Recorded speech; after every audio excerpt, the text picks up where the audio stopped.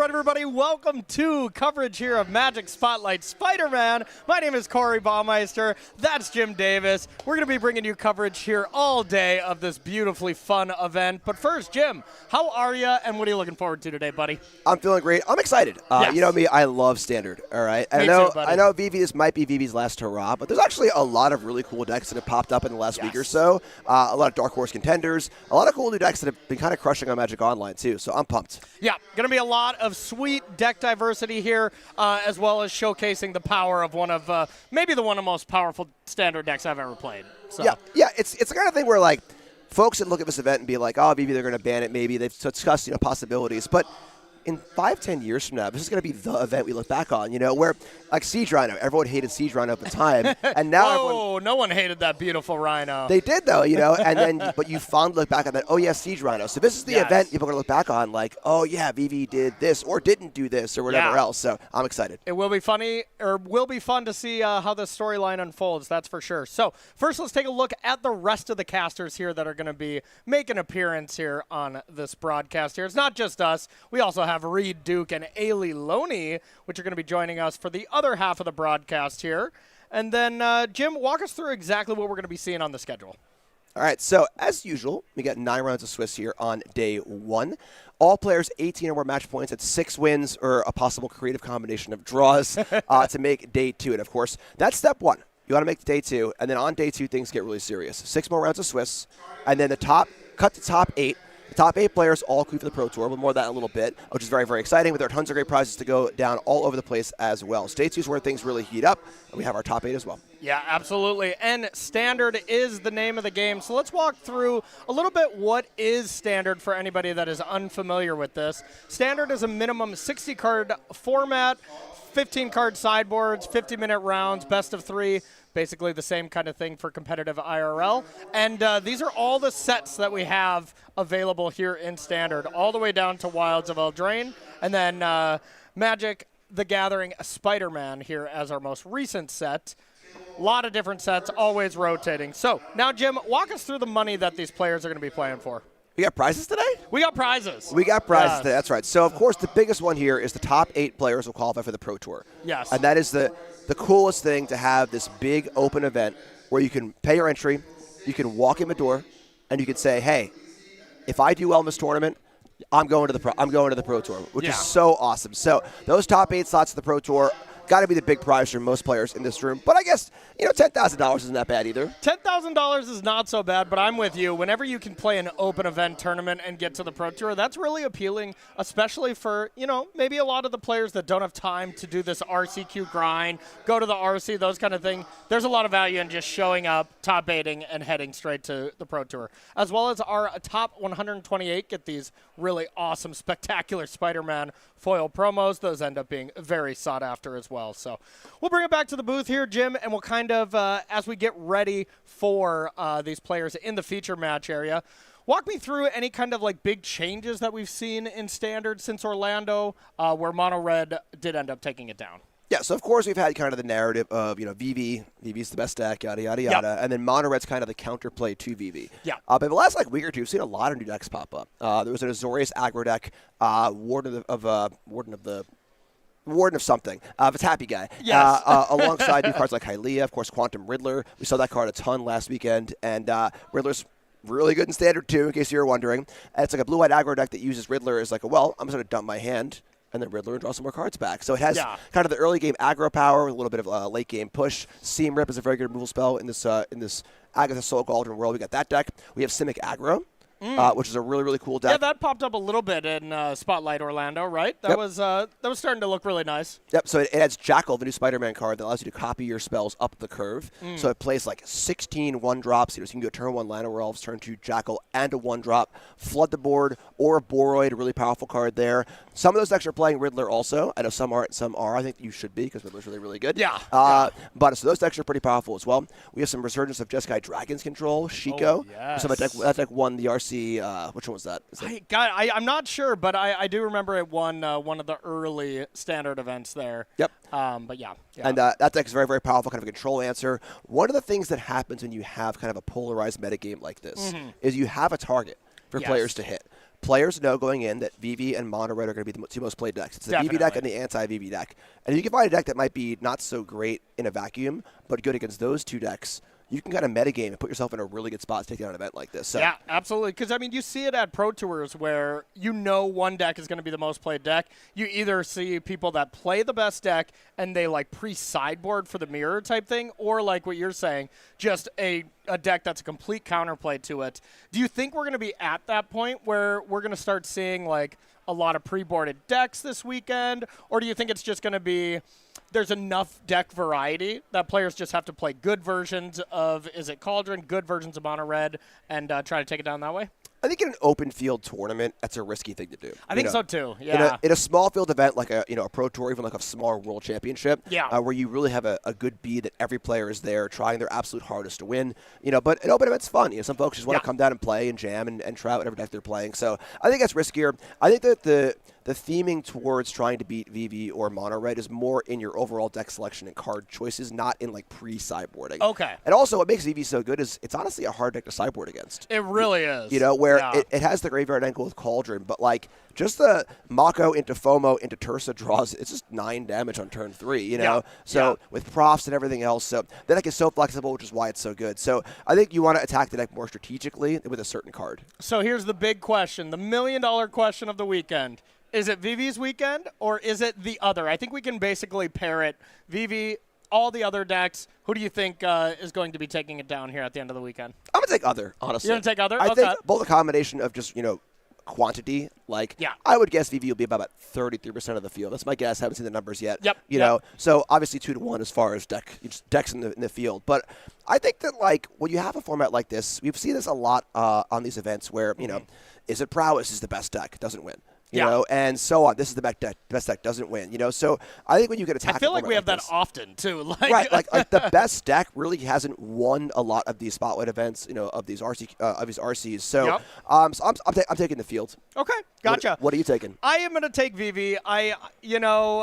It seems extremely tough to beat, like you were saying. I think the one thing that we're going to see that's different from Orlando is people have figured out that Quantum Riddler is the real deal. So I think VV decks have gotten a little bit better in that avenue where, instead of playing 1 or 2, some we're on 3. Now it's like, all right, you're either on 3 main, 1 in the board, or you're on all 4 in the main. Just a phenomenal card, and I'm with you. It's just too hard of a deck to sideboard against that I think not only the best players are going to be playing it in the room, but it's going to be highly represented. I haven't seen the numbers yet either. I would guess a little bit higher than 33, but maybe like 35, 36. Because that's the thing is people, not everyone is going to have the cards. Not everyone is going to want to play the best deck and have a target on their head. Not everyone's going to want to play mirrors, those kind of things. So a lot of factors go into actually bringing VV to this event, wouldn't you think? Yeah, and I'll say, too, the better players in the room will be skewed towards VV, for sure. That's the kind of thing where, a lot of friends of mine playing the event, what are you playing? VV, boring, whatever. Because they just recognize they want to be on the right side of history and so on and so forth. Yeah. But I think when you have a good player who can find that metagame read, find the deck it's not VV, and you find they have, a fine matchup elsewhere, they can use their play skill to kind of overcome deficiencies they might have in other matchups. And then when they play against the VV deck, have that deck advantage. That's a great spot to be in a tournament like this. That is a good spot, and just when you play against a lot of matchups where you know exactly what you're doing, but nobody really knows what they're doing against you, that is a real thing. So would you be playing VV this weekend, or would you be playing something spicy? Look, Corey, you know me. Yeah. I'm not a best deck kind of guy. You really are. I like to try to zig and zag and stuff. So honestly, that blue-white aggro deck looks really, really good. That is the deck that I played this week that had the just really, really like, wow, this deck. Because I played a few matches with it. I mulligan almost every game, just whatever, bad luck, and I still just won every game easily. Well, I mean, mulliganing is just an advantage with that deck with 4 Riddlers, right? I know, right? I mean, you just get down to 2 cards, play a Riddler, draw 2. I mean, that's where it's at. Right. I had to push back on too. The VV decks are adding Riddler, but so is everyone else. It's not like only they've realized that Riddler is good. Everyone's realized it. True. So. Yeah, and I think the big advantage that VV has is, well, it's kind of one of the best ramp decks ever as well, if you look at it that way. So cranking out Riddlers pretty quickly is pretty awesome as well. So any other really sweet decks? I know we had like some Sultai Reanimator shenanigans that has been popping up. I've been playing against it online, And, having some mixed results. You know me. I'm the best deck type of guy. Give me VV all weekend. I would have absolutely loved to play in this event, too, and play myself some VV. But, so take a look at this list on the screen here. There you go. Yeah. Ooh, we got some cool choices here. So, Bringer of Velasquez alongside Superior Spider-Man is the joke here. So, Superior Spider-Man is a 4/4 for 4. It doesn't return a creature. It comes in as a copy of a creature from the graveyard. This gets around the cast restriction of a card like Bringer of Velasquez, where they're trying to make it so you can't zombify it and get the effect. So you can use Superior Spider-Man, get back Bringer of Velasquez, or honestly anything else. So super flexible card, super powerful. This deck's pretty cool, but the best build has not been found yet. Yeah, it looked really spicy. We will see it in action here a little bit later. We're going to head to the feature match area, though. It sounds like our players are ready for round number 1 here of Magic Spotlight Spider-Man. Let's get into it.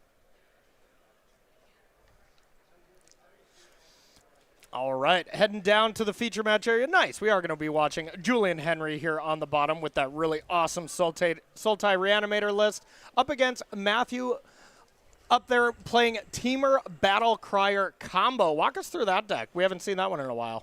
Yeah, that's a deck that, it was played in Orlando a decent amount. This is a combo deck based around Teamer Battle Crier, reducing the cost of your spells for each 4-power creature you have.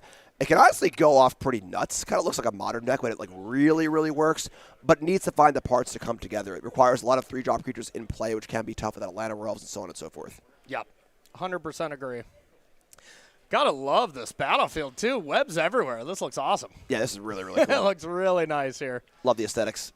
All right, so Matthew just going starting town pass, and second land here from Julian.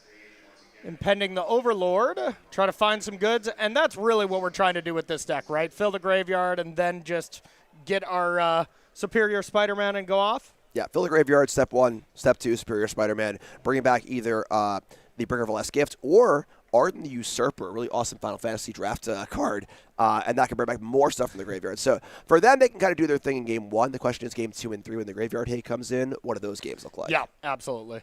No one's ever beaten a resolved Arlen the Usurper. I think that is a fact. All right, so it looks like this is a plotted Trailblazer. Just leads to some explosive turns here from Matthew. Matthew can truly just win the game next turn. It's not even that out of the realm to do so. If you can start with that, add a mana, get the Teamer Battle Criers, and then just kind of go crazy. The Teamer deck, honestly, is incredible. It's just held back a little bit by just not being quite as fast as maybe VV, or Mono Red kind of gets under it. So it's at a very interesting spot, though. Yeah, it is definitely very potent, but like I said, there's a lot of setup. The games you draw Ladder Elf too, when your deck's all 3-drops, are night and day to the games you don't. Like if they have Ladder Elf on the play, it's like they're playing Modern. But when they don't, things get a little worse. Absolutely. All right. Playing Emmett here, passing the turn back, and this should be the turn where we see some fireworks here. And it will be really interesting to see how these players prepare, or how their decks are maybe skewed towards Mono Red and VV. And then when you play against a matchup like this, where it's just nothing of the sort, to see how players can deal with these type of matchups. So Trailblazer comes in, and there is the Battle Crier. Going to be able to draw ourselves a card. And now all of our spells are going to cost 1 colorless less for each creature with power 4 or greater. So right now, everything costs 2 colorless less. Yeah, and that can really go nuts with the Trailblazer, which can add mana for each time, too, draws more cards. Whenever you're drawing cards and adding mana and then cost reducing, that's usually a recipe for success and also degeneracy. That is so true. Ooh. All right, the Sure Shot comes down as well for 2 mana. And even if, we're not fully popping off, we're not doing the roaming throne thing, we're not playing more Teamer Battle Criers, this is still enough. We just put in, 12 power onto the battlefield on turn 4 here. Not too bad. Interesting here to see Matthew offer the Trailblazer to the 2/4s. 2/4, not that important for Julian, but the Trailblazer is very important for Matthew as far as drawing cards. So Matthew saying, I'm valuing aggression, I'm valuing beatdown here, I want to get your things off the board, kind of kill you before you get to do your thing. So what is Julian trying to set up with Superior Spider-Man here? Are you looking to just play that whenever you can and, you copy a river region or something, or are you really just going for the big punch here? So part of what makes the deck so good and why Superior Spider-Man is such a great card is that the goal is to get Bringer always. Okay. Bringer kills their board, brings back your stuff. That's usually the death knell. But the card's so flexible. It can copy a Regent. It can copy your opponent's Trailblazer. Whatever. That's fine, too. Yeah. You know, there's copying a Town Greeter, making a 4/4 mill some cards. It has so much flexibility across basically every possible application at a really solid base rate. Okay. Awesome. Yeah, this deck is sweet. Yeah. It is really, really spicy. So Awaken the Honored Dead comes down, takes out the Battle Crier. Yeah, really powerful card in the deck. Removal, mill, can return Superior Spider-Man. Just does actual everything you'd ever want to do. Yeah, and Anti-Causal Vestige is kind of the new hotness with this deck that kind of makes it possible. Being able to warp this for 4, it gets cost reducted from the Battle Crier. This card's awesome in this deck. How about Warp Haste? I love it. Love it. Beatdowns. All right, looks like Julian has to be doing something real soon here. I saw the powerful flyer in his hand, the Bringer of the Last Gift in hand. That's not where you want it. Yeah, we're going to see a mill here off the Awaken the Honor Dead to start for turns. Maybe you get a hit there. I mean, honestly, Meringue, Superior Spider-Man as Meringue isn't that bad here. Yeah, I'm not sure if he actually has it, though. I didn't get a good glimpse at Julian Henry's hand. All right, there's a Spider-Man. Okay. There's a Bringer. Okay, so now if we have the Superior Spider-Man, then it's time. But I don't think so. I see a lot of cash grabs and... Attacking for 7 is pretty insane. Yeah. Yeah, that is really good. 4 mana, 7 power, haste, draw a card, put a permanent in. Whew. No big deal. And is that a lumber wagon there? Lumbering World Wagon, yeah. Okay, A little gotcha. bit of glare hiding off there on the side, Yeah. but that got put in off the anti-causal. Nice. See the bookworms here, new piece of tech for this deck. I have not seen that yet, but it makes a lot of sense. Just Yeah. a cool looting effect, cheap creature, blocks well. No, that does make sense. I mean, just a phenomenal card in Limited, that's for sure. It was very good. In Limited. So where do we go from here? Do we just try to play a blocker? Do you try to cash grab for a better threat? The problem is you need to cash grab and then play a 4-drop, right? Yeah, so next turn, the Awaken the Honor Dead, Chapter 3, can discard any creature and return Superior Spider-Man. So basically, Julian's got to hold on for 1 turn here, but a couple cash grabs, a 2-drop, maybe Bookworm, and just hope the blocker's good enough. Honestly, it's funny because drawing the Radioactive Spider would have been a really good draw. I guess it's not great either, but all right, so here's a Bookworm. All right, so Bookworm comes down. But yeah, the bigger problem on the other side, the Sure Shot just giving creatures haste is quite a big deal. Yeah, drawing a removal spell of some kind here is probably what Julian's looking for, just to try and stay alive for that 1 turn, cast the Bringer, return all the creatures. Yeah, right. I think you're right. All right, so See if we found something. for Julian, it's time to clench here and say a little prayer. Yeah, because, I mean, we really just only need, 1, maybe 2 creatures here. But if there is a removal spell, the problem is the Sure Shot has Ward too, so that's not really an easy target to deal with. So I would assume even this alone should be GG, huh? Let's see. That'll probably do it. 2 creatures is good enough. Because, I mean, you can crew the vehicle as well, give that trample. That's 6 powered. Oh, how about this for free? Now we are truly popping off here from Matthew's side. Yeah, so I'm going to assume naming human on the throne. Let's trigger the. Yep, that'll do it. Wow. Okay, so there is the power of that Teamer battle. Exciting stuff. So, all right, we'll start looking at sideboarding here, starting with Julian. We have 1 Arden, 1 Cavern of Souls, 1 Crater Hoof Behemoth. Woo. Yes, I love that. 1 Durez, 1 Harvester of Misery, 2 Intimidation Tactics, 2 Keen-Eye Curator, 1 Mojin of Knight's Reach. That's interesting. 2 Reclamation Sage, 2 Strategic Betrayal, and 1 Urgent Necropsy. What are we bringing in? Not too much jumps out here. The big thing about a graveyard deck like this is you always need to take your game 1 configuration and kind of shave down a bit. You expect some sort of graveyard hate from your opponent. You don't want to be too all in on graveyard stuff. So shaving things like Arden or other graveyard things. So it's more of like what's coming out, what's coming in here. Nothing in the sideboard here like super jumps out at me as like, oh wow, this is a home run. The betrayals are removal, but like not necessarily great. The big thing against this Battle Crier deck is just kind of kill for creatures. Just keep them off of having 3 or 4 power creatures in play. Yeah. As you saw, Julian was not able to do that game. So probably just some light trimming here of graveyard elements and going from there. As much removal as possible. I like that. I still want to bring in a Crater Hoof, though, just because how often do you get to Crater Hoof in Standard? I love it. That does seem sweet. All right, the other side, we have 2 Aetherize, 1 Bounce Off, 2 Cease and Desist, 1 Dragonback Assault, 2 Fire Magic, 1 Heritage Reclamation, 1 Negate, 1 Scorching Dragonfire, 1 Smuggler's Surprise, 2 Spectral Denial, and 1 Sirach. Elusive Hunter. What do you like up there? Man, variety pack of a sideboard. Yeah, I was going to say, Woo! a lot of 1-ofs and 2-ofs here to start our morning. Yeah, so we see Graveyard Hater, Cease, Desist, Reclamation. That's a pretty solid place to start.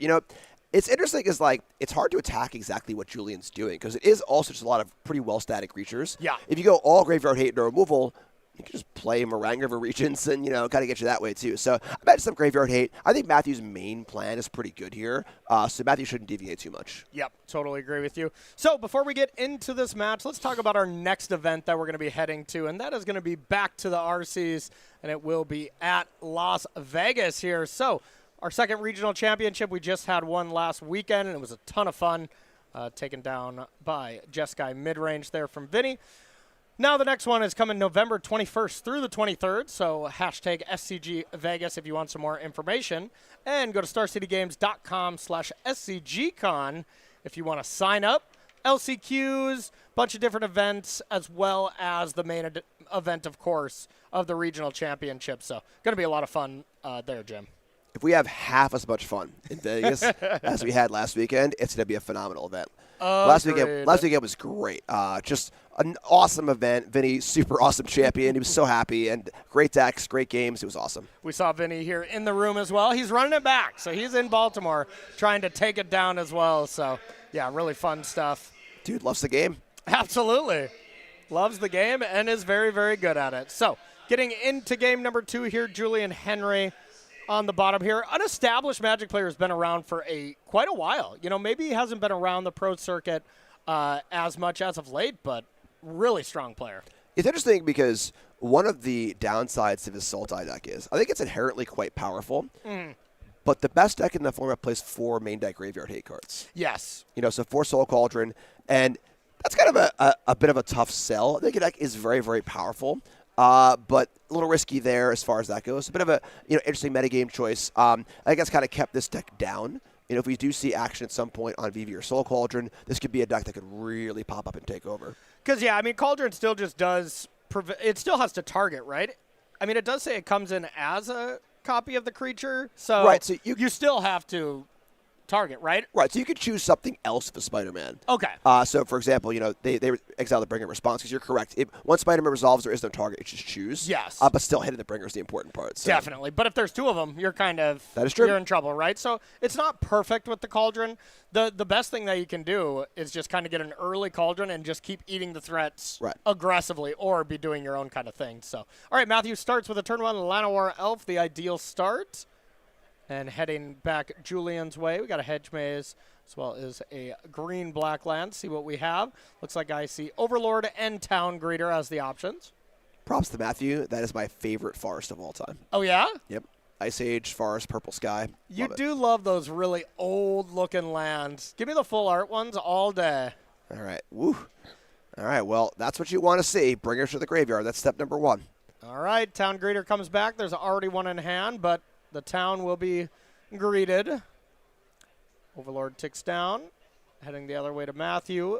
A Verge, and this is definitely supposed to be the Trailblazer turn, right? That'll do as well, though. Yeah, this deck is jam-packed full of 3-drops. Yes. Line of Rolls is so important. Doing some heavy lifting, to say the least. Yeah. All right, so we get the World Wagon down, get ourselves a red land. Now I'm sure we're fully unlocked. And heading back to Julian. Now, Julian's deck really is kind of scripted, right? Like, your first couple turns, you're doing some little things here and there, and then turn 4, if you have it, you do it, right? What's interesting is the Bringer is like a living death effect. So it basically swaps everything in play for everything in graveyards. At this point in the game, we're pretty early, and, the World Wagon's not a creature, of course, but, you can be in a spot where if you trade a creature off for 2, they have 2 creatures in your yard to your 1. You don't necessarily want to bring her. So it's not like a thing you want to snap do immediately on turn 4. But even here, bringing back other 6/6 would be pretty good too. So, but yeah, this is the turn. Looks like Julian's all set up and ready to rock and roll, and Matthew's Got to do something about it. And I mean, there could be counter spells on the other side, right? Like, we know there's not, but Julian doesn't know that, so you might want to play it well. Matthew's kind of tapped out type thing. Well, we see a cease desist in hand for Ooh. Matthew. A little graveyard hate potentially, so going to be pretty telegraphed here with both the Ladder Elf not attacking and a shock. So. Yeah. That is slightly obvious there, but hey, got to do what you got to do. There is cease and desist, so be able to exile 2 cards, gain some life, draw a card. But now what if you have 3 gigantic threats? That's true. So, as Corey was saying, Spider-Man can come in here, Superior Spider-Man, and as it enters, you choose a card in your graveyard. It does not target. So, yes. Matthew could exile 2 of these in response with cease. The third one will still be there and still be a valid option. And that does look like Breeding Pool as well as Superior Spider-Man. So we should be all ready to go. And so now Julian's just got to think, like, okay, what could you have? And really the only thing that would make sense is Cease here, because blue mana is not left open, so we don't have Negate or Disdainful Stroke. Yeah, maybe a bit of a misstep on Matthew's side where, like, we could have seen different tapping. You know, maybe you could have had the blue source untap, maybe tap a Lana or Elf, and then, you know, a little more flexible. But here we go. Let's do it. Yeah, I was actually thinking it was excellent choice by Matthew by not leaving up blue. Makes him want to go for it more now, and at least you get to eat the 2 problematic ones. Sure. All right, so Cease, exile 2 cards from a graveyard, and gain 2 life and draw a card. So, yeah, now which ones do you take, Jim? I mean, the thing is, either way, I think the Arden's got to go. Yeah. Okay, the Bringer's going to go. So Bringer would have killed the Llanowar Elves, but now Spider-Man will be an Arden for all future turns. Okay. So it doesn't do anything right now because it's not bringing anything back. So that leads me to believe that Matthew has a way to deal with it because, yeah, you leave an Arden around, like, you don't win those games very often. That's for sure. Arden is a messed up card. Yeah, and, you know, Julian's graveyard is currently bereft of creatures, but basically every card in his deck will mill. So not hard to fill that thing back up. And I know he has another Town Greeter, so that is an option as well. But now heading back to Matthew's side, Matthew does have some combinations where you can just win the game. You know, Devastating Onslaught, those type of draws can really do some crazy things. And then, of course, the Dragon Hawk, Fate's Tempest is also very, very powerful. So I see Roaming Throne, so it looks like we're going to get it started. Jim, this could be it. All right. It does start with Trailblazer. Trailblazer's Battlecry is how you want to do it. So all spells cost 2 less. Every 4 power thing draws a card. All right, I think we have Anti-Causal Vestige as well as Roaming Throne in hand, so we're about to see some stuff. Fireworks. I love watching this deck pop off. 'Cause this is also very much the style of deck that I would play, you know, with Vivi outside of the metagame, because Vivi is just exactly the type of deck I would want to play. But this kind of deck that has this combo finish, but can also attack and give some good beatdowns, just leads to a really powerful way to approach Standard. I mean, a deck you would play if you were fun and not boring. Yes, okay, yes. Just checking. I am indeed the boring VV player if I was in this event, that's for sure. All right, well, we're popping off here. That is the 4th 4-power creature. Yep. All spells reduced by 4 now. Name human, draw 2 cards off Trailblazer. Did we draw off the Anti-Causal? Maybe I missed that, but I'm not sure. I think we might have missed that. Naming Druid. So, yeah, kind of the same thing. Sure. Just trying to make Jim wrong in the booth. It's cool. Exactly, Whatever. It's exactly. Here's the Llanowar means this turn is probably over. Probably. And nothing has haste. Yeah, that's 4 lands in hand for Matthew. So now you can get in there. I can imagine Arden's not going to block there, but that came into play this turn, right? Yep. Okay. Everything came into play this turn. So, yeah, great job. Matthew has a nice board. Welcome to Warp Zone. You draw. You get to put in another land. Okay. Didn't that come into play, so shouldn't you draw cards as well? Yes. Alrighty. Hey, it's early. I'm feeling the early morning, too. So. Yep. All right. So now Julian, I think just step number one is going to the third chapter of this saga. And then just start fueling the graveyard with gigantic things to be able to bring it back, I imagine. Yeah, now one thing here, of course, is the way Bringer is templated. It's specifically to get around reanimation. So Yes. that's why Superior Spider-Man works with it, because it does not bring it in. It just comes in as it. For if Arden were to bring back a Bringer, it would not kill everything in play, which is pretty Yes. huge because now Matthew's board is getting pretty out of control here. Yeah, very true. But if you give one creature lifelink and all the abilities that you get from Arden, Oh, haste, menace, all those kind of things, can still be brutal. And, oh, that's a nice one to bring back. Meringue's pretty good. Yeah.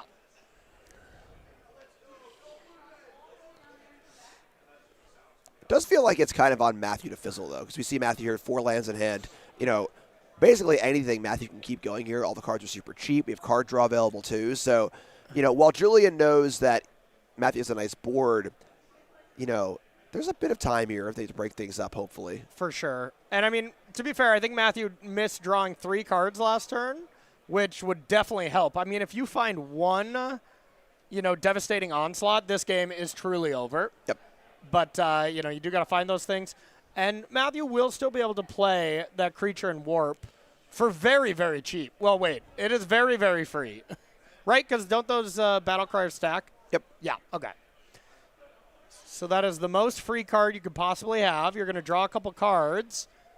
And then if you can find something big, maybe you can still go off. But here Right. comes River Regent. It's funny because bouncing 4-power things is almost difficult. Yeah. Because it makes more draws in the Trailblazer. Yeah, I almost would have bounced the Llanowars. All right. It's like we're getting in there. Now that is out of the sleeve to represent that it is, I don't know, Arden's toy. It is a 4/4 flyer. Or a 5/5, excuse me. Well, lifelink, too. It's got lifelink, menace, bunch of stuff, right? I don't know. All the things. In limited, they would cast that card. You would just shrug your shoulders and just concede. And just scoop it up, yeah. Yep. Plays the Bookworm, pass, does a little bit of looting. That is some nice technology. And having a 2/3 is a big deal as well. Yeah, blocks, rumbles. You Yeah. know? Because sometimes you have that card in your hand. You know, you have the big threat in your hand that you want to discard. That is true. There's a lot of self-mill of a deck and not a lot of ways to get it out of your hand. Exactly. So that's pretty cool. All right, big turn for Matthew, though. This feels like the turn. And, you know, you almost got to think it's a little hard to miss off drawing this many cards. Yeah, Corey, I'm with you. I would have bounced both Llanowar Elves. Yeah. I don't think you can afford to give Matthew any more draws here. 4 cards you gave him. And sure, it's mana intensive to recast those. I'm choking the mana for sure now. I mean, look at this. This is going to be more cards than I have fingers. We do a lot of math here in the booth on our fingers and toes here. So once it gets past that, y'all are on your own. Shoes are coming off. Our poor producers. They know what they signed up for. All right, so plethora of things. I think I saw Cease and Desist, as well as an Esper Origins in hand there. There it is.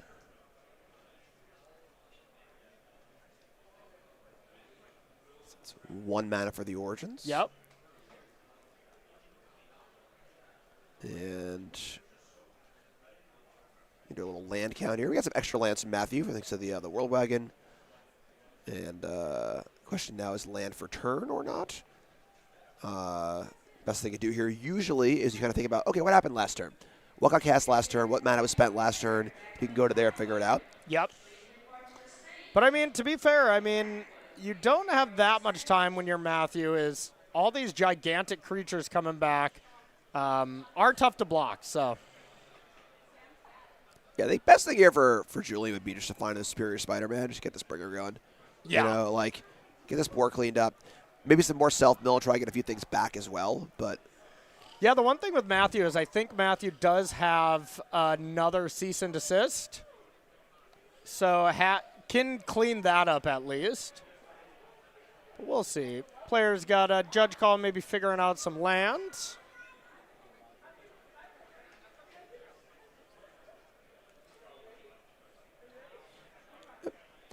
again, like I said here, players are figuring out. You just got to go, okay, what happened last turn? What lands were tapped last turn? How can we figure out what's going on? All right, we're going to take a live look in at one of our other feature matches here as they figure this out. And, whoa, there's Vivi.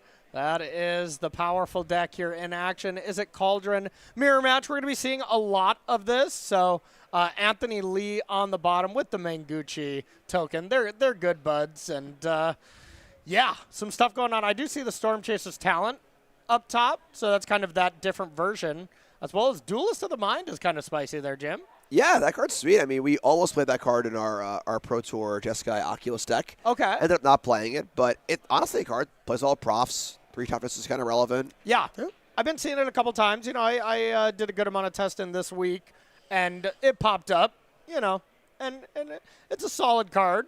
I don't know if it's very much needed, but we see Annuls in the graveyard there from Joseph as well. That's going to be a very popular sideboard card in the mirror match.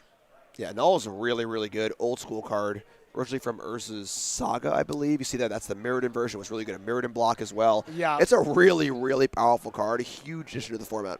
I know. And it's really tough, too, when you're playing the Izzet deck. There's not a lot of non-targets from artifacts and enchantments, you know? Like, so whenever on turn 3 you can play a Scholar or something like that, I usually jump at the chance to do that just because there's so many Annuls in the board.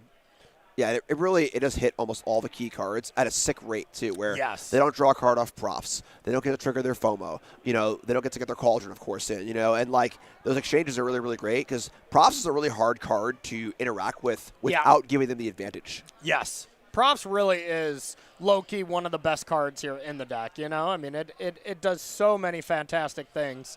Really reminds me of Up the Beanstalk, something that is a fantastic card on its own, but when you get those extra bonuses from it, it's just extremely powerful.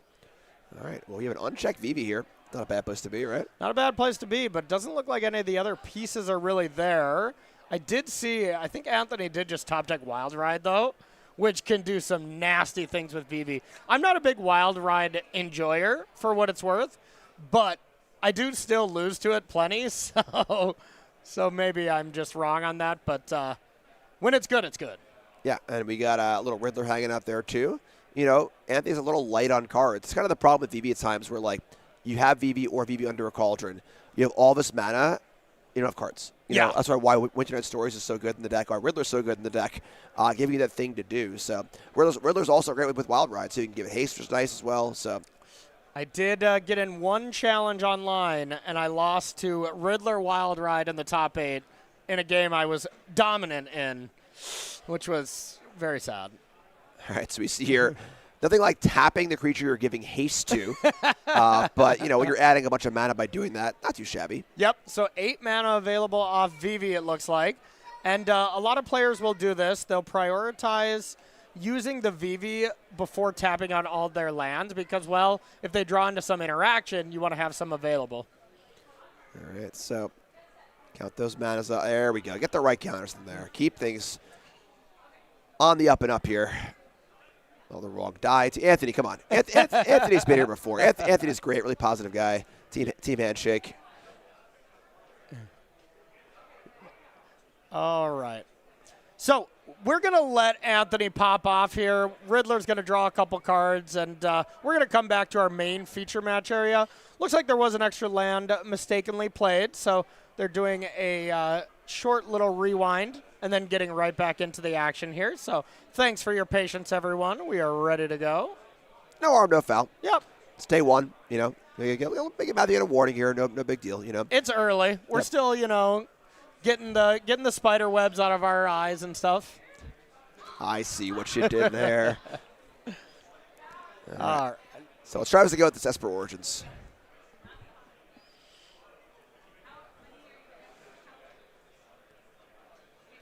Origins here is, you know, it's fine, but I feel like with a lot of cards in hand, Matthew would like to do basically anything else. Yes.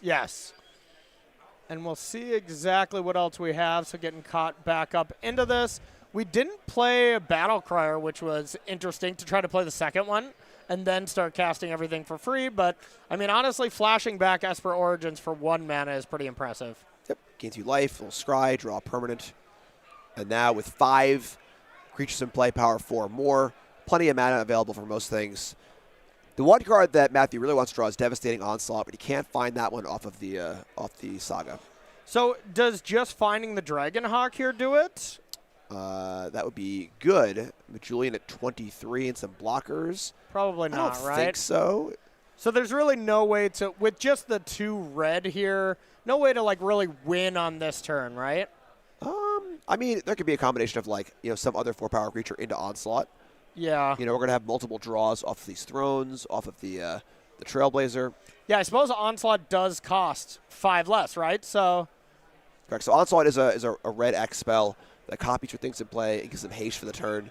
And with the cost reduction on the Battle Crier, that is often a big-time killer. Yeah, X spells and cost reductions is truly impressive. Do a little bit of algebra. X minus Y equals opponent dead sometimes. That's the true algebraic equation right there. All right, so gets anti-causal vestige. That's going to be warped here, I believe, because no mana was tapped. Okay, that checks out. Draw 3 cards.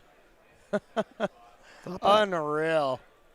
So we are well and truly popping off. It's just, can we find the Devastating Onslaught to finish it off, or do we have some interaction to make it so it's not anything too devastating? And Sure Shot probably got to do it as well, right? Sure Shot's just giving everything It's a lot. haste and trample. It's a lot of haste, but again, 23 life for Julian. Here's and some another blockers. one. Ooh, okay, well, if we keep doing this. Yeah, draw 3. So every artifact is free now. Every colorless card is free. Oh, boy, we're getting in. Okay. Math. This is where Corey says, Jim, how much damage right now? Tell me. Jim, Tell me, how tell much me. damage right now? Tell I me. don't know. A lot. Is that a good answer? That's a great answer. We'll move on. So we got a 4, a 4, a 4, a 4, a 4. The anti-causes are 7s. Of course, the Sure Shot can't attack itself. It does give trample as well. I mean, that's 20, 34. If the elves are mana, right? So The elves are mana, yeah. We have 34 trample here, minus the toughness, right? So that's 4, 5, 6, 7, 8. 34 minus 8, 26. Yeah. Wow, and That's lethal, does yeah. it. Wow. Matthew Babcock takes it down here with Teamer Battle Crier combo. And yeah, a little mistake there, playing an extra land or whatever. But like you were saying, Jim, it's early in the day. That stuff happens. Big congratulations to Matthew. And I got to say, that matchup did not look ideal for the Sultai side. Just a deck that goes way over the top. But then again, Vivi also goes way over the top. So maybe that Sultai deck smashes all the aggressive decks and struggles against combo, maybe? What do you think? Yeah, the lock interaction is tough, where like the Battle Crier deck falls apart when you can pick off the creatures, True. If you ever cast a Torch the Tower on a Battle Crier, that is a really, really, extend the hand. really, really good exchange on mana. And then Yeah. the deck's also very reliant on Llanowar Elves, too. So when you have cheap rule spells like Into the Floodmaw or Torch the Tower, Burst Lightning, et cetera, Yeah. like VV, like Red often has, it can be a little tough. But Battle Crier does seem really, really good against the non-VV, non-Red decks. Yeah. So be trying to, side step over here. Oh, you're going to zig. I'm going to, whatever the third zigzag is. I don't even know. But you know what I'm saying. It's too early to be figuring those kind of problems out, that's for sure. But yeah, I mean, the deck seems great. If you are able to, like you said, just counter one of those creatures, the Battle Crier or the Throne, things can get a little difficult. But when it absolutely pops off, it pops off. So we're going to jump into one of our backup features here and show you some more magic here at Magic Spotlight Spider-Man. We got the champ. All right, we got the champ here on the bottom, Vinny Fino, who just won last weekend, up against Aaron Heinley with a turn 1 authority. That is 2 of in the main deck. Yep, there it is. Okay. All right, so walk us through the decks here, Jim. All right, so on the bottom, of course, Vinny just playing, Topic enemy number 1 here, VV Cauldron. Nothing crazy with the list here. It's a really, really stock-looking list. 3 Riddlers and so on and so forth. But on Aaron's side, we got blue-white control, some Bezas and Elspeth Stormslayer, Wraths and counterspells and card draw. I'm happy. Oh, yeah, absolutely. My kind of jam. Looks good. And how do you like this matchup here from Cauldron to Azorius Control?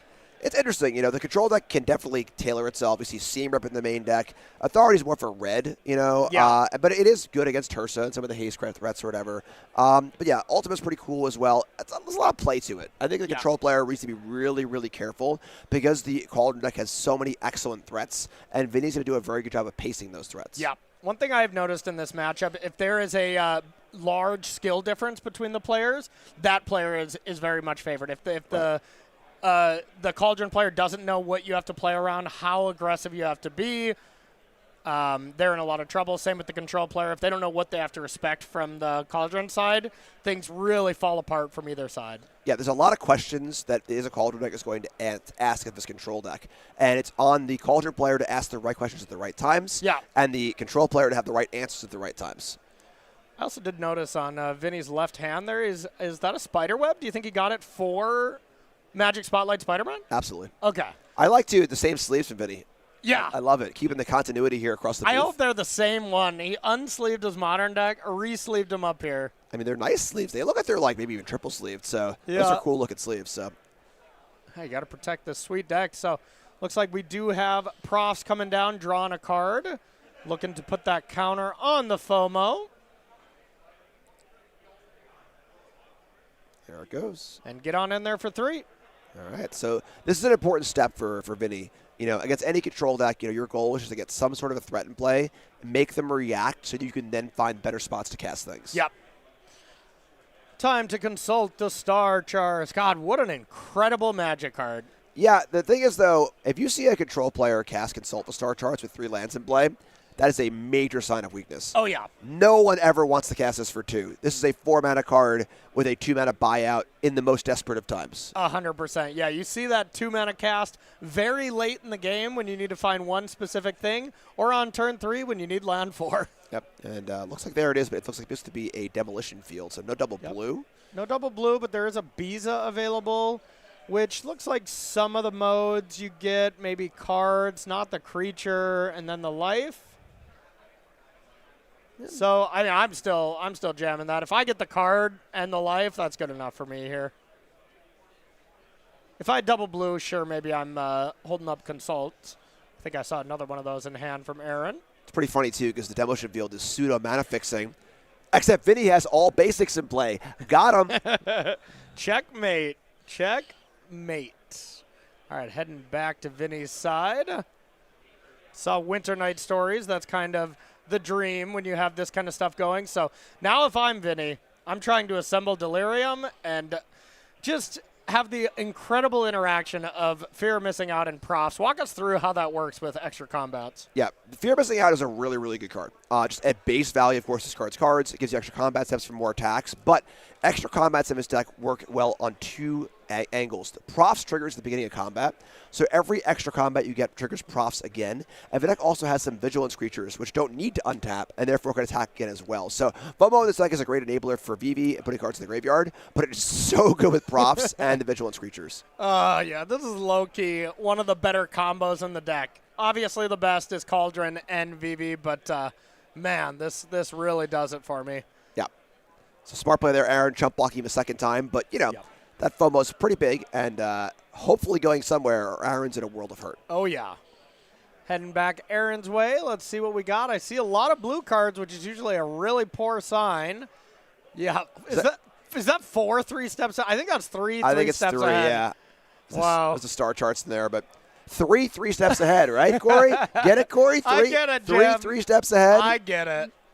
I mean, there's an Overlord, too, which looks like the only play, but I mean, this looks near impossible for Aaron, right? I mean, if you can answer the FOMO, the question is what's Vinny's next step? With stories in the graveyard, a lot of mana available, a lot of cards in hand, it's probably going to be pretty good. Yeah, there I see 2 ways to remove that blocker, so we're done. This is a spot where Torch the Tower normally isn't very good in a matchup like this, but now it's about to win the game. Yep. That's kind of the fear of putting creatures in your control deck, is that you're turning on your opponent's removal spells. Yes. You got to win the game somehow, but you don't necessarily, if you play too many creatures, you get in spots like this where you have to play a creature defensively, yeah, and you turn on your opponent's removal spells. And that's the great part of Is It Cauldron. I'm going to be the Is It Cauldron hype man all weekend. And that's the great part about the deck is, sure, you play matchups where Torch isn't that good. You have the ability to just discard them away with so many of your loot effects that even when they're not at their best, you just chuck them into the yard. Yeah, decks with this sort of velocity are very heavily represented among Magic's best decks. Yeah. Velocity being the number of cards you see over the course of a game. The ability to kind of dig deep in your deck and keep finding the answers you need. Decks like this deck, Esper, Rafine, it was always like, man, they just always have it. Well, yeah, they just drew 5 cards to their turn with Rafine. Exactly. They don't keep all 5 cards, but they always have the right ones. Card selection, absolutely. So, 1 into the Floodmaw, untap. That is a good old 18 damage. And that's going to be the champ taking down game number 1. That's part of the trouble with control decks is that, you really have to answer everything. Mm-hmm. Cards are really, really good these days, and if you leave any one thing unchecked, it can snowball wildly out of control. Perfect. So, starting with the sideboard from Aaron, we have 2 authorities, 1 flash freeze, 1 flanker, 2 negates, 2 pinnacle star cage, 3 rest in peace, 2 seam rep, 2 Tashana's Tidebinder. I like the rest in peace, that's for sure. What else do you like? The interesting thing is 3 is a lot of rest in peace. Usually 2 is a number I like where you don't want the second copy because they're very redundant. Yeah. And it's hard for Vinny to remove them anyway. And sometimes you play Rest in Peace, they may just have their profs, aggro plan going. Yeah, so Mako into profs, and it's like, okay. So I want some of the Rest in Peace. I think Seam Rip looks pretty good as well. You can do a card for like Tidebinder and counter some of the triggers, but it's mostly just about Aaron keeping Vinny off the board and not letting any of these various snowballs get rolling. Sounds great. And then from Vinny's side, we got 2 annuls, 1 disdainful stroke, 1 fresh start, 1 negate, 2 obliterating bolt, 1 pyroclasm, 1 quantum riddler, 2 spell pierce, 1 torch the tower, and 3 unable to scream. What do you like? So of course we saw the removal spells win the game, that last game, but being able to take Torch the Tower and the bounce spells out for actual counter spells, Spell Pierce, Quantum Riddler, Negate, is a huge, huge upgrade for Vinny, giving yet another angle of attack on top of all of these various threatening angles. Now you can back up that creature with the Spell Pierce or whatever else it might be and play Riddler in the late game. I think things improve a lot for Vinny in game 2 and 3. They really do, yeah. I have to agree with you. So before we get into the game, though, let's take a look at all the really awesome SCG cons of the year. We have a ton of them, and they just look to be in a phenomenally great amount of cities. Jim, walk us through some of your favorites here. I love Portland. Yeah. Portland's phenomenal. Of course, Vegas is very fun. Hartford's cool because it's a drive for me. Ooh, that's okay. a stone's throw across the Long Island Sound. LA is really fun.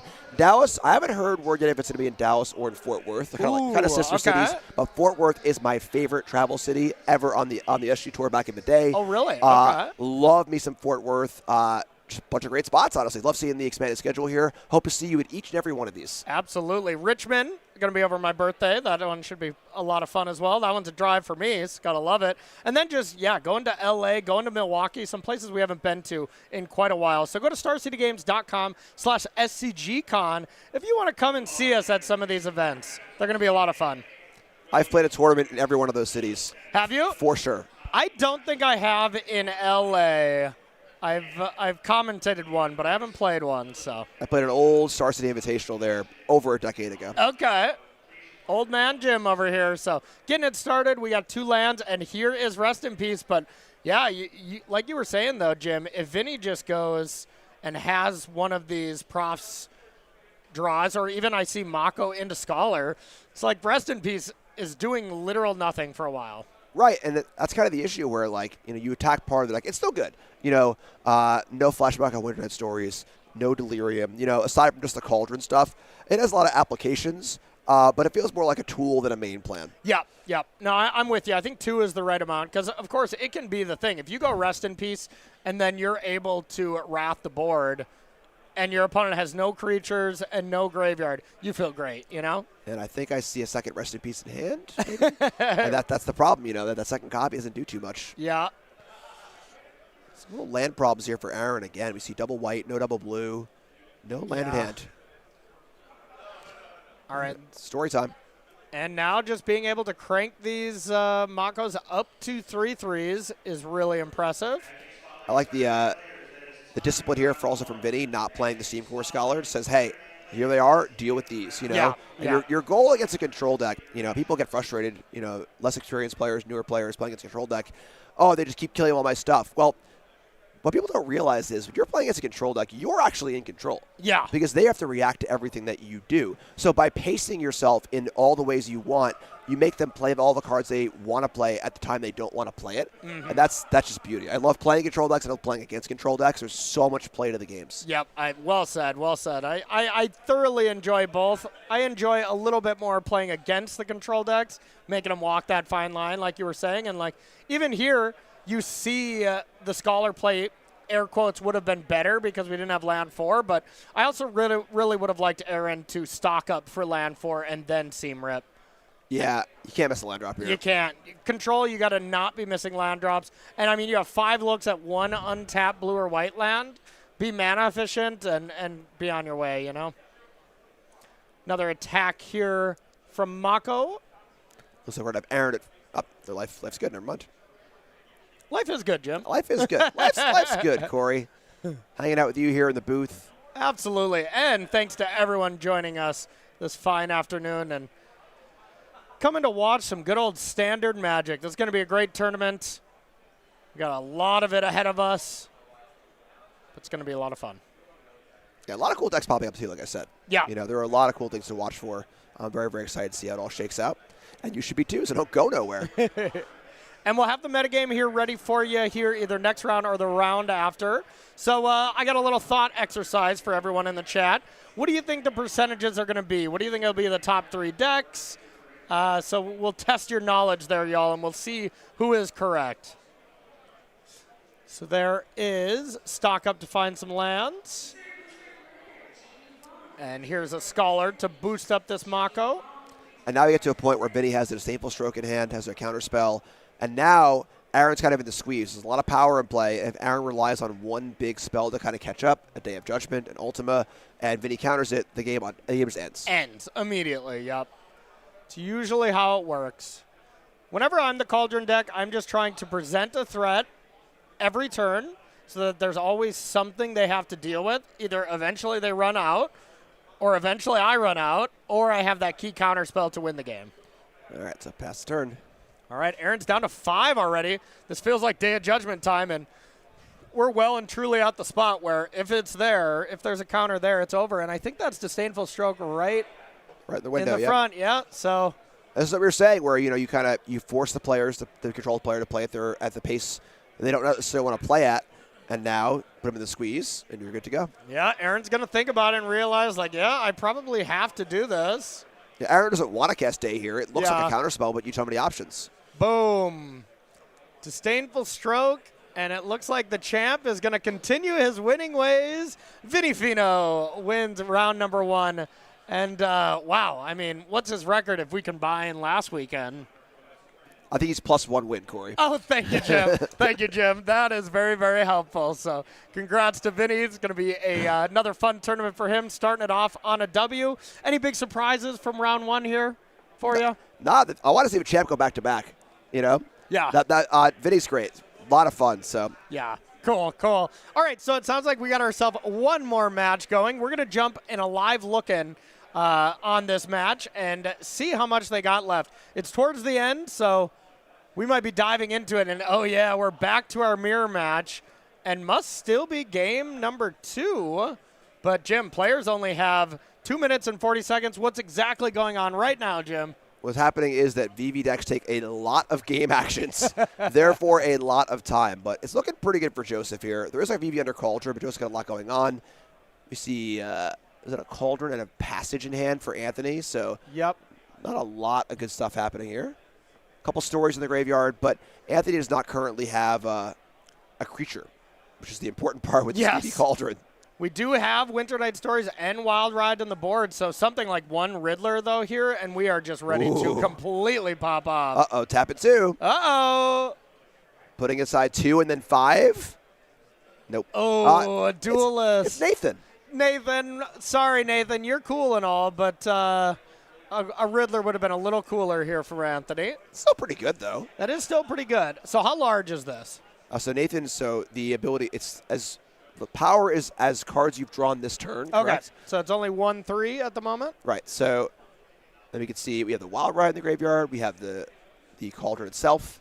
1 mana out for Joseph. Any interaction here would be pretty powerful. Yes, 1 into the Flood Maw would be almost GG, but Anthony had 16. That's not terrible so far. All right, so here's the big spot. This is the activation of the Cauldron. If this resolves, mana comes in for Anthony. All right, well, that was pretty quick, too. Okay. So now we are able to make this 2-power, but we don't really want to activate the Cauldron quite yet, as you want to draw a bunch of cards first and then activate. All right, so just going to tap for a little flashback action here.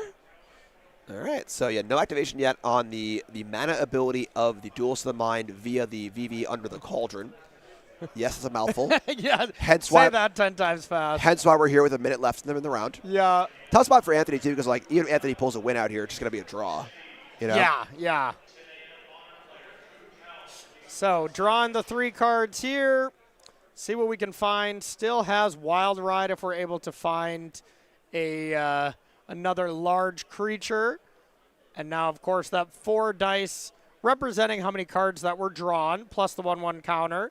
So at any point, this duelist can add 5 mana. Question here is that what's Anthony going to do with this mana? You know? Yeah, I think just another Stories is the main plan. I think the rest of the hand looked pretty bad, Jim.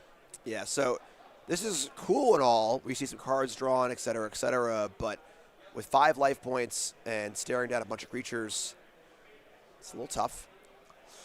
Yeah, and this deck, you know, especially for a lot of players that have been playing a ton of this online, you need to really be prepared to play it in paper. It's not the easiest deck to actually work mechanically, you know? Yeah, a lot of game actions, a lot of moving parts, a lot of moving cards around, putting things under things, Yeah. dice, counters, triggers. Got to keep track of your profs, you know, how many cards you're drawing there. Yep. Duelist adds another layer that, you know, I was never playing Duelist, but it seems decent. Yes, the Duelist now has a crime ability also. When you commit a crime, it's target any of your opponent's stuff or them. You get a loot. Okay. So that's an extra draw. I mean, extra that mana. is nice. So Floodmaw is kind of just doing a little ring around the board here. What Yes, am I? yes. Eeny, meeny, mighty, mo. Catch an otter by his toe. All right, Otter down. Do some looting. Believe that was another land. It's funny. Multiversal Passage, the special version, looks kind of like the special Atraxa.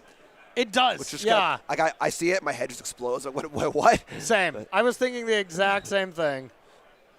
Right. Does look cool, though. Yeah. So here's the Stories. That is going to be a hard cast. So a lot of mana spent there. Not great. So now it all comes down to what can you do with this little amount of mana. So the one thing that Anthony was probably looking for was discard a VV and then Cauldron to kind of do more things. But as it stands, it looks like he has the choice between Profs or FOMO, and then the turn's going to be done. Hard to deny not wanting to play Profs, though, with this many cards drawn, right? That's tough. I mean, you got to put a blocker in play, I think. Yeah, you are at 5. Yeah, so it's not a great blocker here, but I think, to try and get one more turn with VV under Cauldron and a creature with a counter in play. Yeah. You know? Now Anthony found Riddler as well as Profs, so some of the stuff in the graveyard is gone as far as that power, but I would think, unless Joseph has a really nice turn here, Anthony could get it done next turn. Looks like turn number 1. We're in turns.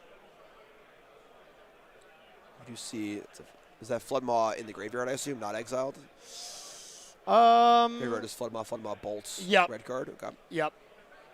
I assume that the talent is on chapter 1, but I would assume that as well.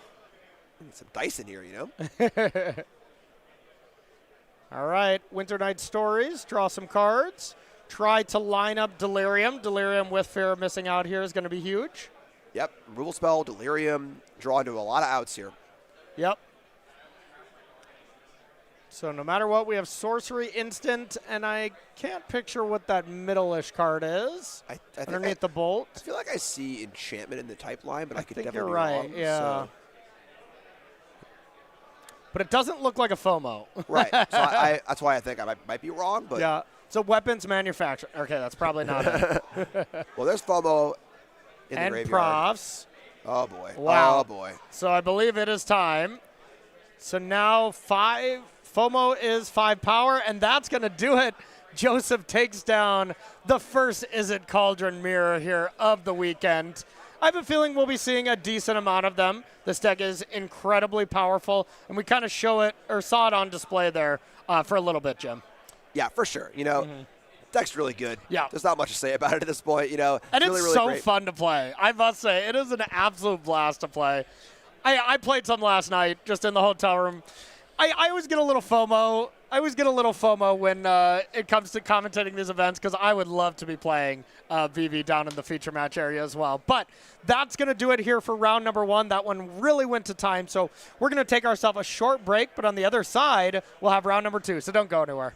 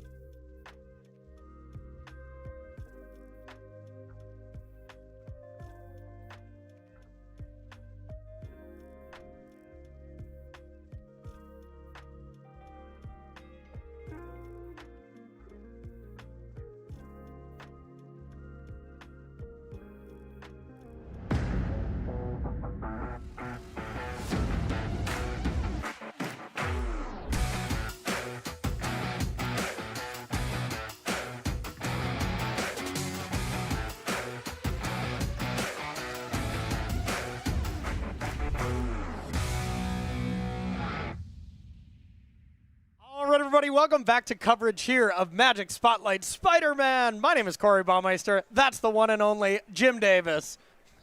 Jim, how you doing, buddy? I'm doing great. Yep, excellent. Are you ready for round number 2 action here? Absolutely. Okay, we got a nice feature match here on our hands. We're going to put these deck lists up here. We're going to have Oliver Tomiko versus Pat Cox. So starting off with Oliver here, walk us through, is it Cauldron here?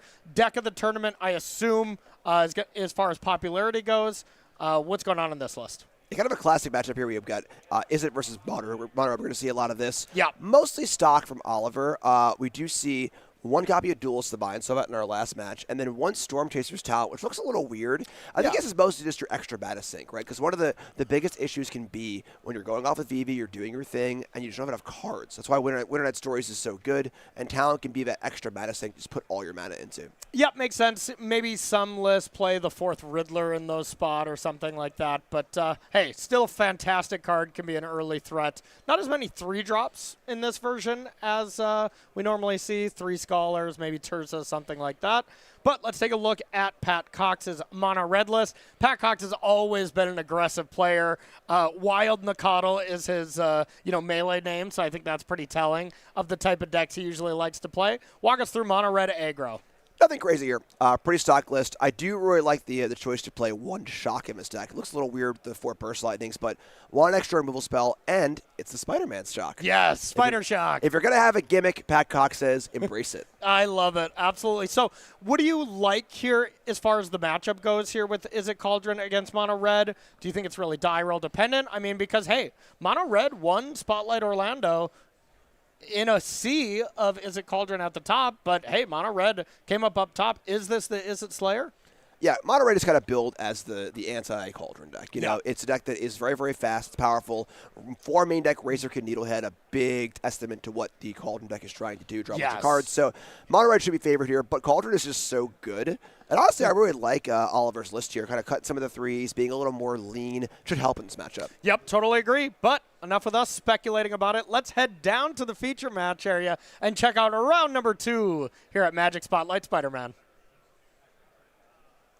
All right, getting into the feature match area, we got Pat Cox on the bottom. We got Oliver Tomiko up top. Both 2 phenomenal Magic players, both 2 Pro Tour level caliber players. I've played both of them on the Pro Tour. Really strong players. Both 2 Star City luminaries, too. Oliver Tomiko is a fellow Players Champion, and Pat Cox beat me in the finals of Invitational. He's an Invitational Champion. Oh, okay. So, pretty cool to see. I didn't, I guess I didn't remember a lot of Pat Cox's SCG stuff, but he's been around the game forever, so he's been dominating tournaments for a long time. So, best kind of start, Hired Claw getting answered by Torch the Tower from Oliver. Oliver especially in a great spot being on the play here.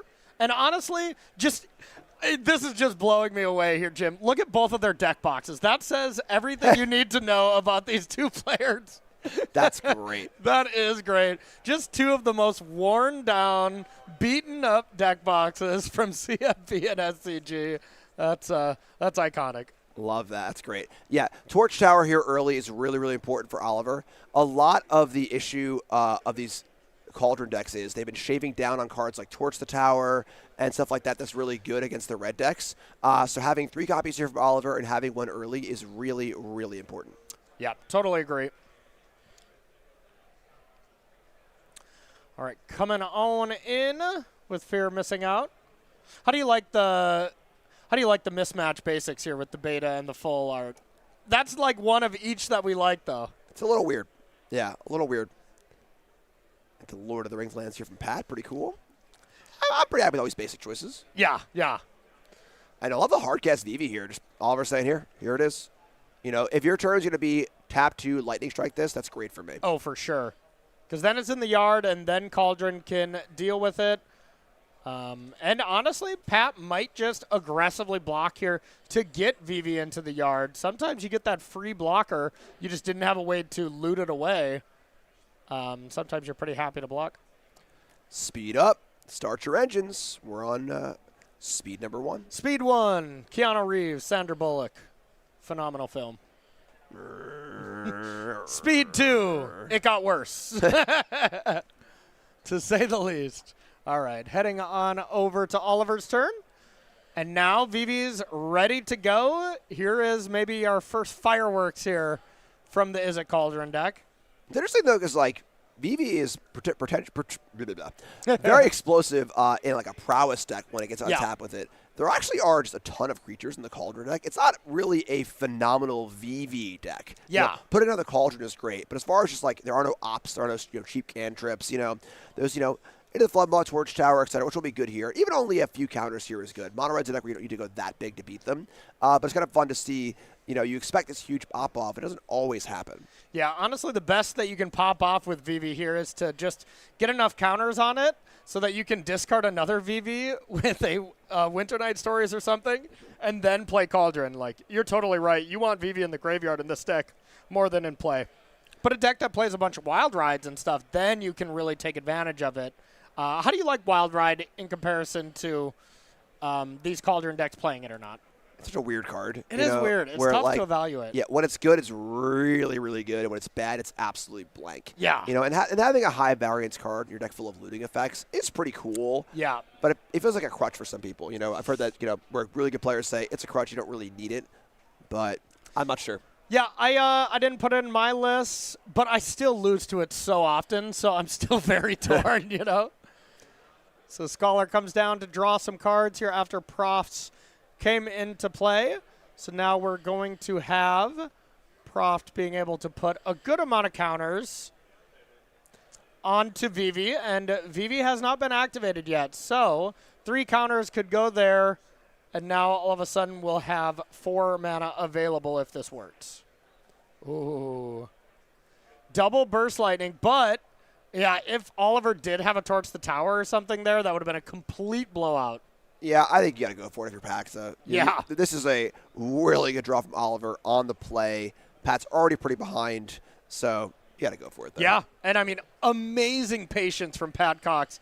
He was just like, listen, I need to maximize my cards. I need to maximize my interaction against you and hope for the best, and Pat truly did it there. Yeah, that was huge. Like, wasting those Profs counters, sizing is so important against Mono Red that was could be a big turn in this game where it looked like Oliver's hand was just going to run away with it. Yeah, I mean, he was about to just have a 4/7 VV that hadn't been activated. So, I mean, just having a 4/7, it doesn't have to be a VV. A 4/7 against Mono Red is going to be very good. All right, now can Pat capitalize? That was a great last turn. Okay. We're going to warp a Nova Hellkite. 1 damage to FOMO. Now you're able to attack with the Challenger and the Nova Hellkite. You get in some damage here, but not necessarily anything too exciting, right, Jim? Yeah, I mean, it's some. Pretty aggressive block there from Oliver. Yeah. I think it seems fine. The FOMO is definitely your better creature, and being able to trade for a Challenger with a Scholar doesn't get to happen very often, so I'm jumping at the chance to block that as well. All right, works out. And Challenger dead too. Speed goes up. Okay, now big turn for Oliver. If he is able to assemble Delirium and draw a good chunk of cards, Fear Missing Out can do the nice little trick of put counters on itself, attack, untap, put more counters on itself, say go if you want to play defense. Or, of course, there's some worlds where you can just win the game. And that's how it starts. All right, story time. So no Cauldron shenanigans here from Oliver, so nothing going too bananas this turn. This will just be a nice, solid, aggressive turn. So something we might easily see is Oliver start by putting counters on FOMO, attack with FOMO, untap it, then put counters on the Mako, leave them both untapped, and now you have 2 gigantic blockers that don't die to burn spells. Yeah, this is a lot of the power of this deck is that there's just a lot of stats. There's a lot of power and toughness between all these discard triggers, the profs, and everything else. And we got sorcery, creature, land, Delirium. And instant. Torch Tower there. It's a little glary. We can see it. And, now you can even do the post-combat Winter Night Stories if you want.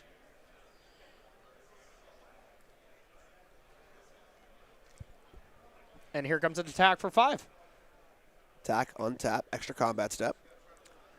And boom, crank it up. Yeah, how are you going to die from 14? I like this attack from Oliver. Yeah, that's a lot of pressure. Yeah. And red does not deal particularly well with, 10 toughness creatures or whatever that is. It's Yeah. not, 9's good, close enough. But yeah, great spot for Oliver. Yeah, in the post board, you have these kind of active treason effects. Twisted Twisted Fealty? Yeah, Twisted Fealty, that's one of the options. So sometimes you can't go this tall in the post-board games, but game one, you just get to pop off. All right, and then Oliver here, what's the follow-up? Not a bad open from Pat here. Yeah. Kind of surprising to see not too much going on. Oh, never mind, we're past turn. Yeah, Sorry, yeah. My bad. That makes a lot more sense. Screaming Nemesis coming down, having to play defense. Oh. And that should probably do it. Well, that was the story of the best deck being on the play, having a fantastic draw, and Mono Red just not being able to keep up, right, Jim? Yeah, and that's a lot of the power of the CV deck is Yeah. that, I mean, I guess VV was cast that game technically, but that was not really a VV game. No cauldrons. VV didn't really do that much. Mostly because of the good play from Pat, honestly. Yeah. But just stats and numbers. It just puts so much power in play so quickly while velocity, drawing cards, and all the good stuff. Let's see what Pat Cox can do here to fight back. We got 1 Abrade, 1 Cut Propulsion, 1 Fire Magic, 2 Obliterating Bolt, 2 Soul Guide Lanterns, 2 Stingerback Terrors, 4 Sunspine Links, and 2 Twisted Fealty. Jim, what do you like? Yeah, I mean, the fealties are pretty exciting. Stealing a FOMO or any large creature like that is a way to kind of steal a game. We saw that, in Orlando, some big threatened effects like that, stealing large flyers. Cut Propulsion could take down a large flyer like Riddler or Steam Core Scholar. So kind of ways to make sure that if Oliver makes a very large creature or two, that Pat can still win the game. Yep. Okay, and then from Oliver's side here, we got 3 Unable to Scream, 1 Fresh Start, 2 Spell Pierce, 1 Fire Magic, 2 Disdainful Stroke, 2 Annuls, 1 Pyroclasm, 2 Obliterating Bolt, and 1 Quantum Riddler. A lot of good stuff for this matchup, huh? Yeah, very aware that red's going to be a very played deck. Yeah. Extra removal here is key. Unable to Scream is very nice as an answer to Screaming Nemesis, where It's very thematic, too. yeah, it's perfect. Same set, Unable to Screaming Nemesis. Really, really good stuff. So have an answer there. But yeah, a lot of rule spells here. I think things get a little better for Oliver post board. Cards like the Razorkin Needlehead are already main deck for Pat. Yeah. So it looks like Oliver's bringing more stuff in. Has to break serve here on the draw, but if unable to, we'll still have to play in game 3. Yeah, I mean, all the Unable to Screams, the Fresh Starts are just so good at dealing with, pretty much every single threat from Pat Cox's side. So, yeah, I really like Oliver's plan here against the Mono Red deck. So, all right, before we get into it, let's talk about our next spotlight we got here, and it's Spotlight the Avatar. This is going to be so much fun. This is going to be in Atlanta, January 9th through the 11th. Going to be really, really cool. I'm excited to head to that one. I also love Atlanta as a city. And The Last Airbender, just really cool stuff. You a fan?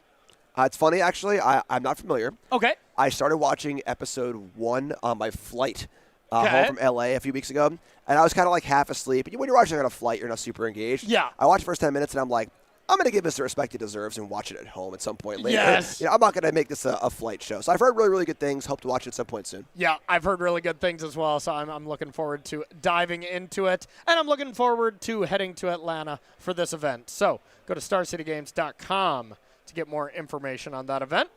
I love the start of year events. It's after Christmas. Everyone has like a week or two to recover, and that first Magic event of the year, always special. Always special, absolutely. I think our last one was in Atlanta as well, right to start the year. Yes, it was. All right, game number 2. Pat Cox on the play. This is definitely going to be the game where, of course, Pat has to win to be able to continue in this match, but a game he should be favored in. Yeah, play draw is huge here. Yes. It's mono red. That's not exactly expert analysis. Yes. But it really is important in this particular match because Pat getting under the sizing of Oliver is really, really important. Yeah, Pat all day is going to be very play draw dependent. Is it Cauldron? Not necessarily. Of course you'd love to be on the play, but it's a deck that plays pretty well from behind as well. You just get to really change your sideboard or change your configuration of your deck based on if you go first or second, which I really love about the Cauldron deck. If I'm first, all my Riddlers are in, my Makos are in. I'm going to be as aggressive as possible. Then on the draw, you can turn to more of a controlling route. So Burst Lightning deals with the Mako and then gets in with the Bastronaut to go to speed number 2. Yeah, great start. Keep things off the board. Yes. Pat wants to kill things when they are still small and not give them a chance to get into that 4, 5, 6 toughest territory. And Oliver, on the flip side, wants to just not kill these type of creatures that are just okay, the Bastronaut, and save your removal spells for the tricky-to-deal-with creatures like the Razorkin Needlehead, because that is just, it's a game breaker for you. Screaming Nemesis is brutal as well, but that's kind of the squeeze, is if you save your removal spell for those, you kind of just get beat down by Hired Claws and Bastronauts. Yeah, it's similar to the control matchup we just watched, where it's all about pacing. It's just like what's important at this stage in the game or right now. And Pat did play a Soulstone Sanctuary. I think that's pretty telling if I'm playing against him and be like, well, you either have another Soulstone or you don't have any more mountains. Would be my assumption going into it. We'll see if that's correct. Okay. Corey. Good start. Corey looking good here. Corey looking good here in the booth this morning. Screaming Nemesis coming down, and that does have Menace. Oliver does a whoops. Like the smile there. I do like it as well. It's like, I, of course, know what Bastronaut does and have played against it many, many times. Oliver was just in the last regional championship, so I'm sure he's playing a ton of Modern to get ready for that one. Yeah, I like how Pat also read the Duelist of the Mind. Yes. Pretty uncommon card to see in these Cauldron decks. Been a spicy one-up in the last week or two. I wonder if, Oliver, Nathan, we've seen a lot of Duelists of the Minds running around. That is Nathan Stoyer's World Championship card. Do you think they're playing it in honor of him, or do they just really like the card? I could see it going either way. Yeah, sure. Yeah. A little spice to the deck, Yeah. If one of my friends has a Worlds card, I would for sure want to rep it.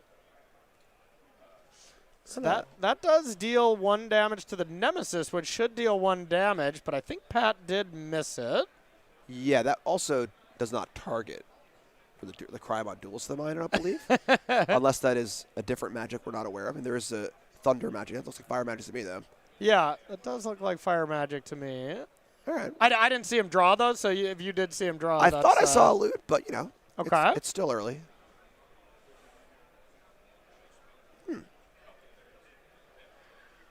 Well, we'll head on down. Alrighty then.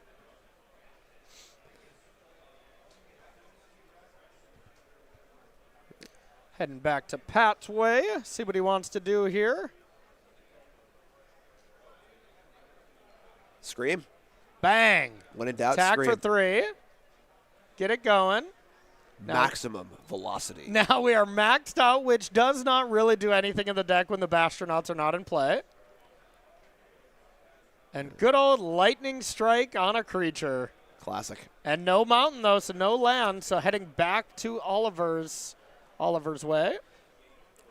A lot of pressure on Oliver here to find, one of these unable to screams. Also this Fresh Start. That was a card everyone was looking for yesterday. Yes, they were everywhere. Yeah, weird, uncommon, similar effect. Oh, boy. But the instant speed wave to interact with the Screaming Nemesis, that is pretty nice, you know? So Fresh Start actually seems really incredible. Yeah, a little tough here, though, is Obliterating Bolt and a Nemesis, take 4. It's not, it's funny, it's like, that stunk. It wasn't the end of the world. Yes. I feel like folks never want to deal damage to Nemesis ever. It wasn't that bad. Yeah, it wasn't terrible. And, yeah, Oliver even had a Into the Flood mod. That's how much he recognized and how important it is to keep threats off the table from the mono-red side. Yeah, like if you're only taking 4 as long as one of your creatures isn't dying, and now we see it's big butt time. Yep. Riddler get in the way of a lot of different creatures. Now we'll see, number one, if Pat would just replay the Nemesis. Would you attack and would you block from Oliver? A lot of different decisions. Going down to 4 gets a little rough. It's not as bad as 3. Pat's a mono-red player, Corey. Yeah. Pat don't mess around. That creature entered sideways. So now do you kill the Riddler or do you aim it upstairs? It's very dependent on what Pat's hand is. Yeah. Is there another Lightning Strike or another Burn Spell? Does Pat feel like this game needs to be a cheese-out game with a Burn Spell or a Threaten effect or something like that? Or can Pat just take the trade and keep playing? Let us find out. Pat is up on cards because he hasn't played many lands, so has all spells in hand. Oliver burned a Flood mod, down a card, up a card on the Riddler. So, and it really depends how many cards Oliver's has as well, just because if you're really low on cards, being able to restock with your draw step here could be very devastating. So this is definitely the key moment in this game and match. It's interesting that Pat's like still thinking this through. We're gonna kill the Riddler. Yeah. He's like, I know I'm attacking. I just don't know what I want to do after that. Right. So Oliver's blocking there, I would say 98% of the time. Yeah. But, I mean, even that exchange is just not great. Sure, Oliver paid 7 mana for that Riddler, but drew 2 cards and then traded with a creature. Like, man, Riddler is just as good in Standard as it is in Modern. Riddler number 2. Riddle me this, Corey. Riddle me this. See, now, if it had gone face and Oliver's at 4, Oliver needs to be scared of a thing like Twisted Fealty. Yep. You know, that one big thing, or even a land kick burst lightning. Pat has some time here. Has some time, and I believe like 5 cards in hand. So this has got to be an end step burn spell. Maybe untap, try to find mountain number 2, and aim 2 more burn spells upstairs. This Riddler is getting pretty big. It's funny, though, because it's almost a double-edged sword. You don't want the Riddler to get too big. Yeah, yeah. Then we see one Twisted Fealty ends the game. So, and not every time does Twisted Fealty get brought in. Like I haven't played a ton of mono red in this Standard, admittedly, as I've been 100% hooked on Cauldron. I have played so much of it, and even just like ladder play, some challenges online. Like I can't get enough of this as a Cauldron deck. It's everything I want to be doing. But the mono red deck is extremely powerful as well, and the matchup's always fun and very close. Yeah, the games are great. The games are so great. Yeah, that's one of the things about the BB deck, too, is that, like, it's probably a little too good. Wizards have already said they might take some action on this deck. But yeah, it was named in the article. They're not saying, like, hey, VV is banned, but they put it in the article that VV is powerful. Yeah. And they're aware. They're aware. Keeping an eye on things, But the reality is that, like, the deck is super interactive. All the games are really good. Yeah. There's a lot of things happen in the game. It's not like it's like some, Neoform, Belcher, whatever combo deck, where it's like this all-in crazy thing that's, when that deck is too powerful, things get crazy. Yes. So if that's the best deck in the format, things are a little uneven. But this is a super interactive, super back-and-forth deck. A lot of exciting games. And I don't know, that Riddler's exactly the size of Oliver's life total. Oliver's life total is a little bit less now. Down to 5, and that's the one thing is when I'm playing the Cauldron deck, at least, I don't really bring in any counter spells. My whole way to protect my life total is by killing the creatures. Now, there was one. Is there a flash freeze on the board? Nope, I'm seeing things. That was a prior match. Sorry. No flash freeze. Flash freeze even legal? Yeah. Okay. It was in a sideboard we saw it in a previous deck. All right. There's the Fealty. Twisted Fealty. It's a threat, Oliver. You know what those kind of effects do. And remember, this is not an open deckless tournament, so Oliver did not know this was coming and scoops it up. Good old Threaten still gets it done, just like back in the day, Jim. Man, every time Mono Red steals a game like that, I don't know, a fairy gets its wings or something. I don't even know where that's going, but you just love to see it. That was incredible. So taking one more look at the sideboard here, I think Mono Red keeps it the same. Looking for Oliver's changes. Do you make any changes here, play draw, when it comes to Cauldron, now that he's going to be on the play? I don't think too much changes. The Riddler is a little better on the play, but seems good anyway, But I think, honestly, for Pat, like, any amount of cheese-out stuff he had in, if you can bring it even more on the draw. So maybe there's only one Fealty in for game 2. I think on the draw, you want 2 of them. You want, when you're on the draw, I recognize that, like, it might be a little hard to go over the finish line. So I want that extra cheese out, whatever. I'm just going to get you and steal the game kind of card. All right. Well, Jim wants the cheese out cards. And if you want information, I'm going to tell you how here in a second.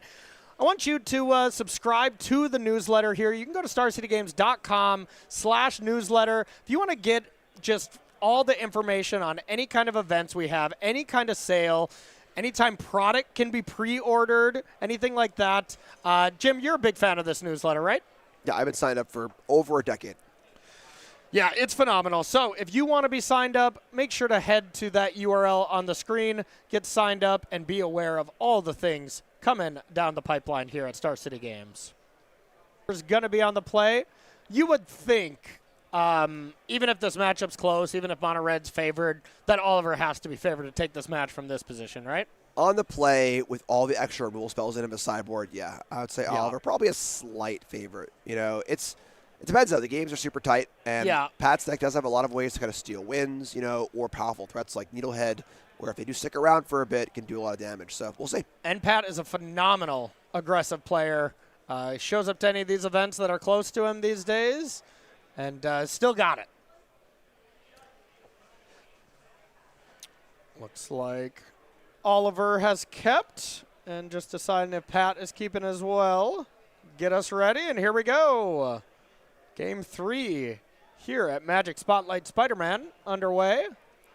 Ah, yes. The ponderous pace of land go. Nothing like a land go in the morning. Yeah, that's gotta favor Oliver here big time. Definitely. And Oliver did have the mountain available, essentially, where if Pat did play a 1-drop, could have torched. But you do got to be a little wary, like those torches really want to hit some of the more difficult to deal with 2-drops like the Razorkin Needlehead. Island coming down and FOMO coming to play, discarding another beautiful Beta Island, right? Looks like it. Yeah. And the upside here is that, that because of a 3rd toughness, there isn't really a way for Pat to proactively deal with that FOMO. Nope. Now mana is wasted. Now Pat plays a 2-2 into a 2-3. The sizing of this Cauldron deck is just big. It really is. So now you kind of think, do you want to do something before your draw step? Oliver agrees. You're just going to kill that every time. So saving yourself as many points of damage is exactly what I try to do against these red decks as well, especially when you're about to play a Profs. Great start for Oliver. That 4th point toughness is huge. And then the 5th point is the real point where now it's out of range of almost everything. Yes. Obliterating Bolt, so on and so forth. And Cut Propulsion cares about toughness to power to damage. Or power to damage, right? So it can't kill a thing with larger toughness than power. Yeah. That used to come up all the time in Limited when I was playing that format. Unless it flies. Right, then, correct, yes. Yeah. So a large ground creature. All right, so had the Bolt. Huge. Very, very important to kill that thing now before it gets out of hand. But Red still wants to be doing the aggressive things, and so far Pat has only done reactive Magic, but when you're on the draw, that's kind of the name of the game. You got to know how to pivot when you're playing this mono red deck well. And here comes the Riddler. Normally, Riddler is the play you really want to have when you're about to flashback a Winter Night Story, something like that. So this is usually the last on the line of 2-drops you want to play. Yeah, kind of a weak turn here for Oliver. Just 2-mana draw card. Not using any part of the Buffalo here aside from just, the card draw. So playing the card fairly, which is still pretty good, but not awesome. Pat needed a turn like that. A turn where Oliver didn't even put a Mako into play or something like that. But to be fair, when you're bringing in that much removal, Mako is the card that I cut. You got too much stuff coming in. You got to get rid of something. Yeah, this is tough. 4th land go for Pat, and now Oliver could just cast the Riddler, put a counter on it. It's pretty huge. But what if we have double Lightning Strike, Jim? 4 for 1. That would not be great. And out of range. If I see double Lightning Strike upstairs here, I'm going to go shake Pat's hand after this. Even if the game ends, with him at 0 life and Oliver at 14. Whatever. You got to believe. You got to believe. All right, land 5. Pat's got to do something big here. All right, mono red control. Yeah. Little transformational sideboard here for Pat. I mean, it had to have been hey, I kept a hand with these good 2-drops and, has just not found anything so far because, this is not going well. Now, funny, though, because like we saw last game, there is some double-edgedness to the sizing on Oliver's creatures. If this Riddler gets up to have, 10 power or something like that, we could see end step, burn spell, untap, threaten as a possible path. Yeah, that could be brutal. But, the one thing we also really haven't seen out of Oliver so far is just the Cauldron VV turns, So far we haven't actually done it, so if we can discard VV here, play the Cauldron, it almost doesn't matter if you have that big of a creature because you usually one-shot your opponent. Thinking about this discard on the stories, discarding a creature or 2 other cards. It's going to be 2 cards. Discarded that Obliterating Bolt. Hasn't found a target yet, so it makes sense. Yeah, Pat sided out all his creatures. Now, we do have Winter Night Stories to flash back right away if you want. I don't believe Oliver has played a 6 land yet. I believe this is turn 6. Correct. So that's the thing is, if you only have 2 more mana available, you would much rather like play a FOMO, put the counters there, diversify your counters a bit. But if you're still going for the combo, flashing back Winter Night Stories here seems like a great place to start. 3 more looks at Vivi into the yard. It's so fun thinking about Pat's hand from a spot like this, where like when your opponent is just not doing anything. Yeah. The possibilities are, they just have nothing. They just drew all lands. Yep. But maybe there's some weird combination of cards that could be there. A bunch of lightning strikes or burn spells, some sort. And that's where a lot of those like, oh my god, wins come out of because your opponent thinks, oh, you got lands, whatever. And all of a sudden, it's just this unexpected combination of cards that could be expected if you put a little thought into it. Like, well, what could Pat possibly have here? Yeah. Well, it looks like Oliver is a little conscious of, hey, I don't want to get my creatures too large. This is a post-combat FOMO. Just trying to get one less counter on the Quantum Riddler. Be like, no, thank you. My creature is a 2-turn clock now anyways. Because I believe we have attacked for 8, and Pat has not taken the damage yet. Is that correct? Yeah, it looks like that. I mean, it didn't start at 25, so. Maybe he did. Yeah, we'll figure out exactly what our life totals are. And big things here from Pat. I believe still at the end step, so if I'm Oliver, I'm scared. I'm like, I don't want you to be doing math. Pat's got to do something, Yeah. But here's the thing. If Oliver just has 1 into the Flood Maw, he's got to be feeling excellent. Just, sure, you can take my Riddler. I'll bounce it then. Yep. 4 mana speaks to Witchstalker Frenzy. I guess it would cost 3, right? Is it while they're currently attacking or if they've attacked this I turn? believe it's within combat, but yeah, we would have. Wow, this is. Okay, so just a hard cast. I think it's for attack this turn. I think it does get reduced. Okay. But doesn't matter here. So mana burn for 1. Yep. Boomer alert. I guarantee Pat was playing back when mana burn was a thing. Oh, for sure. 100%. Yeah, that invitational event I played against him, it was, I think, 2011, and he was a veteran at that point. Yeah. So. I think one of the last Pro Tours I played, a Pro Tour in Japan, I played against Pat 3 times in a Pro Tour. Like, we played in the 2 drafts and in Constructed. Record? I did, I knew you were going to ask me that. Well, I mean, in the match against Pat. Yeah. 3-0, 2-1, Yeah, 1-2. I won 2'd. I won 2'd, yeah. Pat got me good that tournament. But I think I was on a 2-0 heater against him before that. But overall, Pat has had my number for sure. It's a great player. As most players do. Yeah, thank you. Thank you, Jim. Have you been surveying most players? Feel like, how many times you beat Corey? I just know. You just know. I know you. That's all I need to know. Okay. Wow. With friends like this, why would anyone need enemies? Say go again with 6 untapped mountains. Oh, boy. This has not been Pat Cox's game. Or it's going really well and we don't know exactly what's in hand. That's the thing where it's like, Pat's really good. You kind of assume Pat has a plan here. If Pat kept 7, yeah. There's something going on. Prof's number 2. 2 mana cantrip, essentially. Problem here is that is 9 power, and Pat does seem to be at 9. I would think that is correct. Time to cut the propulsion. And that is going to do it. Oliver Tomiko here takes it down. 2-1 is a Cauldron over Mono Red from Pat Cox. And, yeah, I mean, it was a story of who was on the play, ended up winning those games, but I definitely don't think that is how that match is, how it works every single time. Yeah, Pat flashed a fealty at the end. Had some spells in hand. I think that the draws was really awkward on Pat's side.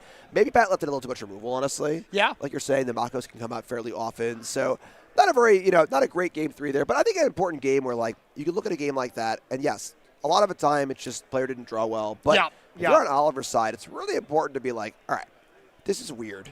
Because it is weird, I could cross a lot of the things off the list, so it could be all lands, but I got to make sure I don't die to quad lightning strike or whatever. Yeah, I would have still been scared until the very moment where I absolutely take it down. So it sounds like we have some backup magic here. We are going to jump on down to the feature match and watch some more action here from round number 2. All right, looks like we got Dan Jessup up top, and we got John Norman down below. That's not Dan Jessup. Yeah, I was just going to say, I looked at the names, and then I looked at the pictures. That's Kellen, I believe, right? Dan's a good friend of mine. That's not Dan. Yeah. That's Kellen Pastor, yep. Kellen's a phenomenal player as well. So, looks like we have a Simic mirror match, Jim? What? Clifftop Lookout. Yeah. No. Yes, and that they're both playing Breeding Pool. Knowing that they're playing very, very different decks. Okay. Kellen is playing the more standard, like Simic aggro deck. Ladder Elves or Boroid, Jackal Genius Geneticist. But it looks like Dan is on kind of a crazy ramp strategy here. Fecund Green Shell, Clifftop Lookout, the high toughness mana ramp cards, Spelunking. So kind of a classic aggro versus ramp, even though they both are Simic. Yeah, I mean, these are some wild, wild decks here. Looks like these players did pick up a loss here for our first round. But here's the nut draw. Yeah, here's Kellen just kind of popping off, huh? Yeah, so this is the absolute nuts. This is why the Jackal is so good in this deck. Turn 1, Llanowar Elves Orgy and Pollinator. Turn 2, Jackal. Tap for a mana and play a 1-drop. Get 2 1-drops. That is 4 creatures in play and 2 maps before John has a second permanent. What? Or not John, I'm sorry. Dan has a second permanent. Yeah. We'll get these names adjusted as well as their deck archetypes. Oh. Tap Breeding Pool is not where you want to be. No. Oh, Definitely not. We can see like Land or Boroid here. There's a lot of crazy things that Kellen can do. So there is a copy in play, though, right? Is that? There should be. I assume they were getting it. Yeah.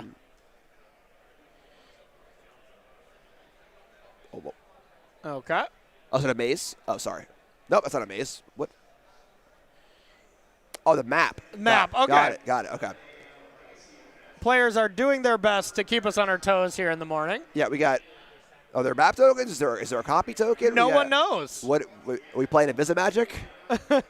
Got a map again. So there were 2 maps. So, all right. So there is a copy of Spyglass Siren in play. There was also 2 maps. Use your imagination, folks. All right. Just think about what's there, what's not there. The maps are both gone. 2 spells are revealed. 2 counters off of the map tokens. There's still a Siren there too. Okay. They're really testing us this round. They really are. Yeah.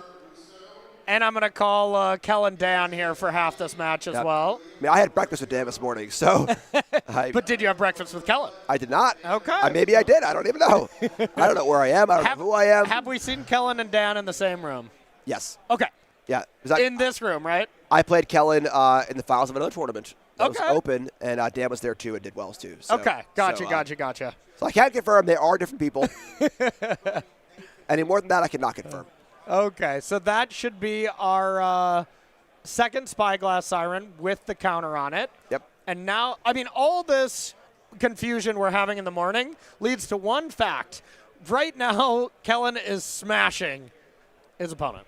That is an accurate assessment. As your expert commentator, I agree. Thank you. Yeah, we got 5, 6, 7 power, and the Jackal is, of course, all ready to go for a 2-drop. And the real cool thing about this deck is this innovation of Innkeeper's Talent. This was not in the early lists. This can control the Jackal. So Jackal cares about the power of the card, not the number of counters on it, which is the same thing. But where you can kind of scale up to the card you have in your hand mana value-wise and go from there. All right, so a Clifftop Lookout here, being able to get a 1-2, do a little bit of ramping. Not necessarily a overly powerful card here in Standard, I would say, but hey, it was a good one limited. I mean, honestly, I've played a lot of the cards in this deck before, like on my stream and ramp decks and stuff, and they are quite potent. Yeah. The ability to, the Fecund Green Shell in particular is quite powerful. The problem here is that this is just a game where both players are planning Llanowar Elves. One had it on the play and one didn't have it on the draw. Yes. And those games are pretty skewed. Oh, my God. Oh, baby. Get out of a dice. Get your calculators out, folks. All right, so Jim, how large are all these creatures going to be and go? So the first turn, the talent can also put a counter on the Aura Boroid. That adds multiple counters to other creatures, and now it takes the exponential nature up. We might have more stuff here. What is that? I don't know. Is that a giant growth? Snakeskin Veil. Oh, okay, okay. So Boroid had base toughness, base power toughness 1, add a counter from Innkeepers, add a counter from Snakeskin Veil, add a counter from Growing, 4 to we're done. The game's over. But I wasn't done counting yet. Keep the math going, though, for everyone still looking for it. The math is 1 dead opponent. Wow, okay. So, I mean, that draw looked incredible from Kellen, I must say. Yeah, that was the ceiling. Yeah. That's about as good as it gets. Yeah, wow. Okay, so looking at the sideboards here, We have 1 Disdainful Stroke, 1 Ghost Vacuum, 4 Keen-Eyed Curator, 2 Negates, 1 Quantum Riddler, 3 Scrap Shooters, 3 Unable to Scream. What are you bringing in here in the Simic air quotes mirror match? It's tough because you really want quality removal spells against Kellen's deck, and blue-green does not really offer that. So Unable to Scream isn't really pretty, but it is a way to turn off Ouroboros or Jackal. But for the most part, though, I think John just needs to have a good hand. John should be not necessarily mulliganing to Llanowar Elves, but if there's a hand and it's not perfect without a Llanowar Elves, I want to take another look. The Fungus can also play in as another 1-drop, as a way to ramp. But I think the pressure here is on, Dan Panaccio here to have a really, really proactive draw. Yeah, and is Llanowar Elves from both players probably that important in this matchup where they don't really kill Llanowar Elves, huh? Right. Yeah, pretty big stuff. Okay, so from Kellen's side, we have 3 Dragon Snipers, 1 Flood Pits Drowners, 2 Insidious Fungus, 1 more Quantum Riddler, 2 Tishana's Tidebinders, and 4 Repulsive Mutation, and 2 Unable to Scream. What do you like there? Counter spells. Okay. Very, very simple here. Kellen is definitely the beatdown deck. Kellen wants to get ahead, and there really isn't any reason for Kellen to pump the brakes. This is not a control matchup. There are no day judgments here. This is I'm going to put all my cards on the table as fast as possible, having a counter spell or 2 like a mutation to counter the 1 big spell from Dan, and it should be all she wrote. And, that's the thing is Kellen doesn't really know exactly what's in the deck list because, well, we didn't play too many turns, that's for sure. So, all right, before we get into the match, let's take a look at some abilities to do some pre-orderings here. If you want to check out some sealed singles, supplies, and more, go to StarCityGames.com. You can do some pre-orders for Avatar, pre-orders for Spider-Man, as well as Edge of Eternities. All kinds of sealed products here. Make sure to go to StarCityGames.com to get some more information on all of that beautiful, beautiful stuff. And now let's get back into the game here, Jim. Reminder, we have Kellen Pastor on the top and Dan Panaccio on the bottom. Slight error there on the names. We got you covered, though. Absolutely. And the matchup is Simic Aggro from Kellen on top versus Simic Ramp on the bottom from Dan. Yeah, and 2 very, very different Simic decks, both playing Ouroboros, both playing Llanowars, but that's kind of where the similarities end. I've seen a decent amount of the Simic aggro decks on the ladder. They're okay. They're nothing too special, but they can really, beat down on these red decks. Ouroboros just takes over the game against red if you can have a pretty aggressive one coming out. But the Simic mid-range deck, I've definitely not seen a lot of. What do you make of it? I mean, like I said, I've played, on stream before, Clifftop Lookout, Dream to Entrancer, Fecund Green Shell, Insidious Fungus, that shell of, rampy, high toughness creatures. It can be quite powerful. My fear is it isn't necessarily as powerful enough as some of the things these decks are bringing to the table. Yeah. Be it Cauldron or Ouroboros. I love the bounce lands, too. The Arid Archways, Spelunking. With Spelunking you play, the Archer comes in untapped for 2 mana like an Ancient Tomb. Oh. So I've played a lot of Spelunking Arid Archway. In the past 6 months, and it is quite potent, but I'm worried that the speed will be an issue here. They do have 4 Insidious Fungus when I look at interaction with the Cauldrons and stuff like that, so there's still some stuff going on here from our player on the bottom. And now let's get on into it. All right. This is the Llanowar Elf check. Yeah. When you're not playing removal spells, you are playing Llanowar Elves. Whoever has it is going to be hugely advantaged.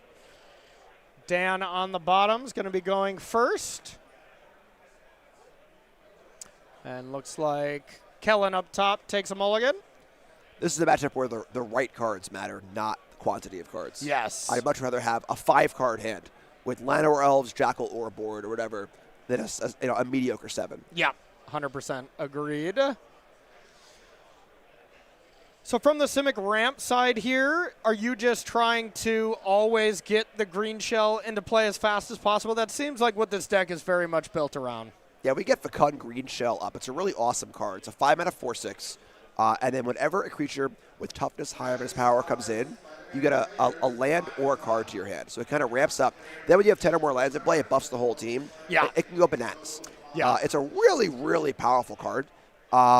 But it takes a little bit to get going. Yeah, just in a world of Into the Flood mods, maybe it's a little brutal in that aspect. But yeah, if you can get that unchecked, Your opponent is not really going to be killing it with any direct damage type of things. Yeah, and it creates a constant advantage, too. Yeah. Where you just play it, get a thing, play it, get a thing. You know, and then most of the cards of a deck have higher toughness than power. So. All right. Looks like Kellen's going to draw the new 6. Hope that we got a playable one. I want to take this opportunity to thank you all for tuning in, though. We are going to be playing Standard all day. We're going to be playing ourselves 9 rounds today. We'll have Ailey Loney and Reed Duke coming in as well and bringing you coverage all weekend long. Tomorrow we'll be doing a couple more rounds and then that cut to the top 8 where all 8 players will be heading to the Pro Tour. Looks like Kellen did have a double mulligan there. We're going to test that good 5 theory. Well, there you go. Yeah. Down at the bottom, Turbo Ladder Elves, exactly what you want. Ooh, so that Verge is notorious for not tapping for green on the front side. Yeah, that Verge is not too friendly to Llanowar Elves, that's for sure. The Verge lands are very incredibly powerful, but not when it comes to this. Yeah, they're very skewed towards the color that there is their top base color. Yes. Cavern of Souls coming down. Yeah, so look out here, looking a lot better here in Game 2 than in Game 1. Yes. This card's cool because it can find, not a basic, it finds any land, which is super nice. That's a new one there. We got an Urban Retreat. Okay. The land you can ramp in using the kind of web slinging ability. It doesn't say web slinging, but it's very, very similar to the effect where you bounce a tap creature and you can play it. Spicy. When you got a lot of come into play abilities, huh? Yep. All right, so heading the other way, we're going to have Kellen sack the map. Ouroboros going to be able to put a counter onto the Siren. Get on in there. Is that Verge number 2? Looks like Verge number 2, yeah. So 2 blue mana source, and I think I see a Soulstone Sanctuary in hand, so I think we've identified Kellen's problem in this game. Mono blue aggro. This is cool, too, because, like, Dan's going to have a good chance to pop off this game. I mean, this deck does pop off really, really well. It's really, really fun to play decks like this. So. Yeah. Just going to see a Scrap Shooter, a little more modest. All right, Scrap Shooter coming down. Just as a good 4/4 body. Does have Sneaky Reach. Plus a Llanowar Elves, yep. Watch out now. Very sneaky. Especially because it's in the middle of the card, you know? Yep. Yes.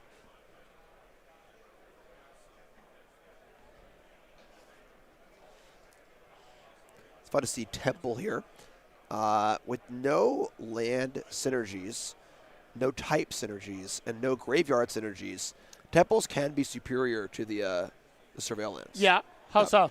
Just like you don't want to put the card in the graveyard, it reveals information. Like if you have actual no information at all, or no graveyard stuff and no land type stuff, you're revealing things to your opponent. When you're playing a weird deck, a turn 1 maze revealing a ramp spell says a lot more of it just a Temple does. So. Yeah, that's a good point. If you got no graveyard synergies whatsoever, which, yeah, I'm not seeing a single one, I love a good old Temple coming back. My favorite was top decking those right when all I needed was an untap land. They would be the Temple of Tilts. That was your favorite? That was my favorite, yes. That's weird. My sarcastic favorite. I didn't like that. Didn't like that one bit. You weren't a fan, huh? No. Give me fast lands. Give me pain lands. Are you a fan of a good old Gene up there? Gene Pollinator? Yeah. Love that one. Card's great.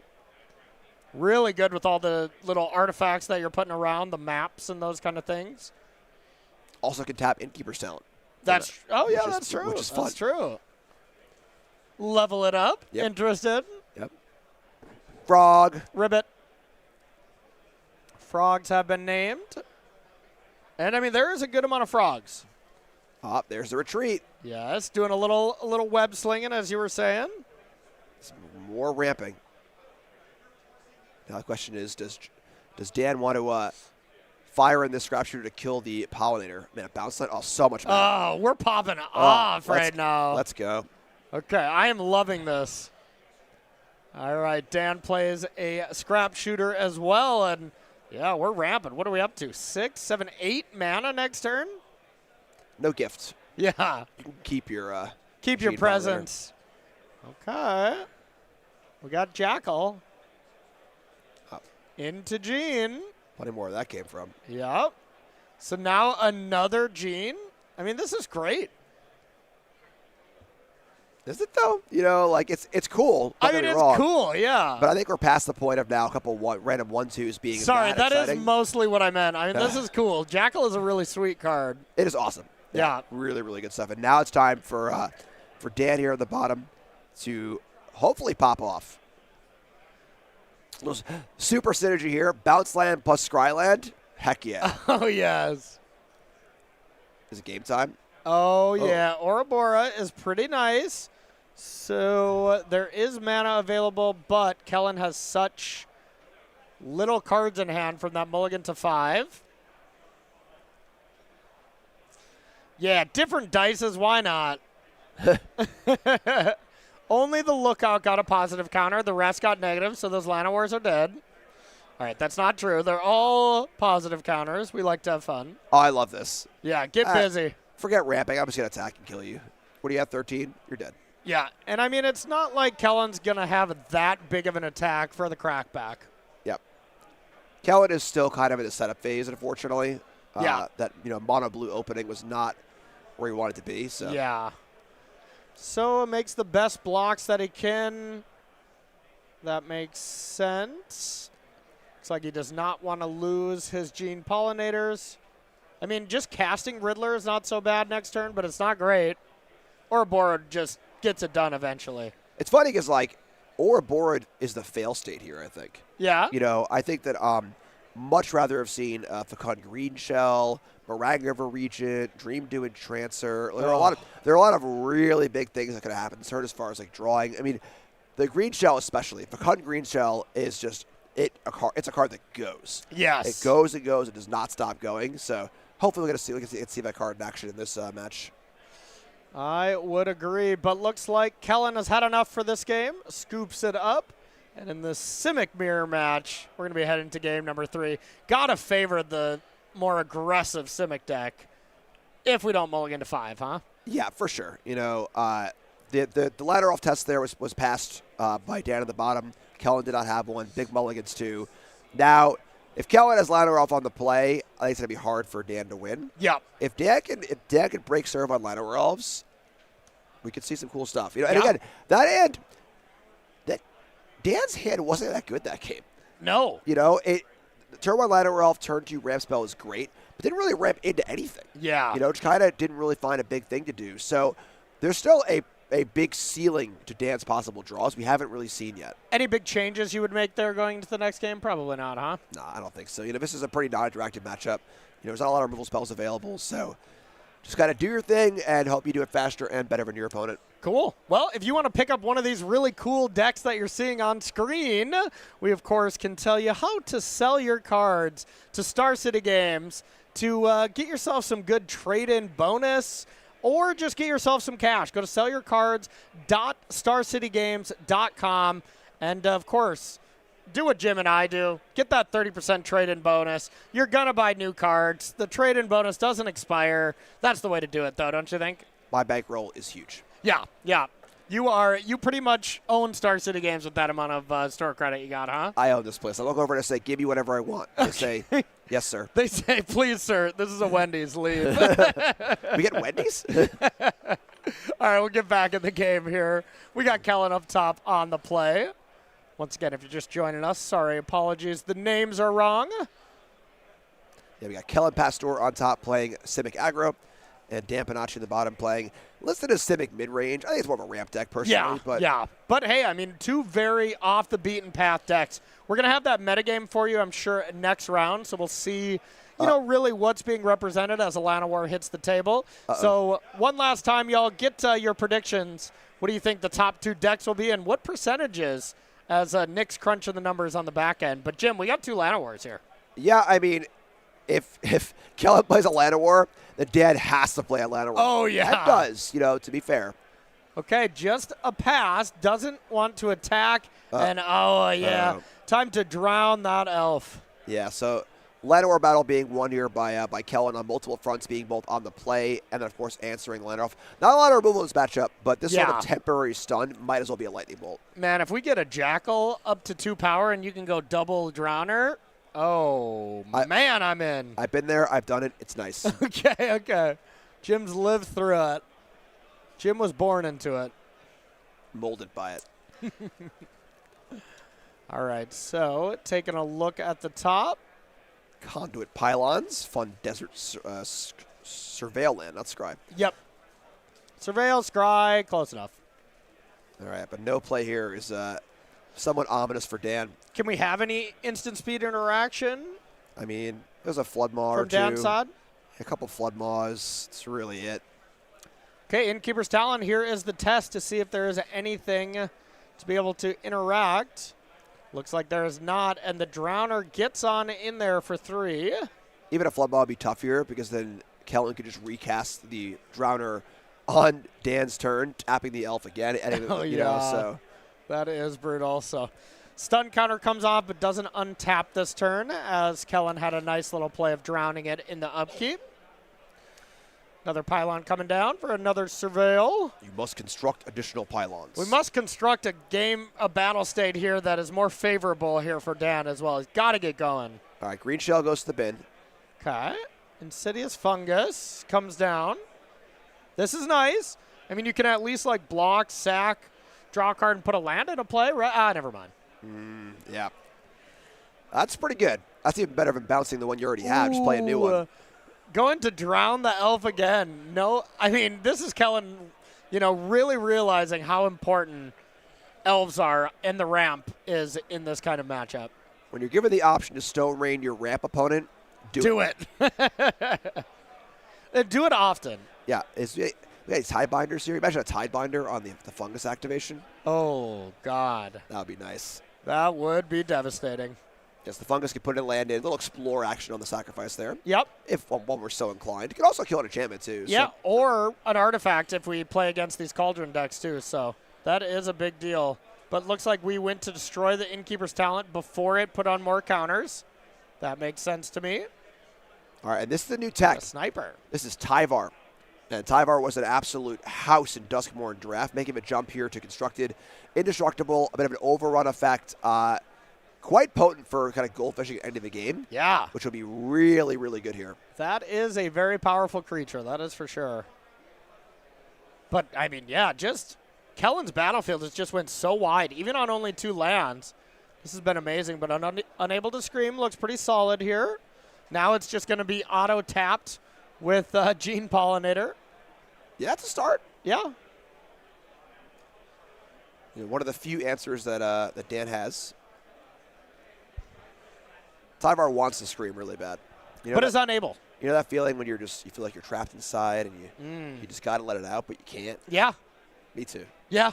I'm right here with you, right now. Oh, man. It's a quiet room. No kidding. There are a lot of Unable to Screams being cast in Standard right now. Now, such a good removal spell. Does Unable to Scream give Defender also? It does not. No, you can get in there. So that's a problem with Ouroboros, of course, where these creatures still exist. They can still wear counters. Yeah.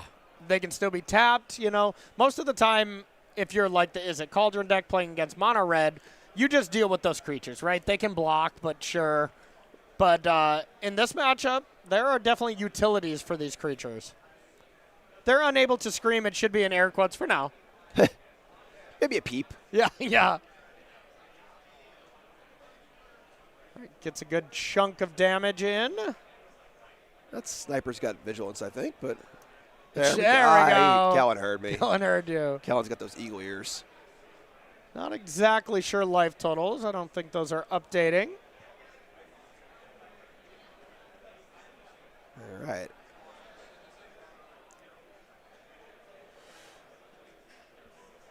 Got a lot of work to do here for Dan. A lot of work to do. Although, honestly, I mean, that last turn could have gone a lot worse. Yeah. Like a few small bodies in play. The green shell has reach. It's a very large blocker. All right, okay. Got a scrap shooter here. Just a big, big blocker here. I mean, if Kellen has anything to disrupt it, but yeah, I think that was a fresh draw off the top, so we might be stabilized here depending on what the life totals are. It's interesting to think about what Dan has in his hand because no land drop at turn. Yeah. That's the first turn that Laterals has been available ever, basically. Yeah. And so 5 mana was available. A lot of the big plays do cost 5. Okay, getting in there with the squad. Kind of says Dan is, Kellen is fine with just losing one creature.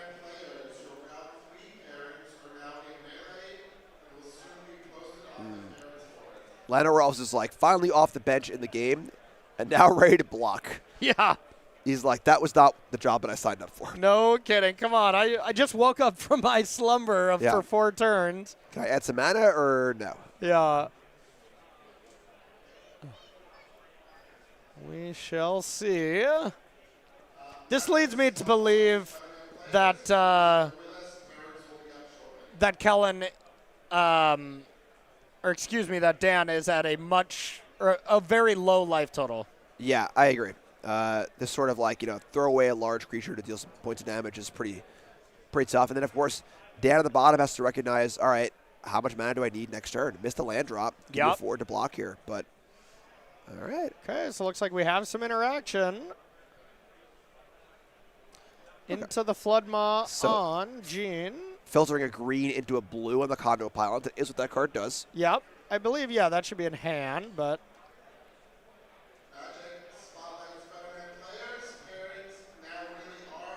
And just a tap land and pass. And we'll see a draw, see if Dan has anything to do. Give me something, Dan. Need something big. Another 4/4? Okay. I mean, it's certainly not plan A, but... A Drowner. Oh, well, all right. Looks like Dan must have been at 2 life points here, would be my guess. And that is going to do it here. Kellen picks that matchup. But that was a very, very long one. So it sounds like our round 3 matches are already ready to go. So we're going to take ourselves a short break. And on the other side, you'll have Reed Duke and Ailey Loney bringing you coverage here of round number 3 at Spotlight Spider-Man. Don't go anywhere.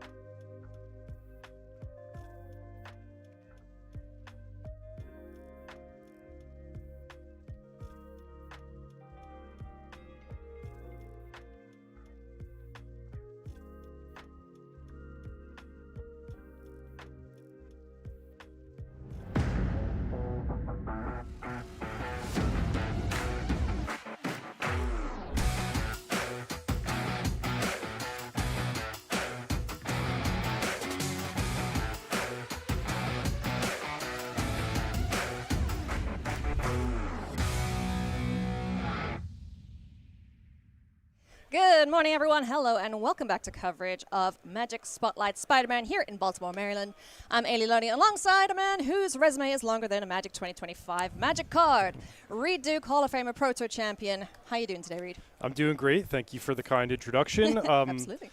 But yeah, it's great to be here. We've got a cool event on our hands, and we're just getting into the heat of day number 1 here for round 3. Yeah, absolutely we are. We are almost ready to rock and roll for round number 3 as we speak. But I know you've all been dying to see the metagame for this tournament. So when we can, we're going to show you exactly how it breaks down. Now, let's take a look here. There were just under 400 players registered, I believe. So Reed, talk us through the 2 big bads at the top of the standings there. Yeah, we actually got a few more registrations overnight, so we cracked the 500 mark, which stuff. I was pleased to see. But yeah, going just in order of the decks, Is It Cauldron at 31% of the field, basically 1/3 of the field. That's actually not a surprise. Jim and Corey set us up that, this is a very well-established best deck in the format. It's been the best for competitors to address, so no huge surprise there. The number 2 deck, this is a little bit surprising for me. Players kind of consolidating very strongly around mono red aggro as the second best option, and perhaps one of the best ways to actually attack that Is It Cauldron deck. And the rest of the strategies that, as you said, Is It Cauldron is a known quantity at this point. The players need to figure out how to beat it, but also then know how to deal with the outliers in the metagame. So is there anything here that you think may have the best shot against Is It Cauldron outside of mono red? It's a great question. So traditionally, I would say the very fast decks and the very slow decks, the ones that can actually, overwhelm it in the late game, go over the top, those are the ones that would have the best shot against Is It Cauldron. So I'm thinking of like Azorius Control, maybe Simic Omniscience, something to that effect. But, we do have a new expansion out, which is Marvel Spider-Man, which is infusing some new weapons into the format. So one of the decks to keep an eye on is that 4th place deck, Sultai Reanimator. Talk about going over the top of what the opponent is doing. This deck is absolutely nasty. When I saw it in action the first couple times, I was like, okay, that's disgusting. Because the amount of cards that you can get into the graveyard in the Sultai deck is obscene. And we're actually going to get to see it in our feature match. So let's head on down there and see how this Sultai Reanimator deck list shapes up against the second most played deck in the field, which is, of course, Mono Red. Here we go. It is going to be Tiffany Calandro up at the top of your screen up against Jason Weiss down at the bottom. Both players 2-0, so a perfect start to their days. Let's see who can continue their undefeated run. Mountain Go to kick things off here for Tiffany. Turn passes to Jason. So this will be an interesting one because the, as you kind of established for us, if the Sultai Reanimator deck is able to do its thing and combo off under the best conditions, it's going to beat basically anything that any deck in the standard format can present. Yeah. So how do you address that? Well, you can dismantle the combo, you can counter their spells, you can hate on their graveyard, or you can also just go fast and give them less time to set up. So that's what we're going to see in this matchup is, can Tiffany and the red deck just blitz Jason down quickly enough that he can't really set up what he needs in his graveyard or find his key combo pieces. Yep. Razorkin Needlehead on turn 2, dealt with there by Bitter Triumph, an excellent discard outlet for this Reanimator deck. So there we see one of the key cards in the deck, Bringer of the Last Gift. It's basically Living Death on a stick, but you have to cast it. So very important wording on Superior Spider-Man that he enters as a copy of. He is cast. So that will then destroy everything and bring back all the things that weren't destroyed in that fashion. So super cool deck. I love it. The Sultai Reanimator deck has backup plans on backup plans. And so maybe we'll get to see some of the cool, corner case stuff, the 1s and 2-ofs that they have. But yeah, as you mentioned, Ailey, the number 1 game plan is to cast Superior Spider-Man, which enters the battlefield as a copy of a creature in the graveyard.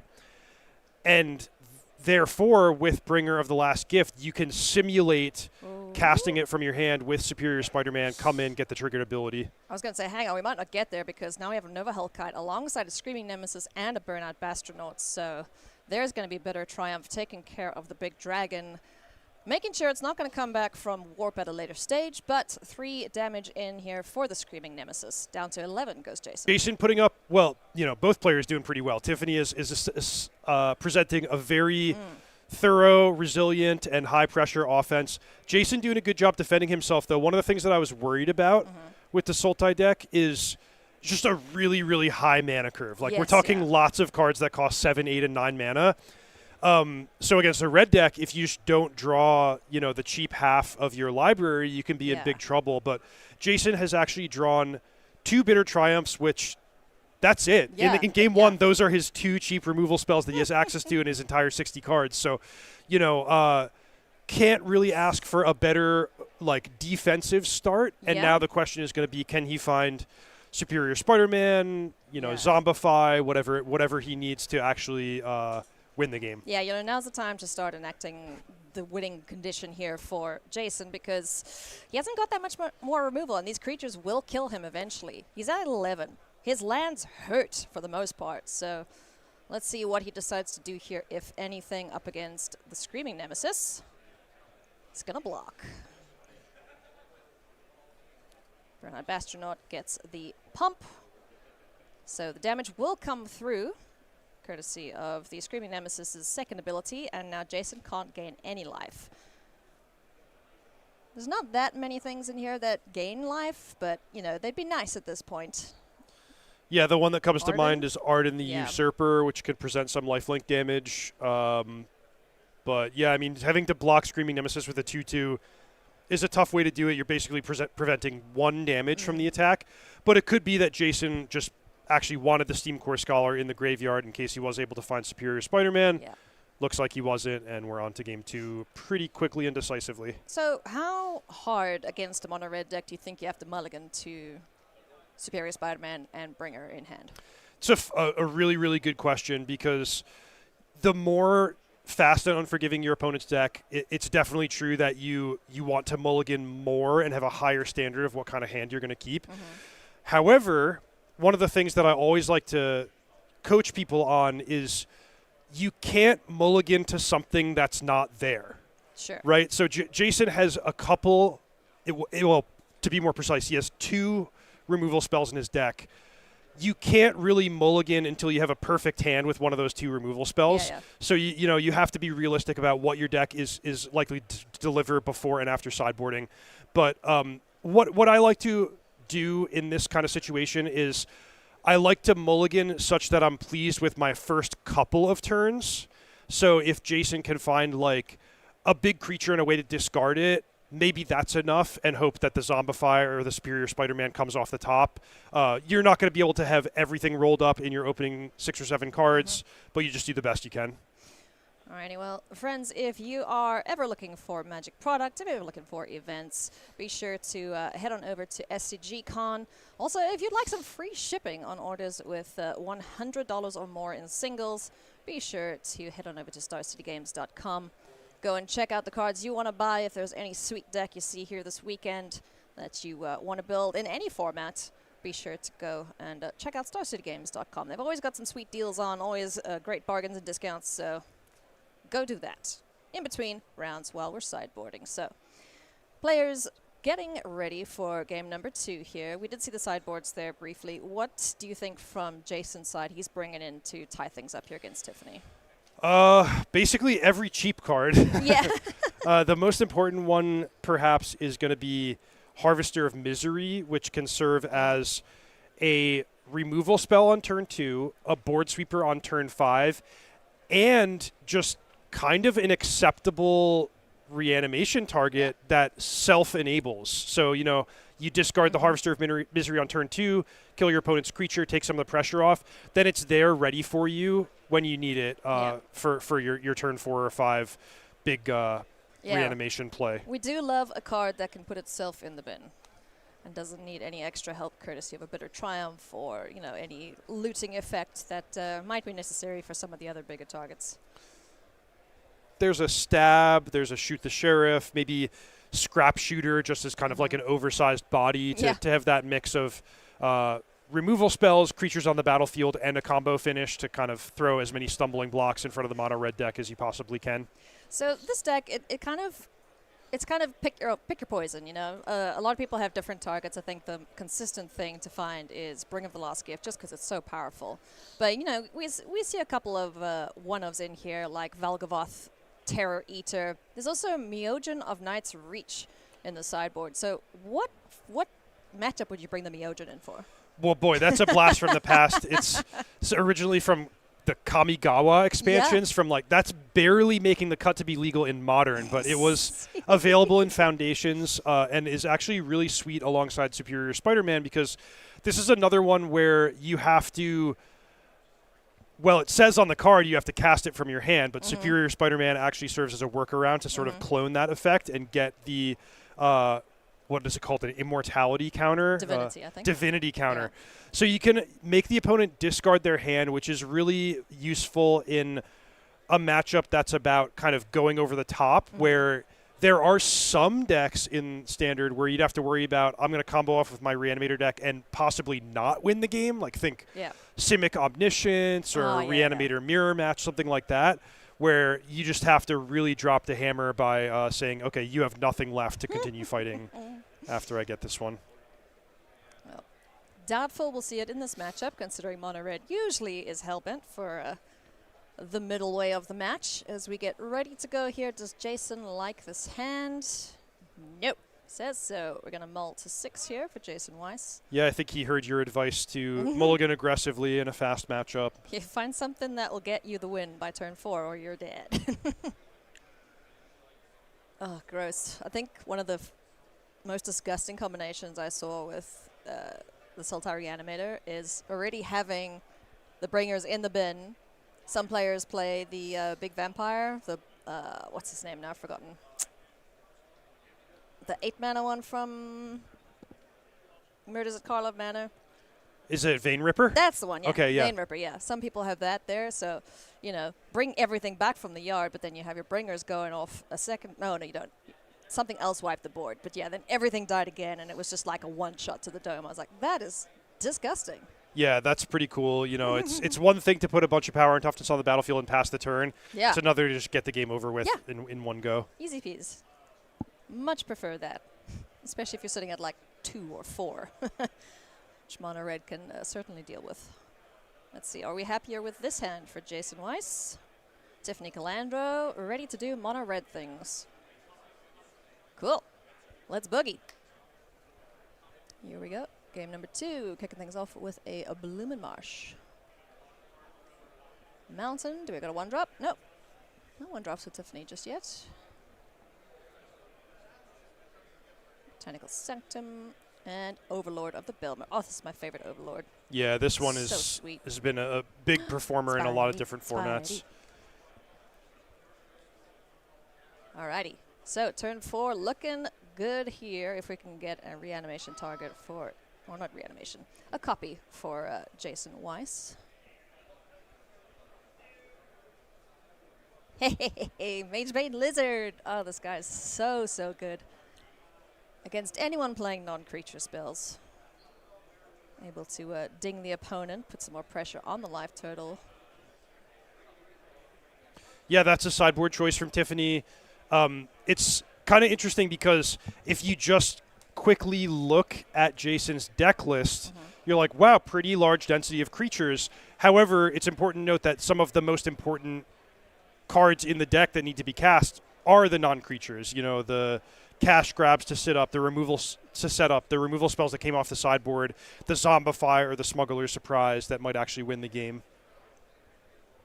Yeah, so thankfully it's not a flurry of spells usually like the Is It Prowess deck would be up against this Magebane Lizard. So Ailey, there's a play that we're going to see somewhat often this weekend across a variety of decks, but Steam Core Scholar, you can get off easy by discarding just an instant or sorcery card, but you always have the option to discard 2, which in a deck like Sultai Reanimator, Jason might actually see as a benefit. So he voluntarily discarded Arden as a second card, even though he didn't have to, and we might see why in just a moment. Land 4.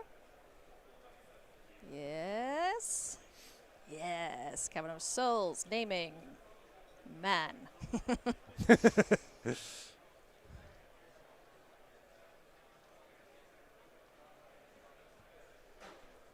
Or Avatar, or Demon. I don't know.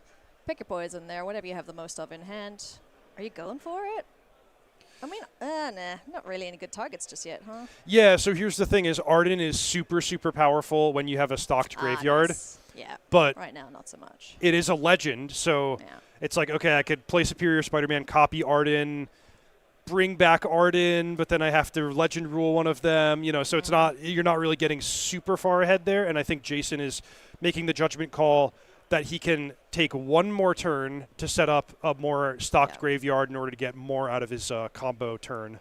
Awaken the Honored Dead, such a sweet card from Tarkia Dragonstorm, able to kill a thing, mill some stuff, and gets you a key card back from the graveyard here. So Jason looking good in this matchup so far, pressing his advantage. Not taking all that much damage either from these little pingers on Tiffany's side of things, but here comes a Screaming Nemesis. Oh, nice. And a Hired Claw. So basically that's the curve you want to see as the mono-red player, right?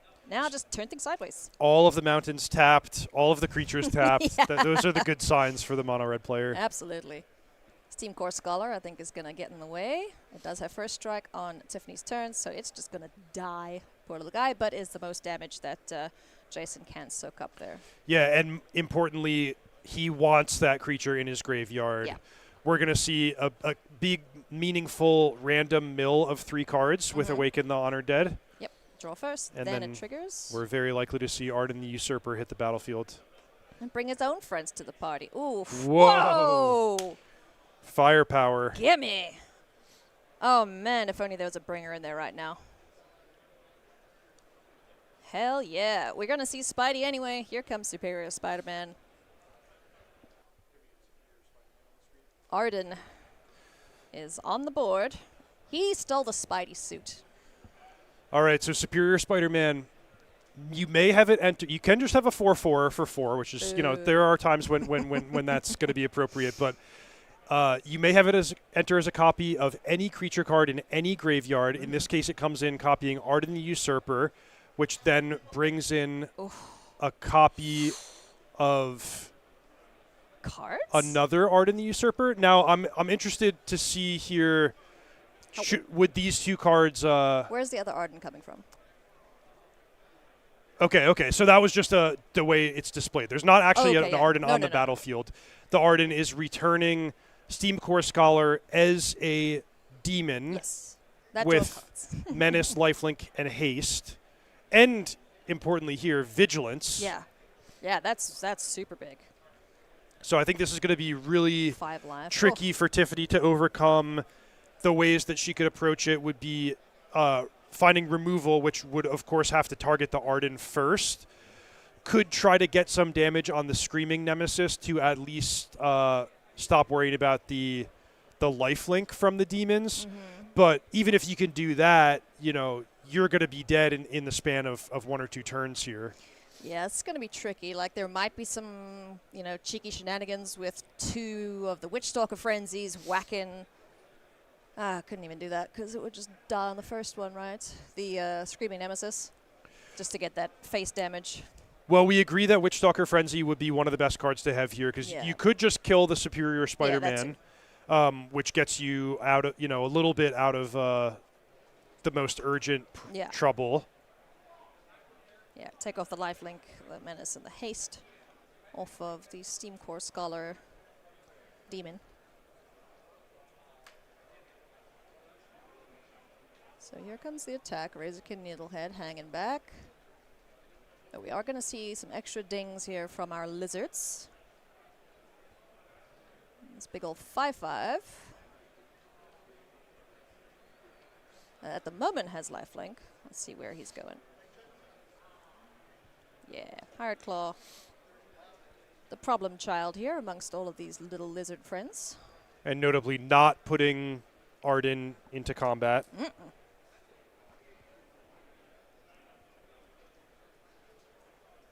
All right. Any effects before damage? Okay, no. So 3, 4, 5 as well. Gain the 5. Okay, so this is a really nice play. Sunspine Lynx is going to deal 5 damage right off the bat and stop any future life gain. Tiffany, I think, would have been better served to play that before combat in order to worry less about the lifelink on blocks. Sunspine Lynx, great little kitty. Sideboard card for most of the mono red decks. 4 mana for a 5/4. That's pretty busted. And also punishes these greedy mana bases, so love to see it. Man, Bloomburrow is such a great set. Yeah, Bloomburrow has a lot of cards that have been really, really meaningful in Standard, including a couple that got banned. The R.I.P. Heartfire Hero. Yeah, exactly. Alrighty. Now, back to Jason's turn. Looks like we just got a quick judge call to confirm something here.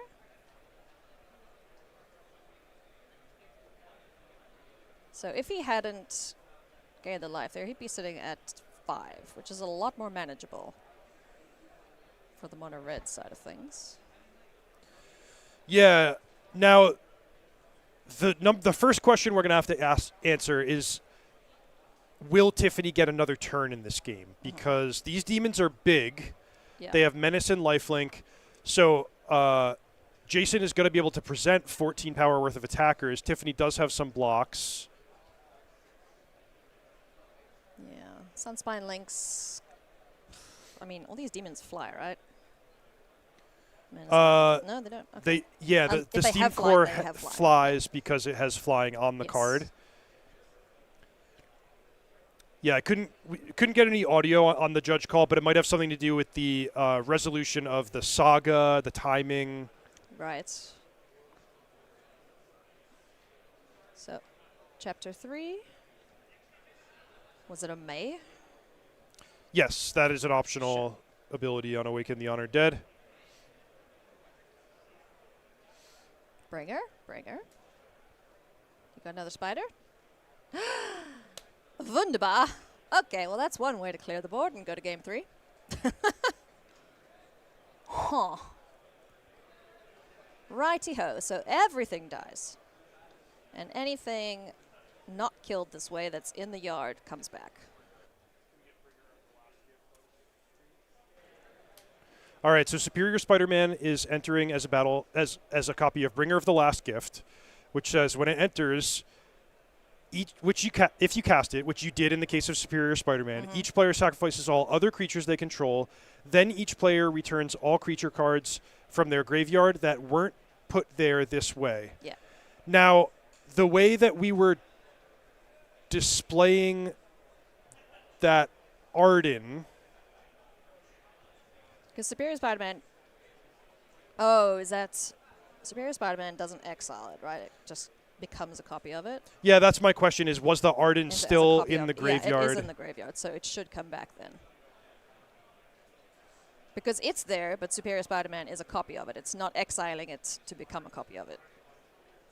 That would be my interpretation as well. Oh, no, wait, sorry. When you do, exile that card. So it shouldn't be there. Yes, there we go. Reading the whole card explains the card. So you exile Arden and then turn your Spider-Man into a copy of it. Got it. That makes more sense. Nice.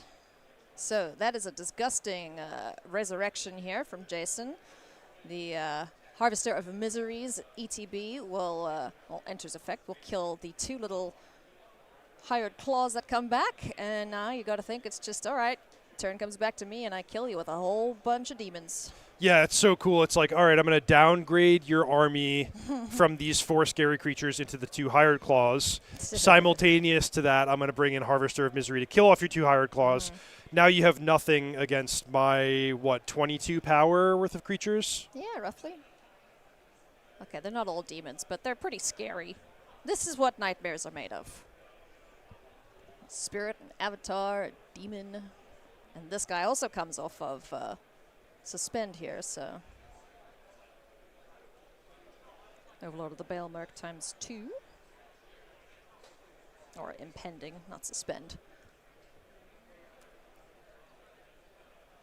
All right. And that looks like it is going to do it. Tiffany can't come back from that position once Superior Spider-Man returns as bringer of the last gift. So, game number 3. What does Tiffany now have to do to get the win here and remain undefeated?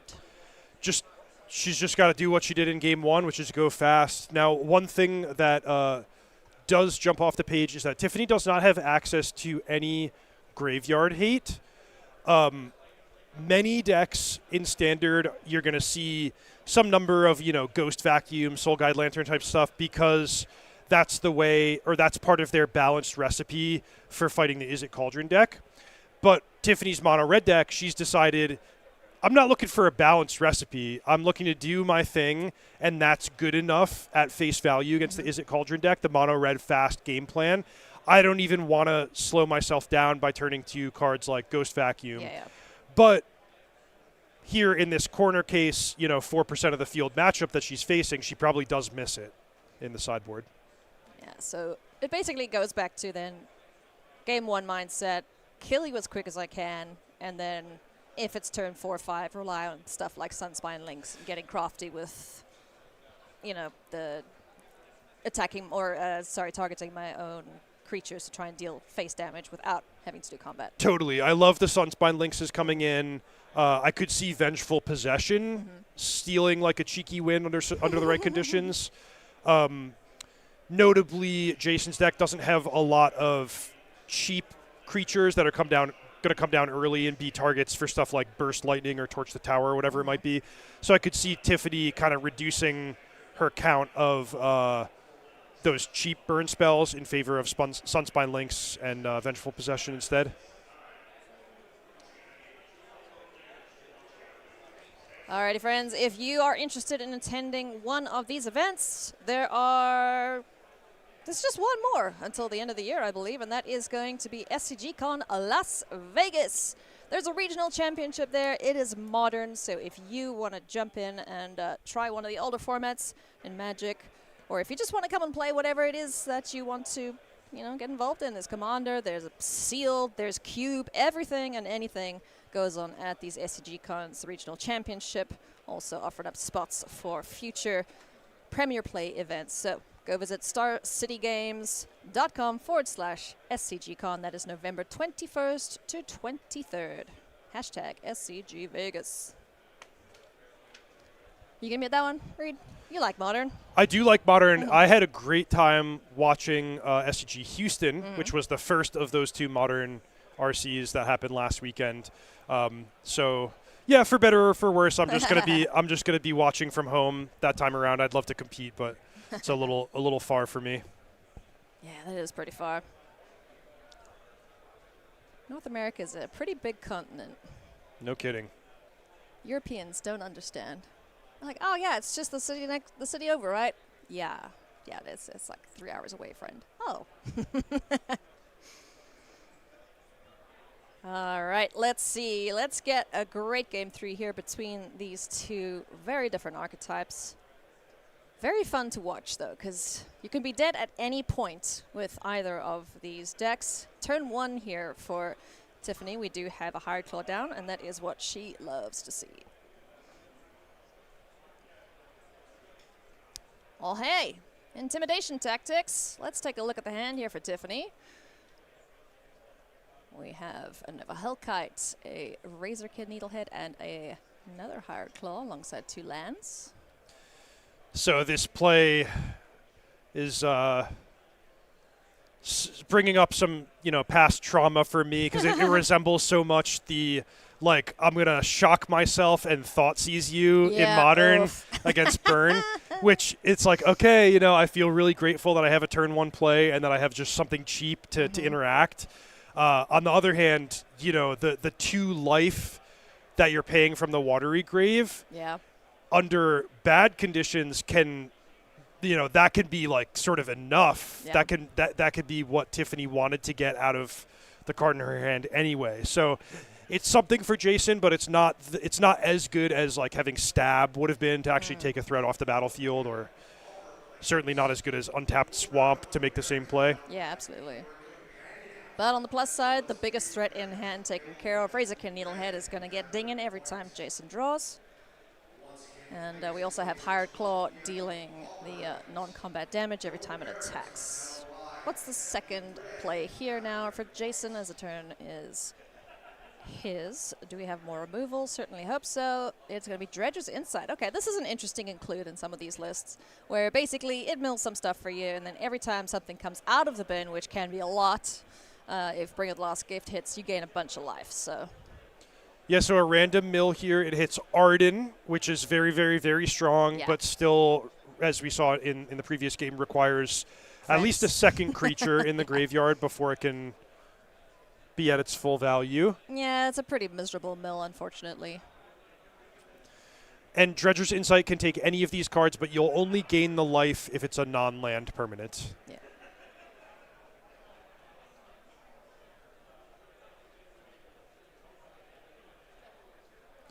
So overall, Jason has made relevant plays on the first and second turn of the game, but a really promising start for Tiffany. Yeah. On the play, 1-drop, 2-drop, not running into any removal spells yet.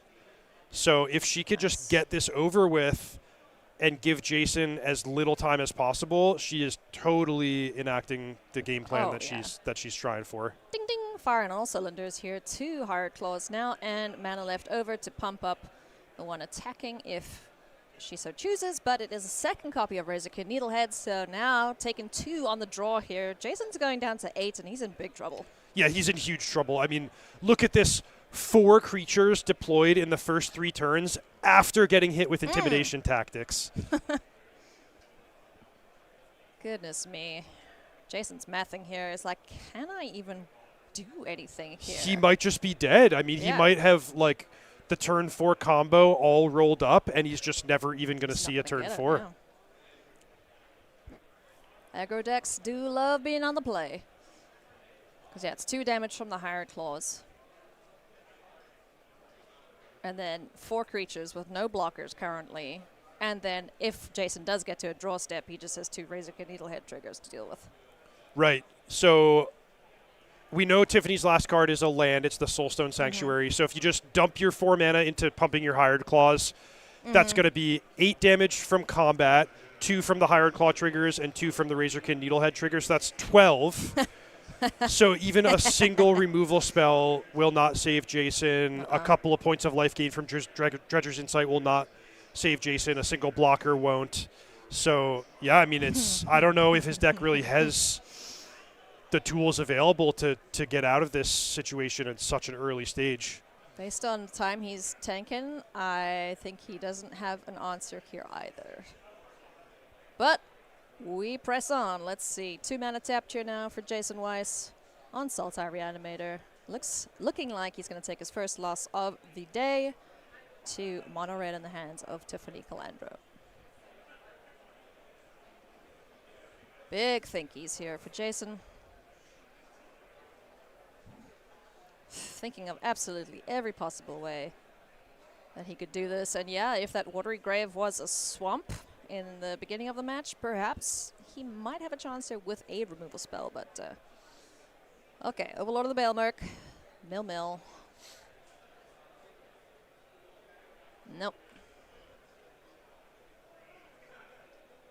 Gets that, gains a life off of Superior Spider-Man leaving the yard. And then shucks. Oof. Just has to pass a turn back. No 4th land drop. Yeah, so all Tiffany has to do is trigger and activate her cards on the battlefield, and that will be enough. Sideways. Good gravy.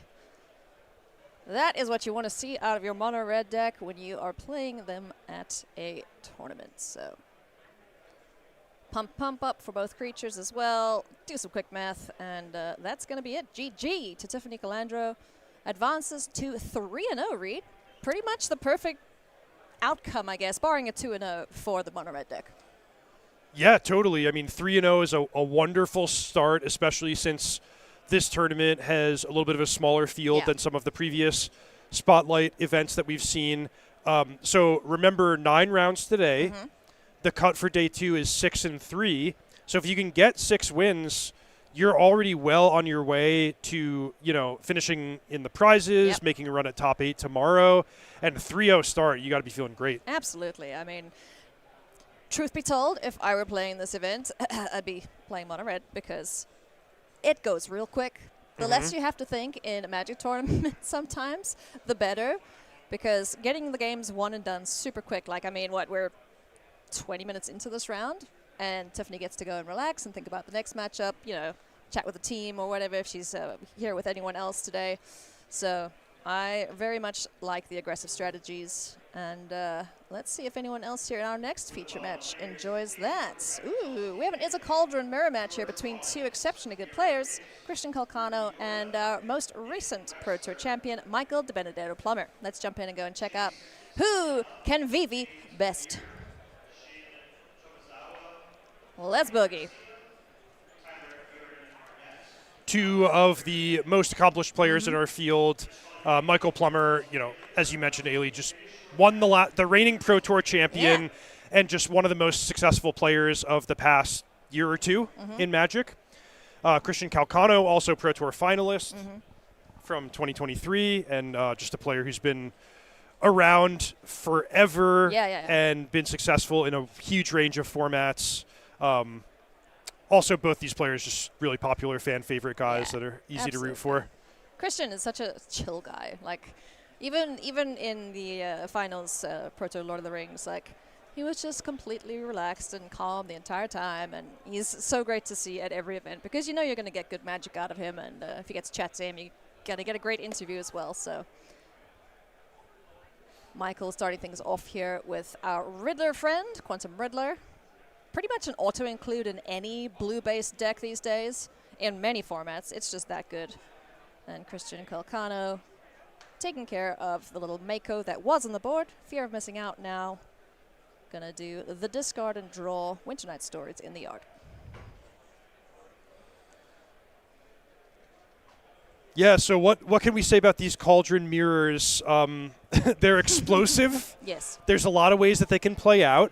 Comboing off with Agatha's Soul Cauldron and Vivi is one way that you can get ahead. You can also just attack your opponent's life total, put the biggest creature onto the battlefield. But one thing that is definitely not promising is Michael missing his 3rd land drop. Yeah, that is not a great turn 3 there for Michael, as Christian is setting up quite nicely here for a decent turn.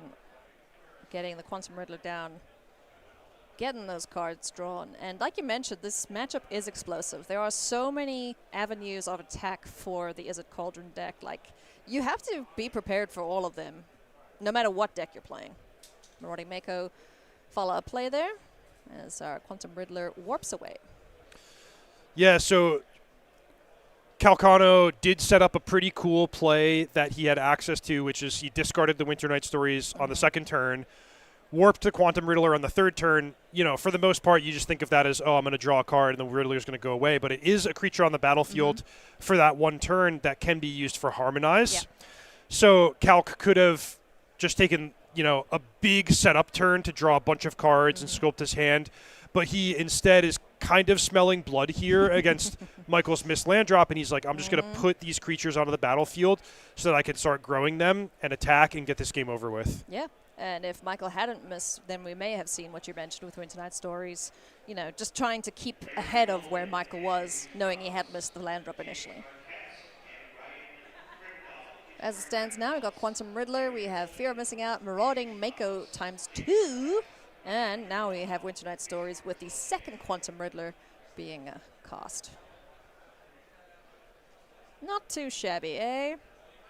Yeah, not too shabby. So just like Steam Core Scholar, Winter Night Stories is one of these cards where you have the option to discard only one. Calcano might judge that he purposely wants to discard 2 to maximize his Marauding Makos, get his hand empty for a future Quantum Riddler. Yeah. But he didn't get to deal any damage that turn, but he's still really successful in building out a big board and getting some extra cards in hand. Yeah, no, that was a sweet card, sweet turn indeed, I should say.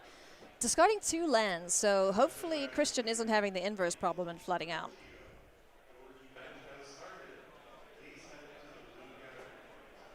Michael finds land number 3. Big relief for him, fear of missing out.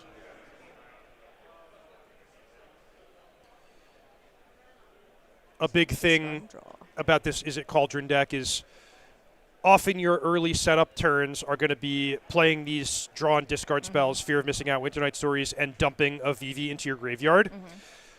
You want to be really mindful about doing that in the exact mirror match because Agatha's Soul Cauldron can go after either graveyard. Yeah. So anything that you do to set yourself up for a future turn, you might be unintentionally setting your opponent up for a future turn.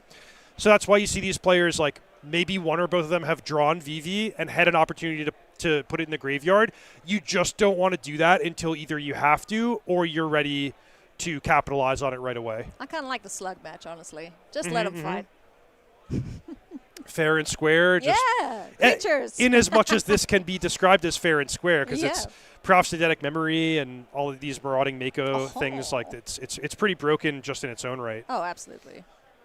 Vivio Nitier hits the board. Prophetic Memory follows up.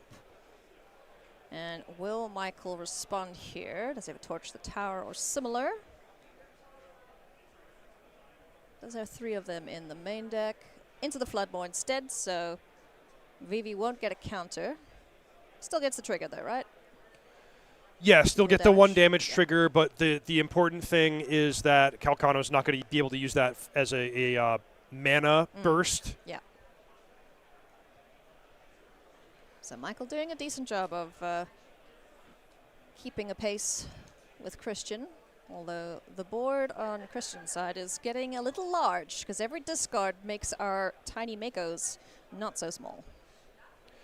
Yeah, Michael already has a mana disadvantage just based on the number of land drops that have been made. 5 mana against 3 being spent every turn in this, card density, like fast-paced matchup. So having Into the Floodmaw saved it from getting even worse, because you can imagine if Calcano is able to get first, a 2-power VV, then next turn maybe a 5-power VV, it's just going to be too much for a couple of lands to keep pace with, even if Michael's making good plays every turn. Yeah, definitely a snowball effect once VV is allowed to hang around. Winter Night Stories of Michael's own now. We love to see that for any Michael DiBenedetto Plummer fans. Let's see if we can get back into this. Would you rather be flooded or screwed? I have to pick? Neither, but yeah. What is preferable in a matchup like this? Well, it depends on the stage of the game. I really want to get my mana underneath me in the early turns because even if you're stagnating a little bit, there are so many cards that if you have your mana underneath you, you can draw them and turn the game around. So Quantum Riddler, Winter Night Stories, even the smaller card drawing effects like FOMO and Prophetic Memory. But if you don't have your mana, that just really limits how much you can do in the first place. Well, this is promising for Michael as well. Going to combat with this massive fear of missing out. Drawing all those cards with Prophetic Memory out, putting all the counters on. And it looks like Kulk is going to take 6. Will we see a double swing here with the other buddy? Because now Prophetic Memory will trigger again because it's another combat. So 3 more counters, to go into the other friend. Yee-ha. You want to take 6 more, Christian? Yeah, wow. So 3 combat steps for Plummer, and he's going to get 3 triggers on Prophetic Memory. And, this is actually a lethal attack. So Calcano is forced to chump block or, I was going to say trade, but can he even trade? No, it's a 9/10. He only has 9 powers blockers. So, yeah, basically a forced jump block, with whichever creature Calcano deems is the least important. Yeah. Mako's getting under the bus. That was a massive draw. Winter Night Stories with the relevant card types in the bin there for fear of missing out. Ugh, that's just brutal. So the big question here is if De Benedetto Plumber has a 1-mana interactive card like Into the Floodmaw, then he can sort of thwart Calcano, preserve the game in this state, and then get another turn where he's either assembling a lethal attack or forcing Calcano to just throw away too much material and blocking. If he doesn't, Calcano might be able to combo off with either VV or Cauldron into VV. So this is a very key turn, and I expect we're going to have a better idea of who's winning this game in about half a turn cycle from now. Roddy Mako getting a little larger there. VV or Nitier in the bin. Do we have our Cauldron? There it is. Agatha's Soul Cauldron, the deck's namesake, is now going to make everything with counters on it a VV.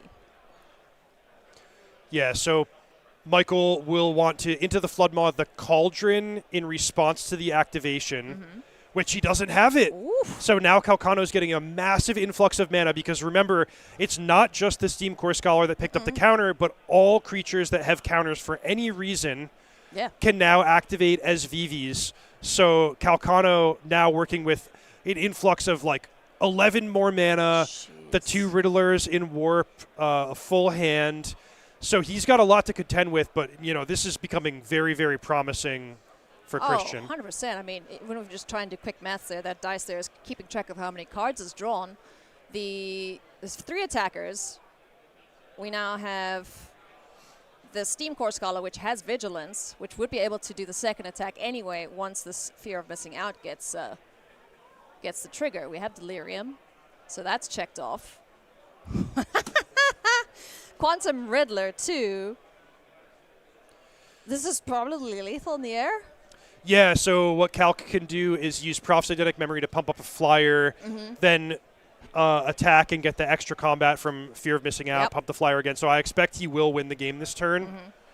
I'll take a moment just compliment. I love it, a complicated matchup, the way these players are so clearly tracking the game state. Yes. So you see this little trick where Calc is turning his cards, his creatures upside down to symbolize that they have used the once per turn VV ability. So they're not tapped, but it's just his way of tracking. Meanwhile, Michael is graciously keeping track of the extra cards drawn for the purpose of Proph's Eidetic Memory. Yeah. So, if you just turned on the stream 20 seconds ago, you might go like, wow, what a mess. How does anyone ever navigate these game states? And it's, just with precision and care and working. Oh, Wild Ride 2? Yeah, that's going to do it. That's more than enough there. And kudos to both players. Michael looked so good there for half a turn. But then we found the combo there of Vivi and the Agatha's Soul Cauldron. So Calc picking up the first win there in our mirror match here between, is it Cauldron? Let's look at the sideboards here now. Couple of different things here for the players to turn to. Right. So sideboarding in the mirror is very challenging. The word that I want to use from my seat in the commentary booth is non-obvious. Yeah. And I think being able to follow how players are sideboarding in the mirror match is something that can be a narrative thread of this tournament over the course of 2 days of play plus the top 8. Because if someone has figured out, a great plan that really works for them to beat other elite players in the Is It Cauldron mirror, that's the key, right? That's how you're going to go deep in this tournament and be in a favorable position going into the ending rounds of day 2. What I'll say for starters is both players started their sideboard here with 2 annuls. I think that those are the 2 cards that basically everyone is going to agree are really effective in the mirror because you get to counter Soul Cauldron, Fear of Missing Out, Proph's Eidetic Memory. That's basically all of the powerful turn 2 plays that your opponent can make. And in a matchup that moves fast and where going first can matter a lot, it's a way to sort of hijack being on the play, break serve, and help yourself from falling behind in those early turns. 2026 is going to be a jam-packed year of events for SCG and for all of you watching. Hopefully we'll see you at one of these events. There's plenty of action to come in the next year ahead. Atlanta is first up in January, 9th to 11th. So be sure to come on through there. If you want to go and see what all of these different events are, head on over to starcitygames.com/SCGCon. Some pretty sweet cities there. Reed, which ones would you be most keen to attend? Well, I think I'm very likely to go to Washington, D.C., Baltimore, and Hartford, because those are the ones that are kind of driving distance for me. Yeah. And then beyond that, as many as I can get to. The SCG cons are super fun. They always have these, outrageously awesome main events, whether it be the United States Regional Championship or Spotlight Series event. But additionally, there's just so much to do. I love the artists. I love just the general camaraderie, the side events. So we'll see, what the schedule allows for. And it just feels like these events get bigger and better each time. So kudos to the organizers and to everyone who comes out to these. Let's jump on down to Game 3 now between our second feature match here of round number 3. Reigning Pro Tour champion from Edge of Eternity is Michael DiBenedetto Plummer up against Christian Calcano, known as the Calculator. The Calculator. Now, okay, so...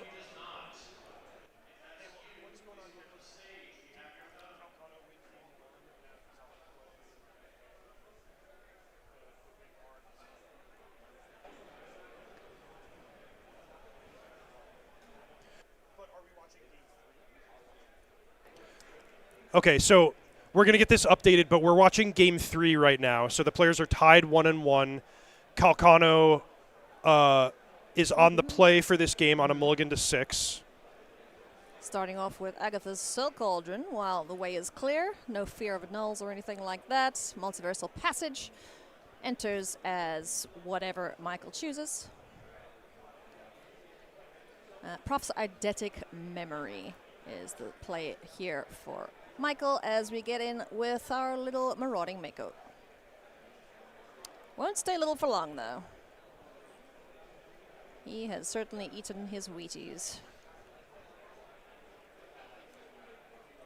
Turn 2 play here, or turn 3, I should say. Marauding Mako. He's done it, Ailey. This is exactly the dream opening for the Is It Cauldron deck, so we're going to get to see, bright and early here at Spotlight Spider-Man, the number 1 deck, just executing its combo to a T. Calcano plays the turn 2 uncontested Soul Cauldron. Turn 3, he plays a creature that discards the VV. He activates the Cauldron. He gives the VV ability to Fear of Missing Out. And now he's going to, more than double his mana, and things are just likely to get even more explosive from here. The best that Michael can hope for is that Calcano doesn't have too devastating a turn, and then he can untap and have something like a Braid to sort of reset. But, the damage might be done already. Look at this. Gross. A null in the bin. Marauding Mako gets larger and also gets the ability now. Gross. If ever there were an ideal mulligan to 6, you're looking at it, friends. And it's a great lesson for this deck, too, because if this is what you can do with 6 cards, it's sort of like illustrative that you don't need to settle for a mediocre or slow 7-card hand, because when you mulligan, if you have the right configuration of cards, like Quantum Riddler can get you back into it, the VV Cauldron combo can get you back into it, Winter Night Stories, or whatever it might be. Like, there are so many powerful things that you can do with this deck, that one of the things separating the average pilots from the elite pilots, like the 2 players we're seeing on screen, is going to be these tight mulligan decisions and making sure their opening hand gives them what they need to win the game. Incredible stuff. Can you imagine if that last card cost with the island up was Winter Night Stories? Oh, forget about it. Unbelievable turn there for Christian. Less impressive turn from Michael DiBenedetto Plummer, unfortunately not able to fire on all cylinders just yet, but he's got an elite pirate. Yeah, elite pirates. That's right. The biggest creature on the board for now. Let's see how long that lasts as on the end step. Oh, boo. Into the Flood Mort takes care of the Marauding Mako, but Michael says no thanks. Yeah, using that spell. Well, beautiful spell pierce, by the way. I'm impressed. As well. But using that because one of the particularities of Vivi's ability is that it can only be used on your own turn. Yes. So Spell Pierce effectively counters Calcano's into the Flood Maw, and I think it's basically a hopeless cause to think that Spell Pierce is going to counter anything on Calcano's turn when he can activate, 2 or more creatures with the Vivi extra mana. Yeah, he could pay like 5 times over if he really wanted to. Whew, boy. Okay. So that was cool and all, Christian, but what else you got? Taps 2 starts things off, is going to activate the Fear of Missing Out to get Quantum Riddler on the board. And truth be told, mulliganing to 6 ain't so bad when you have a Riddler to Totally, fill yeah. your hand. Sometimes the faster you can empty your hand, the better. Now we see our Mako's ability activated. Yeah, this game is going to be over in Calcano's favor very quickly. Shield's totally down for De Benedetto Plumber. Calcano, advantage on the battlefield in terms of creatures and power and toughness. Advantage in terms of mana. He now has the ability to dump another creature in his graveyard, which means he can just activate the Cauldron, make the Quantum Riddler a 5-power creature with the VV ability. Yep. He's got Winter Night Stories flashback, so you name it, Calc's got it. How does he lose from this position? He would have to give an opening for Michael to do the same thing on his turn, and I shouldn't speak so confidently because these matches can turn really quickly and really dramatically on the back of the VV Cauldron combo, on the back of Quantum Riddler refilling people's hands. So you never really want to rest on your laurels and be like, well, I have more creatures. I'm good here. Yeah. You always want to be shutting off those windows, making sure your opponent can't combo you back, and just importantly, dealing 20 damage as quickly and effectively as you can to make sure you're the one signing the match slip. Absolutely.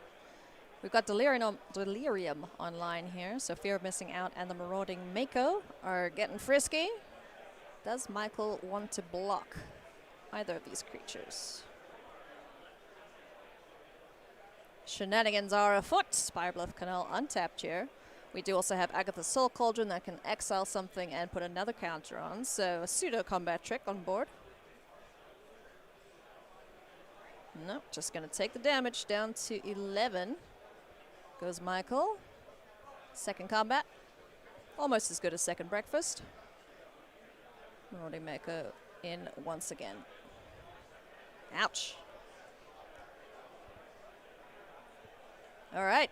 Michael gets to untap, though, importantly. So still has a shot here to do something redonkulous so long as Christian can't interact with him. Yeah, I suspect Calcano maybe has something to interact because he could have flashbacked Winter Night Stories. He could have kept going in a number of different ways, but I think he probably just has an instant to play that he feels is going to slam the door on the game. He's going to annul the Soul Cauldron. He's going to into the Flood Maw, Michael's best permanent. And if he has that, I'm really ready to call it in his favor. Yeah. So first main phase, attempted Winter Night Stories. Will this meet a Spell Pierce? Has access to 2 of them in the sideboard for Christian. Sure is. I love the art on that Spell Pierce. It's just like, no thank you. That's exactly what Christian does here as he picks up the win in the mirror match up against Michael De Benedetto Plumber. So pretty great matchup there. That was really cool to see 2 excellent pilots of the best deck in the field. Yeah, exactly. And we got to see a wide range of what that deck is capable of. So that draw that Calcano had in Game 3 where it's just like, okay, I've assembled my combo on turn 3. I'm going to town. That is definitely the dream. That's the payoff for playing Is It Cauldron. Yeah. But this deck is so powerful, so well-rounded, so many backup plans. And we saw in the previous game just, man, I can leverage Proph's Eidetic Memory, Fear of Missing Out. I can make some 10-power creatures. So it just like, it's really a lot that the opponents have to think about, whether that be the mirror match or any of the other decks in the field. Well, we'll see more of that matchup, no doubt. We're going to take a short break because round 4, as you can probably hear, is coming up very soon, so don't go anywhere.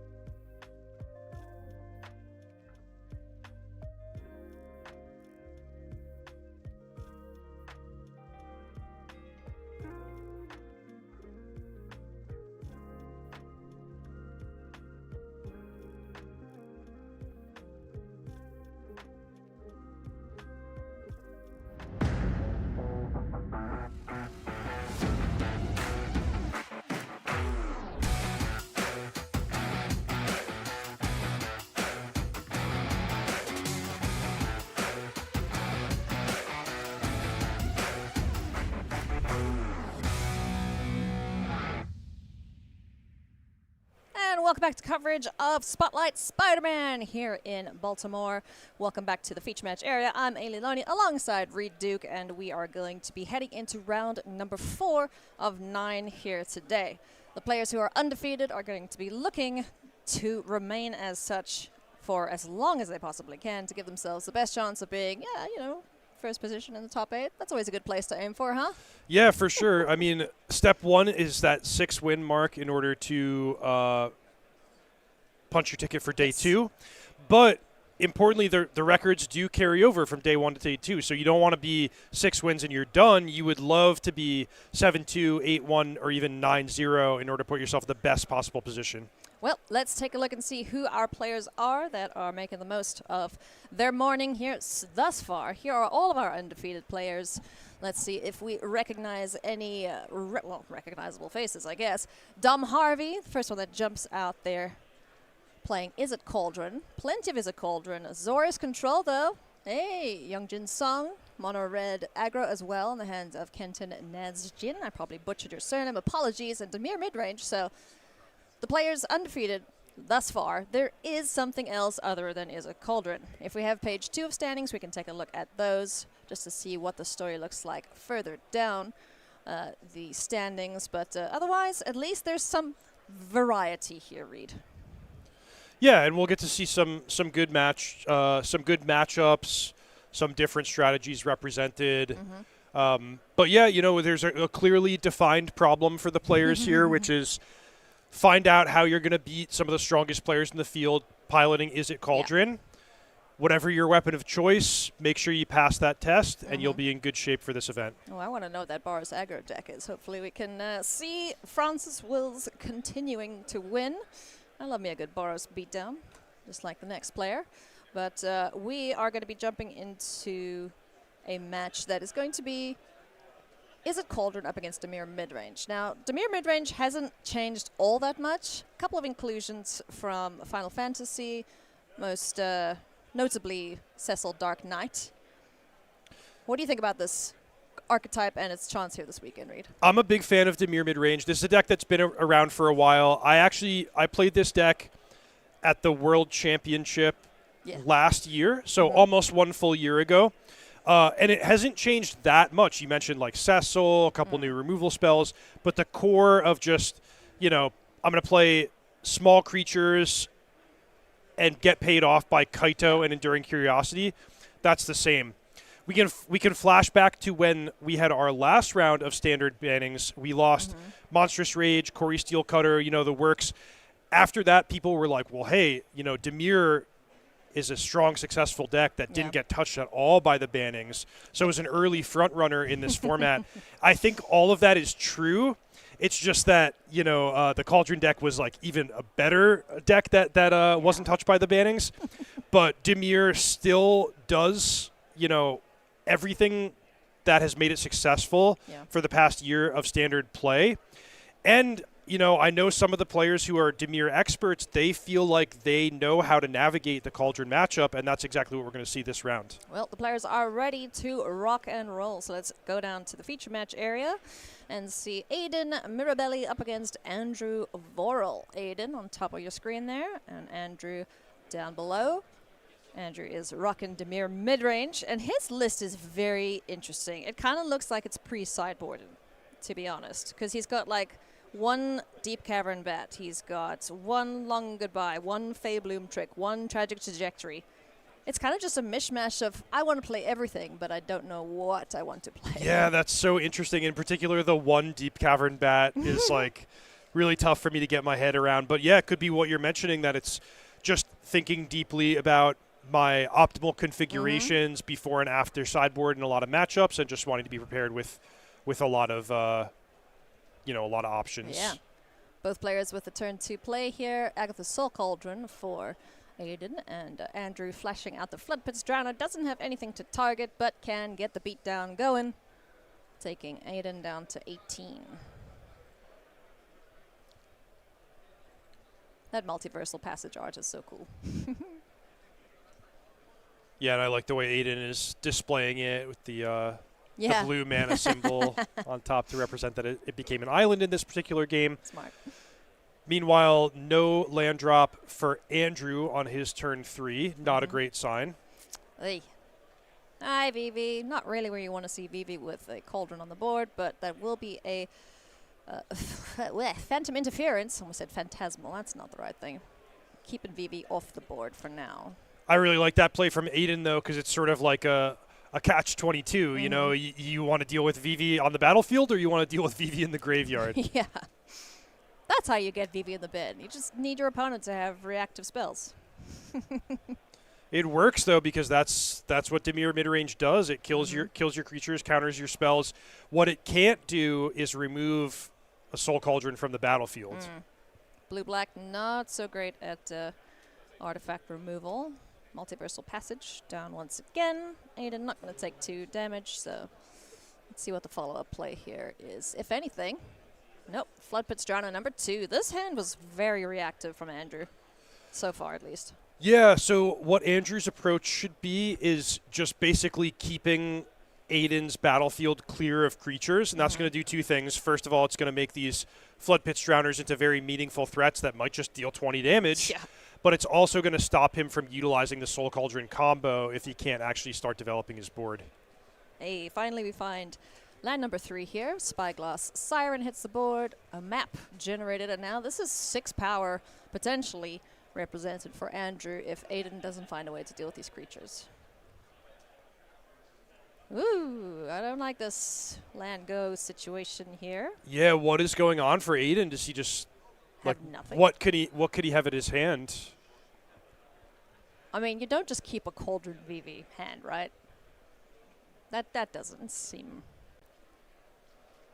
correct. I wonder if he could have Into the Flood Maw, which is not a super effective way to deal with the Flood Pitch Drowners. They just come back. It's like playing catch and release with a fish that then just jumps back in the boat, you know? He could have redundant copies of Soul Cauldron. He could have Wild Ride. But, I mean, just playing nothing is not a way to keep your head above water. This is not good for Aiden. Just took another 5 there. I think the life total should be at 7. Yeah, he should be at 7. Andrew, unfortunately, didn't get that extra counter, which would be lethal here at this point. Found a land on top, and he's just going to jam. Creature damage. Woo! Yeah! My favorite thing. His hand must be absolute garbo. Oy, oy, oy. Down to 2. Needs to answer 3 threats. What? Good grief. Into the Floodmaw. Wouldn't do anything there to just, stem the bleeding. That was rough for Aiden. It did not play out the way I expected it to. That was, one of the worst mana floods, that you're likely to see this weekend. Yeah, that was super rough there for Aiden. Andrew picking up the win, though, from what could have been a awkward position for him. Kept a 2-lander, didn't find land 3 for quite a while, but those creatures just getting in there the entire time, not meeting any removal, no blockers at all. It just worked out so well for him in that situation. Yeah, that's kind of what the Dimir deck wants to do. It wants to get ahead with some cheap creatures and then use its permission, its removal, its interaction to stop the opponent from getting back into the game. That was kind of easy mode since Aiden didn't have a lot of spells to cast even over the course of a 6, 7, 8 turn game. But, in fairness to Andrew, he did execute his plan, right? He played some flash creatures, he countered a key spell, and that was enough. Yeah. He did what he needed to do there, friends. And what you need to do is come and visit us at the next SCG Con, which is going to be in Atlanta, January 9th to 11th, 2026. Don't start writing 2026 already. Some people have started doing that. It's real funny. But it's going to be in Atlanta, Georgia, where we were just recently for the Pro Tour. It's going to be standard, and there'll be coverage on the YouTube. So come and hang out. Visit starcitygames.com. It's also Spotlight the Avatar. So if you dig the series, you want to see the cards in action, you want to come play some, sealed or cube or commander or just take part in any of the events. It's going to be an absolute blast. So, yeah, check it out. Hope to see you there. You an Avatar fan? I'm building up my interest in it. I Nice. watched an episode last night. I watched 4 on the plane here. It Did was you great. really? All right, Yeah. great. Yeah, it's I think the It's charming. the common trajectory is you're an Avatar fan, and then the Magic cards come out, and you go, "Oh, I'll try Magic." But for me, it tends to be the opposite, where True. the Universes Beyond inspires me to get more into whatever Yeah. IP we're crossing over with. Yeah, that's very true for me as well. Although I haven't had a chance to play any Final Fantasy games, I will say. Sorry to disappoint you. I know you're a big fan. There's still time. Oh, there is. Yes, You absolutely. have a flight home. But What am I going to play on? anything you're looking forward to next year? I am looking forward to Lorwyn. Never been there since I've started playing Magic, so that's going to be real cool. The rest of the sets announced so far, nothing has sparked my interest just yet.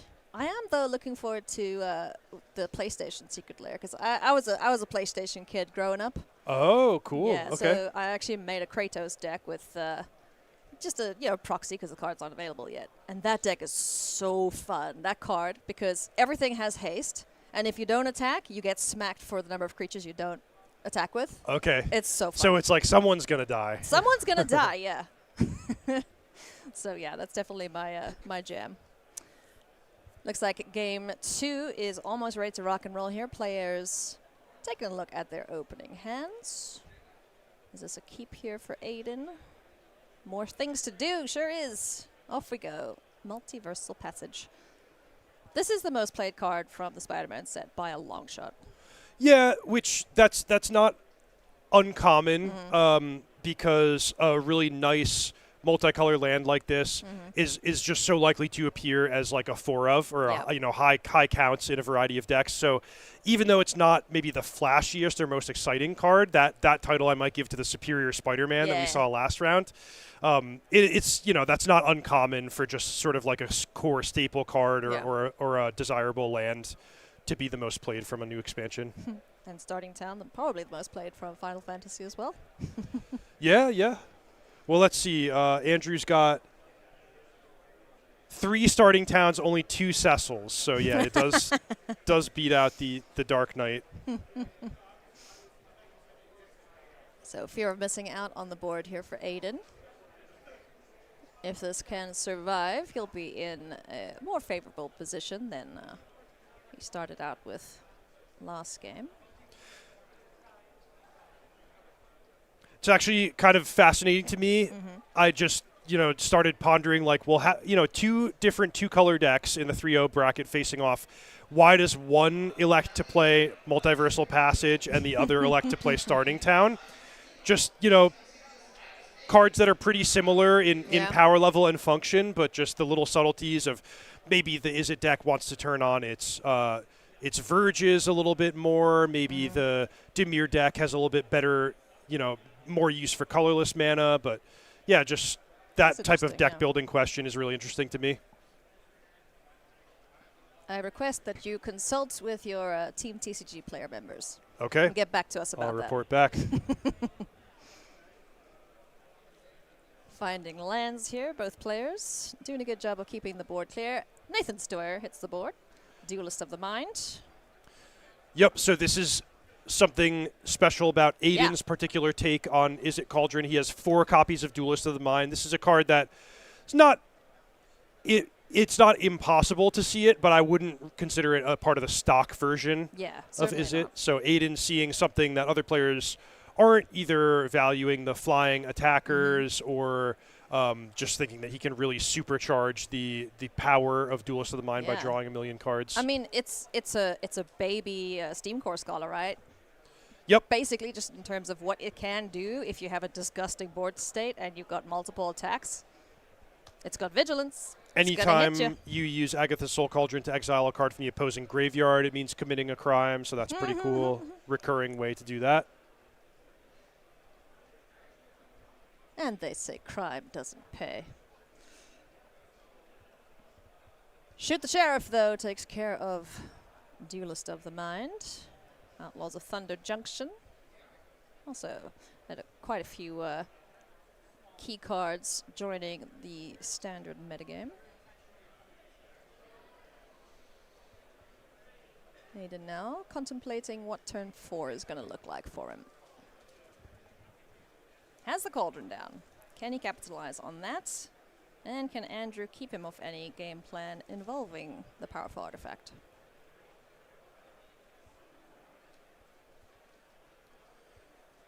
Big things here for Aiden. Yeah, so in some ways resembling Game 1 where Aiden has the Cauldron on the battlefield but no creatures, but in some ways different because the players are a little bit more equalized on land. Mm-hmm. Andrew has not been able to get his offense set up yet. Yeah. So I think what Aiden wants to do is he wants to make a play that's strong enough where Andrew feels pressure to react. Because if he doesn't, if he passes the turn or does something kind of ineffectual, Andrew might take this turn to flash in something like Enduring Curiosity. Mm-hmm. Then once he's ahead, everything that the Dimir midrange deck starts to do becomes just that much more deadly because it's contributing to a preserved snowballing advantage. Alrighty, that explains the big thing because we are flooding on key cards here. Quantum Riddler. Weirdest art I've seen of it. I actually haven't seen this version of it yet. But it is going to hit the board and draw some cards. Potentially, Tashana's Tidebinder says, nah, I'm good, thanks. So Andrew definitely sitting there waiting for Aiden to make a move. And even when it's cast later, it won't have its draw effect. Would it have the second line of text? I believe it's all set now. Once it's exiled from the battlefield, the Tishana's Tidebinder can't remember the card, the permanent once it's warped off of the battlefield. Okay. So that was just a really clean cut. Basically, Andrew stifling the triggered ability to draw cards for Aiden, which was plenty good enough. But it does mean that Aiden's going to have access to the powerful 5-drop when he's ready for it. Yeah. And if we hadn't seen that play there from Aiden, likely would have just been an animation of the Soulstone Sanctuary. Or if he had a threat like the cute little kitty during Curiosity. Ooh. Die. Soon. Okay, so this is Quantum Riddler entering the battlefield. Andrew's going to respond to the card draw trigger so that Aiden doesn't get the benefit of the passive ability, and he's only going to draw. So his trigger's going to resolve, but he's going to draw only 1 instead of 2. Okay. Oh boy, so now Andrew does Faebloom Trick, which, the extra text on that card's not super important on this battlefield, but just getting 2 bodies means that if he can deploy Enduring Curiosity or Kaito, he's going to be in really a dominant position to start snowballing and taking control of the game. One of the arena championships, I think the runner-up played Faebloom Trick in their deck. It was more Izzet Prowess at that time, but it was such a beating. No one had anything to deal with these flyers, so I kind of like Andrew's elevated approach to this archetype, following up here with a Cecil the Dark Knight. Now, this is a big board that needs to go die for Aiden if he wants a chance in this matchup. Yeah, so Andrew way ahead on the board, but the good news for Aiden is there was no Enduring Curiosity, no Kaito, so he actually has an opportunity to fight fair. Yeah. If he can start deploying creatures, getting his card drawing online, maybe assemble that combo by dumping a Vivi into the graveyard, he can still win this game. The shields are down, but he needs to do something powerful this turn. If it's just some more warping Quantum Riddlers, it might not be enough. Yeah. I believe he's got 2 cards in hand, so his body language isn't screaming, yes, I'm going to kill the board. Tap in 3.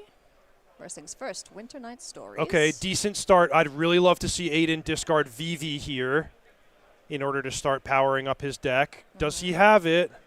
Looks like he's got another Quantum Riddler in hand. And he's got a Fear of Missing Out. Just lean in a little bit there, Aiden. There you go. Looks like he's got a Profts in hand too.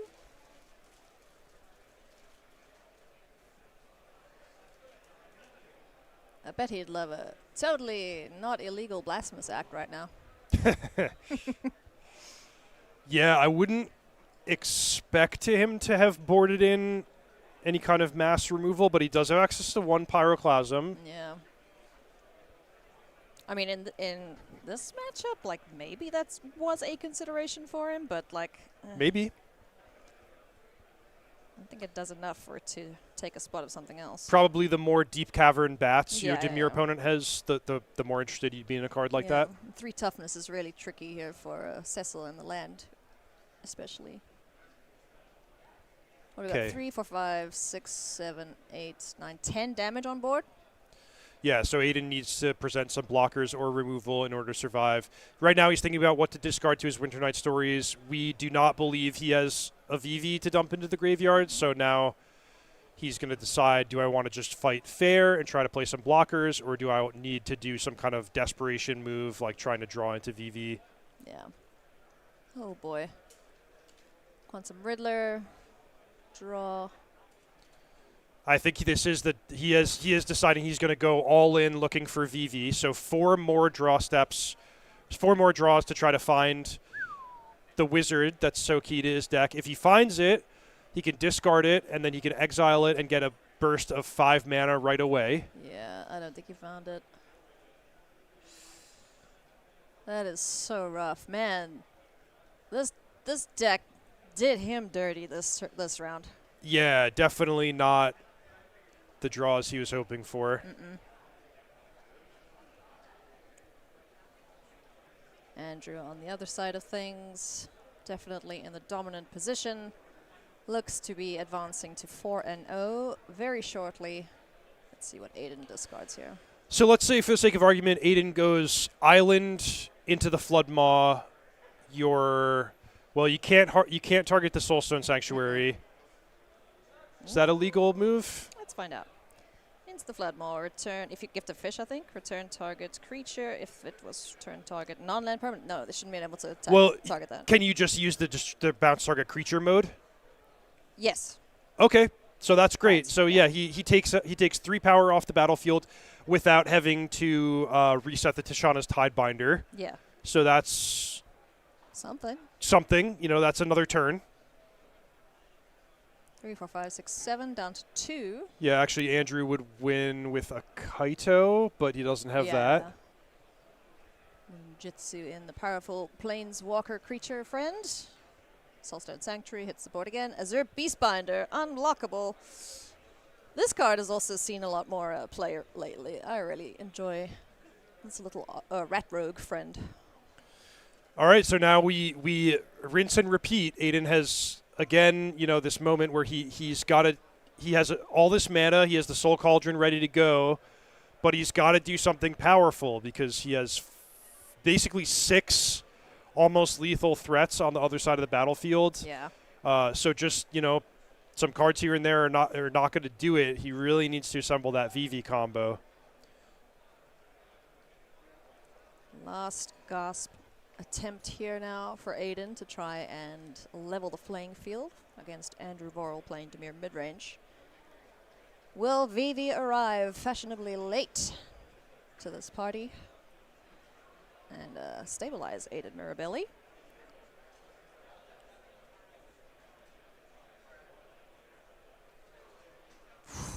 This is the 3rd or 4th Quantum Riddler we've seen this game. At least the 3rd. This Yeah, is you're third, right. Yeah. Good grief.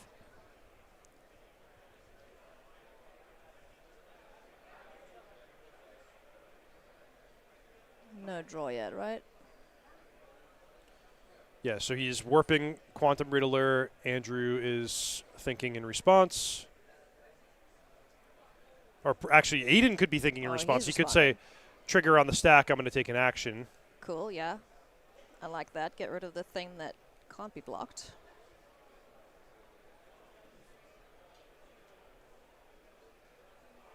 You don't really want to get to Shauna. It's got to be one of the flyers or Cecil. Yeah. Get rid of one of those permanently. Now we get to draw 2 because the hand has less cards in it. Did you find VV?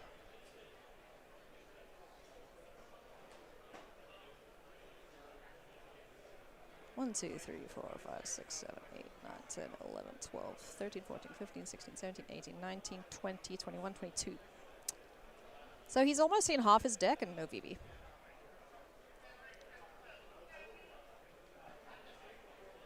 Prophetic Memory. Wouldn't he draw 2 then? Because of Quantum Riddler still being out? Depends on the number of cards in his hand. Oh, it looks like he found the VV, but he couldn't at that point discard it. And so he wasn't able to combo, and he just got overwhelmed by the big board of creatures. Oh, man. That was one of the roughest matches I have seen for an Izzet Cauldron deck since Final Fantasy was printed. That was rough. Yeah, certainly the first game, Aiden just basically couldn't participate. You know, he got his one VV countered and just never drew another card to play.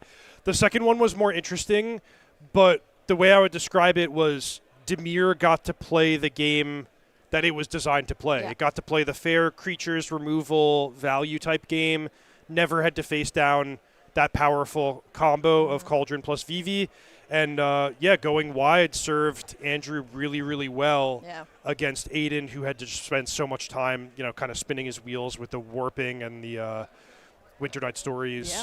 I'm going to be interested to see how Andrew does with this iteration of Dimir midrange, because it's certainly unlike the stock list, as you mentioned.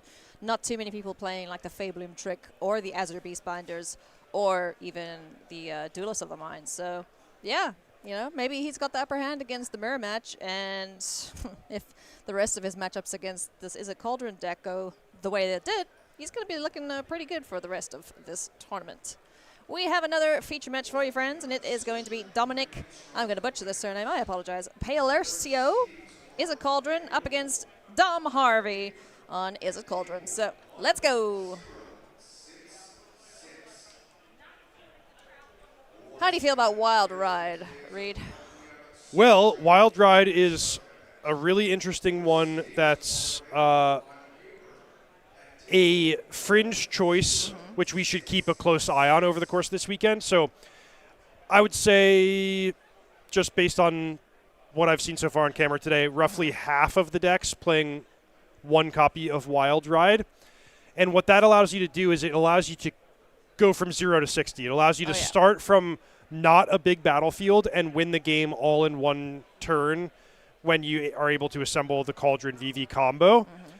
And so that's a really interesting judgment call to me. You think about how often is it going to come up that I need to get the game over with in one of these corner case situations versus how much do I want to streamline my deck and say, it's enough to just have a big turn and pass with a big battlefield of creatures. Yeah. Both players playing a very similar start to this. We got 2 Fear of Missing Outs apiece, or 1 Fear of Missing Out apiece. Agatha's Soul Cauldron now for Dominic. Do we find land number 3? Well, there's land 3 in the bin. Yes, there we go. All right. 3 Spire Bluff Canals. Talk about consistent mana base. There you go. Can't get more consistent than that. Prophetic Memory gets... Ooh, gets a counter on our enchantment friend, and that gets into the flood mode from Dominic, who wants to keep staying in the driver's seat. Excellent basic land choice there, Dominic. Yeah, you mentioned the other day you like the full art lands. Oh, they're so pretty. I never get confused if it's a full art land, because I'm like, yep, that's a basic. Fear of Missing Out number 2.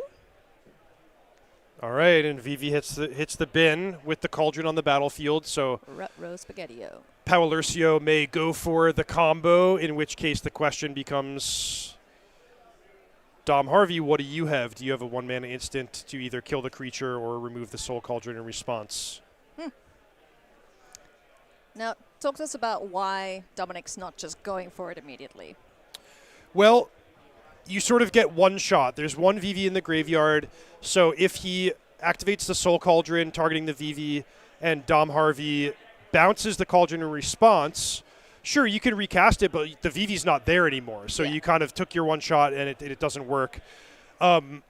So instead, now we have this kind of cat and mouse game where if Dominic Harvey taps out or uses into the Flood Maw on something else, then it's all systems go for Pau Lucio to make some moves.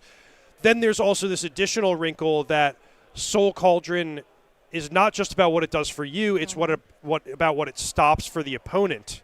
So as long as you have a Cauldron untapped, it becomes really, really difficult for your opponent to play their own Cauldron and get things going in that way. And here we see that exact sequence that we were just talking about of Pau Lucio goes for the exile of VV, Harvey bounces it, and now it's gone. There's no more VVs to be worked with. You still get the resolution of the Cauldron ability. You get to add your counter, but you do not have access to the VV's ability because the Cauldron is not on the battlefield anymore. But he got a fish out of the deal. Seems pretty good. Honestly, the fish, in some games it's nothing, but in this kind of low resource game where no one's doing anything super dramatic, it could matter. It's an extra chump blocker on a key turn. Dom's got 2 VVs in hand. The biggest into the Flood Maw target available gets sent back to Dominic's hand. And Dom doing a pretty good job of keeping, well, they're both Dominic. Harvey keeping Pau Lucio just on the back foot a little bit here.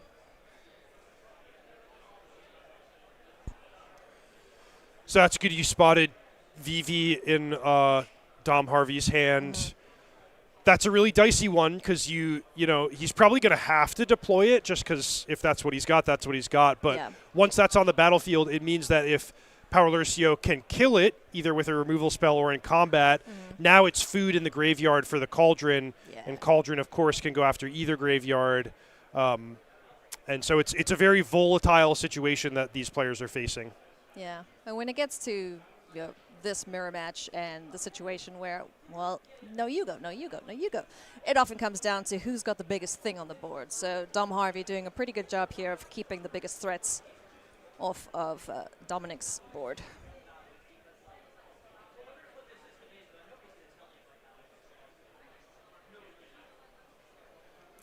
Four mana available for Dom. 2 VVs in hand. I think he had like 4 cards. So I think we might just be going VV. Prophetic Memory can start putting counters on VV. It's not the greatest way you want to be going about increasing its power. Woo! All right, let's go! Zoom, zoom. Ah, boo. Never mind. Ooh-wee. Well, that didn't work. No, but at least the good news is the VV's exiled rather than sitting in the graveyard to turn against you. Dominic could have sacrificed that fish. We knew the fish was going to be meaningful, but the fact that he sacrificed the Soul Cauldron, I think, makes it almost certain that one of his 2 remaining cards is a Soul Cauldron. Yeah. Keeping chump blockers available if things get out of hand from Dom Harvey's side of things. Well, let's see, turn passing back now. What does Dominic Pau Lucio have?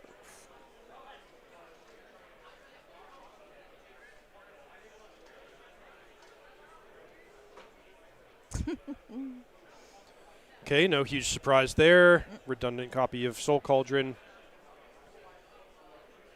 No juicy targets. VVs that were in the bin are in exile now.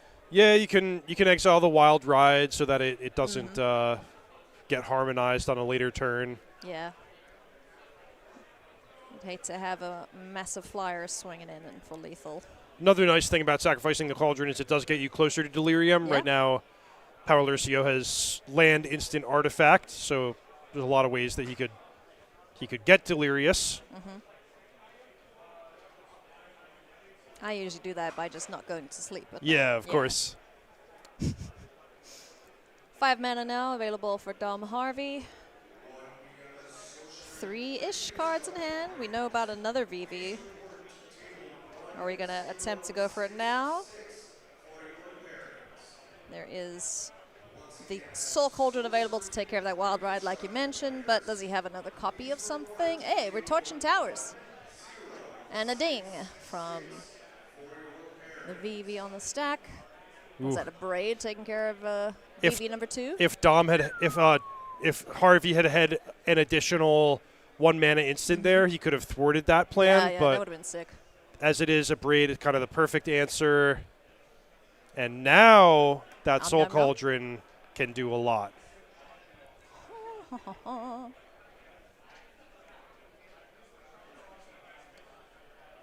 Both players with 3 out of 4 types for Delirium. Yeah, like you mentioned, what does Agatha Soul Cauldron keep your opponent off of? In the mirror match, it's definitely Delirium. And now VV and Wild Ride, juicy targets here for Dominic. And waiting on the VV, possibly to get another creature down, get 2 activations off of the ability. Oh boy, yeah. Oh, it hurts. It hurts so much. This card is so good. Chuck, chuck, draw, draw. Oof. And that's still not Delirium, importantly. Yeah, one more. He's got nothing else to. Well, I say he's got nothing else to do this turn. There's an Act the Soul Cauldron and a VV in the bin, so he's got plenty to do if he has a card to do it with. But he may not. Wow. He might just be out of gas, all the mana in the world, and nothing to spend it on, Must which be a does land in hand or something. sometimes happen with the Is It Cauldron deck. Yowza. Sometimes you just run out of gas.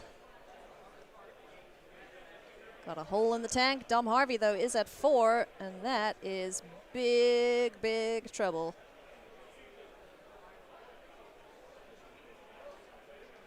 Doesn't look like he's too pleased about what he drew. There wasn't a Braid, so that could take care of Agatha's Soul Cauldron. I wonder if he can win. Like, right now he goes. Let's say he can get Delirium, which that is a tall order against the Agatha's Soul Cauldron. Yeah. I'll acknowledge that.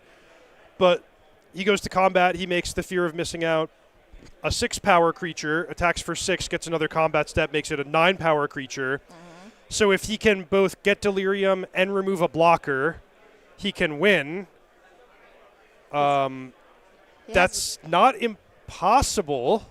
He has Delirium right now. He has Delirium right now. Any removals, well, any card being removed from the yard, the sorcery or the creature will take him off Delirium.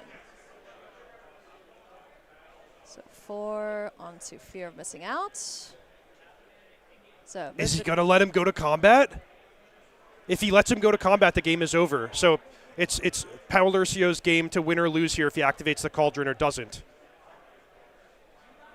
So beginning of combat, yep. Wow. Call there from Dominic Palacio.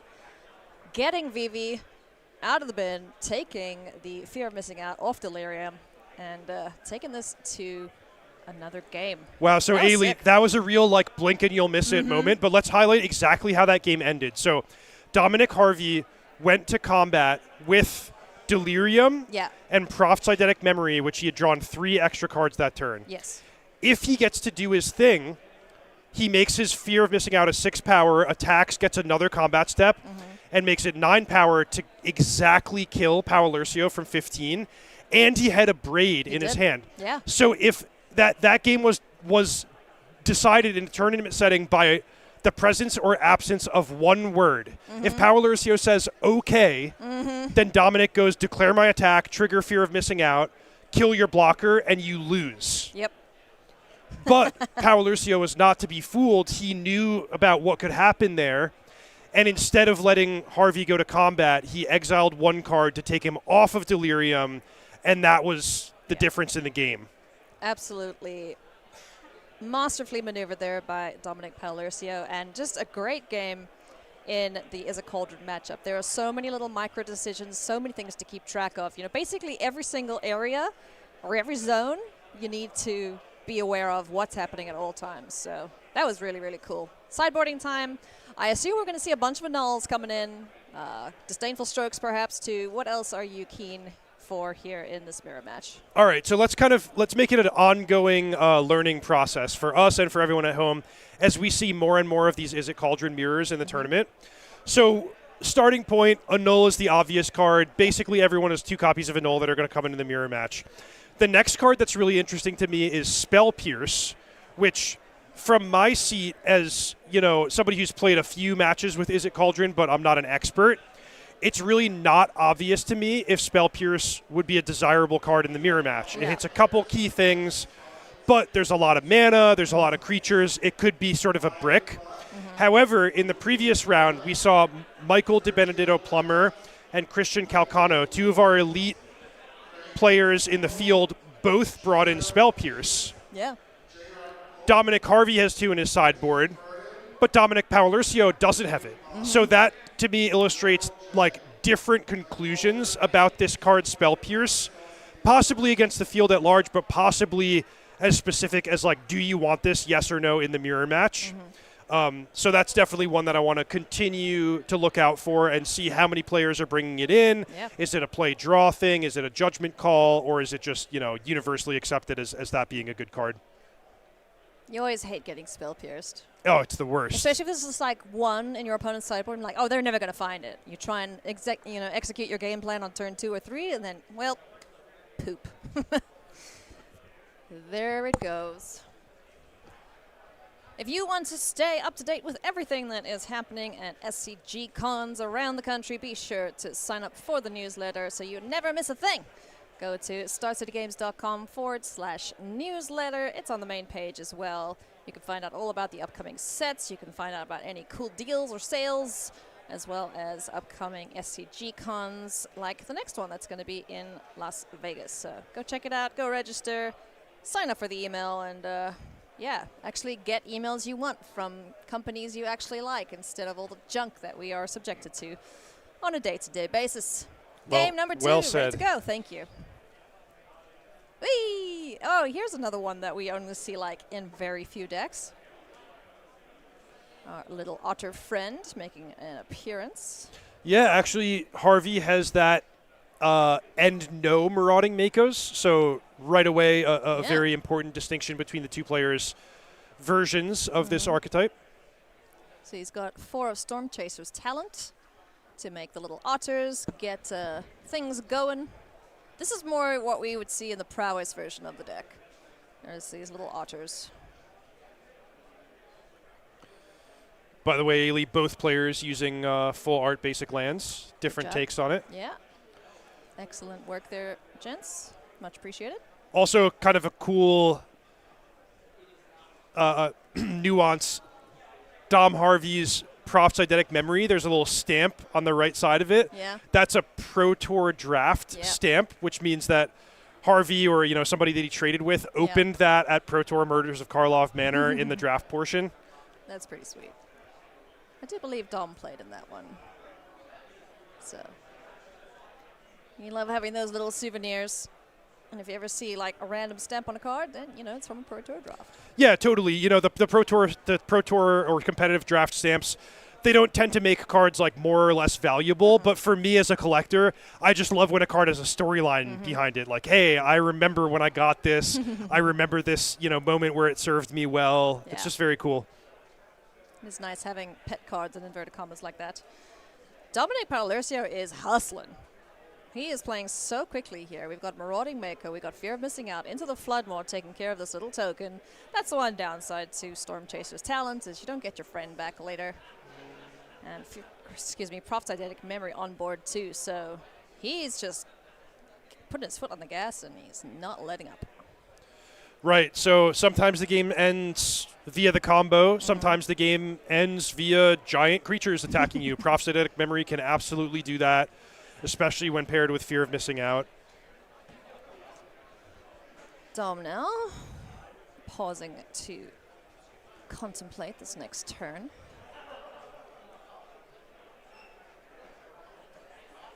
And he himself also had a really good start, but Dominic Paolercio seems to be firmly in the driver's seat right now, at least in terms of board presence. So what could Harvey be thinking about here? It's just such an intricate matchup where you're thinking about life total, you're thinking about board presence, you're thinking about resources and sculpting your hand. So he's like, okay, what do I want to take this turn to try to defend myself, progress my own game plan? How do I best do each of those things? And in the end, he decides he's going to deploy VV. Was and that post-combat? Oh, no, sorry. I'm just thinking about profs, because that's on the board, right? Yeah. Yeah, both players have profs on the battlefield. Yeah, but I did draw on one card. Never mind.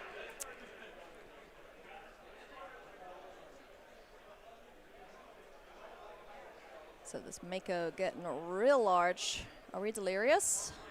We have, so the legend rule of the enchantment. No. So that's a multiversal passage as the top card in the graveyard. So we have land, enchantment, instant. But getting enchantment there is pretty nice because that means like basically any additional card that can hit the graveyard will represent the fourth type. That's an exaggeration, but enchantment is a tricky type to get in there, and it's a really valuable type to have because of that. Yeah. And you'll often see people chuck Fear of Missing Out because it's 2 in 1. It's a twofer. Here comes Quantum Riddler, and now we get to put counters on things with profits. Yep, so shields down with the VV on the battlefield. Whew. Winter Night Stories, harmonized back. Thanks, Riddler. I do love the players keeping track of things for each other. It's great sportsmanship.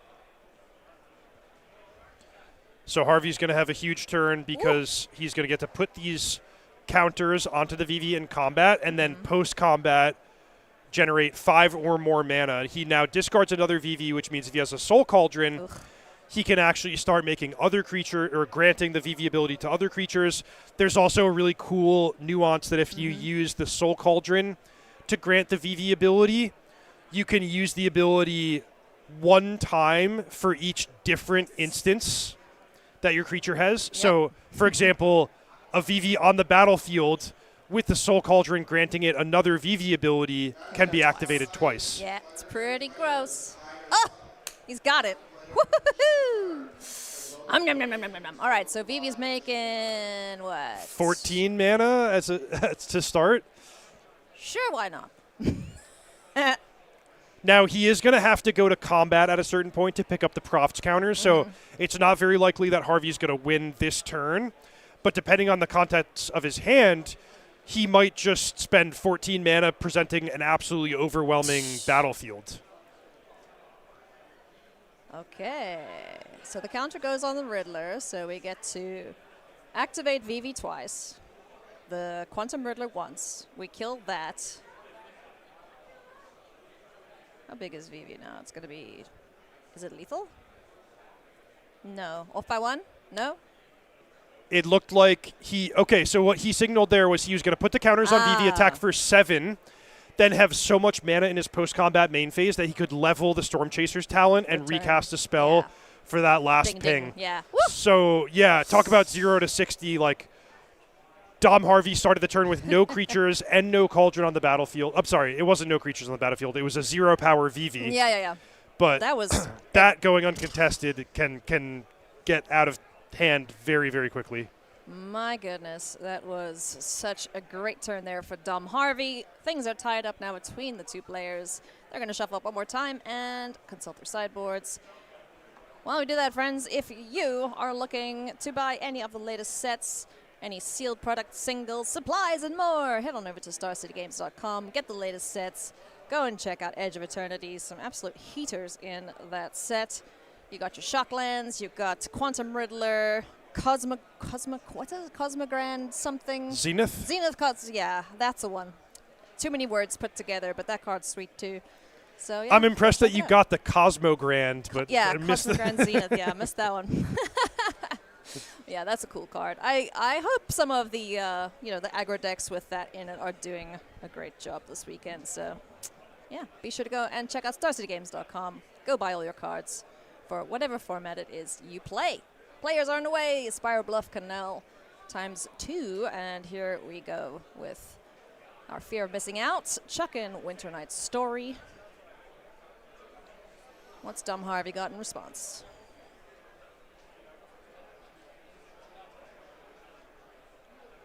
Shock, horror, fear of missing out.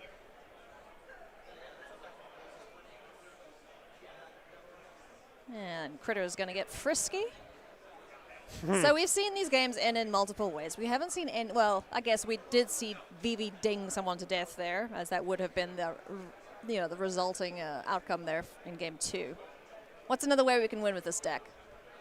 Milling, I guess. That would surprise me. That would be a secret door number 3. But yeah, like board presence advantage, life total advantage, mana advantage, cards in hand or resource advantage. Those are all different angles that you can sort of push. Obliterating Bolt taking care of Vivi, exiling it as well, so it's not in the yard for an opposing Agatha's Soul Cauldron. So a little bit of, guess we'll call it gamesmanship, but just Pao Lucio initiated a bluff attack on turn 3, 2-3 fear of missing out into 2-3 fear of missing out. Harvey tanked for a long time thinking about it, decided to block, and he was right. He called the bluff, so he stayed at 20 instead of it being reduced down to 18. And then what happened was Harvey killed Pao Lucio's creature and got in an attack uncontested. So, while I love a good bold bluff attack, the actual way it played out was bad for Pao Lucio because he then didn't have his creature on tap to block and ended up taking 2 extra damage as a result. Let's see if those 2 points of damage come back to haunt Dominic Pao Lucio. Prophetic Memory, going to put a counter on this fear of missing out. So now the bigger creature on Dom Harvey's side of things.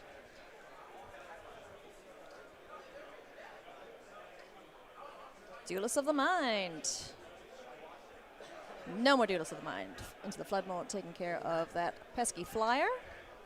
That's actually a sideboard Duelist of the Mind for Dominic Harvey. Interesting choice. Marauding Mako. Oi! Steamcore Scholar. Yeah, let's go wide. We have instant land sorcery. Still no Delirium. Not a creature yet. That Vivi's gone. And for another 2. So the race now gets interesting to see which creatures can do the most damage. Dom Harvey's fear of missing out would love a friend. It would love or some card draw. Delirium. It would love some card draw. Yeah, 2 cards in the yard and then, 2 different types in the yard for Harvey, and he would be there. And then could do the, attack and then pull it back, not even have to attack for the second time. Man, Dominic Harvey's deck list is so different from a lot of the other VV Cauldron decks. Like, he doesn't have... It used to be you would see both Steamcore Scholar and Tersa Light Shatter as these 3 drops that allow you to draw and discard, stock your graveyard. He doesn't have either of them. Tersa is not in many of the decks lists anymore, which makes me sad. She's a cool design. Yeah, correct. But Steamcore Scholar is really popular. I'm very surprised to not see that. Pao Lucio has 3 Scholar, 1 Tersa Light Shatter. That's kind of like what I would describe as the old school split that you'd see, a month ago or so. So we asked, what would this fear of missing out like? Well, it got everything. It got its its card drawing and its Delirium. Woo. Dom Harvey sitting at a healthy 16 life. We have seen these Is It Cauldron decks do ridiculous things, though. Here comes a backup Steamcore Scholar, so blockers aplenty for Pao Lucio. Winter Night Stories in the yard. Trigger on the Mako. Does Dom Harvey want to react? There is a Torch the Tower available to kill it now if he chooses on Prophetic Memory. Bargain, excuse me, if he bargains it. Yeah, I think I like this. Just don't blink until there's something that's actually threatening to kill you. Yeah. Because one of the things that could happen is Pao Lucio might just get a little overexcited and make an attack. Then Dom can take the damage and kill the untapped blocker in order to set up his own lethal attack. Yeah. And he's got Delirium now. Yeah, because there's a creature in the bin. Creature, land, sorcery, instant.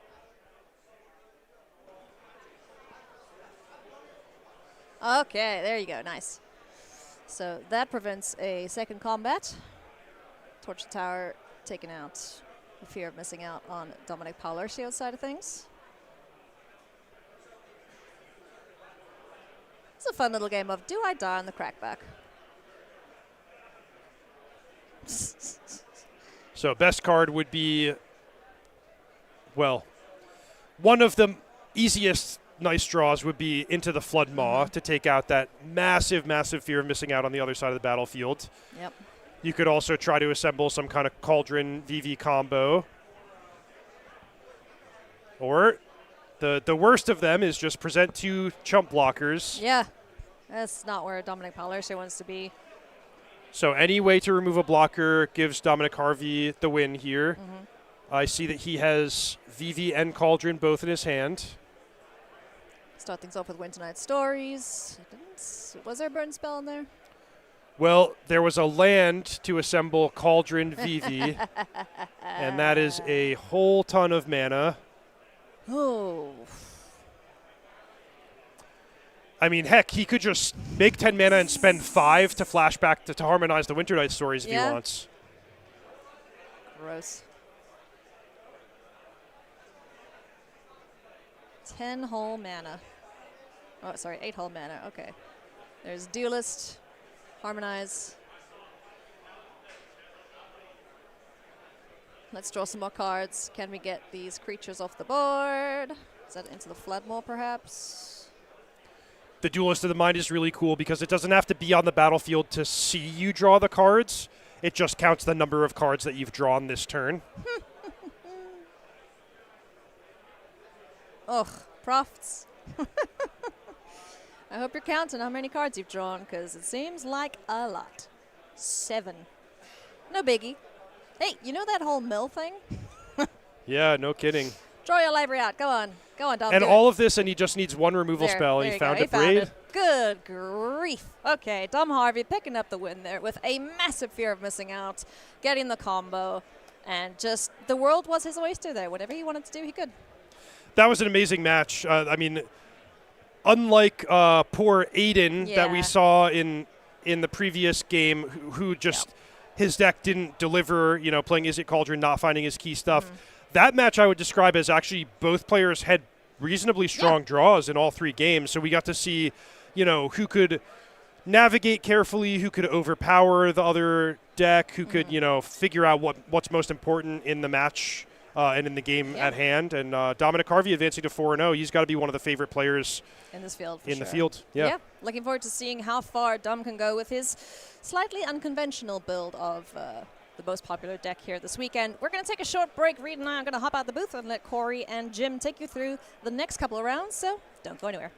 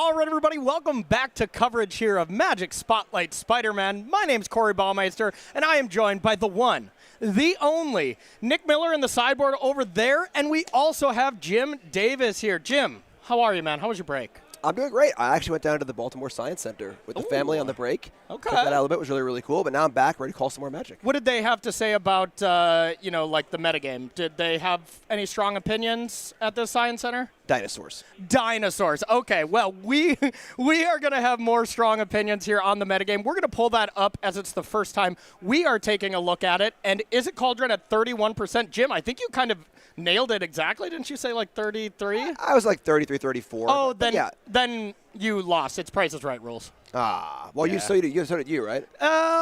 You Yes. know, yes. Yeah, that's a yes. Okay. Yeah, I mean, nothing super surprising here. You know, it is an open field tournament. I think if this was a pro tour or a smaller field event, we'd see maybe 35, 40%, maybe even something a little Maybe scarier more, than that. yeah. You know, but 30% is pretty cool. Mono red, of course, is the yin to Cauldron's yang.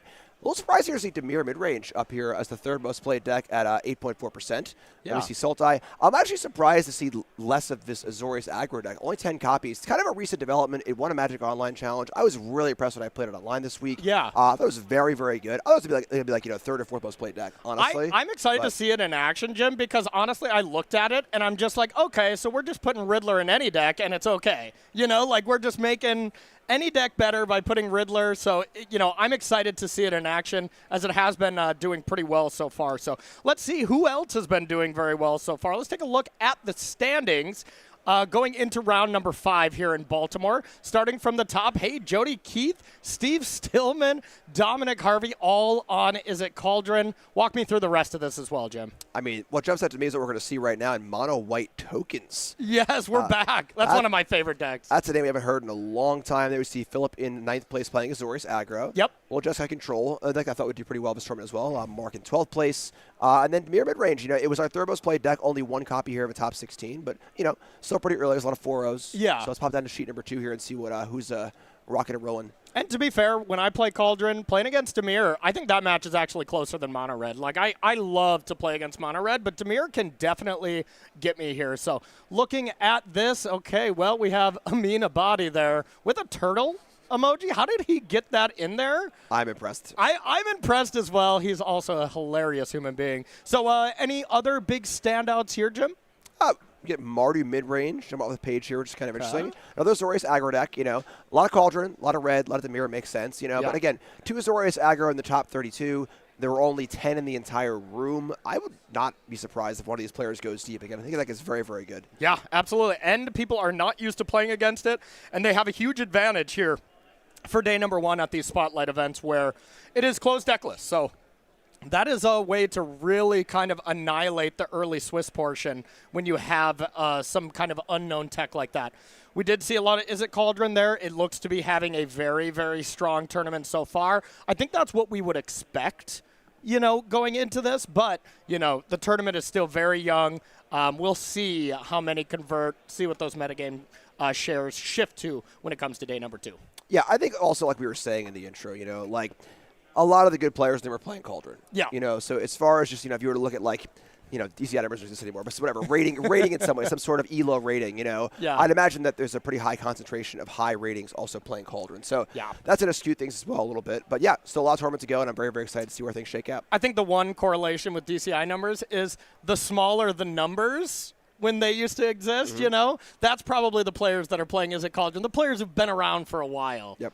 Yeah. So, feature match is getting ready to go and getting it started off, but we can talk about our feature match here. Pull up the deck list if we got them, but it is going to be that mono white tokens up against Azorius aggro. So I am super excited about this.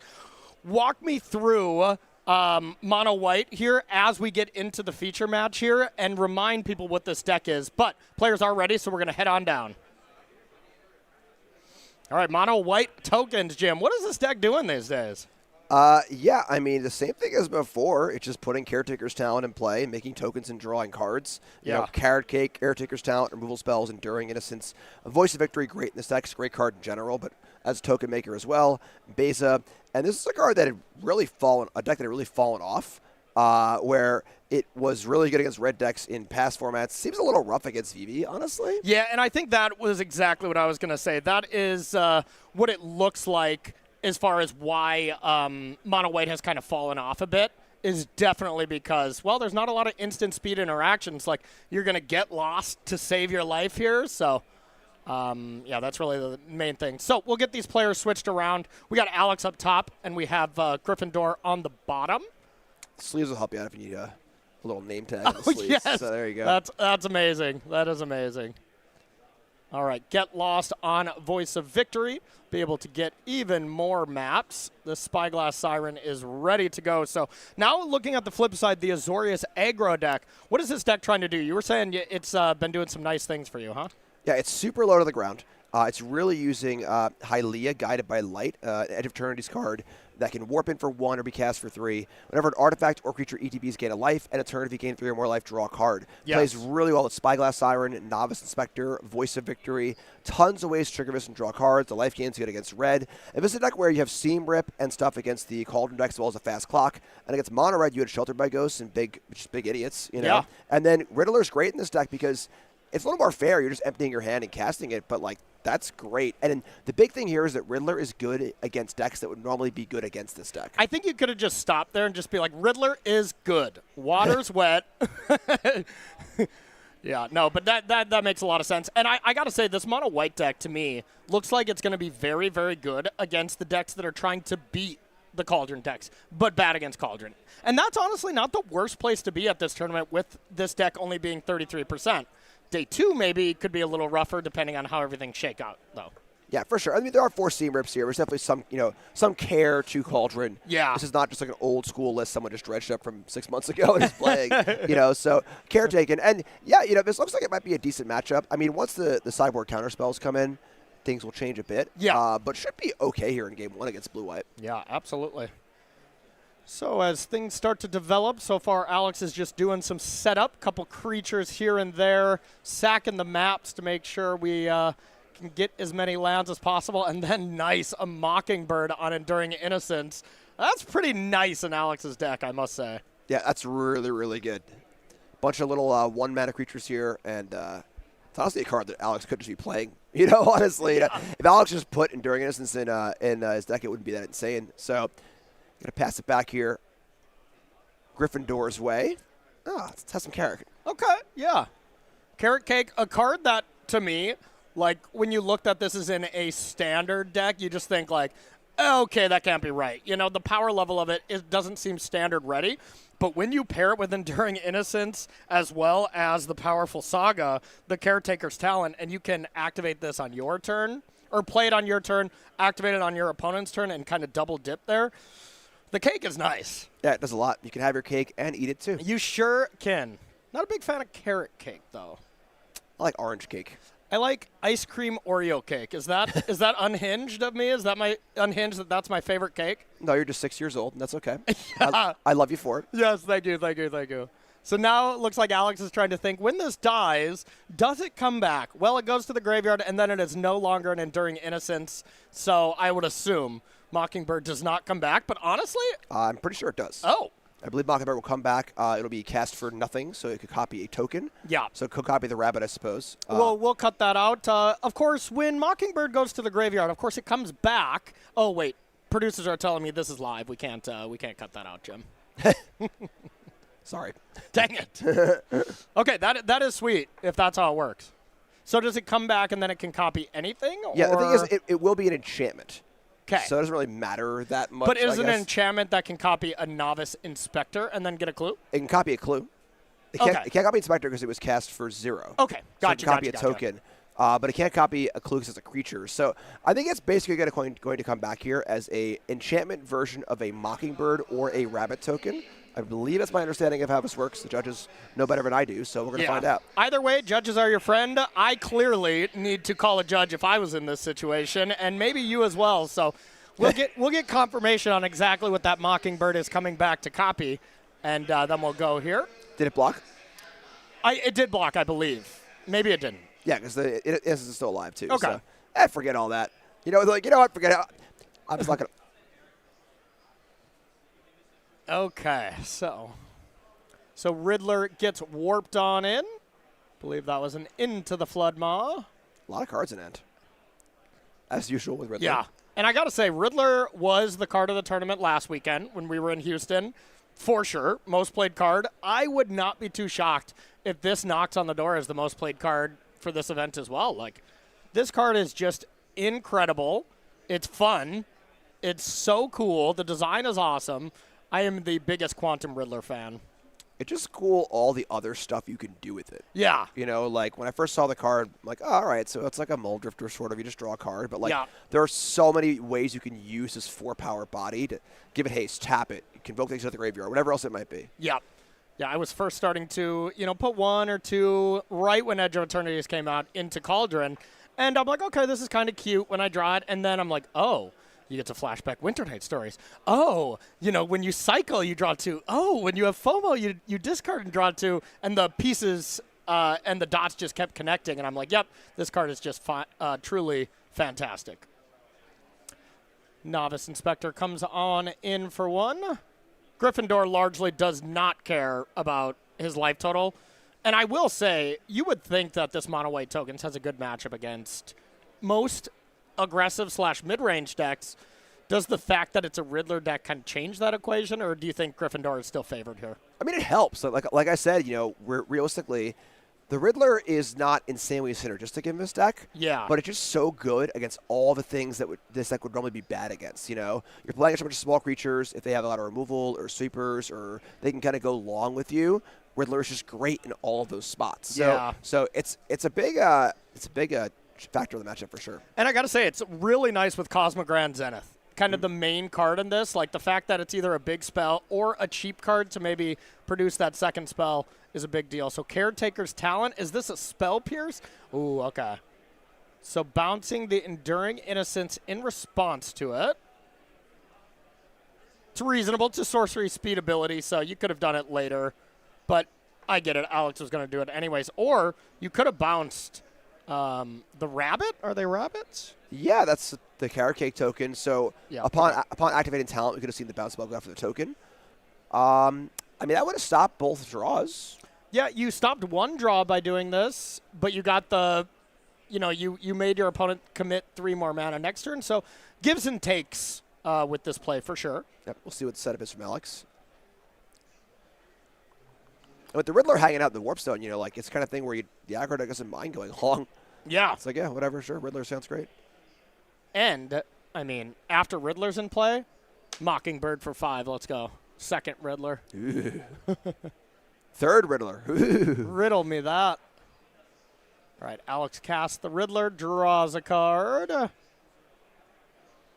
And let's see what the follow-up is here. Alex is very incentivized to just getting things off the battlefield and filling up his hand as much as he can. Or, excuse me, emptying his hand as much as he can to then have Riddler draw more cards. When a card's good when your hand is full and good when your hand is empty. Yeah. That's good. That's some expert analysis from Jim Davis here. Thanks. That's that true professionalism that we love for you bringing to the table here, Jim. A lot of folks look at cards at their ceiling. What can this card do in the best case scenario? Don't consider the worst case scenario. And the worst case scenario, Riddler, is just like the best case scenario. You're empty-handed. Yeah. Oh, how horrible for me. I'll just draw 2 cards, then draw 2 more cards. I'm mulligan to 5, but I have 3 lands and 2 Riddlers. Not bad. Right. We're going to draw some cards, yeah. Here's the big old Elemental Elk. Let's see what kind of modes we have. We're for sure getting the creatures. Couple fish coming in. Thanks, Gryffindor, for bringing all your own tokens. We appreciate that. As well as the treasure. Looks like there's 6 lands. Drawing a card. Just didn't gain the life. That's the full effect. But, man, just look at what that card just did. And Biza's another card that kind of just got soft banned because of Vivi. Vivi just goes over the top of it. So, it doesn't care in that access where you're gaining a little bit of value here and there. It goes way over the top. So we see so few Bizas, even though it's one of the best cards in Standard right now. Yeah, it's very, very powerful. It's so hard to not get a great deal of it. Yeah. Any one of the modes by itself is quite good. Yes. You stack them up, and oh boy. Yeah, and it's a 4 or 5 already. I can't wait till you have a Riddler in play, and then you Biza with 1 card. Come on, let's go. They call him Corey. Everything's better with a Riddler in play, Baumeister. That is what they call me. It is a very long name to put on my birth certificate, Yeah, but my mom was committed. It's not a very good nickname. No, it's really poor. Whoever thought of that shouldn't make it nicknames anymore. That's pretty true, yeah. All right. Battlefield definitely getting stabilized a bit, but the one thing that is wide open is the air. So Alex is able to kind of chip away damage here with the Riddler. And now the Mockingbird does not fly, right? It just straight copies Enduring Innocence. No, that's fine. It does still fly. Yeah, it makes it a bird and gives it fly. Gotcha. Haven't played with that one in a while. Since my Convoke days. Drawing a card. Riddler once again good with clues. More news at 11. Yeah, flying is really important here. Yeah. The white deck loves to gum the ground up like this. Have a whole bunch of tokens in play, a bunch of blockers. The talent can go to level 3. Really, really good at gumming up the works. So the Flyers are basically Alex's main plan in getting through this. Without the Flyers, this game would be very, very difficult for Alex to win. And one thing is, I'll keep harping on it because it's so important with how the players play the games, is day one is not open deck list. So most of the time you play against mono white, you think different Wrath effects, right? There are none of those in Gryffindor's main deck. So it is really, if Alex knew that, just keep gumming up the board as much as you can and keep putting flyers, and eventually they'll get there. And then Gryffindor on the other side, trying to find spot removal for these powerful creatures. Yeah, this is a spot in the game where, if you're playing against mono white and they already have an active talent and an active innocence, the game needs to end. Yes. Because it gets out of hand really, really fast. Just 3 or 4 cards a turn, all of his stuff in play. You got to make moves. White is definitely the control deck here. Definitely. One of the more grindy decks in the format, full stop, even over these Azorius controls, Jeskai controls. Just maybe doesn't deal with combo as well. It's a classic, mid-range killer, this mono-white token style deck. And those kind of decks always struggle with combo, but just beat mid-range and aggro down pretty badly. I mean, Alex looking pretty good this game. Yeah, I'm saying in general, right, not, For sure. That's part of the strength of his blue-white deck, too, where it's just it is an aggro deck, but it's got a lot of angles. And I bet it just has a great sideboard, too. Being able to play blue and white cards right now in Standard are great. We got some spice in there? Yeah, some counterspells. Exercise. Seam Rip. The counterspell of choice is Spider Sense. Yeah, that's interesting. It actually won't be as good against this particular deck. Yeah. It's good against, Ultimos and Day of Judgments, stuff like that. But not as good against the enchantments, but I would imagine we're still bringing in, thinking that there's Day of Judgments, thinking that there's those kind of effects post-board, which there are some Wrath effects in the board here for Gryffindor.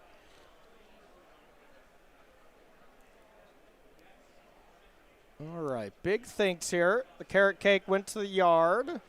Start that. I mean, that's what I always do when I'm playing these mono-white tokens decks. Start by just putting one creature into play, draw the 2 cards, and then use my extra mana. Of course, unless you're back up against it, you need to find something right now. Then you got to do what you got to do. But when I normally play this deck, I always start with that, draw those cards, and then use the rest of the mana.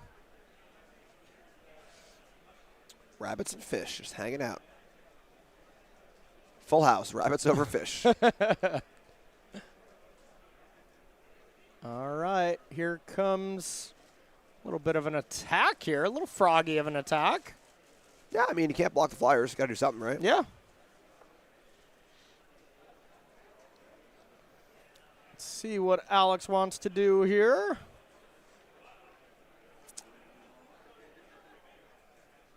It's kind of crazy the output of cards that Alex's that can produce these Riddlers, you know? Yeah. Just never going to run out. Never. Neither player is going to run out, honestly. Gryffindor has these, you know, the talents going, enduring instances going, just. So what in a situation like that where both players have infinite resources, you know, in Standard you're usually trying to weather the storm, get your opponent out of resources, and then start controlling the game. If that's not the case, what do these players kind of have to do, you know, to identify their role within the game? How do they close out the game in a situation where players are always going to have cards? Basically, you need to be aware of what the end of the game is going to look like. If the game ends in me winning, what happened, what needs to happen, and then vice versa. So on Alex's side, it's going to be flyers. It's going to be flyers getting in, flying over the top, wanting to end the game a little faster. Even though that Alex can draw cards and stuff, want to keep things going. For Gryffindor, it's going to be a bunch of tokens in the ground, leveling up the talent to chapter 3, maybe playing an Elspeth and going in the air. Just some very, very large, massive tokens getting bigger and winning that way. Yep, well said. You really got to know your role in these kind of games and exactly what to exploit in a matchup.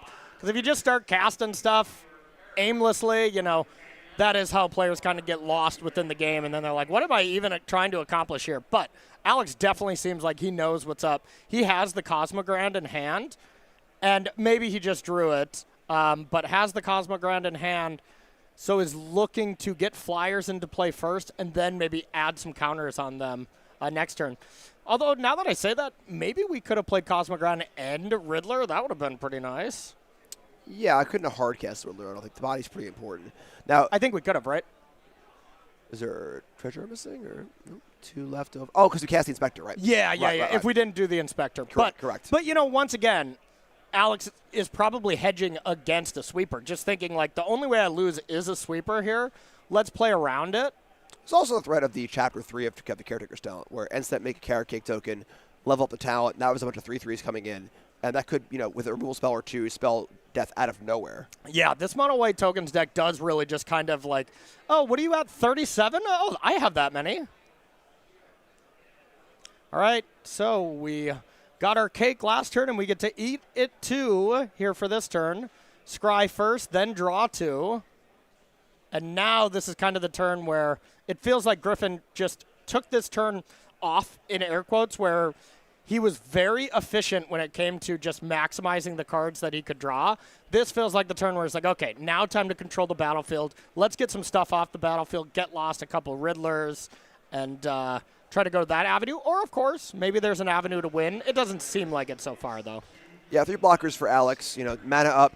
Might be holding up our removal spell instead of playing the Cosmogrand plan.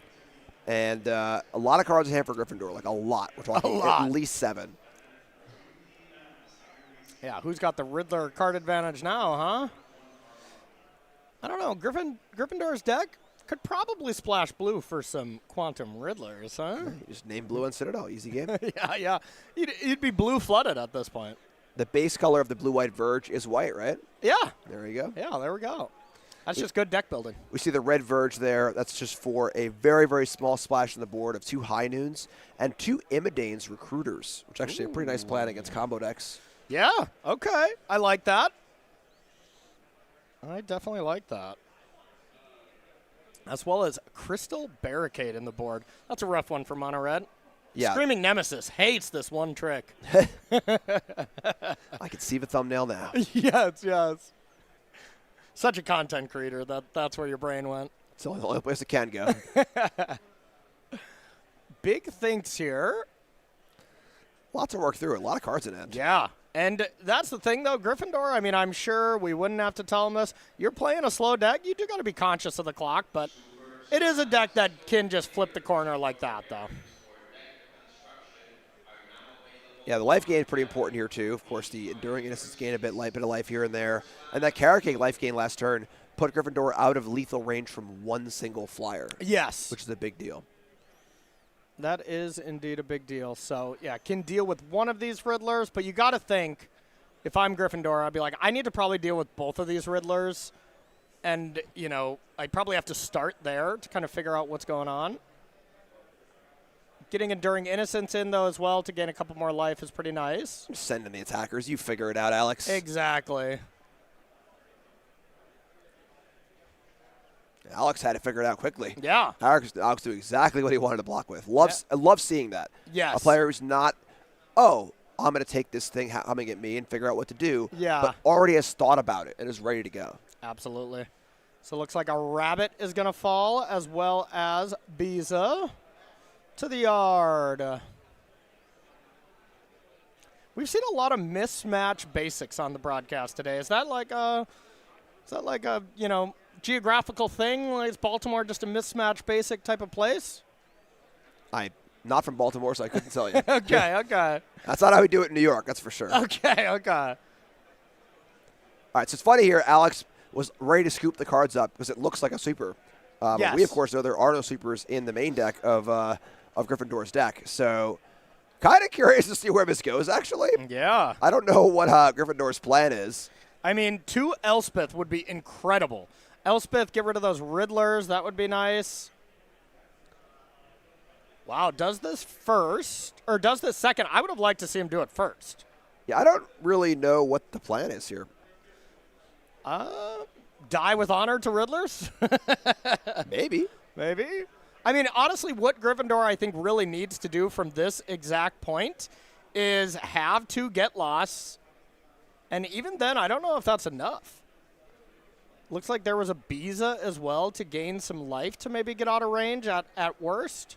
Yeah, it is currently at minimum 12 flying damage, which is more than 9 for all you folks out there who didn't do so good in math. It's fine. I'm here for you. See a lot of planes in the hand there. Good old basic planes. It's weird because, like, looking at how quickly Alex blocked there. Alex had everything all planned out already. Yeah. Gryffindor made the attack, and now we're thinking for a long time after it, what was the plan here? You know, what was Gryffindor hoping would happen in that combat step? Yeah, I almost always want to make those decisions early or first, drawing the cards first with talent or whatever, because then you just have more options. All right, so, I mean, discarding planes to hand size, saying, certainly speaking to some sort of interaction on Alex's turn. Yeah, you got to think so. And, closed deck list, maybe Alex could have counter spells. So if you do have Get Lost, you're slightly incentivized to do it while Alex was tapped out. But I would assume these most stock Azorius aggressive lists are not main decking a lot of counter spells. You just kind of can't. You need to be proactive with Cosmogrand. Yeah, the big thing here is that for Alex to be aware of is that Gryffindor can just untap, level both talents to 3, and attack for 30 or whatever. But Alex says, my turn to attack. Here come the birds. So we have to at least kill... We have to at least kill the Mockingbird. Making a treasure? Okay. Last ditch effort for a Get Lost? I guess so. Hail Mary, ball's back up. It's going towards the end zone. And honestly, if there's only one Get Lost and Alex doesn't win the game with this attack, Alex is going to be kicking himself for not going Cosmogrand. That could have been a big mistake there. I agree strongly. Yeah, I think if you play Cosmogrand plus a spell, you force your opponent to have 2 pieces of interaction instead of 1. So Alex could have had another plan for that, of course, but that also maybe could have went pretty poorly and is honestly shocking that Gryffindor didn't have 1 Get Lost after he just drew half his deck, Yeah, and with the attack, too. I mean, that's what that speaks to. The thing is that, it speaks to it.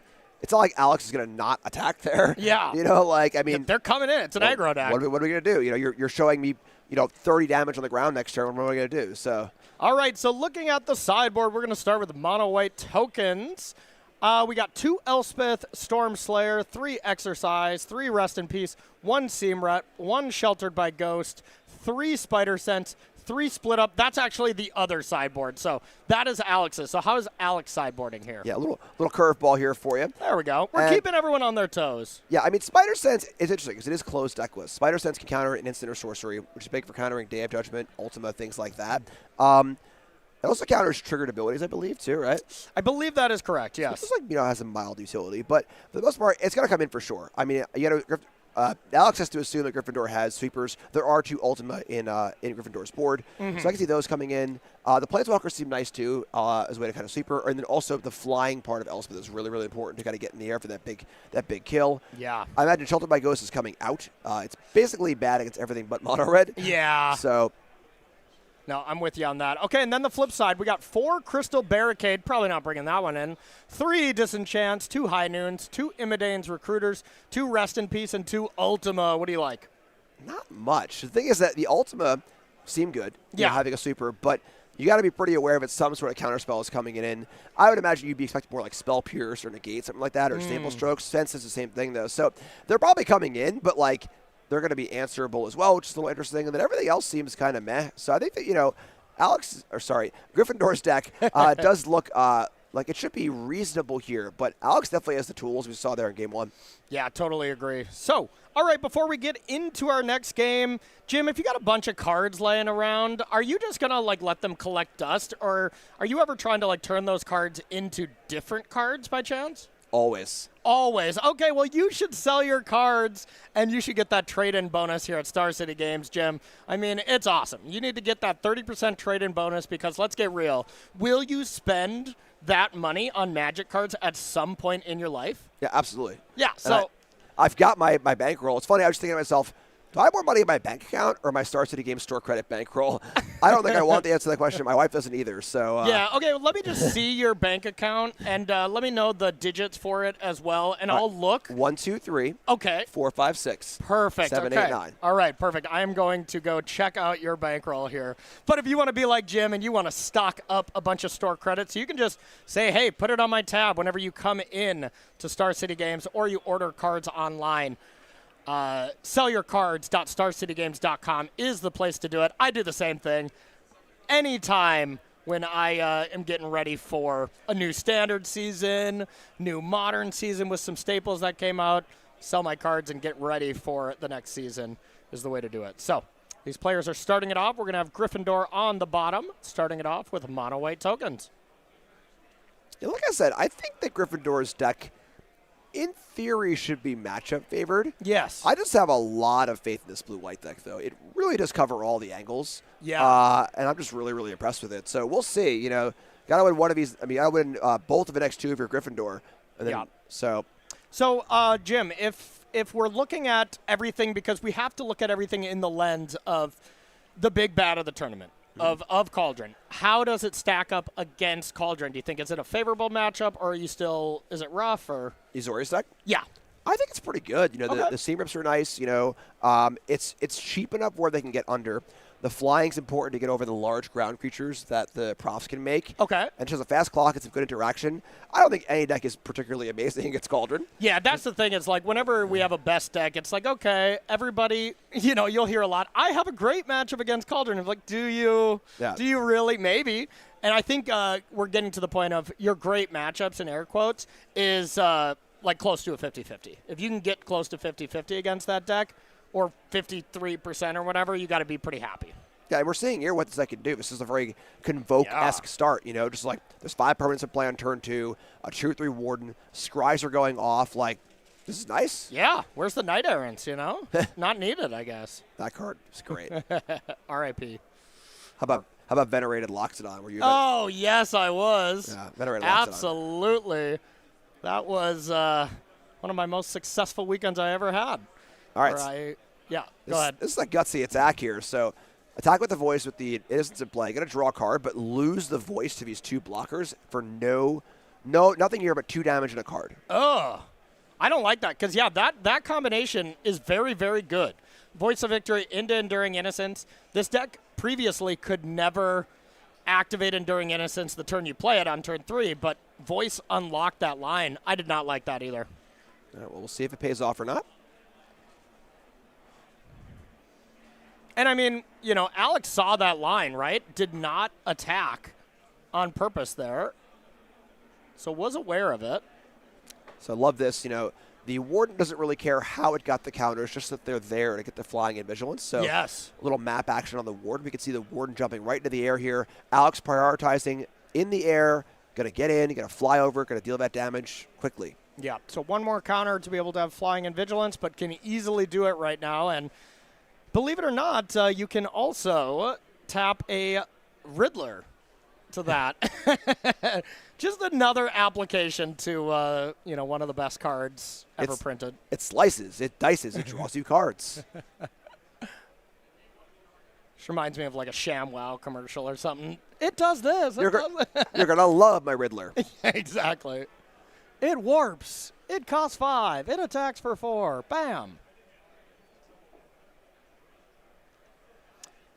Are you tired of mulliganing to 4?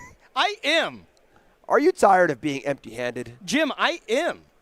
But boy, do I have a card for you, Corey. Well, please tell me more. Its name is Quantum Riddler. Okay. It wants you to be empty-handed. And if you're not empty-handed, great. You've got cards anyway. Wow. how can I get a hold of these Quantum Riddlers? At StarCityGames.com. Use your store credit for selling your cards. Wow, what a complex ad read that we went into there. I'm proud of us. All right. So didn't use the Riddler there for the full Buffalo. Could have gotten it for an extra point in the air with the Siren. Maybe you wanted to see what happened first, some scries and stuff. So Enduring Innocence number 2, kind of ready to pop off. But now, I don't know. I mean, we're at a little bit too slow of a situation here. You're right. This Azorius aggro deck is looking really nice right now. Yeah, they missed a. Oh, wow, coming in again, just to gain the life. Okay. I mean, to be fair, Chump attacking with Enduring Innocence is pretty nice because if there ever is a way to exile it, you know, being able to have it in the corner there instead of getting exiled is decent. But yeah, like that. Like that exile right there. Yeah. And I saw an Elspeth drawn for Alex. The Elspeth minus to jump and pump the team is a huge play for the killing blow. Yeah, it really doesn't use the other modes that particularly well, right? I mean, making 2 tokens a turn is fine, you know? Yeah, that's fair. That's fair. Makes some extra map tokens or whatever else. Okay, fine. Triggers Hylia, too. All right, fine. It uses all the modes very well, Jim. You happy? It's no Riddler, right? Okay, thank you. It doesn't slice or dice, but... All right, heading back Gryffindor's way. Looks like Alex is plenty happy with this being my board state. Probably expecting a Wrath effect here in some form. But we'll see if we get it. And Gryffindor has, thrown away some resources here, and that's not to say that Gryffindor is necessarily playing wrong, saying that there's a plan, and this kind of makes sense. Wanted less creatures in play for the Beza. Sure. Yeah. So you got to understand, you're always looking for what the plan is. Your opponent makes a weird play. Don't just assume they're making a mistake. Okay. Ooh, what is this? Into the Flood Maw with the ability on the stack.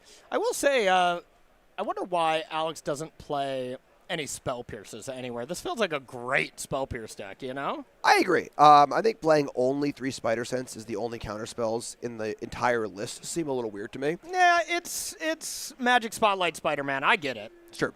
It's also closed deck list, where having the variety it can be a little better in an open deck list tournament, but I just like having variety in general. Yeah. I'd rather it's the spice of life, I believe. Yeah, I'd rather draw 1 Spell Pierce, 1 Disdainful Stroke, and 1 Negate than 3 Spell Pierce, Yeah, yeah.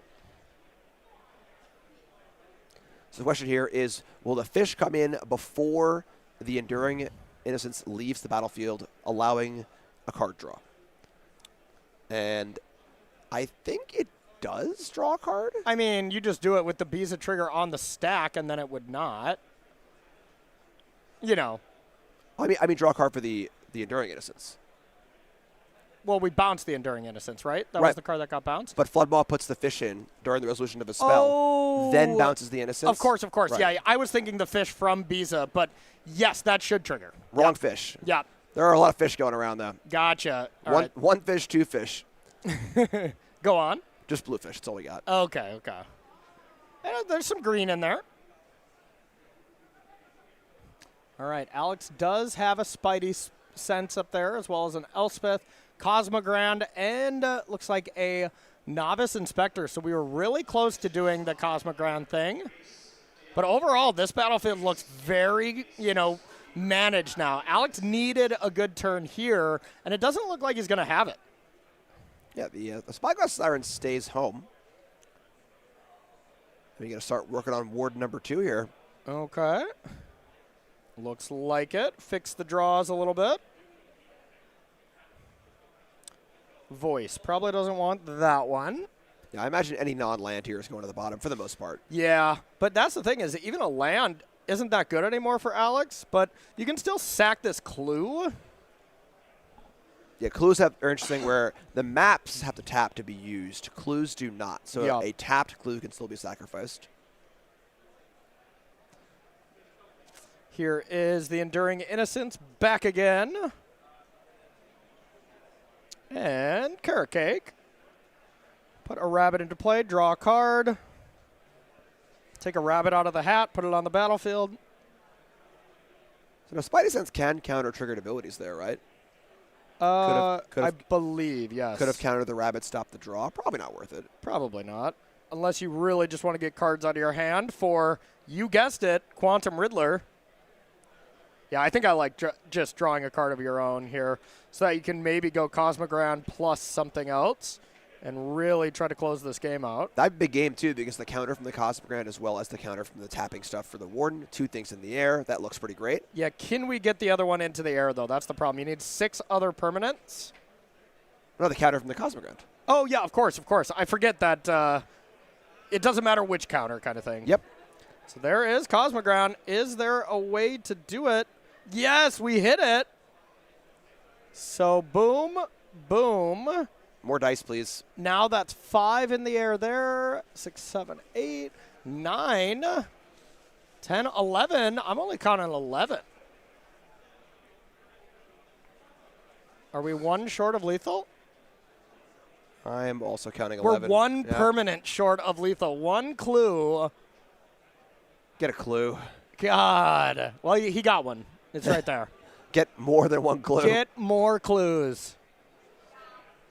Okay. And now this is still nice. 2 vigilance attackers, but this is not a lethal attacker, it looks like. Ouch. Starting town, a land comes in tapped. Yeah. The untapped land would allow Elspeth for a monster attack next turn. Yeah, and still might because it is on the bottom. And here comes a big old attack for not enough. But the flip side is, what does Gryffindor do? Draw Ultima. I mean, Ultima here does look pretty good. Oh, yeah. You know, and the shields are now down on Spidey Sense, which is risky. It only costs 1 to web slinging it. Yeah. Honestly, I don't even think I would have made that play if I'm Alex. I probably just would have, went Novice Inspector, go, have Spidey Sense open. If you can't kill him, this mono white deck is very good at gaining a little bit of life, neutralizing the battlefield, and if you don't have haste, controlling a Wrath is just way, way, way more important than getting your opponent to 1. Yeah, Gryffindor being at 1 or 6 here is not that much different. Agreed. Well, it's 5 different, but, All right, well, here comes the fish and rabbit army. No dragon army. Looks like get the good blocks in. I mean, this screams Wrath to me, but I'm not sure if we played a land because there's no 4-mana Wrath. I don't think a land has been played yet. So. Yeah, and I don't see Split Up.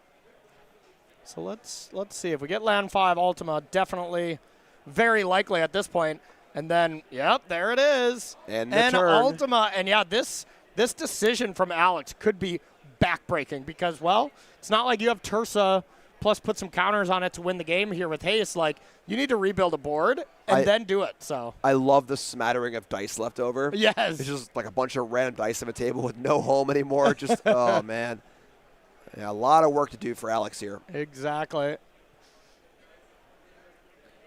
I mean, Land Planeswalker is usually a pretty good recovery from a sweeper. And I would agree. I think it is good here, and I'm slamming that Elspeth. Yeah, but the problem is that now Gryffindor's got a lot of mana and a lot of time to kind of get the ball rolling again.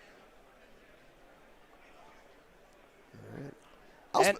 Elspeth's really good. Elspeth is really good. This is another card that, after whatever announcement we're going to see, as far as the ban announcements, anyone who is just joining Wizards mentioned Vivi in the list. We're not going to speculate what is going to be taken as far as actions go for this next ban announcement. But this is a card that could easily get freed if Vivi did end up parting its ways here. Yeah, incredibly powerful mid-range and control card. Yeah. Speaking of that. Yeah. Another card that will get low-key unbanned, and I think there'll be a nice one to go with it. I'm building a Unideck immediately when we don't have cauldrons everywhere, I love that card. Draws a card off Enduring Innocence. Important thing here being these are flying blockers. Yes. Ooh. They'll be on the ground anyways. That's a good 1-2 punch. Get lost. All right. And now let's see what Alex has. If anything, having a land Riddler plus a counterspell available would be great, but it really seems like Alex wins this game if he does not go for that put your opponent to 1 line and leaves up Spider Sense, right? How on earth could Gryffindor have came back if that was the case, Jim? Yeah, strong agree. You know, get it for a decent shot, put Gryffindor to 6 or 7, and then go for the huge attack next turn. Yep. Got to keep battling, though. All right, puts that to the bottom. I believe that's all the Wardens.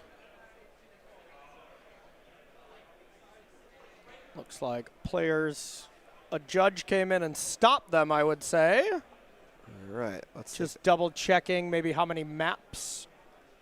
Oh, yes, of course. It's Surveil, not a Scry. Could have fooled me. Could have fooled me as well.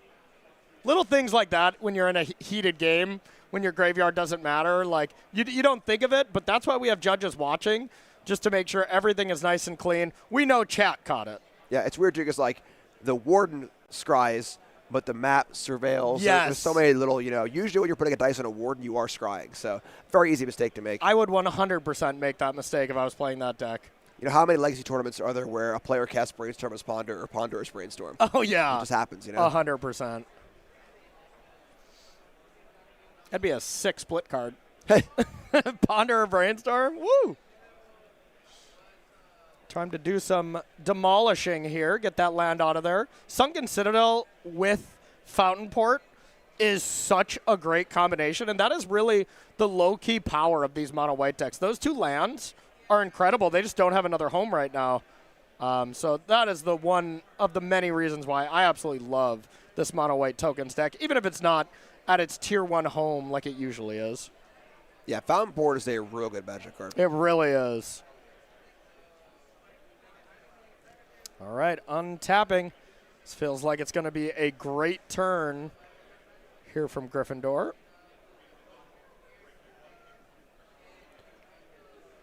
Yeah, now the clock starts to be a concern, though. Yes. Gryffindor is, of course, down a game. We are now sub 10 minutes. That's a good way to try and end the game. Yep, that's true. Yeah, if Alex can read the writing on the wall, I think he's got to almost scoop really quick. And, you know, this will be a moment. He'll probably watch back this match and be like, wow, not spider sensing. Made it so I'm going to draw now or whatever. You know, of course, we're going to still play the games and figure it out. But it seems like this one's over, and 8 minutes is not a zero amount of time, but it's not great. Yeah, I agree. I think with Overlord and the Seam Rip, they are the only threat. I think I'm ready to go to Game 3, try and get a fast Game 3 in. Yeah. Alex is like certainly the one that is faster, can end a game quicker. Yeah. And if Elspeth or something was lethal, sure, you can play on. But as it stands now, there we go. Gets out of there and gets ready here for game number 3, where I will say I think Alex has the opportunity to maybe win, but it's going to be tough here for Gryffindor to win, wouldn't you think? Yeah, I mean, like, a fast token draw, level up the talent to Chapter 3, you know. Yeah. It can happen, but the general pacing of the white deck is not a win the game in 6 minutes kind of deck. Yeah, agreed. I didn't see the Gryffindor hat as well. Wow. Gryffindor is really tricked out with his name here. That's pretty cool. Branding. Yep, absolutely. So any big changes here, Jim, player draw from these 2 players? I can see perhaps Gryffindor going off of the Ultimas. Okay. Just trying to recognize I had to win the game fast. I guess he didn't actually see the spider sense in that game. Yeah. You know, because like we know that the sets are there too, so they shouldn't be as good as maybe they could be. But it's funny because I think the time you spend pulling the Ultimas out might not be worth just starting the game as soon as possible. I got to say I don't like the pile shuffle here from Alex. Yeah. Before game 3 with 7 minutes left, so it's kind of just a habit at this point from players, including myself. You know, like I might even start to do it and then be like, oh yeah, whatever, we don't have time for that. You know. But players are getting ready. And if you want to get ready to save yourself some cash, SCG is running a nice little sale here for you to check out. And that is going to be free shipping on orders $100 or more in singles. So if you need to get a large order of cards, get ready for, let's say, the next regional championship, get your modern decks ready, or hey, just get your Unas ready to be able to be put back into standard here after November. This is the time to do it. So StarCityGames.com to be able to get this really awesome special, $100 minimum of singles only. domestic for the lower 48. And See, here we go. This is what I like. Starting the game before the ad read's even done. Let's get in here and get this game. Oh, we got 6 minutes. Let's go, Alex. Let's go, Gryffindor. I was really hoping they were going to wait till I was done with my ad read. I don't think they heard me. I'll talk louder next time. Yeah. Love that. Let's have a little urgency here. Okay, this is a nice hand, too. I saw another Warden in hand as well, so this is clearly let's go. Pedals to the metal. Do we want a Mockingbird? Yes or no? I would think. I mean, with no land, maybe not, but like otherwise, another 1-drop seems great. The big thing too, of course, is that they don't know the deck list. We do. Yeah. The only superhero cost is ultimate costs 5 mana. Yeah. So these first few turns, Alex can just go nuts. Yeah, absolutely. Where did the bird go? Top or bottom? I believe it went on top. Okay. I glanced down at my paper. Yeah. Carrot Cake looking not great on this board. Yeah, I mean, carrot cake is like a fine cake, but I don't think it's like the top tier of cakes by any mean. You know, I mean, like chocolate, vanilla. I think those are higher than carrot cake, wouldn't you think? Or Dude, I'm telling you, orange cake. All right? orange cake? My grandmother used to make it from scratch. Nicole learned how to make it. Orange cake is the best cake. Carrot cake. Carrots are orange. Are you sure you weren't just getting orange cake or Yeah, carrot cake the whole time? But oranges are better than carrots. Ooh, that's true. That's Trust true. me. I'll agree with you, but chat might be giving it to you there for that. Chat can just be wrong. Okay, All yeah, right? yeah. If you haven't had Nicole's homemade orange cake, whew. As most of us have had, of course. Yep. All right, the rabbit gets in front of the warden that's still on the ground. 1 damage comes in. 4 minutes on the clock and counting. That is a very important thing to be keeping an eye on. Sacks the clue post-combat. See what we want to find. And are we going to extend more into a potential sweeper? Or do you want to hold back? So the possibility there could have been Mockingbird and Warden rather than Clue and more pumps. I don't know, Alex. I think I want to go for it here. Yeah, I don't know if I saw Mockingbird in hand again, so there's a chance that we put that on bottom. I might have missed it as well because I don't see it in hand. I see 4 lands and a Warden, which is not a great hand. Yeah. You got a Clue, got some Scries, but... Yeah, and if you go to Scry with the Warden and they kill it in response, that's not the best exchange. Going to sack the Clue before using it to tap. Interesting. Yep. I think because he didn't want to, get blown out by a Get Lost, I guess. Yeah, here come the clowns, it looks like. I feel like this draw has really puttered out. It really has. It looked like it was such an aggressive draw. And Alex just drew a lot of lands. that rascally rabbit's back. All right, probably just going to jump in front of the Warden here to soak up some damage. Nope, takes it. I think not blocking speaks to a probable talent. Oh, okay, there it never is. mind, just kidding. So, I mean, this still looks like you don't even necessarily need a sweeper here. Ibiza looks great. Yeah. Alex playing it a little bit slow here. He didn't really have that much to do. But I agree. I don't think you have the luxury against this deck to chill. But, I mean, to be fair, your opponent could just have Day of Judgment. We know there's not a 4-mana sweeper, but... Right. Or, God forbid, Split Up would have been unreal at any point. Yep. But that's the thing. You play slow against this mono white token deck, and then they play Biza, and they're ahead, and you're like, dang it. I should have played faster. But then you put more to the battlefield, and they Day of Judgment you, and you're like, dang it. I shouldn't have put so much on the battlefield, So it is a tough squeeze to play against both Biza and Day of Judgment. Dang it if you do, dang it if you don't. Yep. You're a fish out of water either way. I'm chuckling. You can't see, but I am chuckling. Thank you for narrating that for us, Jim. All right, this is one of the namesake cards of the deck. Yep. Halia, Guided by Light, gains life and draws cards. That's great, but Alex doesn't really want to get into a gain life and draw cards kind of game against Gryffindor's deck. But Alex does want to get in the air, so this is a start. And left that on top. His Spidey senses are tingling. Was a Spidey sense. And now back to Gryffindor. Alex did look down on his lands kind of like a head nod because left a 1 blue open that was probably intentional. Didn't want to cast the Warden in hand anyways, but there is Elspeth. Oh, boy.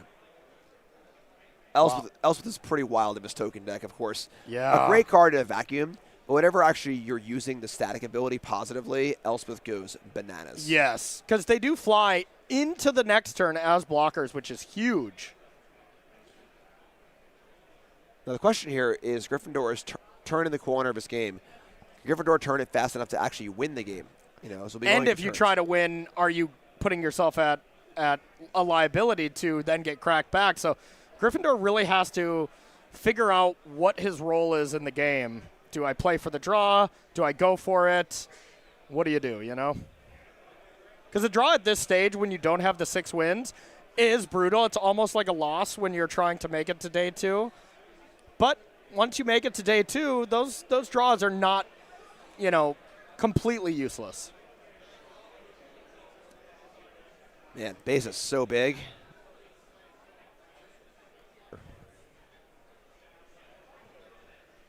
Pump up that Warden.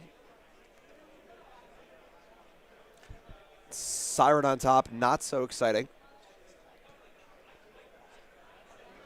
And that is time in the round.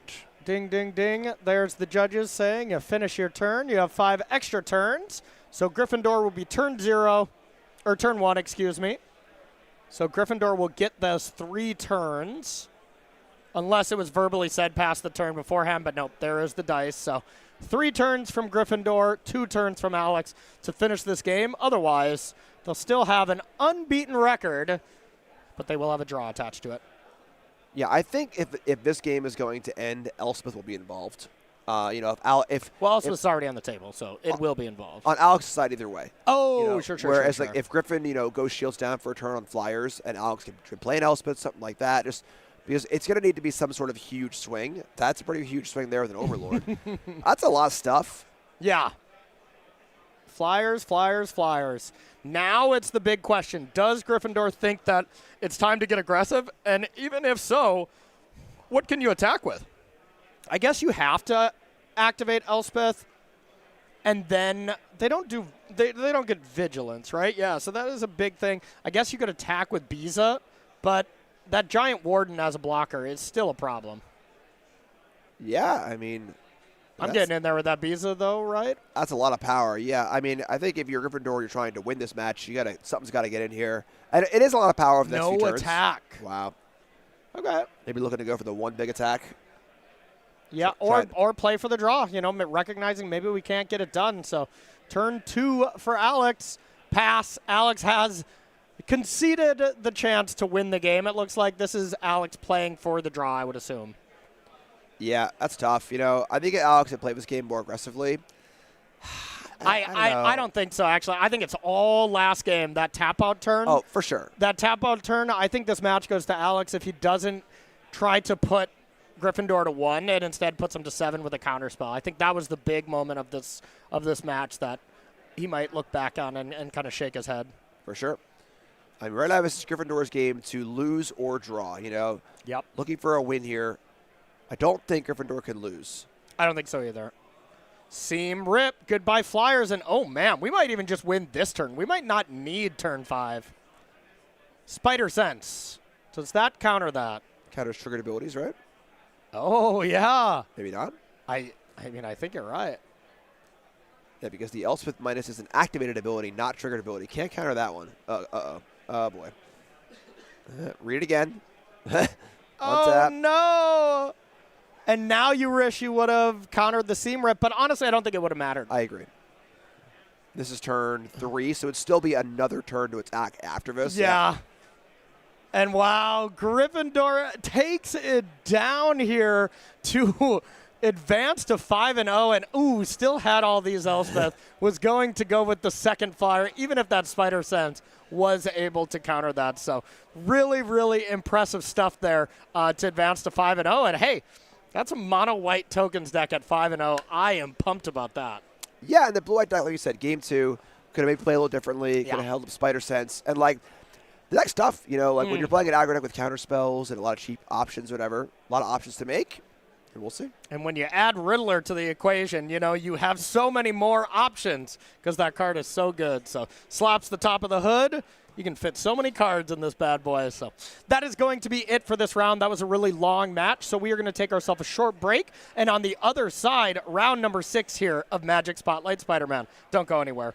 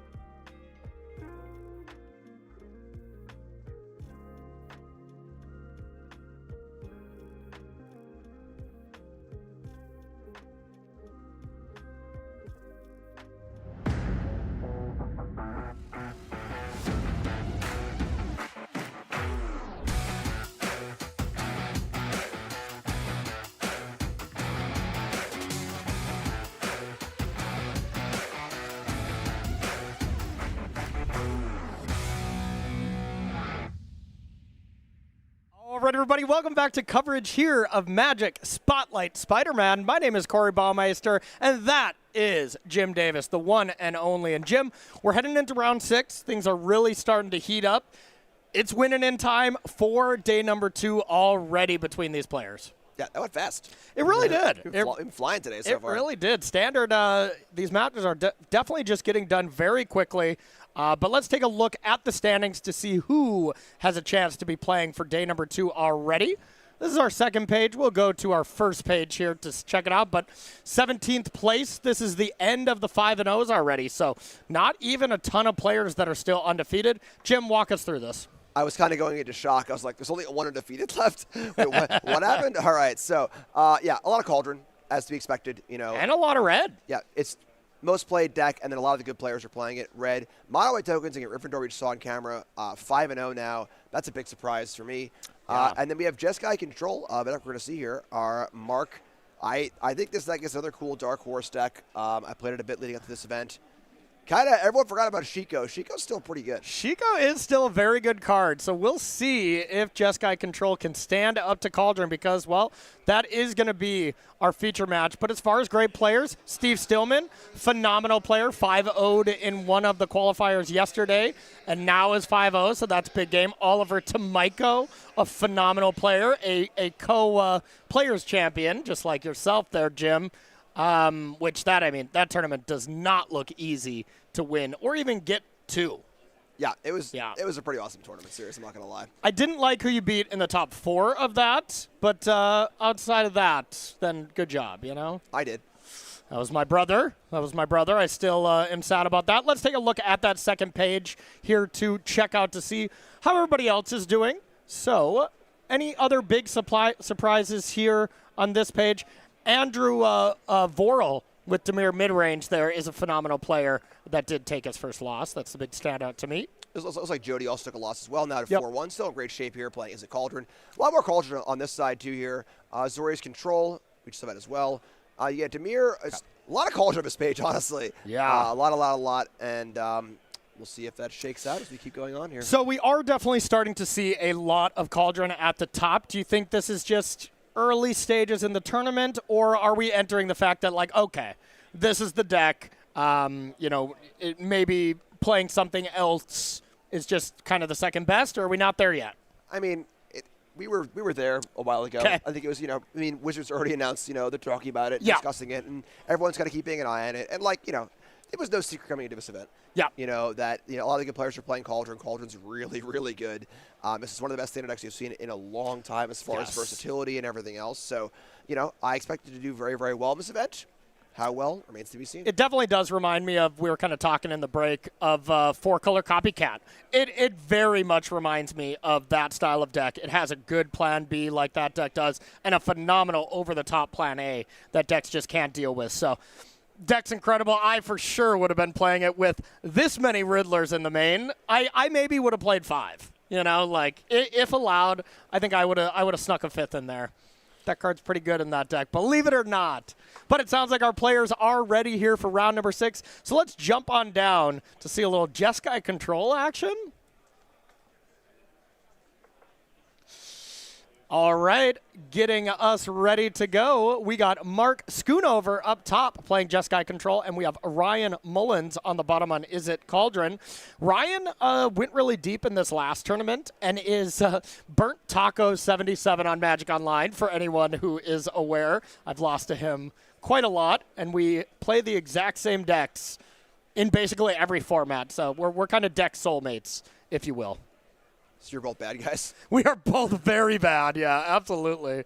All right, Mako into Fear of Missing Out. Kind of the dream start. Discard a card. Mako gets on in there for 2. Yeah, this is the I don't got Vivi or Cauldron yet, but who cares? Yeah. There's so much power on the board so fast. And Authority's, okay here. A few life here and there. Terse has kind of fallen out of favor anyways. Not a lot of haste in these decks, so yeah, it does slow down the flashback on Winter Night Stories a little bit. But yeah, I would assume they're all coming out, would be my guess.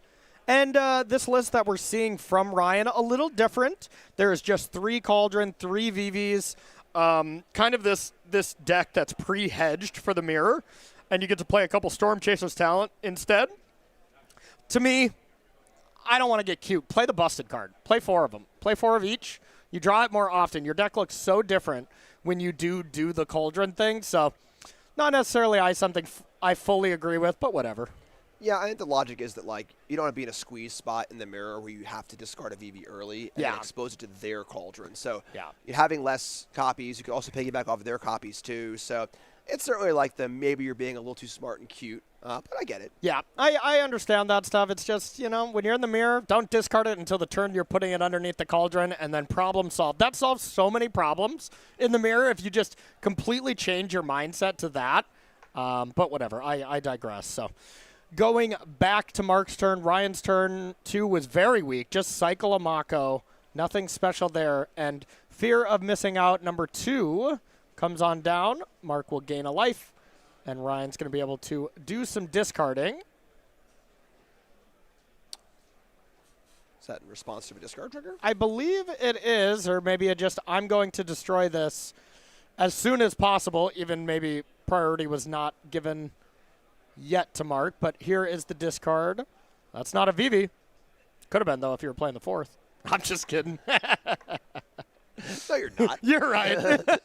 Don't lie to the audience. Here is one of the low-key most important cards when it comes to the control matchup. If you can just boost up a creature and attack with that boosted up creature every turn, present one really powerful threat each time for them to deal with, you can run them out of resources. I'll push back a little bit here. I think it's just like a control deck is a bit misnamed. I think it's more of a mid-range deck than a control deck. Sure. It has controlling elements, but this is not like your grandpa's Drago, counter all your spells. Yes. This is definitely a kill your thing, card advantage, play Shiko, turn the corner, win the game. Yeah. Jeskai Revelation, big dragons, It's a tap-out deck. For sure. Tap out control, mid-range, kind of towing that line, which is reasonable here because you can sort of like take a hit or two, play a big thing, and not try and answer everything. I'm going to go even a step farther. It's a combo deck, okay? You combine Stock Up with Shiko. It's Splinter Twin, okay? It's close. That combination is extremely powerful. We also see a lot of split-ups.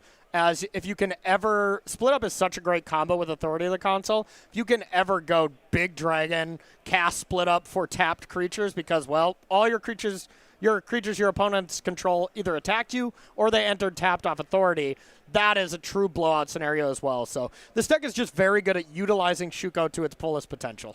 Yeah, and there are 3 main deck authorities. Definitely a nod to mono red, but I like the deck building choice there to lean on Split Up more as the superior choice when you are playing these authorities, trying to find a little extra synergy in the card authority beyond just like anti-haste stuff. Yeah, you have to respect their authority for sure. Absolutely. Here comes Winter Night Stories after Prof. So this is a turn where we could be done. If we can get to Delirium here, 4 cards drawn, that is, getting us to 7, and then plus 4. 11, 18, so we're there, but it's only 18 damage. So 19, 20, if we can get one more draw, it would still only be 20. So yes, only 20 damage. Or if that map, hits a counter, you can do that, but I don't think there's anything for 1 mana to draw 2 here. So yeah, only 19 it looks like, or only 18. Yeah, FOMO Profs is so good. It's so good. Yeah, just all that. That's it. It's just incredible how much damage this deck can produce out of nowhere. Yeah. And again, this is like the plan B. Yeah. Like not a VV or Cauldron in sight. The deck's good. The deck is good. And Ryan just slaps Mark down to, looks to be down to 3 life. But, hey, this control deck, it's very good at stabilizing from this point. And there it is. Dragon, get lost this. Now, no matter what, there's no haste coming at Mark. So Mark should be relatively safe. Yeah, and again, the Shiko just turned the corner pretty fast, Yep. It's a huge flyer, a couple attacks, can end the game, and you're not in a spot where you're just having to play out 15 turns of the game at 3 life. Yes. Now, if this was, like you were saying, your grandfather's control deck, that would have been a Snapcaster. This is Snapcaster in 2025. There's Molditor in 2025. Yeah, I was just going to say it. Tapped. You stole my line. That's tapped. Yeah, that is tapped. It's unfortunate for Shiko that the sizing on Riddler block Chico all day, every day. No, it does not. It never does with profs. That's true. I'm sorry. Prof says, you'd like to block? Oh, that's cute. Put your creature in the yard. It's unfortunate for any creature in the format trying to tussle with a creature with profs in play. Yep. Oh, hello. Vivi, where you want to go? You want to hang out in the yard? I guess I'll put it. Okay. I was going to say, I guess I'll put that in the yard, but it's actually quite nice to put into play where you can just cast 4 spells, and that's your one pseudo way to have haste up against an authority. Yeah, Mark's got a lot of work to do here. Let's start by stocking up, it looks like. Good card. Yeah, and then that's the problem, though. Like, every time I'm playing against a deck like Jeskai Control, or back when Is It Prowess was a deck that people would play where it's the same as the Is It Cauldron deck, except you're not playing the good cards. I'm just like, okay, you're going to take your turn to cast stock up, where I'm playing creatures that also draw me the same amount of cards, except I'm progressing my battlefield. It never made sense to me, so I feel validated now that we don't really ever see a true Is It Prowess deck that's not just playing Cauldron anymore. Speaking of not playing to the board here, double stock up. Oof. I mean, I did see like 5 land from Mark in that first stock up, so we probably just had no choice, but I can't imagine Mark gets to untap. Yeah. Like, what are the odds Ryan has 1 bounce spell, VV plus a couple spells, like, oh, what do you know? Unsummon for the win. Yeah, I mean, you just can't take 18 damage off 1 creature in 1 attack step. I mean, you can. It just happened. That's true. You should try not to do that. There we go. That's some expert analysis right there for sure. So, Jim, let's take a look at Mark's list here as far as the sideboard goes. We have 1 Bisa, 2 Exercise, 2 High Noon. Whoa, partner. 2 Negates, 1 Obliterating Bolt, 2 Rest in Peace, 1 Scorching Dragonfire, 1 Ultima, and then 3 Voice of Victories. What do you like against the boogeyman of the format? See, it's tough having Rest in Peace in your board when the best card in your deck also uses the graveyard. No kidding. So the problem here is that if a card like Rest in Peace comes in, it does turn off a lot of the parts of Ryan's deck, but it turns off your best card in Chico, and now Ryan can just do the whole, I'm just going to play creatures and have profs and kind of do that thing. So yeah. Are they coming in? Probably. I don't know if they're going to be as effective as Mark would like them to be. High Noon's another kind of weird card where same problem. It can be good against the big spell turns Ryan can have. Also turns off Chico. So it's kind of tough. I hate having cards like that, too, that are like, they're a little bit nombos with your deck, but you kind of feel like you need them. Yeah. That just means that I probably, if I'm looking at this abstractly, like, okay, maybe this isn't the card for this shell, and that might not be the case for this, but that's where my brain goes immediately. Yeah, for sure. But I'm not sure. Those cards that you would think jump off the page against an Is It Graveyard deck, but I don't know. I'd be worried about the plan B of the Is It Cauldron deck. Yeah, totally agree. So, all right, then from Ryan Mullen's side, they have 2 Annuls, 2 Obliterating Bolts, 2 Pyroclasms, 2 Soul Guide Lanterns, that's interesting, 2 Spell Pierces, 2 Spidey Sense, 1 Torch the Tower, and 2 Unable to Scream. What do you like here? Counter spells. Just take out the removal spells, bring in the counter spells, Spell Pierce.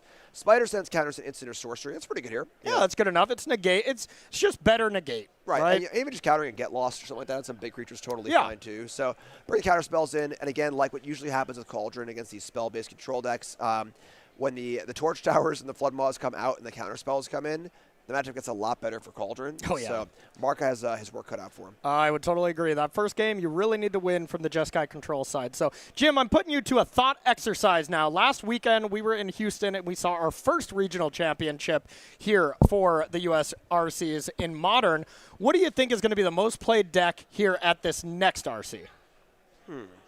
I mean, the Blink deck did look really, really good. It did look good. Yeah, I think I'll say I'll skirt the question a little bit politically. I'll say a Blink deck. Okay, perfect. Well, let's take a look at that next RC. It's going to be in Las Vegas. So if you are interested in joining us and you think you got your pulse on the metagame and you want to try to prove Jim wrong and say, no, it's going to be this, it's going to be that, and I can win with it, make sure to join us here in Las Vegas. Go to starcitygames.com/SCGCon. This is going to be happening November 21st through the 23rd.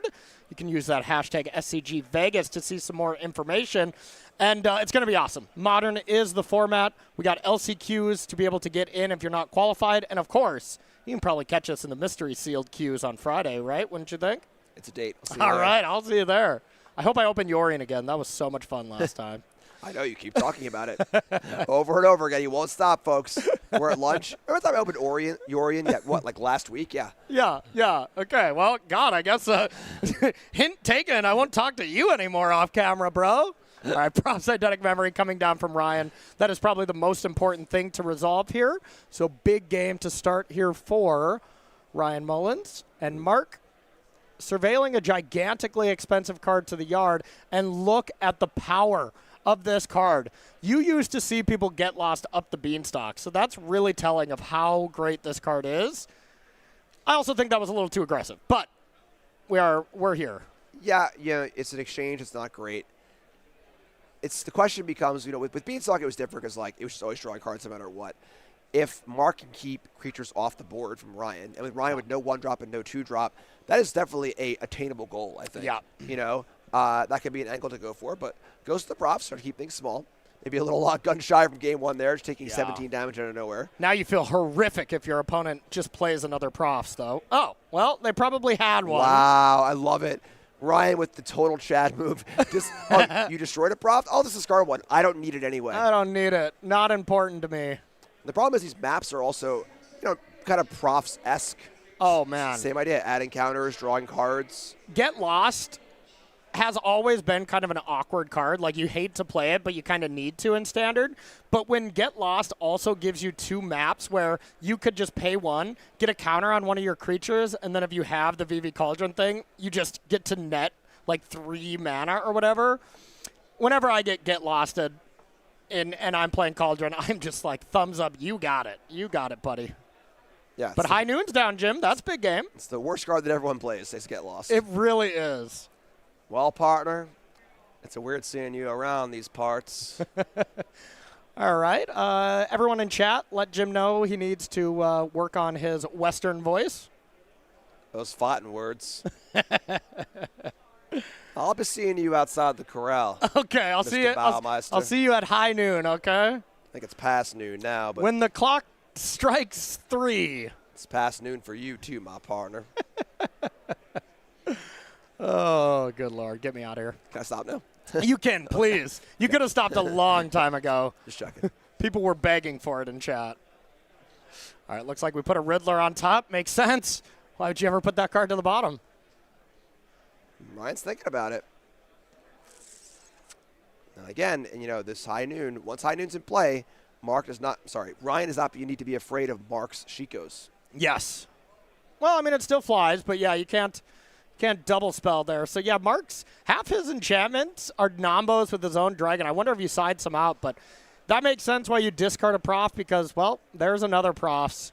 And now that Get Lost feels really rough. Yeah, that's tough to see. So the Get Lost could have tagged the FOMO. Now FOMO's in play. It's already huge. There's still another profs in play also. This is tough. Looks like that was an Ultima drawn off the top, if we're interested in that. This is where a card like Spell Pierce really, really comes in. Oh, God, it would be an absolute beating. So Ultima is on the stack. That doesn't take out enchantments, right? It's just artifacts and creatures? Correct, and also ends the turn. Turn's over. We're done here. Don't even try to tap that mana, Ryan. The turn is over. Okay, perfect. Every player who's ever cast Ultima in their entire life has played it, but without playing a land first and gone, oh, no, the first time. 100%, yeah. All right, here is the Riddler. Draw 1 card, put a counter on it, pass, and, even if that gets dealt with, you just put a 5-mana 5/5 flyer essentially in play that will draw you multiple cards, but wow. Okay, I mean, that is great. Normally you don't really want to bounce profs, but when High Noon is there, YOLO. I kind of like this. That was a very aggressive play from Mark. I like it, but I don't think that things are getting better on the card front. Let's just do it. Yeah, just accept that Ryan will have a lot of cards, but Mark can really tempo Ryan out from this point. Attack with this River Regent. As great as the Cauldron deck is it doesn't block particularly well. You know, like it's okay. You can get some giant creatures, but when High Noon's out, you can't really get a giant creature. And don't forget, High Noon also has a Lava Axe staple to it. Yes. So Ryan's effectively at 15. Yep. And all those cards being drawn, you can't cast them. High Noon's not looking bad here. I'm not going to lie. No, this is looking great for Mark so far. And now it'll be a question, how many into the Flood Mods did Ryan even leave in? You got to think there's some High Noons coming in, but, I mean, if I personally am playing this matchup, I take them all out, and, you know, might have been working out poorly for me, but if I have some extra cards to leave in, I'll leave some in, but... Ryan's smarter than you. Oh, 100%. I already knew that going in. Ryan's always in the feature match area and always dominating, but I just like to play through that kind of game plan. Oh, boy. Okay, so trigger from Vivi. It's going to be 1 damage. Now Profs goes to 2. Or Prof is going to put Vivi up to 2 power. Post-combat, you can then, of course, use that 2 mana.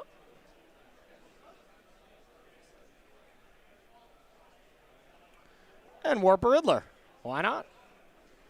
So that was a great turn. But being able to have Mark be able to go spell, replay High Noon is extremely good, and we saw a split up off the top, so if anything you can attack and split up the untapped creatures, but I think no matter what, we're going to see that High Noon back in play.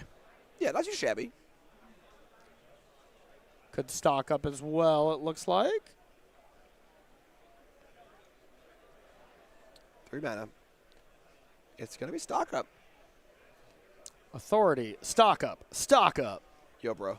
Couple lands, and it's, oh my god, it's Lightning Helix. There's no extra land. I mean, could you possibly see, like, land just Helix, you play High Noon, say go? You know? Yeah, reasonable. Or just High Noon, say go, have Helix for your opponent's turn. Sure. That works, too. Nope. Authority time. Oh, no. Oh, no, I do not like this, Jim. You give your opponent, you put Vivi into the yard and give your opponent a turn where they can go buck wild without into the Flood Maw. I would much rather see a High Noon and playing a Vivi still on the battlefield, wouldn't you? Yeah, you got to lock things up with High Noon. Ryan's drawn so many cards over the last few turns. Yeah. And the one way to lock Ryan out of all those cards mattering is with High Noon in play. So this is a very, very risky spot for Ryan here. For Mark, sorry. Yeah. Well, let's see if it's there. And who knows? Maybe Ryan trimmed on some of these cauldrons. There's all kinds of debates. And that is the nice thing I like about this cauldron deck is, like, no one's truly agreed, hey, this is the best version, or, hey, post-board in the mirror, I take out this many VVs. Like, everything is kind of malleable and changing. So there's no clear plan of how to approach this deck yet. And we're at, you know, maybe it's coupled to the last weekend here. So that leads me to just kind of like where the deck is at. You would. I know I'm not the popular opinion on that, but I truly do love this deck, and I love the play patterns. I think it's extremely complicated and extremely powerful. It reminds me of Teamer Breach, which also was beloved by everyone. Yeah, that's not a great selling point there. We're looking to pitch the deck to the audience. Whatever, Jim. Whatever, man. Whatever, Jim. You just don't like fun. Okay, we all know it. Fun is subjective, and you are wrong. Yeah, thank you. Now you get it. VV Part 2. Gain of life. Boom. Now go straight over there, and now we have 3 mana to play with post-combat. Cauldron would be the best thing to play right now. That's not it. Yeah, this turn would not be possible if High Noon was in play. Yeah. Seems rudimentary to say, but... Yeah, and instead, we would probably have Scholar put 2 counters on Vivi, attack for 4. Would have probably been the alternative, and...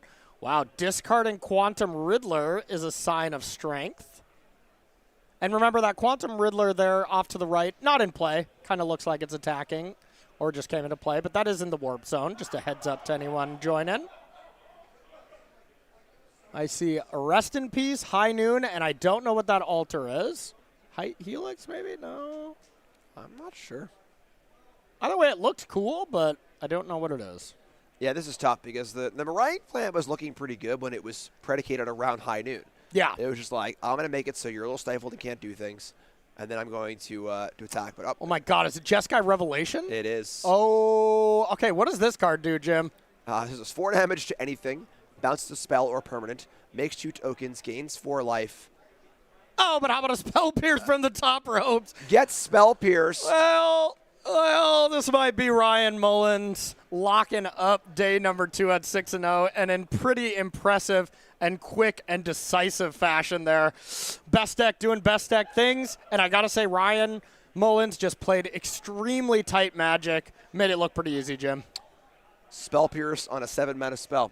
Yeah. It don't get any better than that. It really doesn't. Poor Jeskai's Revelation. I think we all wanted to see that spell on the battlefield. But, hey, I really think we could look back at that match, and I don't know how much of a difference it would have mattered. But playing High Noon there, I think you needed to do so, don't you? Yeah, you got to. I think if you're going to make that aggressive Meringue play and say, all right, I'm going to bounce your Riddler, I'm going to bounce your Profs, at this point, I am conceding the card battle. Yes. I'm not going to win on raw cards. I'm just going to say, you know what? Let's play by different rules. The rules are, I have a huge flyer in play. You can play 1 spell a turn. Try and beat me at this game. Yeah. And by kind of making those rules and then saying, well, you can just have a turn to do that if you want to, that's tough. Yeah, yep. You just threw the rule book right out the window. So, all right, sounds like we have another match ready to go. So let's jump on down to the feature match for round number 6 and see who we got. We got Steve Stillman on the bottom playing Is It Cauldron up against Matthew Takashi up top playing Mono Red. So kind of the classic match here, and looks like Matthew is on the play with a Hired Claw. Kind of the dream there, Jim. Yeah, this is definitely the yin-yang matchup of the format. Yeah. You know, Vivi's the best deck. Mono Red is the second best deck. It's pretty good against Vivi. And everything else revolves around these 2 decks. Yeah, and for what it's worth, Jim, you know, I know you have said those words multiple times that it's good against Mono Red. I still think Vivi is quite favored in the matchup. Quite favored? Quite favored as in maybe like 55-45. Wow, so why? So here's the thing why I think it's favored now. We saw Mono Red kind of pop up with this cool hot list that we saw in Orlando. You know, all these hateful 2-drops that are kind of anti-VV cards. But since then, all the VV decks have just started respecting them, and they went from like 1 unable to scream in the board to like 3 or 4, a bunch more obliterating bolts. And it's the classic Mono Red problem. If you can respect the deck and kill the creatures, it's not that hard to beat this deck, as I say, as you know, Matthew is destroying Steve Stillman here. Yeah. But I think in general, that is my new thought on the deck, and why I think Is It Cauldron is still favored in that matchup as well. That's a bold statement. Yeah. I mean, yeah. Red is, if Red's not good against Vivi, then why play Red? I mean, you know, it is still a strong deck, and I think people's perception that it is good against it, you know. But that's just my opinion. And wow, what a nicely timed Burst Lightning. Not waiting until any creature's in the yard, so you don't have to worry about the potential of activating Cauldron in response to something. Yeah, whenever you see Cauldron on turn 2, it almost always means a creature with a VV in hand. Yep. I'm gonna play this Cauldron on turn 2, take a turn off, so next turn I can go nuts. Yeah. And Matthew there at the ready, and now absolutely bastardizing it into the red zone. Yeah, and if Steve had the ideal draw, you'd rather against Red have Fear missing out, discard Vivi, and then Cauldron on 3. But Cauldron on 2 means you have the 3-drop. You have the Scholar, you have the Tursa, and you want to curve out like you said. So. Oh, boy. Boom. So we're going to see max speed hit before these things deal damage because of the trigger on the Higher Claw. Yeah. Double strike of the Bastronauts. I can't even count this high. Yeah, as much as I was saying, I do think in general this matchup is just favored for Is It Cauldron. This, of course, is a game that is not remotely close. But that being said, Steve is going to get 1 turn to pop off and has Vivi in the yard. So, I mean, never tell Is It Cauldron the odds, because you can easily still win from this spot. The deck is that good. I shouldn't say easily. It's not trivial, but it is possible. So you got to say easily is a little bit of a stretch, but yeah. Possible for sure. Yes. 2 life against 5 creatures in Mono Red. Easily from this spot. All right, let's see what you got, Steve. All right, that's a good start. That's another good start. Be able to discard. Oh, that's an even better start. So now you get a counter on Mako. The Agatha Soul Cauldron is able to eat Vivi, and no matter what, just off that surface value, Steve has 6 mana to work with. Now, just to check, no Wild Ride. No Wild Ride. Unfortunately. Yep. So there are, and no haste, Tursa. No Tursa either, so no haste threats at all. So if we're going to see Steve win the game this turn. It's getting harder, as you keep telling me these details. That's for sure. It's going to involve probably like a hard cast VV and a bunch of spells. Yeah, so I mean, it's realistically, it's not possible to win without either one Tursa. I always leave one Tursa. You know, I'm on 3 Scholar, 1 Tursa instead of 4 Scholars. For a situation like this, at least you're playing to an out if you need to kill your opponent this turn, because it's not that hard to draw 17 cards in a turn, which is kind of crazy to say. So getting a Tursa, clearing away 1 blocker, it's possible. Yeah, but as is, the only way for Steve to not let Matthew untap is play a VV and then cast 20 spells. Yeah, so not possible. For what it's worth, the best Steve can do here is amass a absurd board, kill 1 Hired Claw, and Matthew doesn't draw a burn spell or have one in hand. That's the best Steve can do right now. So even if he does the thing where he doesn't die to, 2 menace creatures as well as 3 other normal creatures, you also have to hope your opponent doesn't have a burn spell. So I would think Steve is, sub 5% to win this game at this point. 5%? You just said never tell me the odds. Sorry. That. Yeah, I don't want you to tell me. I want to tell you the odds, okay? Well, let me add to the conversation. Never tell me the odds. Whoa, checkmate, good sir. But yeah, imagine if you even had the 1 Wild Ride, which, for what it's worth, I don't play it right now either. I still am not sure about it because I lose to it a good chunk of times, but the times I play it and it gets stuck in my hand and it looks horrendous, was just about as much as I would win the game with it, so I ended up cutting it. But if you can Wild Ride on a FOMO and have profs in play, it doesn't take that much to kill your opponent. Yeah, it is pretty crazy how the presence of 1 singular haste card will completely change the script here. Yeah, that's why I play 1 Tursa instead of 1 Wild Ride. And Tursa's just a fine card. It's still dancing. Making mana, of course. Cauldron gives the ability of every creature with a counter on it, the mana ability of Vivi. Yep. So as a new creature comes in, gets a new counter, we can keep going. Just kidding, never mind, we're all done. Yep. Okay, so just a fantastic start from Matthew, and honestly, still relatively close. If Steve was on the play there, I bet he wins that game.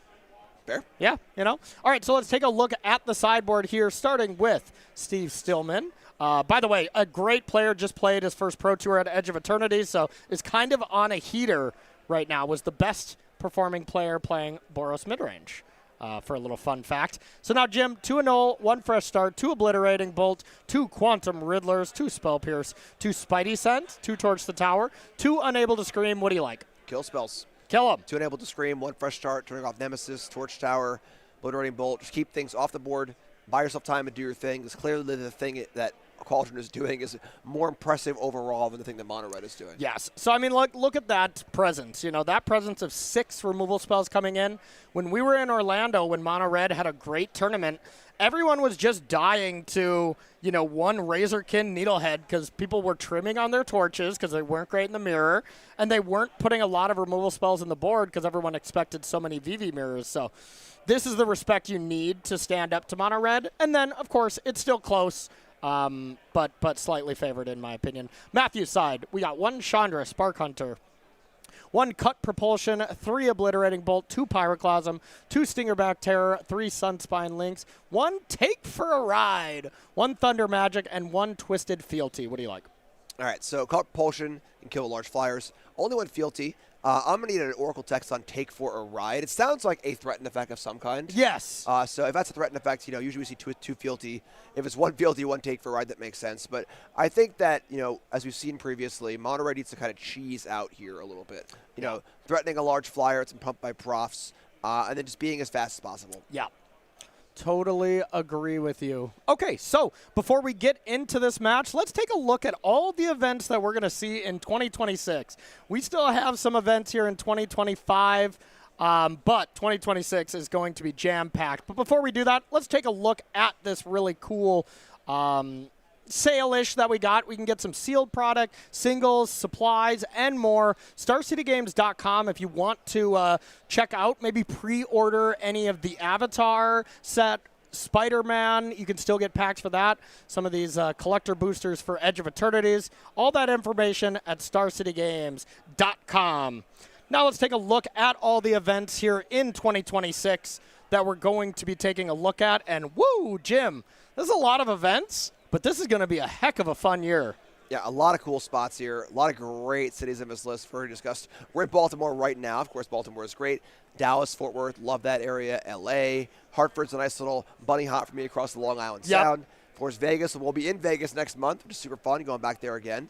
And just a lot of great spots. Love Portland. Atlanta's great. It's good stuff. Yeah, I think Portland is my favorite just because I don't get to that city enough. And it's some of the best food I have ever had, but I'm also just so excited. I am a Midwest boy, so going back to Milwaukee always is fun. Heading back to the Midwest is something I enjoy doing, but I have to stop home while I'm there. It's close enough to North Dakota. Looks like these players are ready to go, though. We'll see these players in action. We got good old Steve on the play. And if you're just joining us, Jim Davis, Corey Baumeister, going to be bringing you coverage here for this round. And, of course, next round we will have Reed Duke and Ailey Loney coming in to bring us home.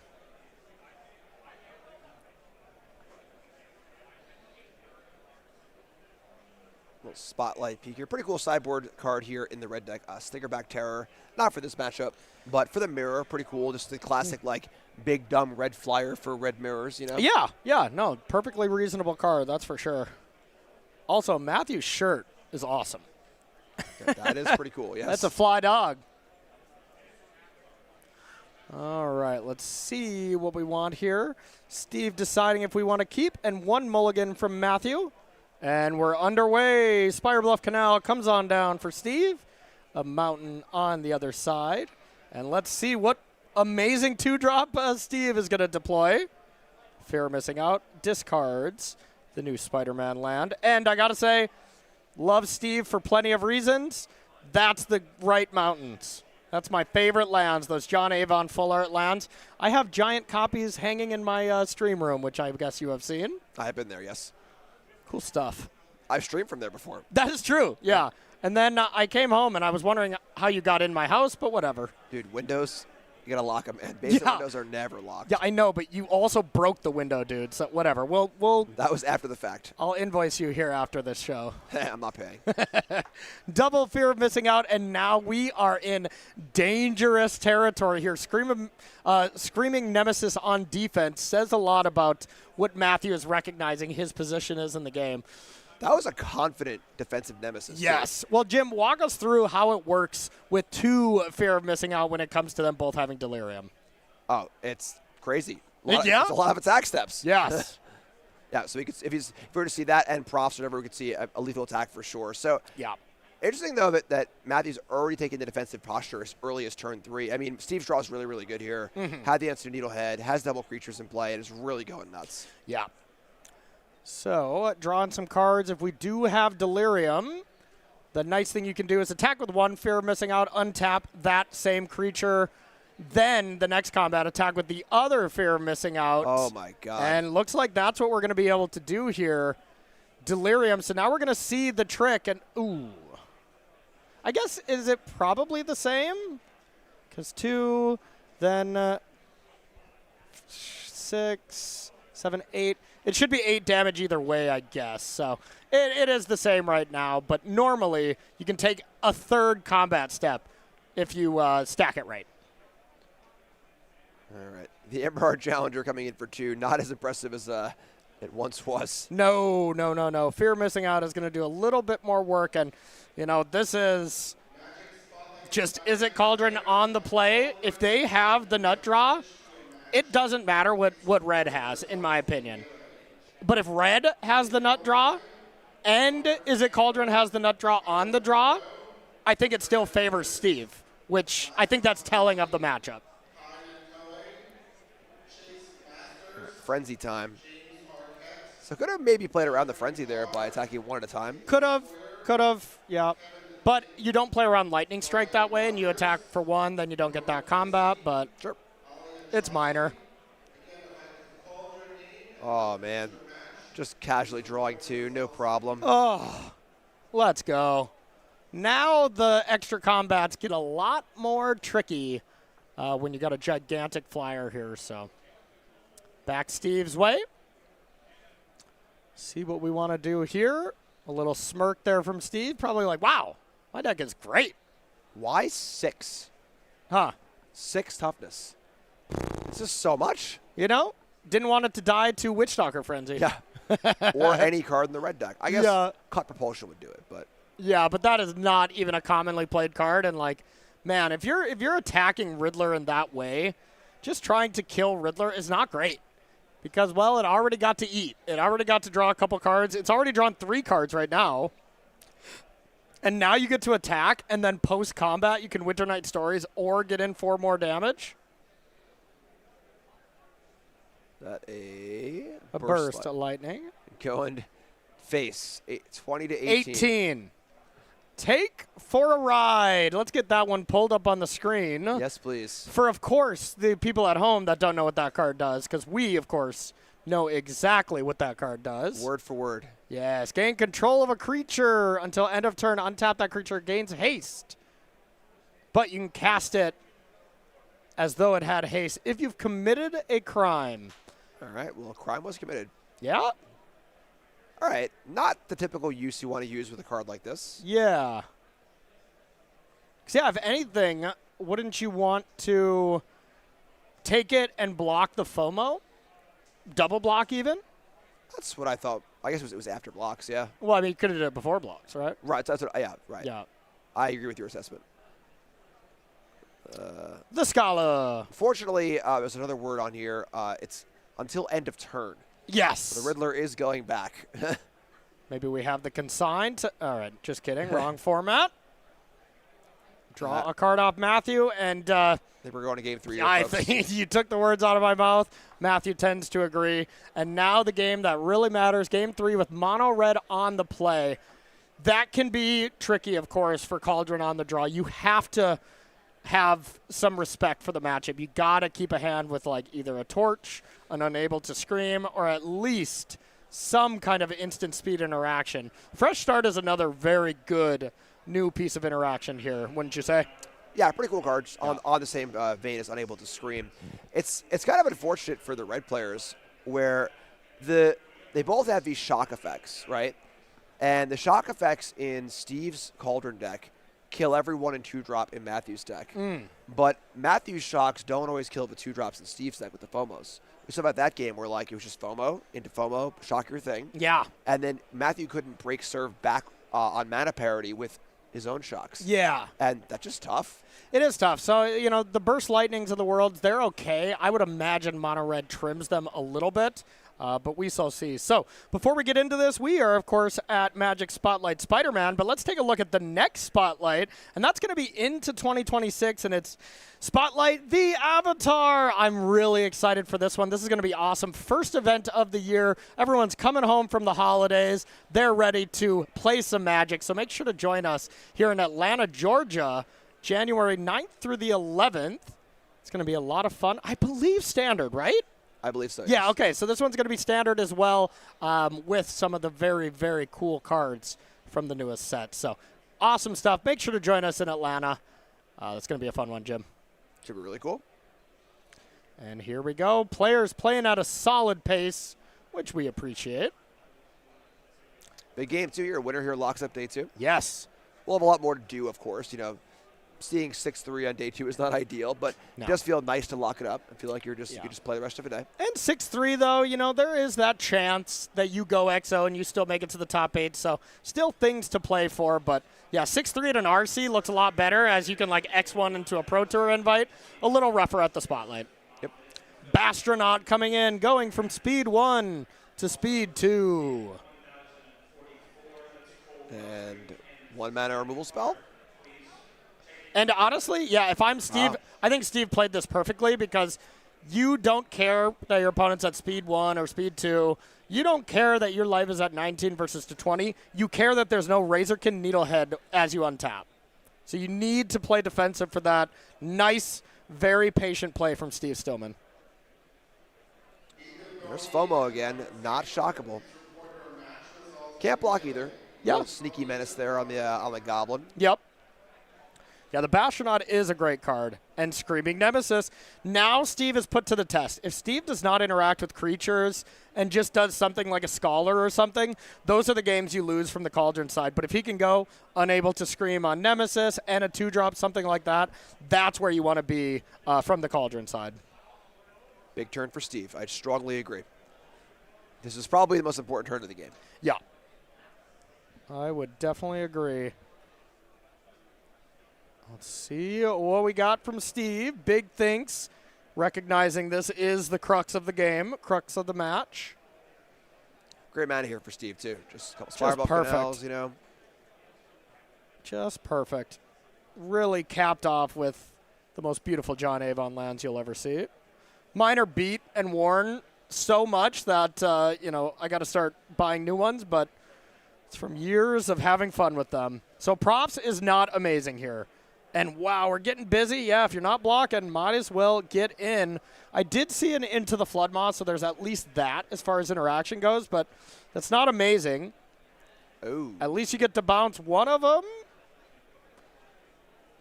This is a game at least where Matthew is having the initiative on the front foot, really applying some pressure. Yep. 4 damage comes in. Max speed has arrived. And now this has to be the turn. This has to be, you either have to have a good amount of removal spells or it's time to do the VV Cauldron thing and go way over the top of your opponent. Because your opponent is probably just going to go land 5, Screaming Nemesis, pump the Bastronaut. Like, even that feels like a very baseline surface value play. What can you do against that? Yeah, Bastronaut now has double strike thanks to max speed. It has the ability to spend 2 mana and get plus so. Effectively 1 mana for 1 damage for each pump, which could be a lot of damage if Steve just taps out, doesn't have enough blockers. Yep. And now there is another world where you can go with the combo of, hey, I don't have VV Cauldron, but I have Props FOMO.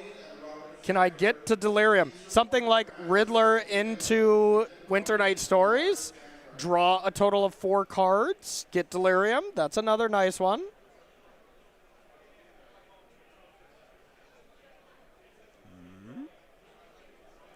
Is it Riddler time? No. Okay. It is a bolt on the Bastronaut. Doesn't want to take 4 from Nemesis. That makes sense. So it looks like we are going the defensive route.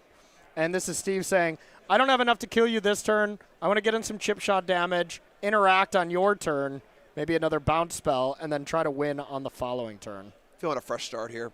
Yeah. Only one of them, but, I believe it. Had to hard to imagine what else this could be. Where Steve Another Into the Flood Maw, maybe? Yeah, where Steve's happy with this turn. Wow. Ooh. Really respecting FOMO here. Wow. We have seen FOMO kill out of nowhere a few times, but with Steve at 11 and a 2-turn clock, leaving back a Nemesis here seems crazy. It seems crazy, and, me as a diehard Cauldron player, I'm like, it's not that crazy. Yeah, but given how last turn played out, yeah. I'm not feeling particularly threatened by Matthew. Leaves both back. Oh, my God. Really? Yeah, I don't know about that. I'm still probably attacking with both and making Steve have it. All right, cast Fresh Start, make Jim look good. Come on, cast Into the Flood Maw, make Corey look good. All right, there is Into the Flood Maw and a Braid. But land as well. So, Okay. Not a lot going on. We really need a way to draw some cards here. Riddler is probably your best draw. Riddler into Winter Night Stories is GG. I haven't done the math fully, but I'm just assuming. 4 counters onto that, so 7. It is. That statement is not backed Yeah. up by any research at all. Yeah, it's backed up by the amount of muscle memory I have from doing it. And it actually is, because we have 3 power here. It would get 4, go up to 7, then it gets 4 more, up to 11. 11 plus 7 is 18. That's not what Matthew's at. So with that bounce spell as well, if we do find that, that's lethal. And there's nothing one mountain can do. Working it through. Now, if you do have to cast this and tap your FOMO, you're not going to be doing the FOMO tricks, of course. Sorcery instant. Pretty far from Delirium at the moment. Yep. Leads me to believe that we drew a blank, and it does look like our new Spider-Man land. So 2 land into the Floodmaw in hand. So what else can you do? I guess if we just cast Winter Night Stories for 5 mana, and that's going to be 3 counters, that puts us to 6, then 9. That's 15. So if we can Winter Night Stories into Delirium, that is still... Oh, but you don't have the 1 extra mana to get rid of the Nemesis, so... Leaving that Nemesis back. Yeah, all right. And leaving both back. If you didn't leave both back, Winter Night Stories into Finding Delirium would have been lethal here. That's kind of crazy. Wow. That is crazy. So Matthew really understands the matchup. Very impressed with that. And now maybe Matthew smells blood and is just straight going for the win. Really interesting last few turns. Yeah. Really interesting of Steve to not use this FOMO and Winter Night Stories, though, as well, and just have the 1 bounce spell and hope he's not dead. I would have did that for sure. Yeah, it seems pretty tough to not do anything that turn. Yes. The classic no attack, no block, no spell, all lands untapped. Down to 5. Dangerous territory.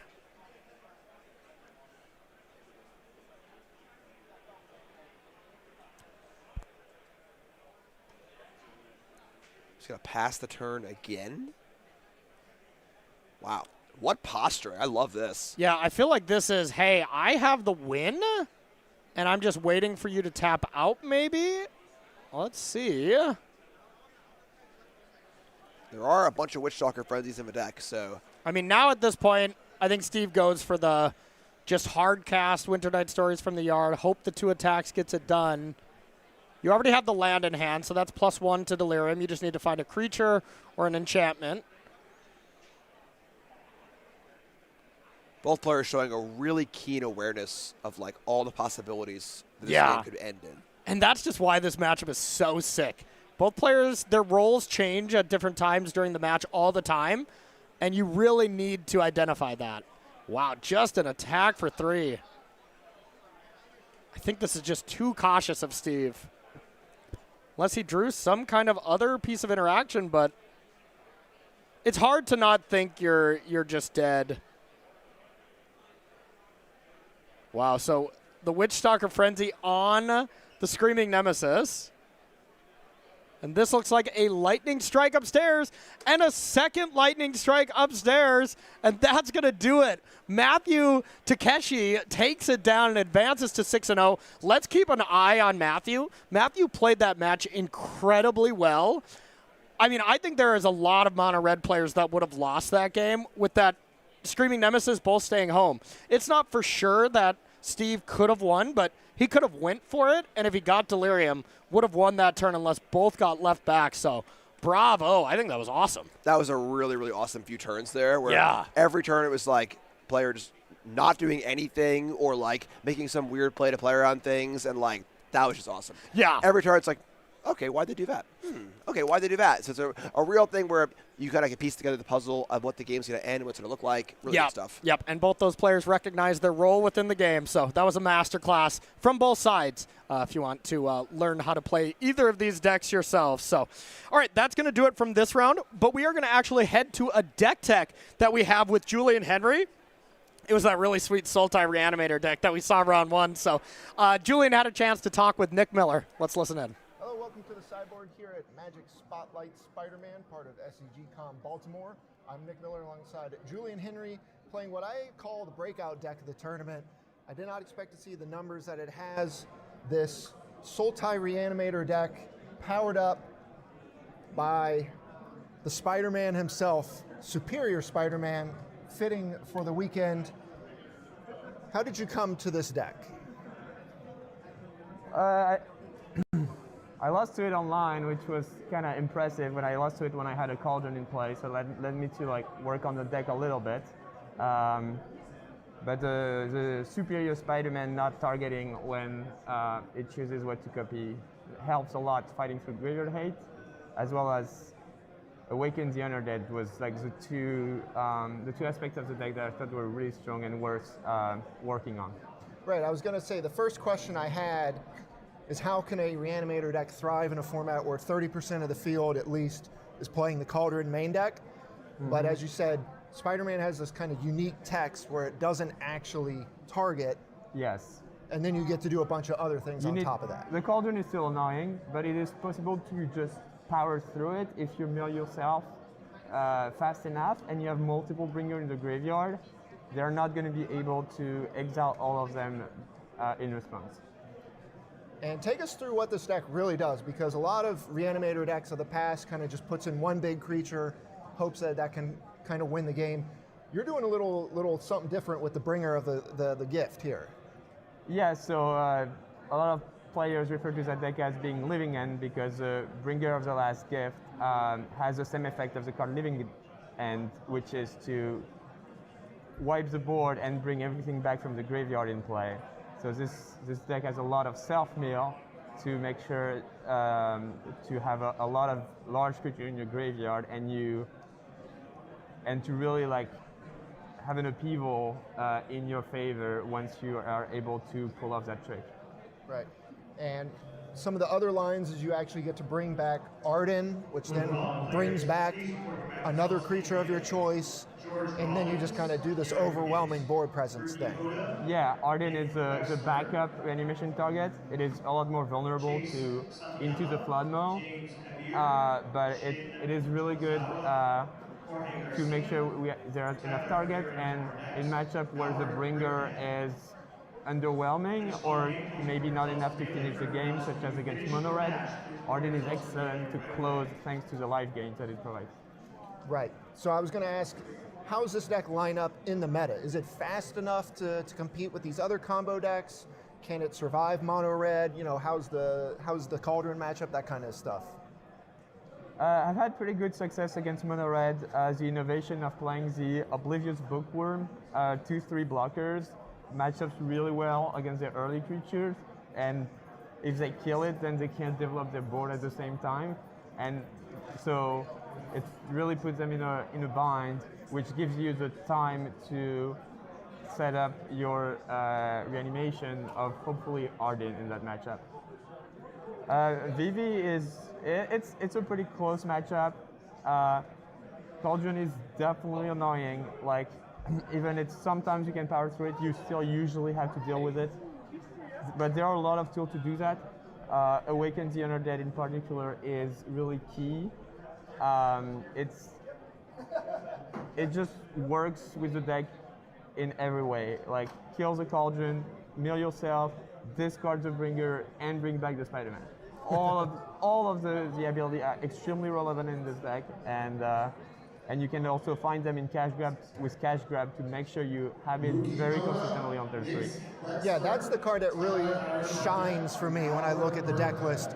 Does everything you want, all the pieces matter. You've got all this self-mill. We also have the Radioactive Spider, which is pretty cool. So you get to search up your superior Spider-Man.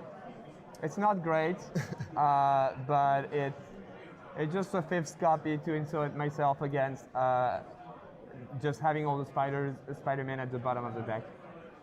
Another thing I've seen pop up is the red builds of the deck, and then also some of the decks that are just Sultai but have the Terror of the Peaks in them. What are your thoughts on that angle?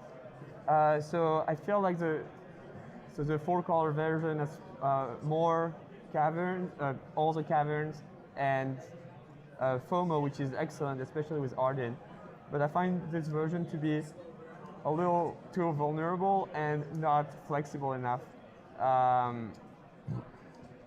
post-board, especially because of playing so many Caverns of Tools to fix your mana. You can't play Awaken the Undead in this version, and to me that was really one of the draws to the deck, especially in sideboard games where this can really punish reactive game plan and over-reliance on cards like Cauldron. Got it. We get to utilize all the Surveil lands in here because we're a graveyard deck. Cavern of Souls makes your reanimation spell uncounterable, which is kind of crucial for reanimation decks. In the past, you're casting a sorcery or an instant. This, you actually get to make it uncounterable. You got more on the board. Anything else we're missing here in the main deck to shout out? Yeah, my boy Emmett Seltz, pretty good. Just haven't flipped him yet today, but looking forward to doing it.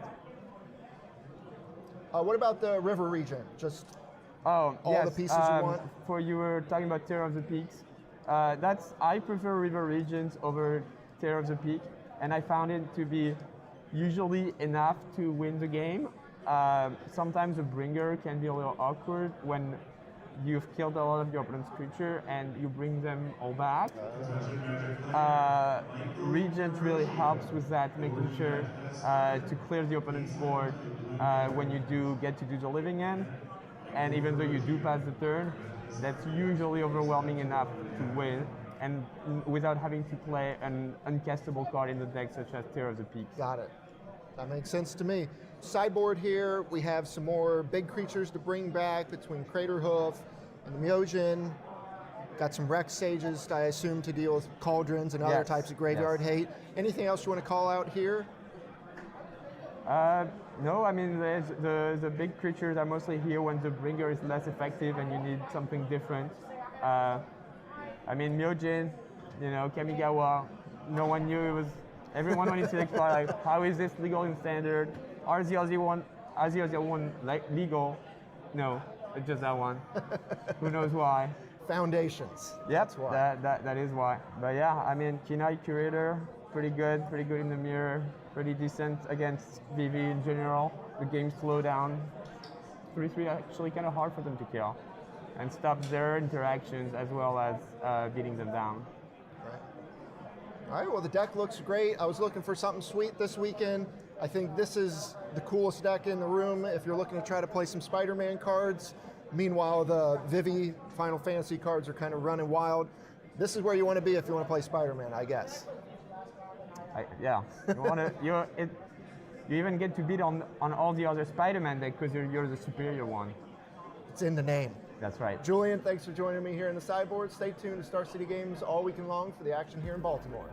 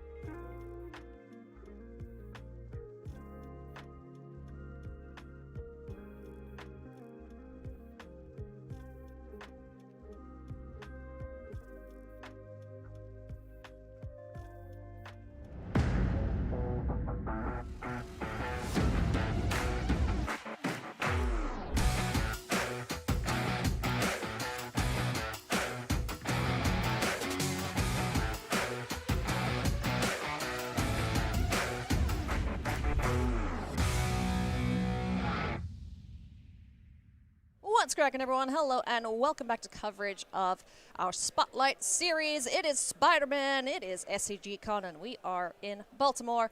I'm Ailey Loney alongside Reed Duke, and we have the pleasure of bringing you the final 3 rounds of today, rounds 7 through 9, to see who is going to make the cut to get to day number 2 of competition and eventually to the top 8. So, Reed, we got lots of Izzet at the top of the standings.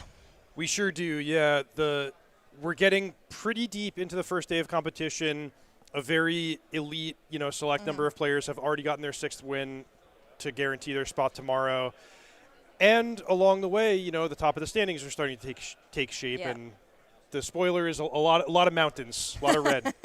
Lots of red, and islands are doing their best to keep up. If we have the standings, we'll be able to show you those in a second. There we go. Take a look at our undefeated players at the moment. We have 8 of them, so all mono red, all Izzet Cauldron. We're not super surprised to see that, but from 16th place there, we do see mono white tokens doing their best job to try and break up this top 15 red deck nonsense. Yeah, exactly. So Gryffindor with the mono white tokens deck, representing the only player on the front page of the standings to not be playing red. Rakdos Aggro, which we're actually going to get to see on camera this round, it's similar to mono red. It's just kind of like a spicy, unique take, including the Callous Sellsword and Leyline of Resonance to make for really, really explosive red openings. But, familiar strategy of blitz the opponent down with cheap red creatures. That will certainly be a quick matchup, I imagine. Let's take a look quickly at page 2. See if any fan favorites are hanging out on this page of the standings. Any names that jump out to me? Not on this page right now, but players doing a good job with a couple of other archetypes. Azorius Control there, notably at 20th. Yeah, a little more spice here. Jeskai Control, Azorius Control, Simic Aggro, Dimir Midrange. So, yeah, this is where you get to see just below the surface some players who are doing it their own way and, coming prepared with their archetype of choice and a good plan against Izzet Cauldron and mono red, making it pretty deep so far in day 1. Well, as soon as our players are ready, we'll jump down into the feature match area. We did have a chance to have a look at Alexander McIsaac's deck list, as well as Jacob Milchman. That is going to be our feature match. And one of the main differences, that this is the fun game we have to play with the Izzet decks, is what's different about this list is more... No, excuse me, that was the different list, but taking a look here at this Izzet Cauldron deck, we do see the 2 copies of Duelist of the Mind and the 1 copy of Storm Chaser's Talent. So pretty stock otherwise. Yeah, full 4 copies of Quantum Riddler, which players are taking different approaches there in terms of splitting them between main deck and sideboard, but not exactly going out on a limb to put, 4 of the busted blue mythic in your blue deck. Nice. But yeah, I mean, this is definitely a case of if it ain't broke, don't fix it. Just play the obvious, really strong deck without overthinking yourself too much. Yeah. So in a month or so, I'm not entirely sure of the exact date, we do have a banning coming up. Yep. It is quite likely that something from this deck is going to be affected. If Soul Cauldron goes, are we then just back to a prowess build for anyone wanting to play these colors? Well, look, as the performance of Mono Red and some of these other Quantum Riddler decks shows, there's just a lot to like about these 2 colors. Yep. So, yeah, okay, you could take away Cauldron, you could take away Vivi. There's still going to be something there. Yep. In a way, that's good news, right? One of the most desirable effects of a banning is you take a deck that's a little too strong and you just take it down a peg. So people who love it, who've invested in the cards, who've learned the strategy, now they could still play it and kind of make it their own and use that creative deck building, but it's just not oppressive in terms of its win rate or its metagame share. Yeah. So, yeah, I mean, I think that will be the case for Izzet and for the color red and the color blue individually. But, yeah, we expect that the VV Cauldron deck will probably not make it out of November unscathed. We shall see what happens then, friends. Our players are ready to rock and roll, so let's jump down into the feature match area. It is going to be Jacob Milchman playing Izzet Cauldron up against Alexander McIsaac playing, I want to say Rakdos Aggro in inverted commas, because the only black card is Callous Sellsword, and most of the time you're not if you're casting that card, the creature side, things aren't going super well. Well, maybe we can put it in perspective by saying the mana base of this deck is 18 mountains and 1 black-red Verge. Just in case. So, you know, Just in case. that's the Rakdos part of it for you. Importantly for Alexander, no Leyline of Resonance down on the board. Those of you who remember, I think it was the World Championship that JED won. He was rocking the Leyline deck, and everyone else went away from that iteration of it, and he's like, why? This is so busted. Yeah, the Leyline of Resonance thing, I think for a while people looked at that and they're like, oh, you know, that's a funny gimmick or whatever, you know, to get the screenshot equity when you play on Magic Arena. But it's actually, that's a real approach that you can take that emphasizes the strengths of the red deck and capitalizes on some of the weaknesses of the other decks in the format if they're not prepared with, you know, removal as early as the very first turn of the game. Alexander off to a pretty decent start. Hired Claw down first, followed up by Emberheart Challenger. So go fast, go face, get as much damage done as possible. Vivi in the yard there for Jacob, and we do have Marauding Mako growing alongside our fear of missing out. Yeah, in game number 1, the weakness of the Izzet deck in this matchup is it just doesn't have that many interactive cards. You're not going to see a huge number of, you know, Torch the Tower, Burst Lightning type cards in the main deck. Yeah. However, the strength that it can capitalize on is it is really good at just putting a lot of power and toughness onto the battlefield, and this start illustrates that, especially if Jacob can follow up with, say, Steam Core Scholar, Prophetic Memory, whatever it might be. Alexander's got a real nice hand. We see a copy of Kellen Planar Trailblazer in there, so the Sellsword as well, Slickshot Show Off. So many options here, but I think the first thing that Alexander wants to do is attack.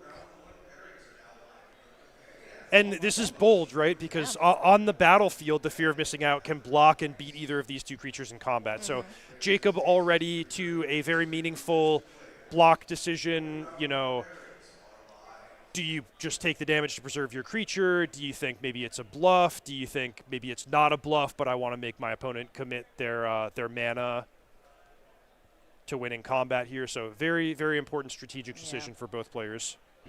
So now, will we see a removal in response? Piece of removal? What do we have there? So, of course, Alexander could just choose to pump the Hired Claw because it's, you know, it's triggered. Jacob's taken 1 damage. So you could just say, okay, 2/3 fights 2/3. You take the damage from the Emberheart Challenger, no harm, no foul. But it looks like what he has is full bore. Full bore, right, which is a way to give +2/+2 to his creature in combat. Pretty cool. +3/+2 even. It's also, that card's fun to target a warp creature with. Oh, excuse me. You're absolutely right, Ailey. Full bore is +3/+2. I mistook the name of the card. That's actually Dreadmaw's Ire, which is +2/+2 and helps you destroy artifacts when your creatures go unblocked. Gives it trample if it's a dinosaur or something? I don't know. Something about dinosaurs. Something, it gets big and lives. That's the main thing that happened here. And now, poor little Mako is going to get got. This lizard, gigantic as he is going to burn together alongside the Mako. And Jacob is in pretty big pickle here. Wow, really, really meaningful choice there from Alexander, showing a lot of respect to Marauding Mako and its ability to grow in size. So he, you know, you look at this deck list and you're like, okay, Alexander's just trying to deal as much damage to his opponent as fast as possible.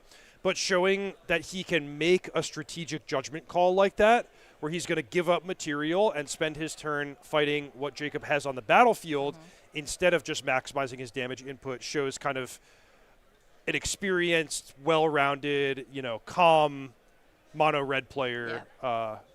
I know when, you know, when I play decks like this, I tend to, like, get a little overexcited and just start jamming. Just start jamming. That's exactly the right way to say it. Just get swept up in sort of the fast pace of the game and the strategy, but knowing when to slow down and make a play like that is very important skill. Oh, we found another mountain.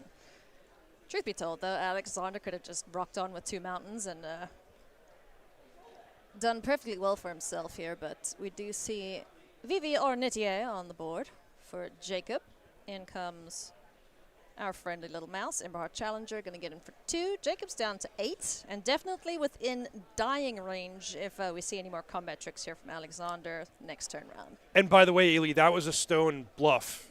I mean, it didn't cost Alexander anything to he didn't have to put anything at risk there, but if Jacob had declared Vivi as a blocker, nothing would have happened. You would have just taken 2 less damage, but it's a really, really hard play to make, of course. That's a whole shock. And could matter here up against the red deck that can pump out massive amounts of damage out of nowhere. Alexander goes down to 17. Jacob sitting on 8. Also foretold the slick shot show off, so that's a free spell coming next turn with haste. All right, Ailey, so Vivi on the battlefield, Profts on the battlefield, Soul Cauldron on the battlefield, Vivi in the bin. He could win right here. So a key thing here that we mentioned in a previous round is this is actually going to give Vivi 2 instances of the ability, and each instance can be used once per turn. So Jacob can activate Vivi from just the text box of the card and activate it a second time through the ability it's granted by Agatha's Soul Cauldron. Not too shabby. Can Jacob capitalize, though? 8 mana. Or have we... Yeah, we've gone to combat, right? No attack? No. Okay, so he activated Vivi for the first time, but I believe has not yet gone to combat. There we go. Okay.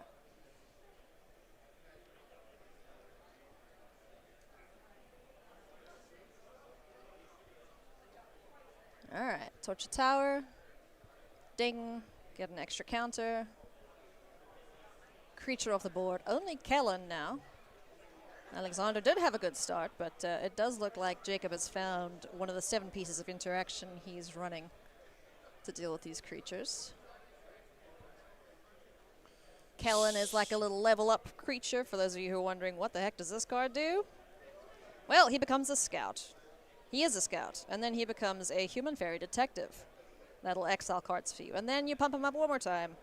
And if he's a detective, he becomes a fairy rogue and gains double strike. For those of you who were wondering. So the $1 million question this turn is going to be, what can that slick shot show off do? Because you figure Alexander has exactly 1 more turn in this game before either he's dead or he gets the battlefield gets completely out of reach. Yeah. So the slick shot show off is going to be able to get played for free. His remaining card in hand is the Callous Sellsword Burned Together. So if he draws an instant, he can still win.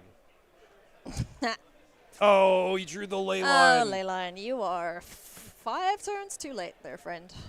All right, so what can you do? You can cast the slick shot. You can level the Kellen. Oh, I'm not seeing really much that We're can... going to be casting a Callous Sellsword, I think, and it's going to get under the bus. The big old VV bus, possibly.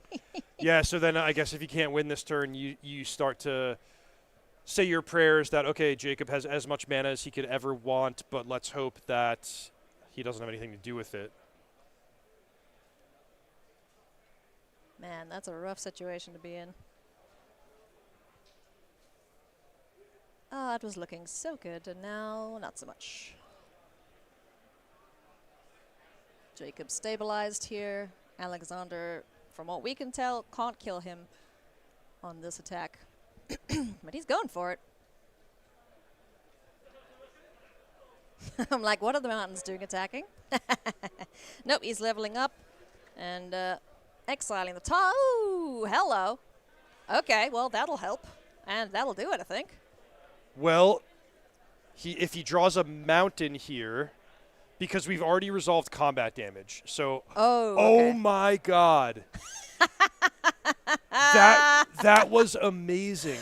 I literally couldn't even think of a sequence that would allow Alexander to win, but you better believe he thought of it. And that was one of the most unlikely moments of playing to your outs that I can ever remember seeing in a tournament feature match. That was amazing. So what happened there was he was going to see 1 random card off the top from Kellen dealing combat damage. And mind you, that's after combat damage. So just pumping up the slick shot's power alone won't do anything at that point. Yeah, it was 3 damage. He had only 1 mana left over.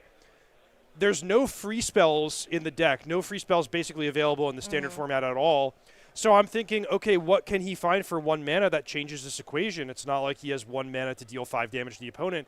What he found was a card, the Might of the Meek, that cantrips and cycles allowed him to trigger the Slickshot Show-Off and draw another card. So happened that other card was Mountain, and then he's able to burn together for the final 5 points of damage. I'm sick. floored. That was an amazing, amazing sequence of events. He's got to be feeling pretty good right about now.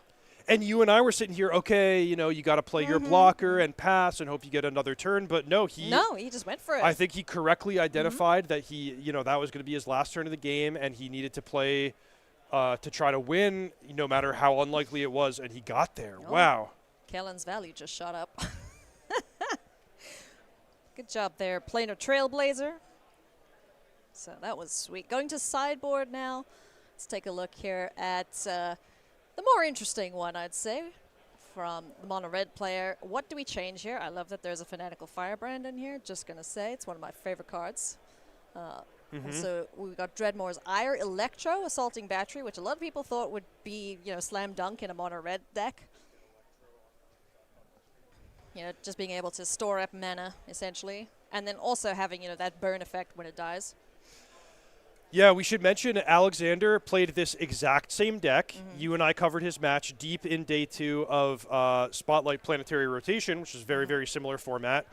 I remember Alexander, not just because of this sweet deck and because he made a deep run, but also his signature Poison Dart Frog. Yes. In the sideboard. Yes. Poison Dart Frog guy.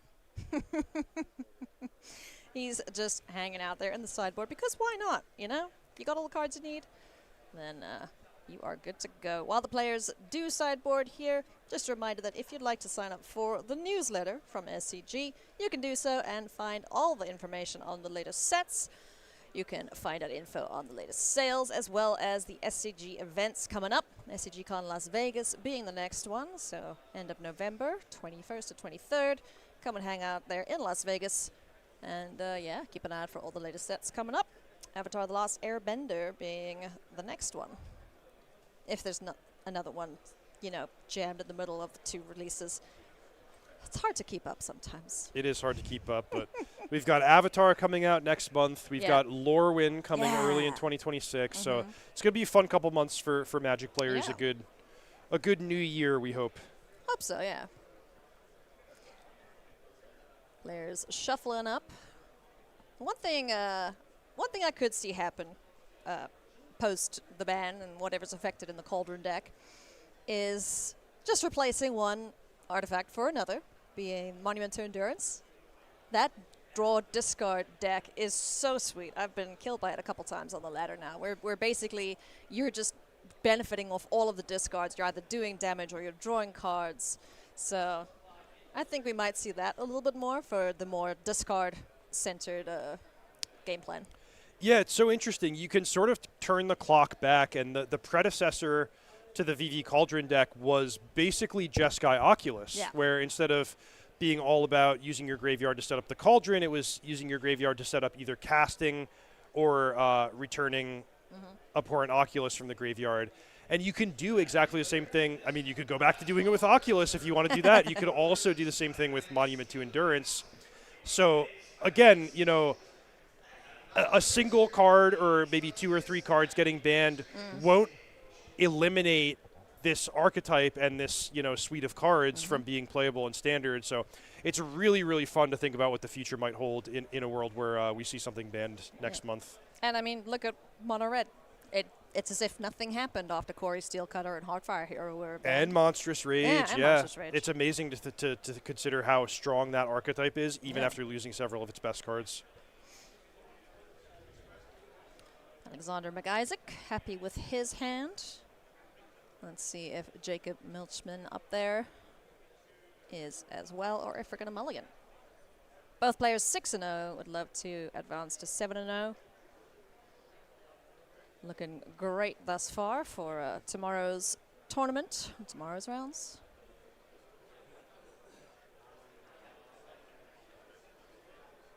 do we have a keep? One of the other archetypes I would love to see get stronger or, you know, be viable at some point is the Azorius aggro deck. It's kind of fun, mockingbirding your opponent's game plan. Oh, I believe that, yeah. You know, stealing, well, not stealing, but copying a Sephiroth or, you know, a Blood Artist type creature that they have now in black. Oh, hey, Stadium Headliner. Another guy that can yeet himself into the opponent's face. Ooh, okay. Saw some goodies in Alexander's hand. Turn 2, Cauldron for Jacob. Hey, land off the top. Exactly what he needed. He kept a one-lander. He did keep a one-lander, yep. You greedy red player. Love it. Stadium Headliner gets in. Mobilizes to make a friend. And the damage gets going.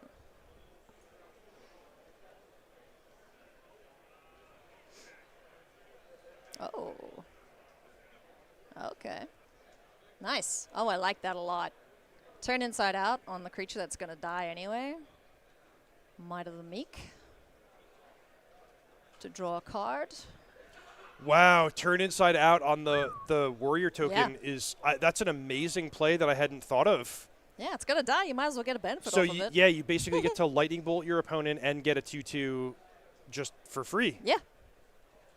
Let's see. Can we find a creature under that? Hey, Poison Dart Frog.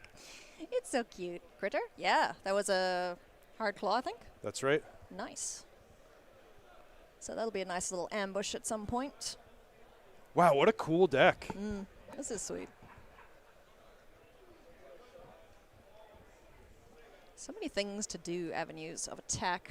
2 Razorkin in hand there. 3 Razorkin in hand. Jeez, if I saw that right. And also the Callous Cell Sword.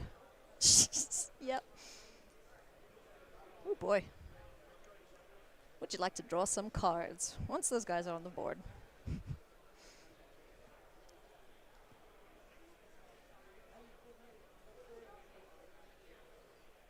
Third land here for Jacob. Follow up to Agatha's Soul Cauldron. It's going to be an obliterating bolt taking care of the Stadium Headliner.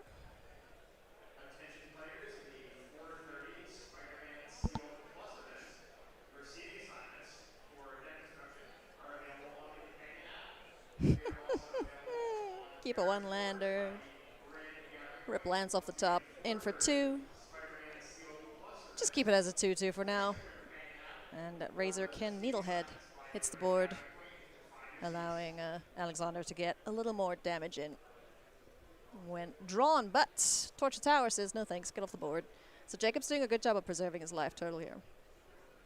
Hey, Vivi. I just had a thought, Ailey, from game number 1. Remember the bluff attack, the 2 damage, and then the game ending with exact It would have mattered. lethal. Very cheeky from Alexander. And yeah, some might say that won him the game.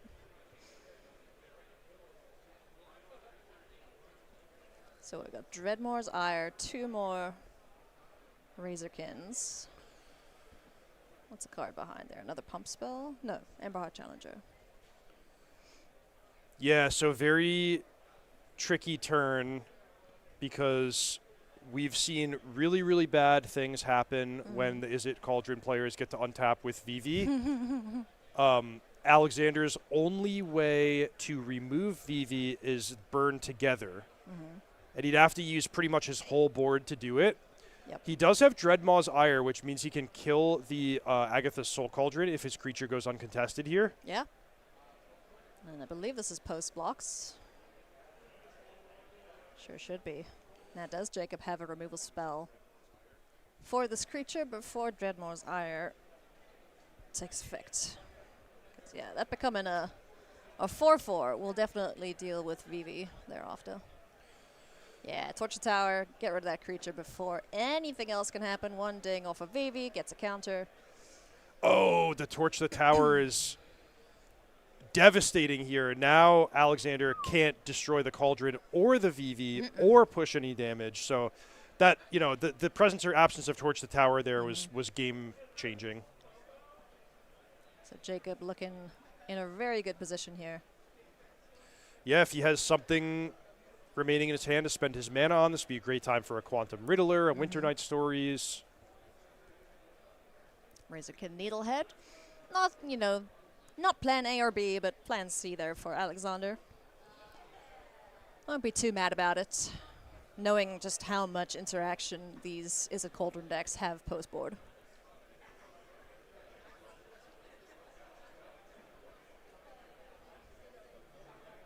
I think the only thing that would make me like this deck even more from Alexander is if O'Hare Ashenil was in it. Yeah. Just dealing so much damage for every one ding. It looks good alongside the Stadium Headliners and the Fanatical Fire variants.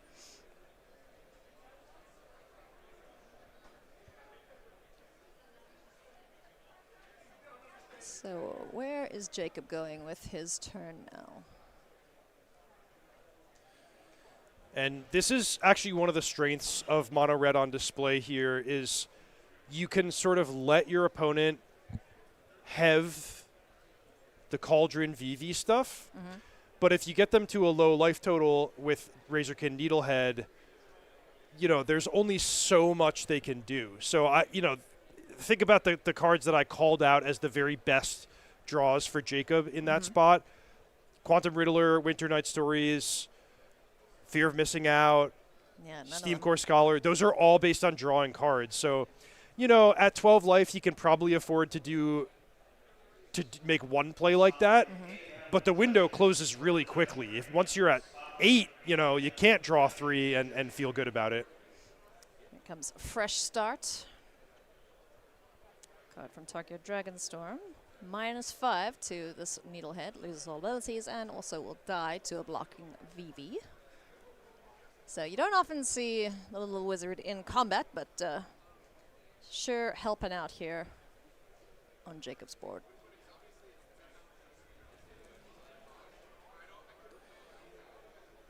VV groweth. So this is kind of reminiscent of the first game, where VV seems to be stabilizing things here for Jacob, but he really needs something to do, because currently he's just waiting for Alexander and responding to everything he's doing. He's not enacting any of his game plans. Correct. And you could see Jacob's sideboard coming in big here, right? He drew 4 removal spells, but thus far all he's done is 1-for-1 trades against the red deck. And there's only so much you can do of that before Alexander's, you know, lower land count. He kept 7 cards versus Jacob's 6. And he's the one who still has cards in his hand, despite the Is It Cauldron deck, you know, on paper being more powerful and having more good draws at this stage in the game. So unable to get any profitable attacks in for the red deck. Turn passes back here to Jacob. Okay. That's a very painful Winter Night Story.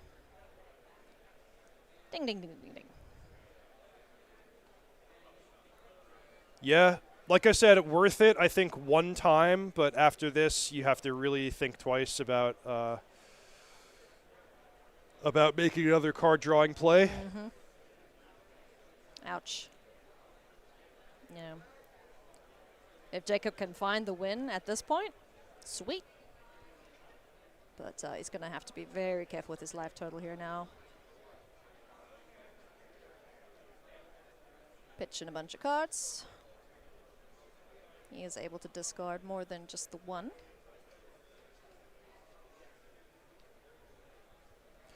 Oh, it's Pyroclasm. Ooh, hey, that'll kill some stuff. That will kill everything. To be more precise. Neat. That is exactly what Jacob needed to take control of this matchup here. Yep, so his life total is low, but the battlefield is very favorable for him now. Yeah. He even has the Winter Night Stories still in the graveyard. He's doing Prophetic Memory, so I don't think he's going to win this turn. Well, actually... Can he is the question. Okay, he's out of mana, so he can't both attack and harmonize the Winter Night Stories. Yeah. So maybe just harmonize and. He's going to get to add 4 counters in combat. Good grief. Yeah, unfortunately, no other VV in the yard to give VV on board an extra activated ability, but he's going in. That's a 10 power VV.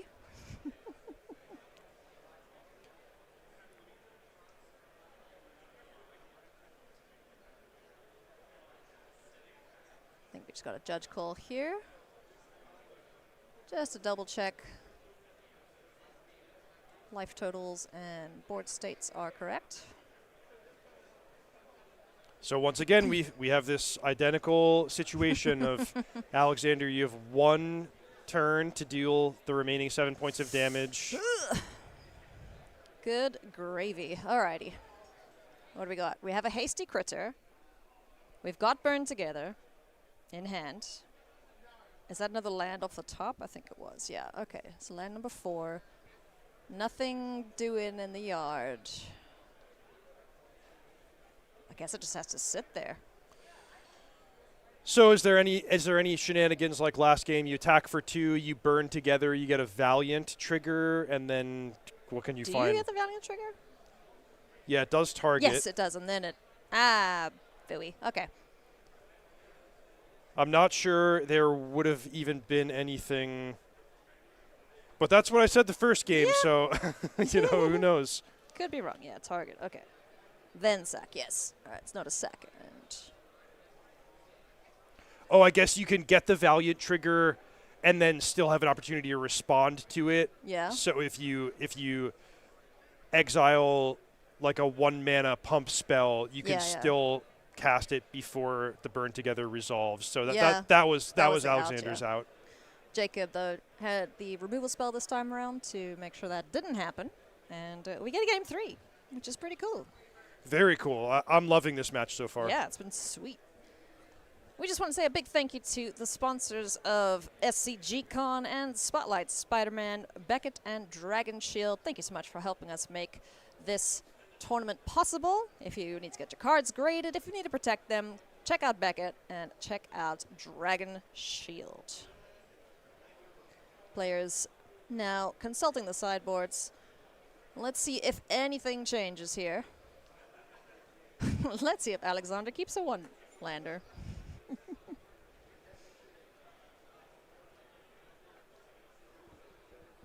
I mean, to be fair, before that Pyroclasm, it looked like it was going pretty well for him. I agree. Yeah, that was Jacob's really last turn to find something meaningful off the top. He did find the Winter Night Stories, went low on life, but found enough action to stabilize and get the game over with. If he had had to wait another turn or 2, he would have been probably too low to even cast Winter Night Stories.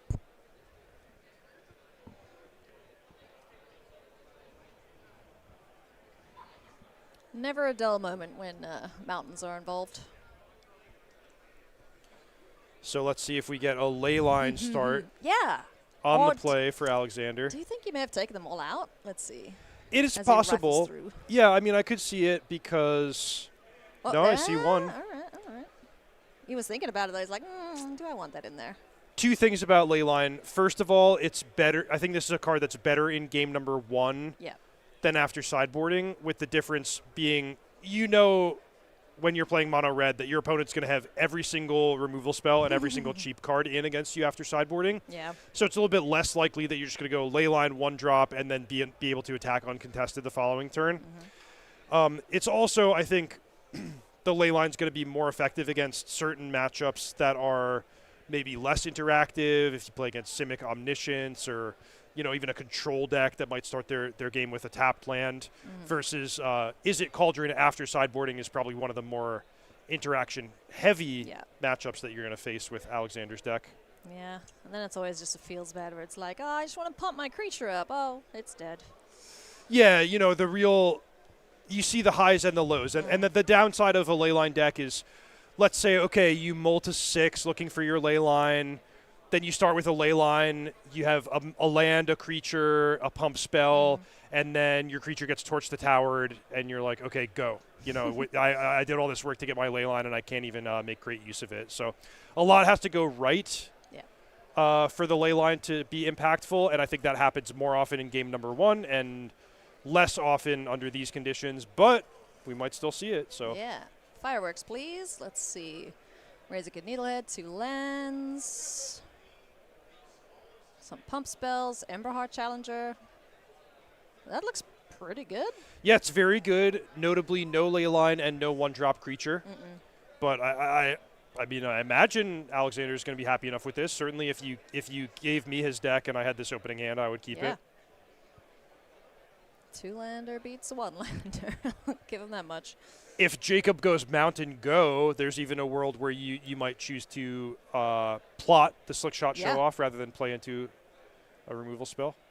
Yeah, and try and benefit off of multiple creatures on the board. Doesn't agree with you this time around, as Emberheart Challenger is going to get the damage flowing. Jacob Milchman takes 2. Jacob played a tapped Multiversal Passage on turn 1. No, he played a Fireball. Players finding different ways to represent their choices. Just put some stickers on him. You could do that. Give him a permanent marker. All right. Suspicious passing with 2 mana open. Untapped Island. I suspect a removal spell. Do we have 2 pumps in hand? That's always a feels good when your opponent's got to torch the tower or something and you can go, ha-ha, no. I make my creature out of range. Yeah, and that's actually a great point that, you know, let's assume Jacob has a Braid. That's his play for this turn. Pretty strong consideration to just playing it on your main phase while your opponent's tapped out so that you don't have to get into those shenanigans of, you know, possibly losing to double pump spell. Man, he's drawn real nice here. Slick Shot Show Off, being foretold. Stadium Headliner. The follow-up here on turn 3. Jacob's probably just sitting there going, Pyroclasm, Pyroclasm. So one off. Yeah, that's true. That would be really, really meaningful.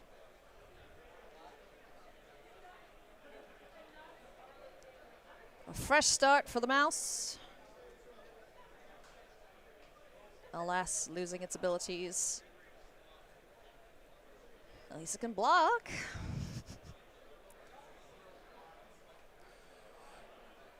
I worry a little bit, like, Jacob's playing very carefully, and I think he recognizes that Alexander's deck is explosive and sort of combo-centric in terms of trying to piece together multiple removal spell or multiple pump spells, burn together, ley line of resonance, whatever it might be. But a lot of the choices that Jacob makes result in taking a little bit of extra chip damage, and we've also seen how thin the margins can be in these games. So, you know, the fresh start takes care of the Emberheart Challenger at the end of the turn, but Jacob did take 2 in combat from it, which is definitely not nothing. Now, I don't know what the right play is, but my point is just that 2 damage matters. That's all I want to say. You know, I just straight up forgot that Emberheart Challenger has prowess.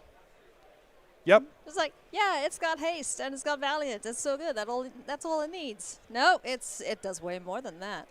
It does a lot. That card is really strong. Oh, boy. Little blip in the memory bank there as we go to turn number 4 here for Alexander. No 4th land. How does he want to take this approach? He does have the Slick Shot Show Off. Razorkin Needlehead to start. Just going to keep that there. Just wait for a bunch of non-creature spells to take full advantage of the Slick Shot.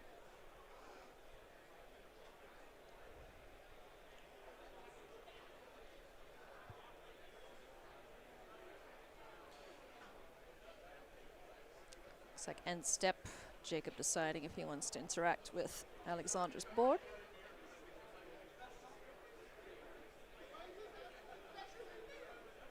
Yeah. Unable to scream. Razorkin Needlehead. It's gonna get got. believe he loses all his abilities. Yep, that's right. And now it's just a 0-2. It's making a nice bunch of walls here for Alexander. Once again, Jacob passing with mana open, so this cat and mouse game of I have removal, you have pump. Let's see let's see who blinks first. Raise again, Needlehead number 2. Does Jacob have an answer for that one?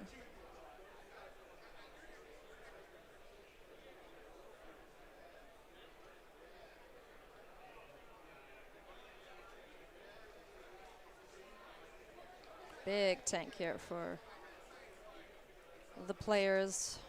Alexander now passing the turn. And into the Floodmaw, I believe. Takes care of that Needlehead before it draws. So Jacob again doing a great job of preserving his life total. Yeah, preserving his life total, but he still needs a way to get ahead. And this is okay, but it's a little bit dangerous. Tap your mana without adding to the battlefield, and then possibly be tapped out or tapped low on Alexander's turn. Yeah. This could be a big moment for Alexander to maybe deploy the Slick Shot Show Off, play some of these instants in his hand. Yeah. Let's see, did we find land number 4? That's the first question I want answered. Doesn't look like it. If he didn't find land number 4, he's in big, big trouble. Yeah.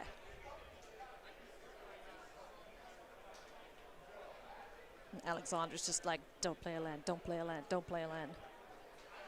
Because ideally you find a land that taps for both red and blue, and you have 2 answers for the creatures able to attack. Oh, it's a tapped land. Spire Bluff. Nope, yeah. Spire Bluff Canal. Ooh. Ruh-roh. Let's see if Alexander can capitalize here. All right, so he's got the Slick Shot. He has 2 pump spells. So that means in the air he can deal 10 damage. So appears to be just short of lethal. I mean, you're going to jam anyway, right? I predict the answer is yes. Ooh, and you can do the mobilized token nonsense again if he attacks with the Stadium Headliner. With turn inside out? Correct, yeah. And so the question becomes like, basically, Jacob's going to block something with the fear of missing out, and then you'll choose, do you want to actually beat that in combat, or do you want to just deal as much damage to the opponent's life total that you possibly can? Yeah. Oof. Also, Emberheart Challenger. We've got that Valiant option if he wants to do that first, see what's on top of the library. If Jacob blocks anything besides the Emberheart Challenger, I think he's dead here. Yeah. The Slick Shot, with 2 instants, the Slick Shot will be 5. The Emberheart Challenger will be 4. The 2 pump spells represent +5. That's 14, and then one of the 1/1s is getting through. So Jacob has to try to guess what's in Alexander's hand, but I think there are definitely some configuration of cards where blocking the Stadium Headliner would be a correct block. Yeah. But in this case, it would result in dying. Yeah. This is a how do I lose this game moment for Jacob, and the answer is 2 pump spells. Please put it in front of the challenger. Move. It's like waiting for a car crash to happen.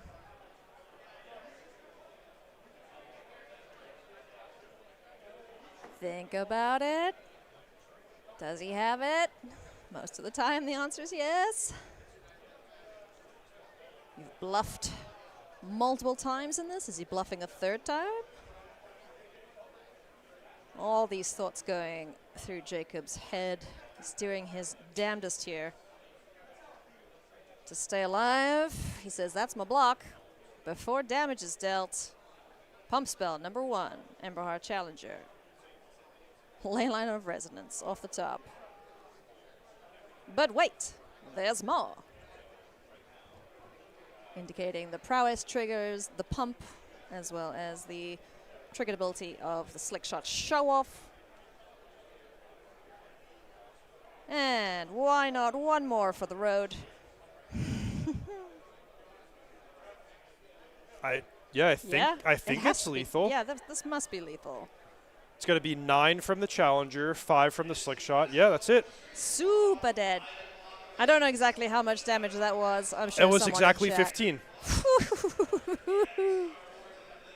Good grief. That deck is sweet. Alexander, you build sweet decks, sir. That was cool. That match was amazing. I loved it. I mean, game 1 was like truly one for the ages in terms of just Alexander making that really bold attack, giving himself a chance to get lucky, and spiking the really unlikely combination of 2 cards on top of his library in the right order to steal the game.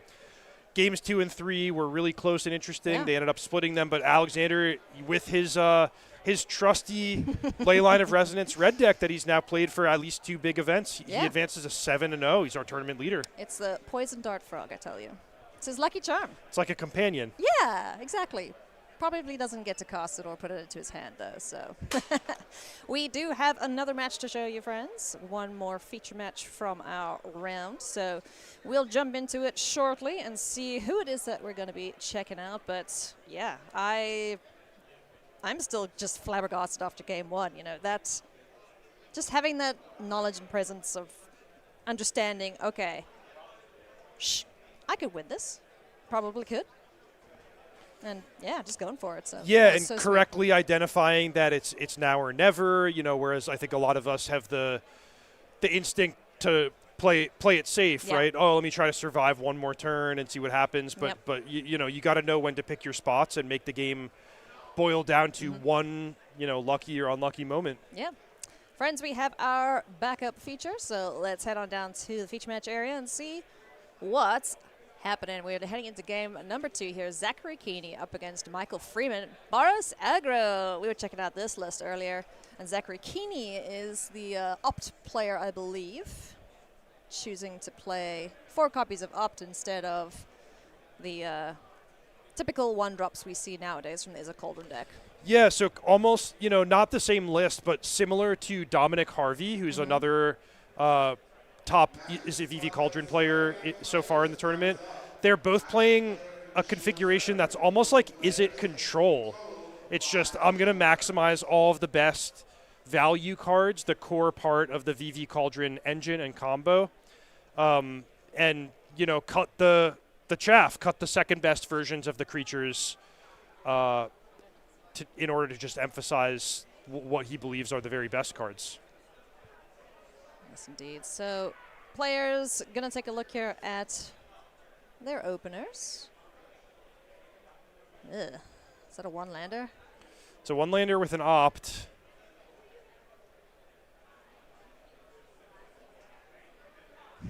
No, it's a 2-lander. It's actually just a very good hand. There you go. Okay. Second land eluded us as we kick things off here for the Boros Aggro side of things. Hired Claw. Spirebluff Canal from Zachary. A little blip in the matrix there as we pass the turn back now. Turn 2 for Michael Freeman. What's he naming with the Multiversal Passage? And now he's got Grease Wrench Gobbo on the board. So much variety in these red decks, too. There's like, okay, everyone plays 4 Hired Claws, and then in terms of the 1-drops, there's, 5, 6, 7 different options that you can reasonably choose from. The Grease Wrench Goblin, Stadium Headliner, Kellen, Fanatical Firebrand. Woo, go Frank. That's the Fanatical Firebrand. Gotcha. Fear of Missing Out, FOMO, as he's affectionately known, because who wants to say fear of missing out all the time?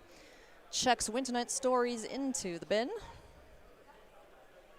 Lightning Helix takes care of that pesky critter, gaining some life and getting a nuisance off the board here, allowing Michael Freeman to get an attack in here.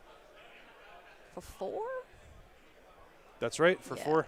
Oh, Pyroclasm again. When was that card first printed? I should trivia for Ice today. Age. That's Ice Age. That's the Yeah. original printing that Zachary's got, Sweet. complete with the Jaya Ballard flavor text. Razorkin Needlehead hits the board. The really creepy alternate art thereof. Ooh, that is creepy. Yeah. And it doesn't look like our life totals are updating, so we'll just try and keep track as best we can, courtesy of Zach's life total pad, 18 to 13. That Looks like. appears to be a Nathan Stoyer signed Duelist of the Mind, the Yeah. world champion card, Neat. 2022. That was a long time ago now, huh?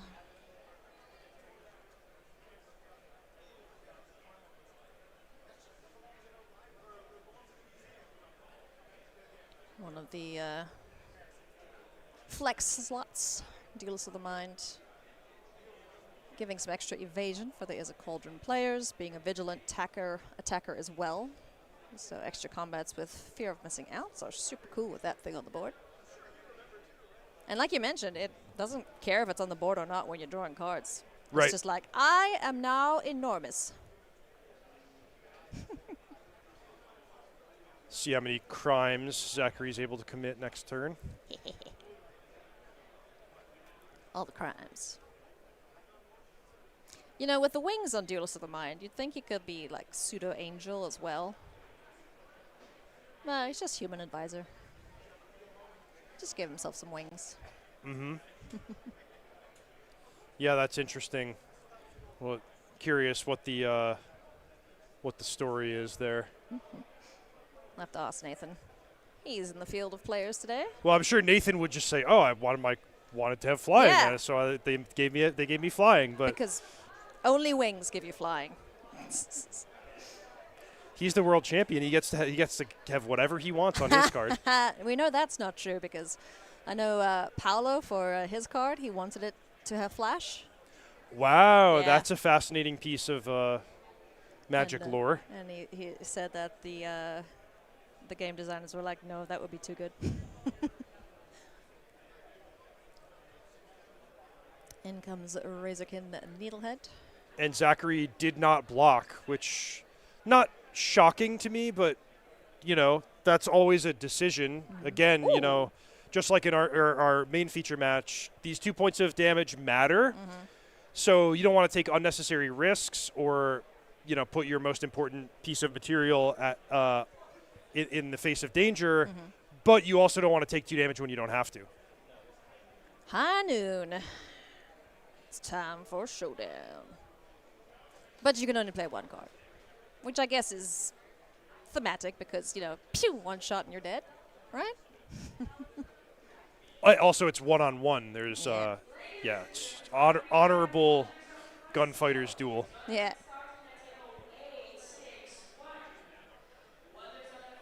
4 mana available here for Zachary Keeney.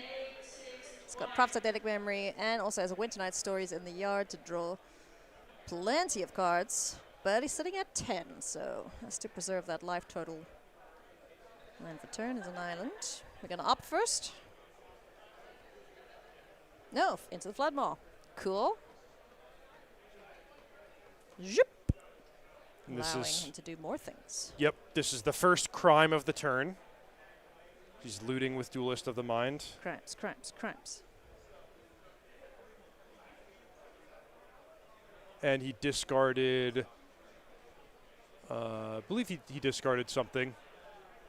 Maybe a Storm Chaser's talent. Yes, the cards are a little off the screen there for us. Wow, so he's going to, I think he's going to be able to put 7 counters with the prosthetic memory because it was. Wee, how big is this guy now? All right, so Jeez. let's count. It was the draw step, which counts for the Duelist but not for Yeah. the Profts. Then 2 crimes, 2 draws from the Quantum Riddler, and 3 draws from the Winter Night Story. So I think the Duelist should be 9 power, and then Yeah. it should get 7 more from the Profts. That's my count. So this would be 16. It's pretty good. It looks like maybe Zachary didn't actually draw 2 from the Riddler. It's possible I saw that one. In which case 6 would be the correct number of counters to. So from 21 to 7. Yeah. Oh wait, is the 14. duelist maybe it only triggers on the first time you commit a crime? I think so. Maybe Let's see. that's once each turn. Yes. Okay, so that's my mistake there. Yeah. So he did draw 2 off the Riddler, but he did not draw off the second into the Flood Maw. There you go. That's a pretty large flyer. And blocker. Michael has a fish. Ah, slick shot show off. A defensive slick shot show off, I believe. Another Razorkin Needlehead. Oh no, into the Flood Maw, and that is going to do it. Nathan Stoyer on the board is going to get the job done here for Zachary Keeney with a sweet, is it Cauldron deck. We didn't see any VV, no Cauldron at all, just big old beaters on the board. Props Eidetic Memory, and he's got a great shuffle, by the way, too. He does, Teach me. I was admiring that. But yeah, Zachary Keeney with supporting cast Nathan Stoyer winning that match. And yeah, it was Is It Control, wasn't it? We didn't see any VVs or Cauldron. It was just some good old-fashioned card drawing, Pyroclasm. The Duelist of the Mind was, that was a card I came in not expecting it to be a huge player in these top-performing Is It Cauldron decks, but really showed what it can do there with basically just a combination of flying, vigilance, and Prof's Eidetic Memory being almost the best thing you can do against mono red. Yeah, Prof's Eidetic Memory is a extremely powerful card, especially in these like looting and draw discard effects with these decks. Is it prowess? Okay, it's not prowess, but it kind of is. Slick Shot Show Off has that sort of effect, as well as Duelist of the Mind also getting increasingly large with the amount of cards you're drawing. So, I don't know if Proft is on the chopping block, but might be something to keep an eye on. Just saying. Yeah, I mean, let's just talk about how much you have going on in the Is It color combination, because if you flash back before the previous round of bannings, it was, as you mentioned, Is It Prowess, right? Yep. Corey Steel Cutter, Monstrous Rage, very aggressively slanted version. Yep. That's gone. So now it's more about VV and Cauldron, but you see players like Zachary Keeney kind of hybridizing, saying, well, the prowess stuff is still good. Opt triggers a lot of the key synergies in my deck, helps me find my best cards more often. So even in a hypothetical post-banning world where, for whatever reason, whatever card might get targeted, if you can't do the VV Cauldron stuff again after November, there's still a lot you could do in the blue-red color combination. Absolutely. Definitely no shortage of good cards there. And it's going to be interesting to see what happens. We're going to take a very short break, friends. When we come back, we'll have our next round of competition. It'll be round number 8. So, see you then.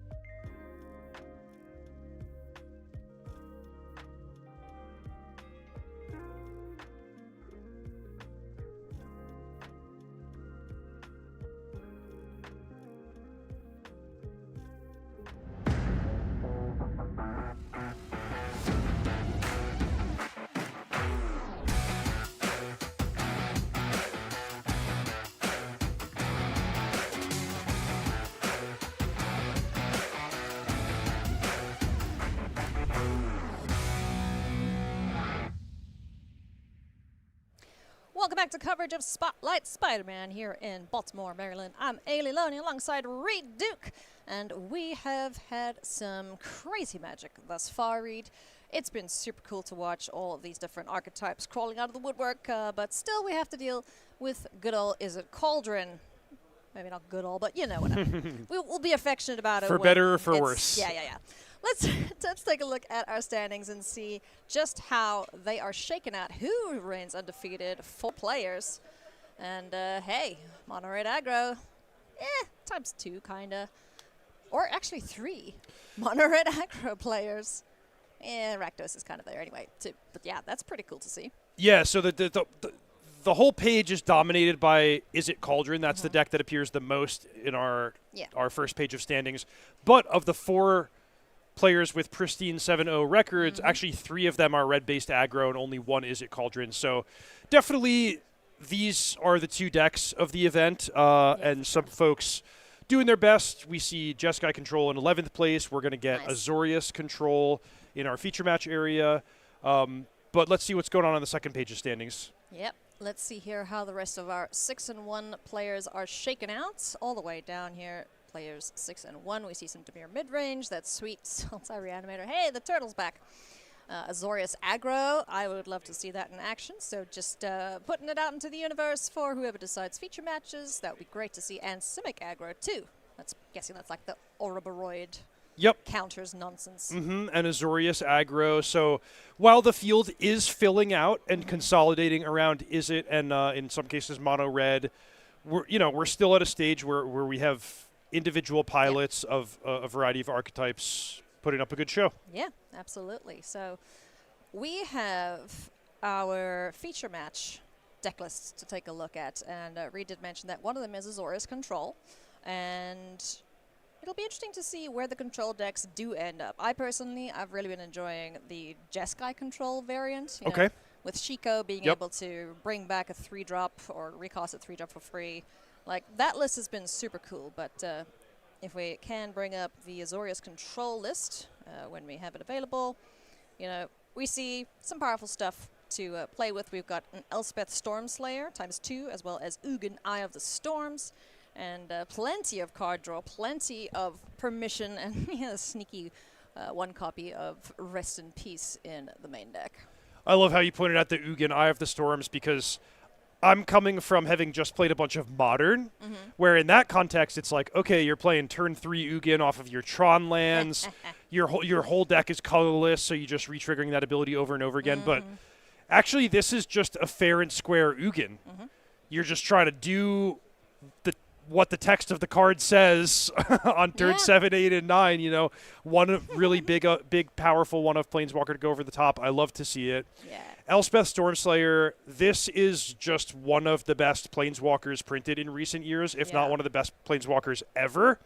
If we get to see that on the battlefield, or perhaps Ellison even untapping with Elspeth, that's going to be a really strong indicator that things are going well for our control player. And then consult the star charts and stock up. These are the best card drawing spells that we've seen in Magic, like almost since the days of Ancestral Recall. They're just that strong. Yeah, I mean, we saw stock up and everyone was like, oh my god, this uncommon is incredible. Surely it can't get better than this. Consult the star charts is just like, hold my beer.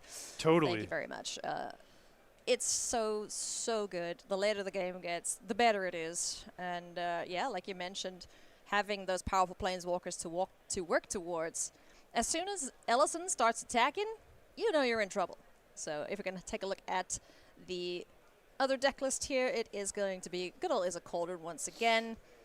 The notable inclusion here of Tersa Lice Chatter. We haven't seen her between our matches thus far in any of the main deck configurations of the players. Yeah, and it might serve Daryl well in the control matchup, just because it's the damage output and being able to make sure you get your hit in before it gets Day of Judgmented or Ultimate away. The one thing that I want to look at right away is the sideboard, because Game 1 often favors the control deck, in part because the Is It Cauldron has a lot of like Torch the Tower, Abrade, Into the Floodmaw type stuff that's just really not effective against the creatureless control deck. But after sideboarding, when those counter spells come in, it can change depending on how well prepared the Izzet Cauldron player is for the control matchup. Well, let's find that out right now. Our players are ready, so we'll head on down to the feature match area and see which of our players here can improve their record to 7-1. They have taken a loss, and I'm sure we'll catch up with our undefeated players later on in this round. Starting things off, Marauding Mako for Daryl Thompson on top of your screen.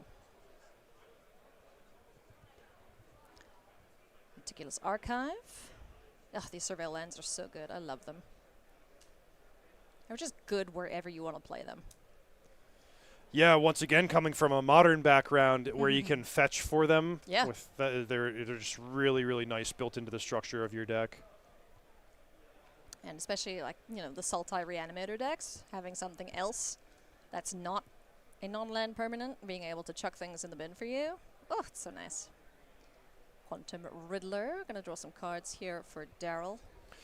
Yeah, so Ellison has to be pleased that there's not a second permanent threat being added to the board, or the Marauding Mako is not getting pumped up in a crazy fashion. But still, Daryl able to spend his mana, sculpt his hand, get a little bit of value. Excellent land choice there, Daryl. Do love the Edge of Eternity's lands as well. The planets. The SpaceX, if you will. SpaceX, I haven't heard that before. You've got to hang out with me more. I'll teach you all the wrong words. What is our pre-combat play here? Marauding Mako cycled. Ah, you don't want to see that. You don't want to see that, although if you had sort of like X-ray glasses and you knew that Ellison was passing with a counterspell and No More Lies, it's not that bad to spend your mana on something that's uncounterable. You know, that's not going to let Ellison spend his mana back on the permission spell. But certainly main phase cycle and miss your land drop is kind of like exactly what you don't want to see in the feature match area. And now Ellison, I'm pretty sure, is just going to fire off a counterspell at anything on the stack. Yep, I think that's right. That's exactly the case. No More Lies sends Fear of Missing Out to exile. 2 more damage coming in, though, from this Mako. Ellison's down to 15.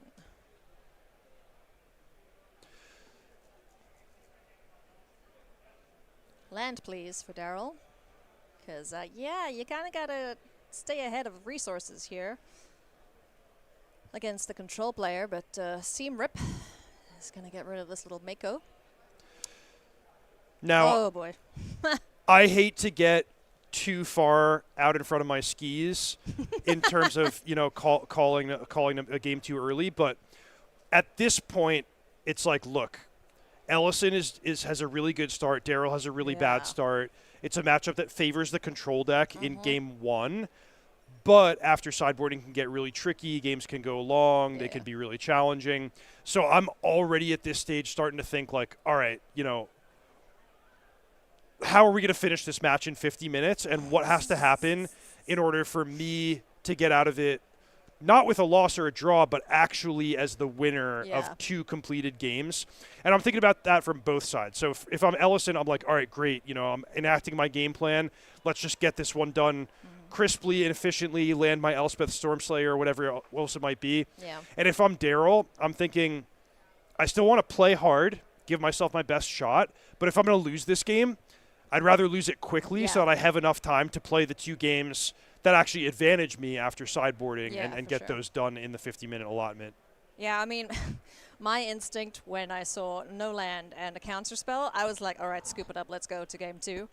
But, you know, Daryl's giving himself some more time here, seeing what he can draw into. But every time that Ellison passes with 5 mana up, that's bad news, but no counterspell this time around, at least, for the Fear of Missing Out. Rest in peace does put a little wrinkle in the plans of any graveyard shenanigans. So now it's just make creature big, swing. Oh, wow. An ambush from the Restless Anchorage. You got a piece of removal, Daryl? I bet this is a counterspell waiting. Torch the tower, sack that, bargain it away. Do you have a counter for this? That would just be perfect for Ellison. got something. Yes. You gonna bring it back to hand? Nope. Okay. All right, so he is going to lose his land, but in exchange he takes care of his opponent's full board. Yeah. Daryl gets to scry or surveil from the Torch the Tower bargained, and he leaves it on top. So could be another land if he's still in the market for those, or just a nice action card. So what Ellison really wants to get ahead is, could be this, Elspeth Stormslayer Hi. on the empty board, uncontested. That's a pretty one. Yeah, that is a pretty one. I actually haven't seen that art before. Yeah, it's a variant. Oh, she's so good. Elspeth has certainly outdone herself. I know, like 10, 15 years ago, whichever Elspeth it was, a 4-mana one, I think. Also Knight makes, Errant. Yeah. Also making a bunch of creatures. You know, everyone was like, "Oh my gosh, it's so good." Would you like to meet your future self, Knight Errant? Yeah, and even like, okay, so Elspeth Knight Errant was kind of the best planeswalker in Magic for some amount of time. More recently, they printed Archangel Elspeth, which is like an upgraded version of Elspeth Knight Errant. But And not now so the great. Stormslayer is even better, and, you know, just you expect nothing less from such an iconic character in Magic, but the Stormslayer is really, really nice across these Azorius control decks, the various white token decks. Even Selesnya, we've seen it a little bit. Daryl doing his best to fight back here. Tersa Light Shatter hits the board. Chucks away some, I don't say useless cards, but they're not really killing anything meaningful at this point. Will we see an attack? Yeah, sure, why not? Nice and large, swing towards Elspeth, I imagine. Yeah, I think almost no matter what happens here, there's just one soldier jumping in front of Tersa. Graveyard nonsense from Tersa won't be relevant in this matchup, unfortunately. But it is real fun when you're able to get that second paragraph of text to go off. As things stand now, Ellison looks like he's going to just start getting some blankets, making himself a nice little pillow fort. That's right. Yeah, if he has basically anything relevant to back up Elspeth in terms of counter spells or consult the star charts, it's going to be over pretty decisively. Yeah. A more fair fight would be Elspeth against the opponent's whole deck. You know, if there's no supporting cards, then maybe we can talk about if this game continues. But certainly, without seeing either hand, the battlefield and the strategic positioning looks extremely good for the control player. It sure does. Also having Fountain Port available, if you're not That's right. answering any threats from Daryl, you have that mana available to either make tokens or sacrifice tokens to draw more cards, so definitely advantage to Ellison. We do see Winter Knight's Story here, attempting to be cast for Daryl. And a No More Lies is cast to say no thanks. No ability to harmonize that back either. Now, Daryl seems to be flooding out a little bit. I think he's hellbent. Yeah, probably. Does have the Quantum Riddler in Warp, Yes, but that yeah. alone won't be enough to contest the Elspeth. If he is hellbent, he'll draw 2 cards. Woo! Plus side. All right. Seam Rip. Oh, good target there. Getting profits off the board. Anything of use? Or are we going to go to game number 2? It's another land. Yeah, so going to turn to our Quantum Riddler. Another land for turn. Okay, so he had 1 card. Gets to draw 2. Kind of did that out of order, but whatever. Just got to be a little more careful about that. VV on top. Map token is going to give the counter to the Riddler. How long does that get to hang out for is the question. Well, we know that Elspeth's -3 can take out the Riddler. The big question is, does Ellison have anything? Because he doesn't seem to have counters. doesn't seem to have consult the star charts. The fountain port, as you mentioned, Ailey, is doing quite a lot of work. And I really feel like he's one big spell away from slamming the door. He could have a bunch of he could have a bunch of like seam rips and Day of Judgments and whatnot. Yeah, I mean, this is just the most obvious Day of Judgment ever. Bye-bye. Goes the big old Sphinx shortly. What are we doing here? There we go. Day of Judgment, killing off the battlefield, allowing Elspeth to just restock it with 2 more soldiers. However, shields are down, but Yeah. Daryl doesn't have anything to capitalize, and he wisely packs them up. So about 11 minutes off the clock for game 1.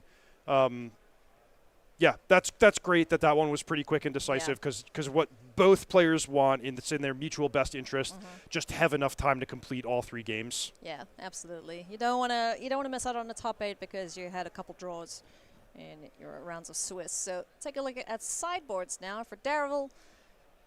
Now it's time to get rid of the useless cards and bring in some more interaction here. What do you like most for Daryl? Well, I like Daryl's sideboard for this matchup in general. He does seem like he's quite well prepared with Disdainful Stroke, Spider Sense, and Ral Crackling Wit all being pretty clearly anti-control measures. And I like Spider Sense in particular because I actually have just a very small amount of experience playing Izzet Cauldron, but I felt like I really struggled in this matchup when I couldn't counter their stock ups and consult the star charts. Yeah. And Disdainful Stroke, Spell Pierce, Essence Scatter, there's like a lot of permission spells that aren't really great at doing that.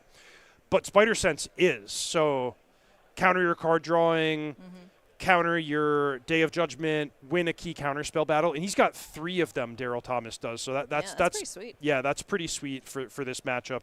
And then Ral Crackling Wit, if he can find a window to resolve that, it's going to attack from a different angle, make him resilient to board sweepers, a way to get around Rest in Peace. Yeah, Spider Sense. It's pretty cool. Also able to counter triggered abilities, whenever that's of relevance. Beza, for example.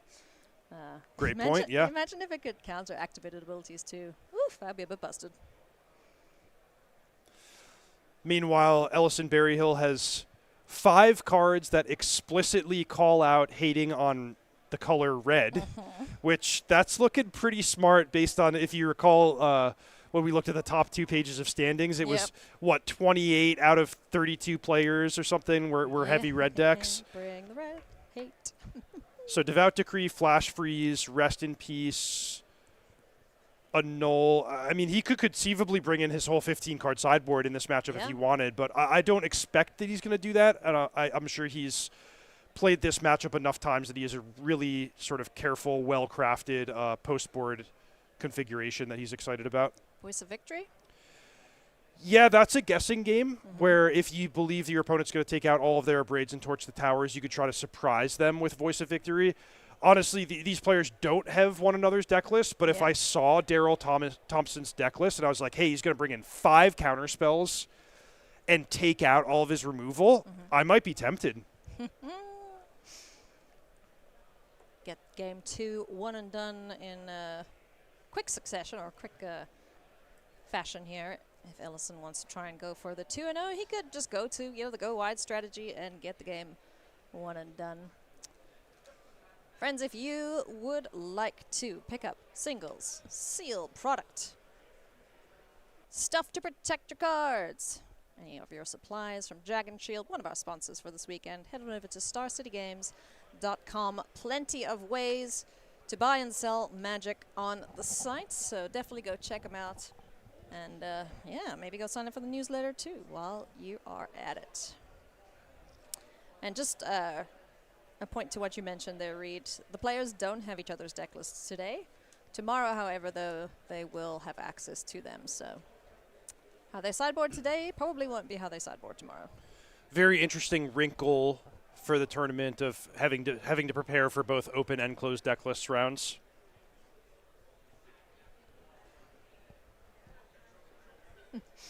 And then it's just a little extra bit of mental effort for, game number 2 is keeping track of what you saw different from their main deck. Or what you assume is a sideboard card, because you don't actually know.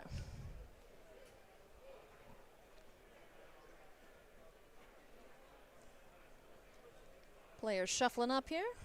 Ellison presenting his deck to Daryl. As soon as they are good to go, they'll get game 2 underway here. Hopefully make it a quick one. Daryl will be looking to have the ideal start. See if he can curve out 1 drop, 2 drop, 3 drop, go. Yeah, that would be ideal, being able to capitalize on his advantage of getting to go first, get some threats in underneath Ellison's permission, and then if you can establish a board and then sit back on your Disdainful Strokes and Spider Senses, it's a great plan.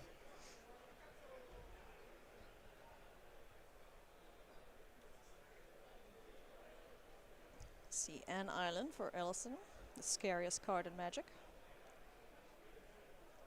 Especially when untapped. Does he have enough stuff to do? Doesn't look like it. Both players will take a mulligan.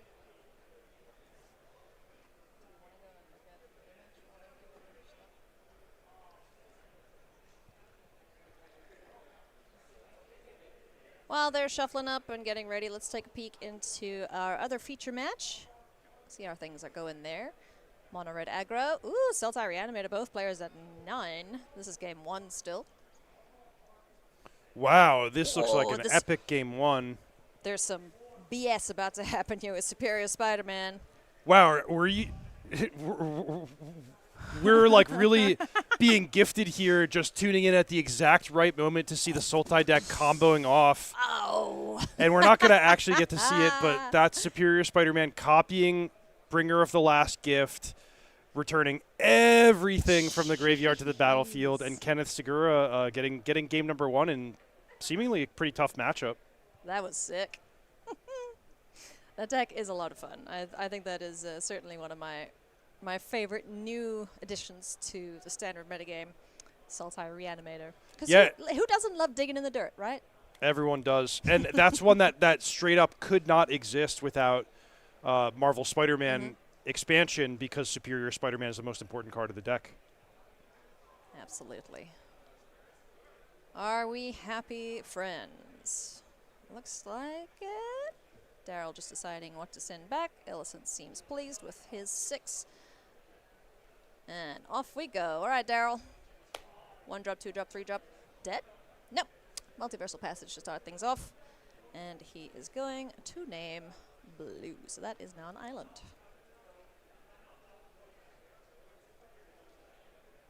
Restless Anchorage. That little ambush was quite fun. In game number 1, Daryl Thompson, 2 drop. Gets Prophetic Memory, gets to draw a card. No critter down though. It's the benefit off of the second card drawn.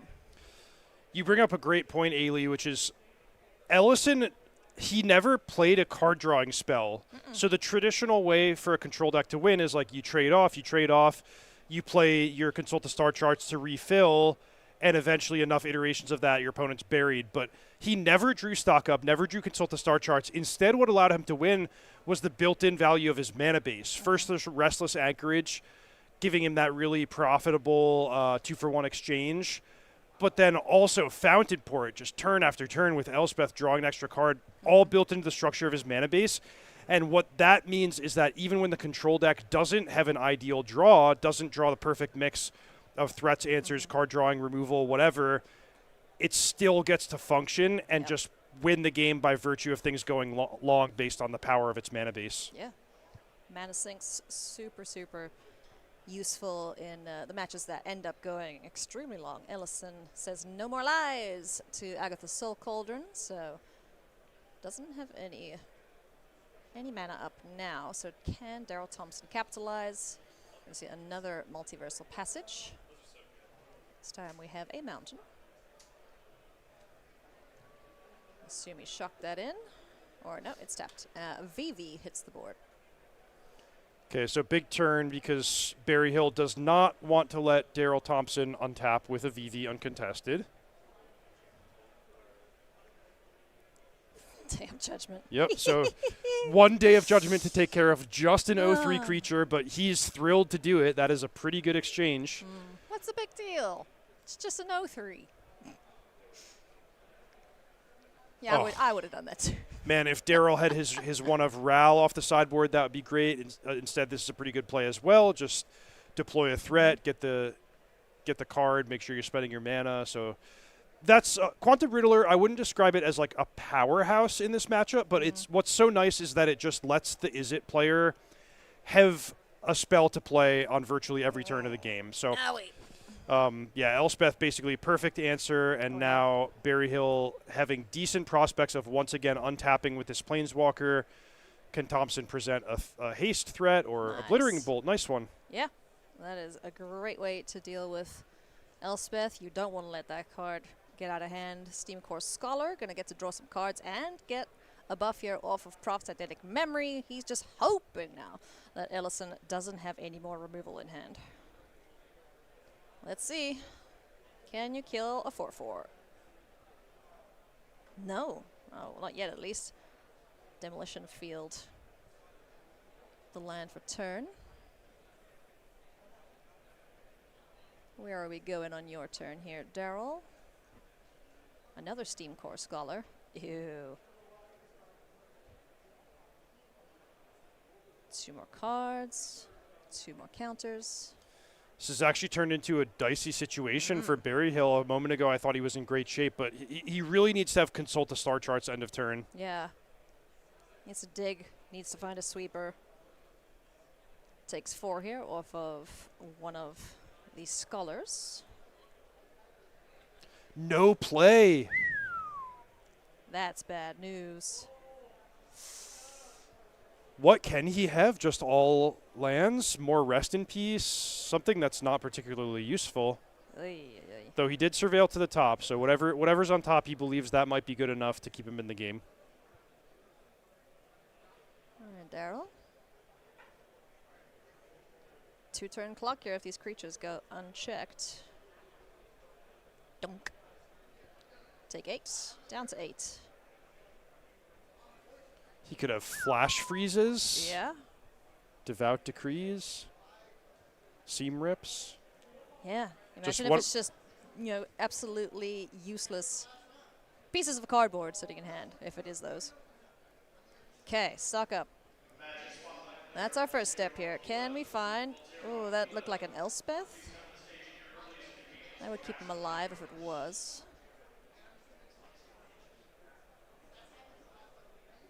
Let's see if we get a good old tap of the 5 mana there available. Or if just pass the turn back. So he must have taken Get Lost. He could be planning to just throw the Restless Anchorage in front of one of these creatures to survive one more turn, but that wouldn't be a tough way to do it. Okay, nice. Tersa hits the board, is hasty. You can discard up to 2 cards and draw that many. What do we join? Just the 1 though. Mako in the bin. So 1 counter now. This is 3 4/4s. So Ellison needs 2 pieces of interaction here to survive. Or blockers at least. All right. Turn things sideways. Well, not the vigilant guys, obviously, but yep. Just gonna stick that guy in the way, and then the get lost after blocks to take care of one of these other creatures. Yeah, get that Scholar out of there. Ellison will take 4. And Daryl has not found a Spider Sense. He could have Disdainful Stroke, but hasn't had an opportunity to counter any spells yet. Land for turn. So get those multiversal passages caught up in your land. 'Cause he's basically using those 2 cards as proxies Correct. for the passages. So now using the map token, finds a land on top, gets to put that in hand. Yeah. Control player on 4. Let's see. Board wiper bust. Nope. Bust it is. Bust it is. Wow. Man, a consult the star charts would have been just exactly what he needed in that situation, but Not finding anything to do there on Daryl's end step. Daryl's kind of, that had to feel like a bit of a gift, right? I mean, he had the pressure and he had, the creatures to keep doing things, which is really great. But yeah, you usually expect your stuff to die a hell of a lot more post-board. Yeah, and you get to that late game situation with kind of high life totals, even board, and as a very, very general comment, that favors the control deck. The control deck has more powerful spells, it's better suited, it takes more value from its mana base. However, what we saw there was like Ellison just had kind of like the bottom range of how powerful his hand could be at that stage. Daryl had a little bit of a higher end of the range, and that's enough to equalize it and make the game interesting. So Barry Hill didn't have Consult Star Charts. Daryl Thompson did have Quantum Riddler, did have Steam Core Scholar, so he was the one able to continue presenting threat after threat, whereas Barry Hill had a couple of key moments where he just had to pass with no play. And, that's why you play the games and you shuffle up. And the players having to walk this tightrope of, well, I want to have enough to make sure I can win the late game, but I also don't want to make my deck clunky, and I want to have plenty of early game answers. So we get treated to game number 3 here between Ellison Berryhill and Daryl Thompson, both at 6-1, looking to improve their records to 7-1. And Ellison will get to be on the play, so hopefully he'll be able to find his land drops and be able to have that mana advantage, try and dodge as many counter spells that Daryl may keep in as we go into game 3.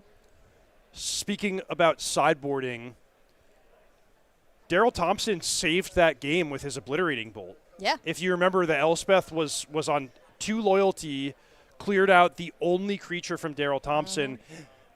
If he just played some creatures, passed back, and let Barry Hill keep the Elspeth, that game's probably over. Yeah. But what he did was he built into his post-sideboard configuration a very small amount of removal that he could line up in the right situations, and that's exactly kind of how you draw it up, where, okay, I don't want to have a million Torch the Towers and Into the Flood Maws in my opening hand because that's going to make my draw clunky, but in those mid-game situations when I'm drawing a bunch of cards, I want to have this sort of light touch and have access to the removal in the situation that I need it. That's exactly what he did there with that one Obliterating Bolt, and that saved the game.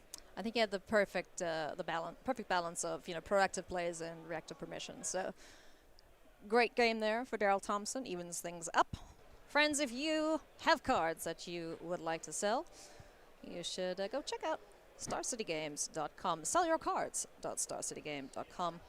You get a 30% trade-in bonus, and the QR code is conveniently placed on the screen there for you, so stop texting or posting or taking pictures of your cats. If you're taking pictures of cats, you better be sharing them with me. And go and check out all the options available for you at Star City Games. While our players are shuffling up, let's see if they like these opening hands. If not, perhaps we could take a peek at our Sultai Mono Red other feature match. What does Daryl like? Good thing for both players, they have 20 minutes left for game 3, so we will most likely see a conclusion here unless things get real grindy. Daryl doesn't like. All right, so he's going to ship it back. Ellison seems pleased with his. Yeah, I caught a glimpse. Ellison has a really nice defensive hand where he has basically a lot of the color white.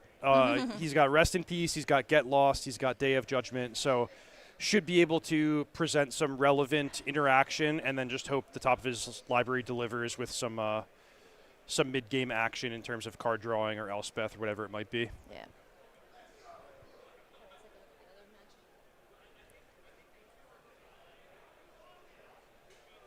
Daryl giving his deck the old shuffle. We're going to see if we can take a peek at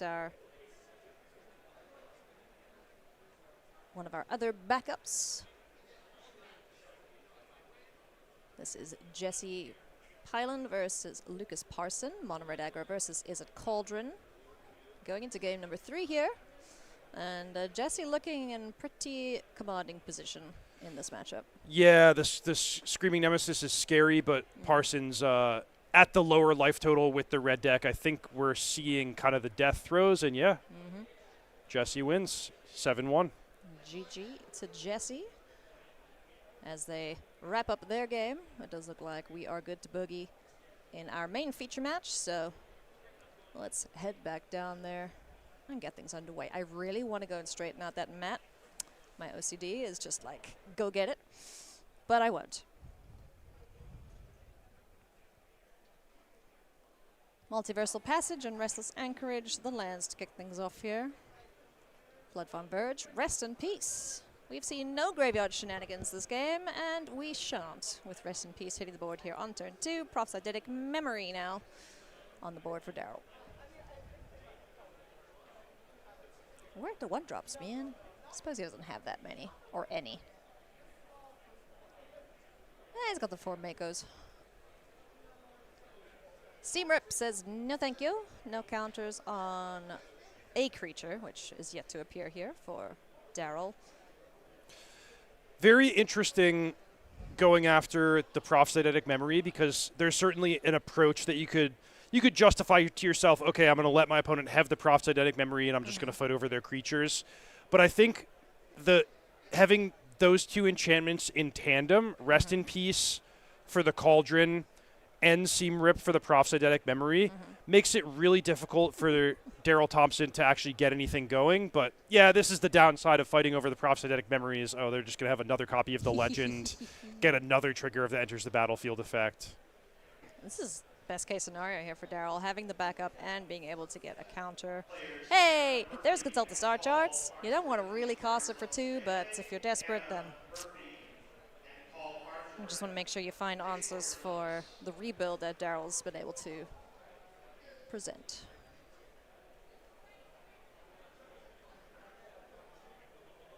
Hopefully, it's not all bad news for Ellison. Maybe he's found further card draw to advance his own board state. Stock up! I wonder if he used the Star Charts to find the stock up and just incrementing up his card drawing. Just keep, you know, one into the other. See how many cards you could see in the game of Magic.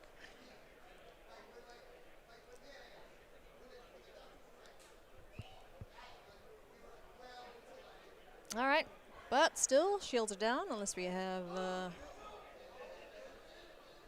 dual land here. It is Meticulous Archive, and that's going to stay on top. All right, Daryl, how much damage can you do while the shields are down?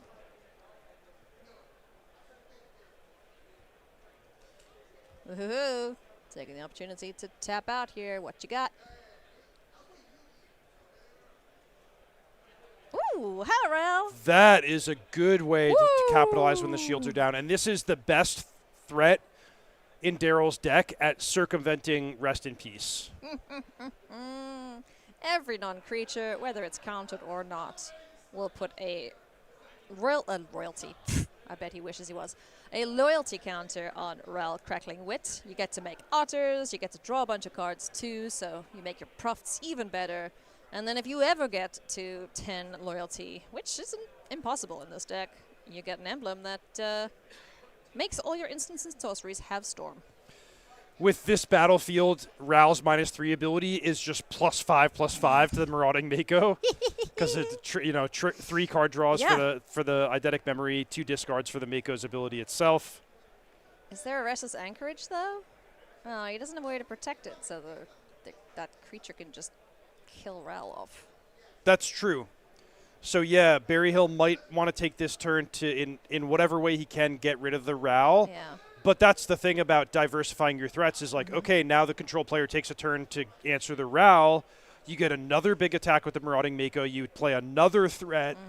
And it's all about, like, can you keep the pressure on? All right. So Day of Judgment able to get off the most threatening thing to the life total here of Ellison. Gets a land for turn, and perhaps on his next turn we'll be able to see him take care of the Ral, who only has a +1 loyalty. Well, if he's got any non-creatures, then he's out of range. I don't know. That's a tough spot. Untapping with the Planeswalker, that's been the story of this match. Of in Game 1, Ellison got to untap with Elspeth. He won handily. Game 2, he did not get to untap with Elspeth. And in Game 3, it's Daryl's turn to untap with his one Planeswalker, the one of Ral that came off the sideboard. Got any non-creatures in there, Daryl? So +1, kick things off. Winter Night Stories. That'll add another counter onto Ral. So safe from the Restless Anchorage. That's a 2/4, right? Restless Anchorage 2/3. 2/3.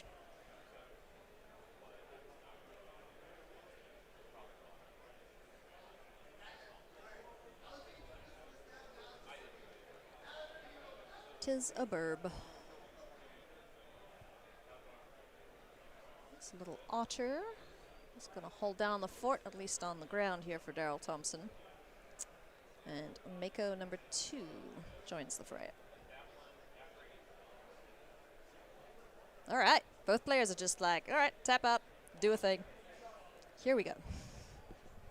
It's so funny, these blue mirrors where some games you play where no one is willing to blink first, you're just passing back and forth open mana every single turn, but then the game tends to degenerate into this where somebody sticks something, then the other person has to scramble, use their whole turn, try to equalize, and now like counter spells are not even really what anyone's thinking about because what's on the battlefield matters so much. Yeah, this is what Ellison dies to, so he's got to sweep this board. He's got to find a way to deal with Ral. And also somehow try and win this game. Daryl's still at 20.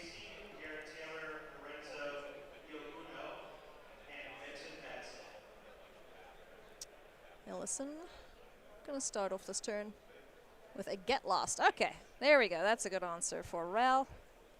So problem 1 solved. Is he playing any split ups? He has one Ultima. In One addition to the 4 Day of Okay. Judgments. Yeah, no split ups in this list. 'Cause that would be a sweet little 1-2 punch.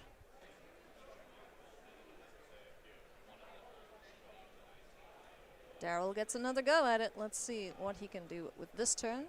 Ellison does have mana untapped now to interact with the creatures on board. We hope for his sake.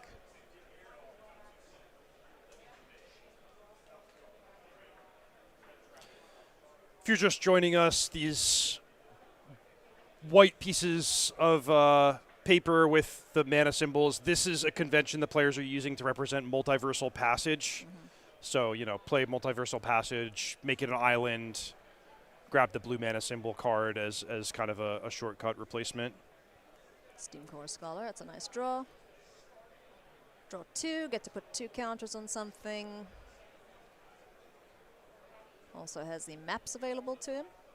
Can also try and get his attackers a little bigger that way.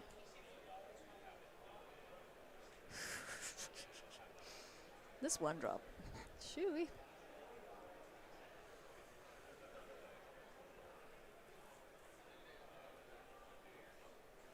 Kind of reminds me of that little fox from Ikoria. Little cycling friend. Every time you cycle a card, it also gets bigger and bigger and bigger. Oh, yeah. I forgot about that one. That was a terrifying card. Yeah. Zenith Flare. Oh, boy. Oh. Oh, jeez. Oh, boy. Yeah, you got some triggers there off your otters. Otter, I should say. Now, even more card draw, even more counters. Ellison's not dead just yet. But sure does need piece of removal for one of these massive threats.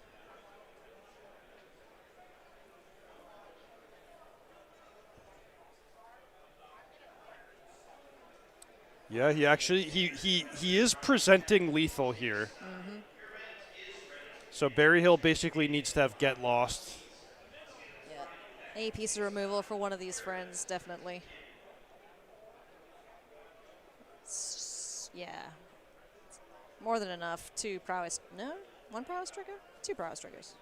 Just one, because the first one was Steam Core Scholar. Yes. Is Man. Is there anything for 1 mana that can get him out of this? We might see Daryl Thompson about to win. Flood more robust.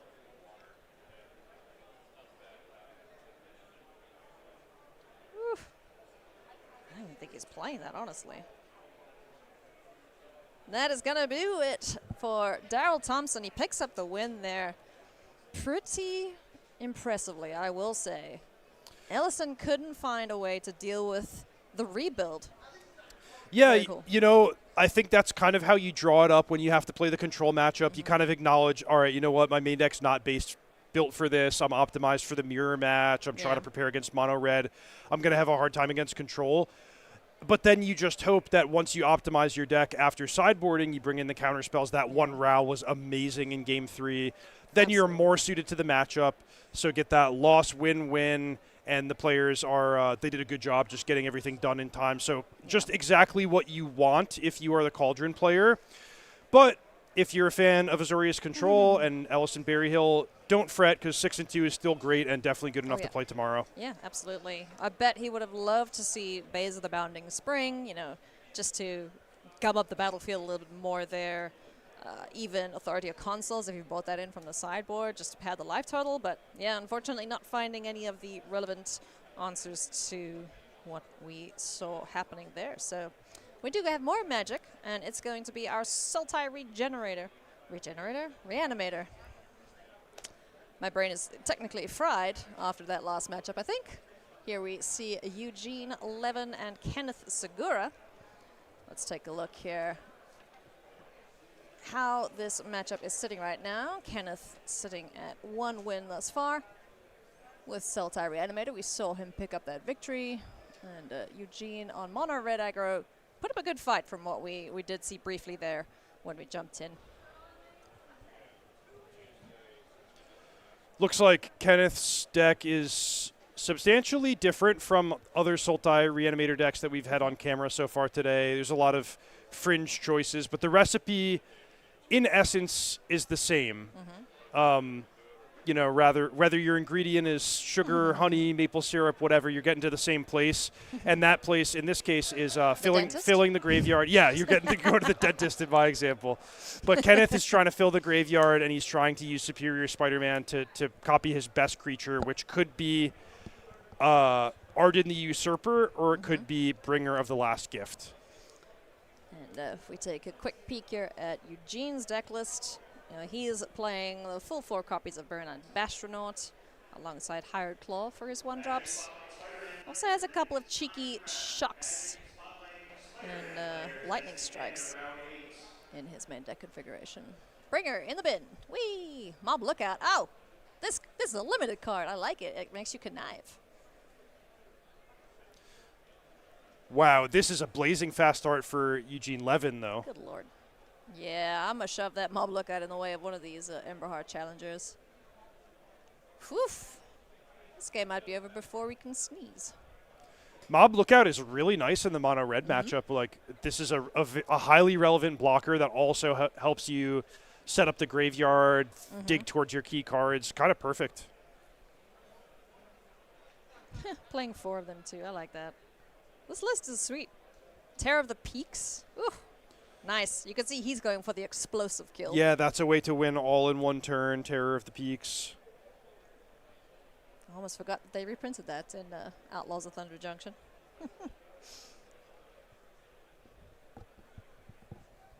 Awaken the Honored Dead. Let's get one of those Emberheart challengers off the board. And just keeping up our Mob Lookout as blocker here.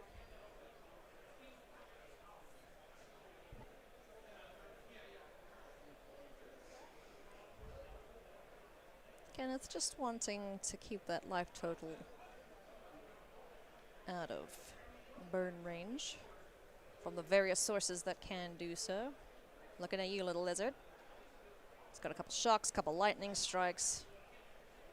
Man, 11 is such a low life total after having a good start, right? You played a blocker on turn 2 and a removal spell on turn 3. I mean, hell, it could get to the point where the Sunspine Lynx just cleans it up too if any of those came in from the It sideboard. absolutely could. Punish all the greedy mana bases out there. Down to 9 now. Oh, hi. Yeah, there he is. Hi, kitty. Takes 3 more, down to 6. 2 lightning strikes. Pew, pew. So I think Kenneth is going to hope for a good random mill off of Chapter 2 of Yeah. his saga, and then to have Superior Spider-Man to copy Bringer of the Last Gift. Oh, 2 Spideys in the bin. Huh. Ugh. Did you bring one back? Must have one in hand. Well, Question this is just a mill. He's not able to pick up Oh, yes, one. it is. It's the second, third chapter when you can return a creature or land from your graveyard. Quite a few mill effects in this deck. I'll do similar things. Finds a land for turn. Excellent choice of swamps. Mob Lookout hits the board. Target creature connives. I kind of want to see this go on the first Mob Lookout, just to be able to trade or present a trade. Hey, that's a great play that Kenneth agrees with you on. You make attacks a little more. Ooh, Mr. Negative. I love this card. This is something about switching life totals. Yes, Tell me about yes. Mr. Negative. Mr. Negative. He's quite a positive here for Kenneth, if we get to that point, where basically when it enters, he can choose to exchange life totals with a target player. So you could use it cheekily to lose life if you want to, then draw cards, but otherwise you're just getting a big old boost to your life total, changing your opponents, or to this creature I should say, making your opponents real low, and then you have this massive life linker. Wow, that's so cool. No, I lied. Wait, hang on. It's just life totals. Yeah, you don't give him the power, but it's pretty sweet. All right, so let's see if Eugene can get the game over with, or if Kenneth is going to get one more turn to try to combo off. He could be representing an instant speed removal spell like a Bitter Triumph.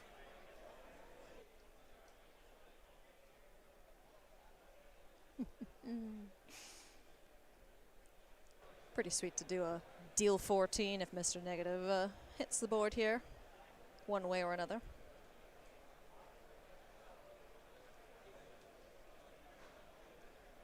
I do love, I'd say, it's pretty new archetypes like this, because everyone tries their own way of building it, and then eventually it'll settle down to whatever Absolutely. the best Yeah, variant is. So Sultai Graveyard.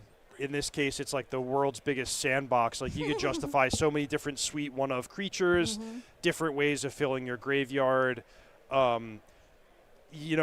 Kenneth's deck is basically all about Superior Spider-Man, but we've seen other players tapping into Zombify, tapping into Smuggler's Surprise. So there's just so many different directions you can go. Hey, it's a Dargon.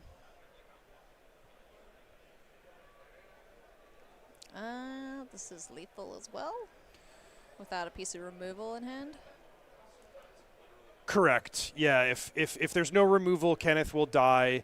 If he has, say, Bitter Triumph for either the Sunspine Lynx or the Nova Hellkite, that might make a difference.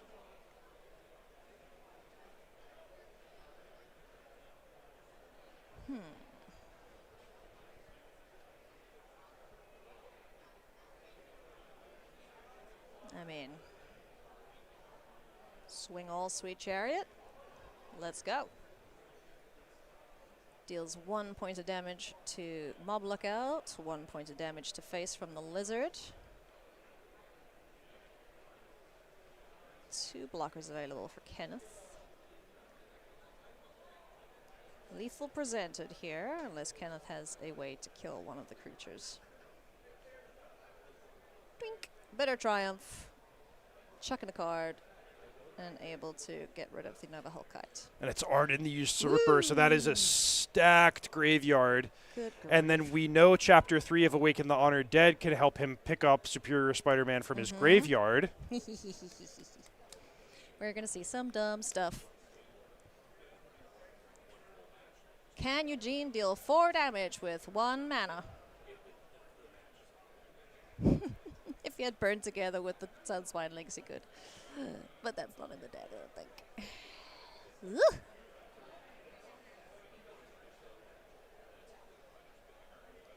Another Arden Usurper. That is just such an outrageous graveyard. Oh, man. Here comes the pain. So there's an Arden that comes back. Bringer of the Lost Gift comes back. Oh, boy. Exchanging life totals, too? And if it was just Arden, then the Sunspine Links would be a headache stopping the life gain. But Yeah. Bringer of the Last Gift is going to get rid of the Sunspine Links. Okay, fine, you get to return your Emberheart Challengers and your Nova Hellkite, but I think Kenneth is going to be well able to overpower those. So Superior Spider-Man just comes back as a 4/4 this time around. Because its ability, you need to cast it from hand, right? If you're just reanimating it, it just comes back as Superior Spider-Man, I think. I think he might have the option to copy something in a graveyard, but it have to be something that's still in the graveyard as Superior Spider-Man is entering.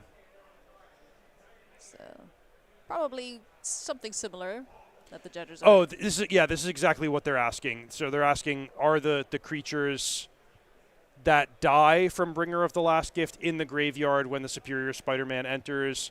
I would interpret it as yes, but the judges certainly know better than me. But that Superior Spider-Man isn't being cast from hand, so he wouldn't destroy the board. No. Or am I missing something here?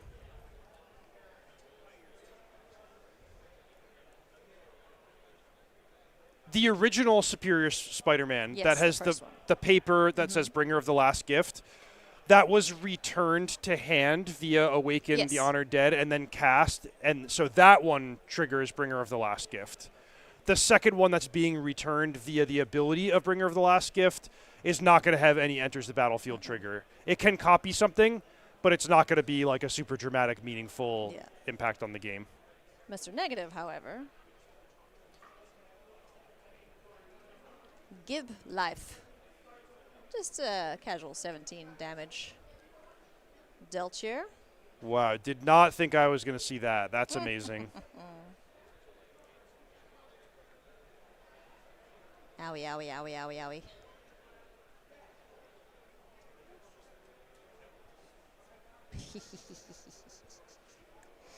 Mob Lookout also has a trigger. Creature Connives. And then move to combat. Arden animates something from the bin. Yeah, Mob Arden. Lookout, I guess. That sounds right. Arden, animate, Mob Lookout. Or, no, animate Hired Claw. Perfect. Oh, yeah. Ding. And where is the... Oh, demons you control have haste. Yeah. Wow. Yeah, that's going to do it. Yeah, that was sweet. That was Kenneth so Segura cool. picking up a 2-0 against Mono Red there. The Mono Red deck did its best to hang out, but yeah, once you get Superior Spider-Man down with a graveyard that looks like that, you're going to have a good time. Man, I liked Kenneth's deck. I'm impressed by Sweet. those Mob Lookouts, too. Like, kind of just the stumbling block you need to drag out the game just long enough to set up that big combo. And, Yeah. man, that was some fireworks. That Very was cool. sweet. I hope we'll see Kenneth a little later in future rounds here this weekend. We are going to take a short break, and when we come back, we'll have our final round of action for you. So don't go anywhere.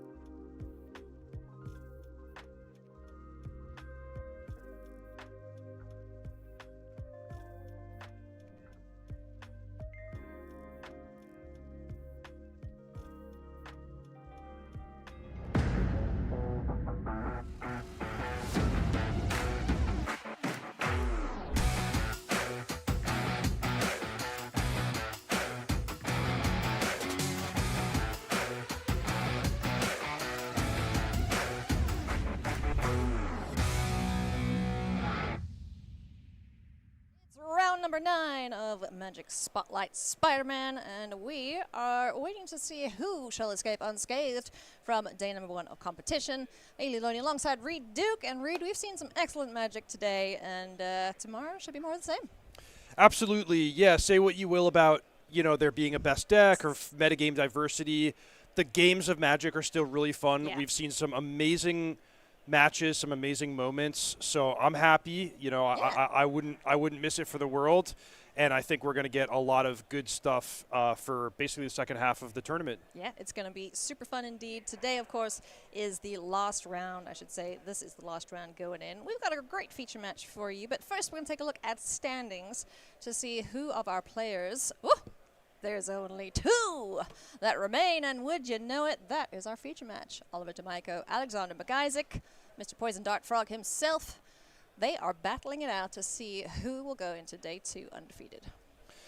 Yeah, so 2 players representing basically our 2 big macro archetypes. Alexander has his own unique take on red-based aggro. It's called Rakdos because of the presence of Callous Sellsword. But for the most part, this is going to be the familiar recipe of just cheap red creatures attacking the opponent's life total aggressively.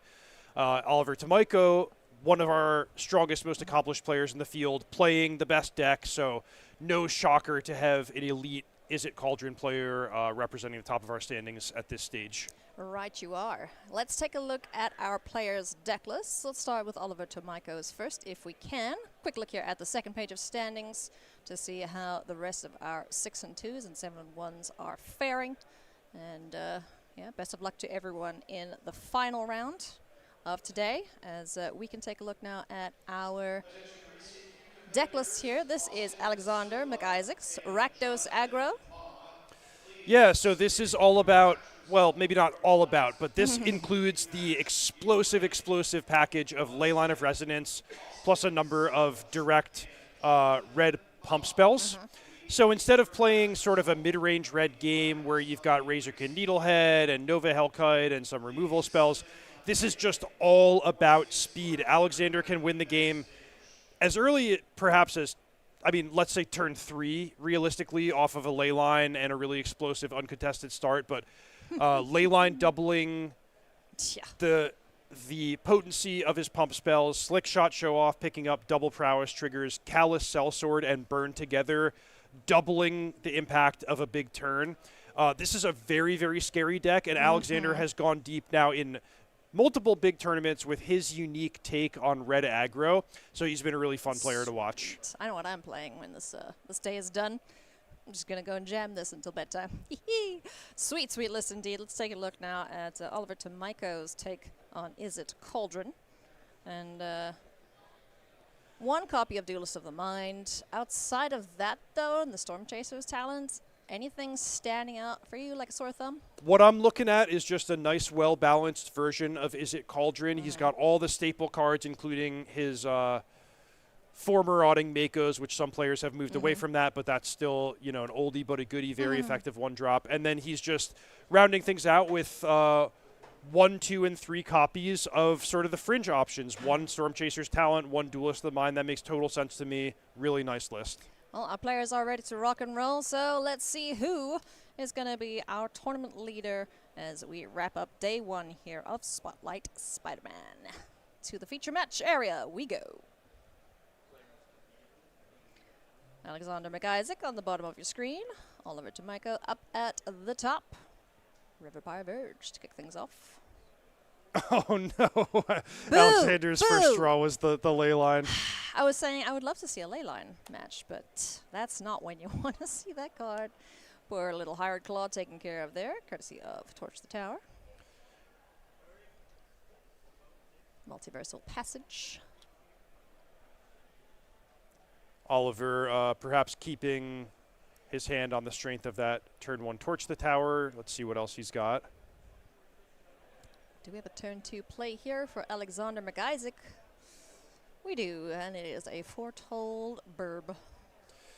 Yeah, so Alexander there paused to think about it. He decided he found Oliver's lack of turn 2 play a little bit suspicious and didn't want to play his Slick Shot Show Off into another possible Torch the Tower. Yep. But now things are clear if he wants to go for it.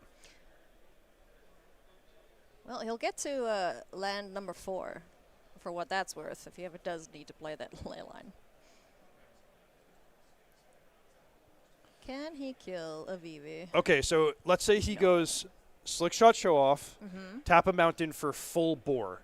Yeah. +3/+2 plus a trigger from Slick Shot Show Off. Now he's got a 6 power. Then he has Bulk Up, which is a 1 of in his deck, and it doubles the power of a creature. So he could deal 16 with the Slick Shot Show Off if he went sort of all in on it, but he is not starting that way. Give Vivi a little boost. It's also possible, that it's possible I missaw what's in his hand, so don't quote me, but that. No, I think you're right. Like, the 1-mana spells in this deck are all targeted as far as I am aware. Let's have a look. Yeah, Full Bore, Bulk Up is 2 mana, Dreadmore's Ire is 1, and then the 4 turn inside out. So Maybe it is what you said, Ailey, that he wants to just cast the ley line and try to win on turn 5 with the Slick Shot Show Off. because does Leyline copies it, right? Yeah. Okay, so maybe he's trying to get around like counter spells, that sort of thing. So he gets the cost trigger. If it's countered, he still gets 2 triggers off of the spell being cost, right? For prowess or the Slick Shot. I believe it's going to double the impact of the spell. Each spell will still only trigger the Slick Shot Show Off 1 time, if I understand correctly, but that's a great question to clarify with a judge. Whenever you cast an instant or sorcery that targets only a single creature. Okay, so spell on the stack, it gets countered, but you still copy it even though it's being countered. You get to cast. You may choose new targets for the copy. Or no. Yeah, I think you're right. I think it's just the 1 trigger.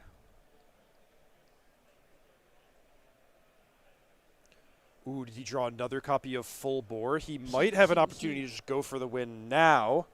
Because let's imagine, 4th land, Slick Shot Show Off, you cast Full Bore, and that's basically going to prompt Oliver to use his Torch the Tower. You use another Full Bore in response, your creature survives, then you double the power. I mean, looks lethal to me. Looks lethal to me. Looks like lethal, smells like lethal. Yeah, must be lethal. Walks like a duck, quacks like a duck. It's lethal. But Into the Floodmaw complicates Yeah. things, and that is a card that Oliver has access to. So it's not as simple as just saying, oh, I could be Torch the Tower, let's go for it. He also has to think about that other 1-mana blue instant Yeah. that could ruin his day. That you can't really spell your way out of. Mono red. Not very good at giving creatures hexproof or ward. At least in the metagame. That's a big thing. He's not going Mine is for safe. it. All right. So we've now seen Alexander play on camera a number of times, and it's just amazing how kind of thoughtful and how he's exercising his judgment in these corner case spots where sometimes he's taking a chance, sometimes he's playing it safe, looking for a better spot, sometimes he's going all in to attack the opponent's life total, and sometimes he's fighting the battlefield. And, he's just making a lot of sort of unintuitive plays based on his judgment of exactly what he needs to do or what chances he does and doesn't need to take in each given situation.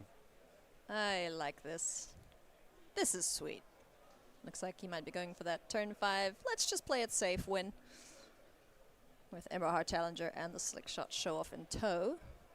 Forcing Oliver to have 2 answers for the threats he's presenting.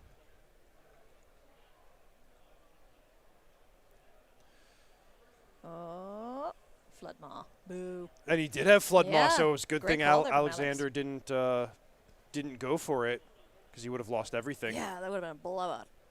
Of note. So, good read there from Alex. The turn passes back now to Oliver. Can he combo off? Let's see. There is a VV in the bin. Do we have a Soul Cauldron and Shenanigans to accompany it? And that's a Winter Night Stories in the graveyard as well, right? Yes. That funky art is Winter Night Stories. First things first, another Mako.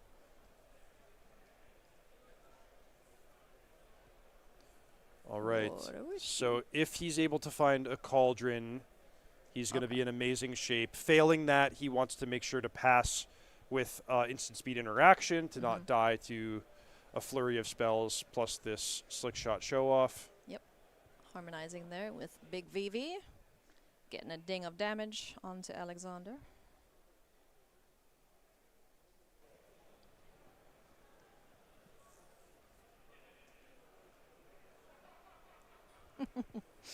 Chucking some useless lands. We don't want to see any more of those. Just pure gas. Let's go. Did he find it? Do we have a cauldron? No. All right.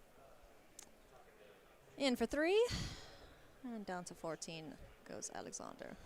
All right, so Oliver pulled the trigger on his Into the Floodmaw on the end step to remove the Leyline of Resonance. Now, I hope for his sake that he has additional interaction, like another copy of Into the Floodmaw to protect against the slick shot show off, because right now Alexander basically has this last opportunity to try to steal the game away from Oliver, and we believe that he can do it if there's no interaction or even if there's a Torch the Tower or a Braid. It's really Into the Floodmaw that he can't navigate through.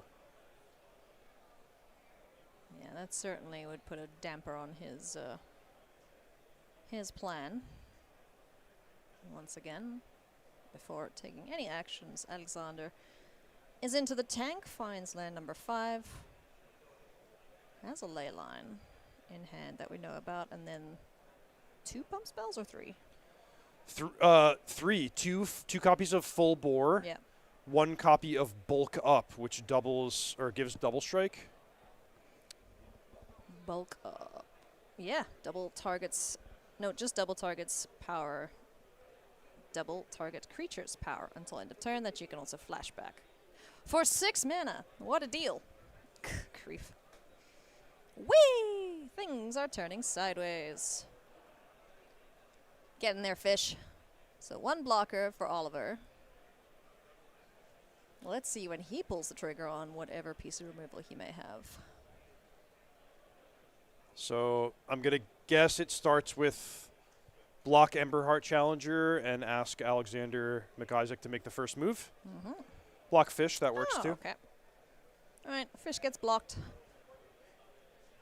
Fish is the least offensive of the 3 creatures. Full Bore targets All right. Challenger. So now a big question is, can Alexander somehow present 2 different lethal threats and or inspire Oliver to pull the trigger a little too early on a possible removal spell? Oliver does have to worry about, like, he can't just take 10 damage and then be dead to a burn together after combat, so he might have to think about what to do here. Dreadmore's Ire. So another pump spell. Yeah, another pump spell revealed off the Valiant trigger. Yep. So we have the Prowess trigger on the mouse as well as the trigger on Slickshot Show. So what, that's 3 power in the air? Yep, currently 3 in the air, 6 on the ground.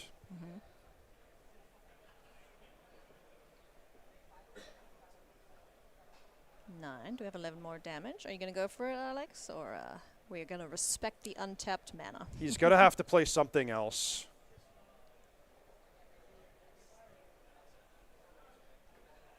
Looks like we're going to cast that Dreadmore's Ire, exiled with the Valiant trigger on Emberheart Challenger.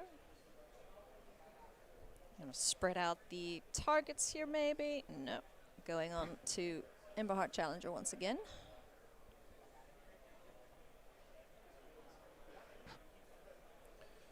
So now this would be 5 in the air, 9 on the ground, which is enough that Oliver might not be able to just say okay for fear of burn together. Yeah. But this is a really important timing thing in competitive tournament Magic, that Alexander, as the active player, he has to make all of his commitments, and Oliver just says, okay, do you have anything more? Okay, do you have anything more? Do you have anything more?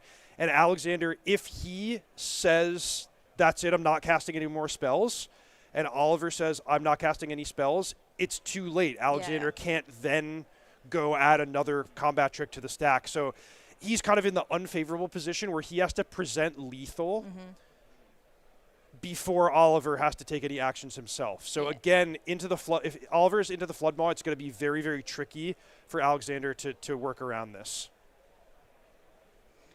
So Dreadmaw's ire resolves.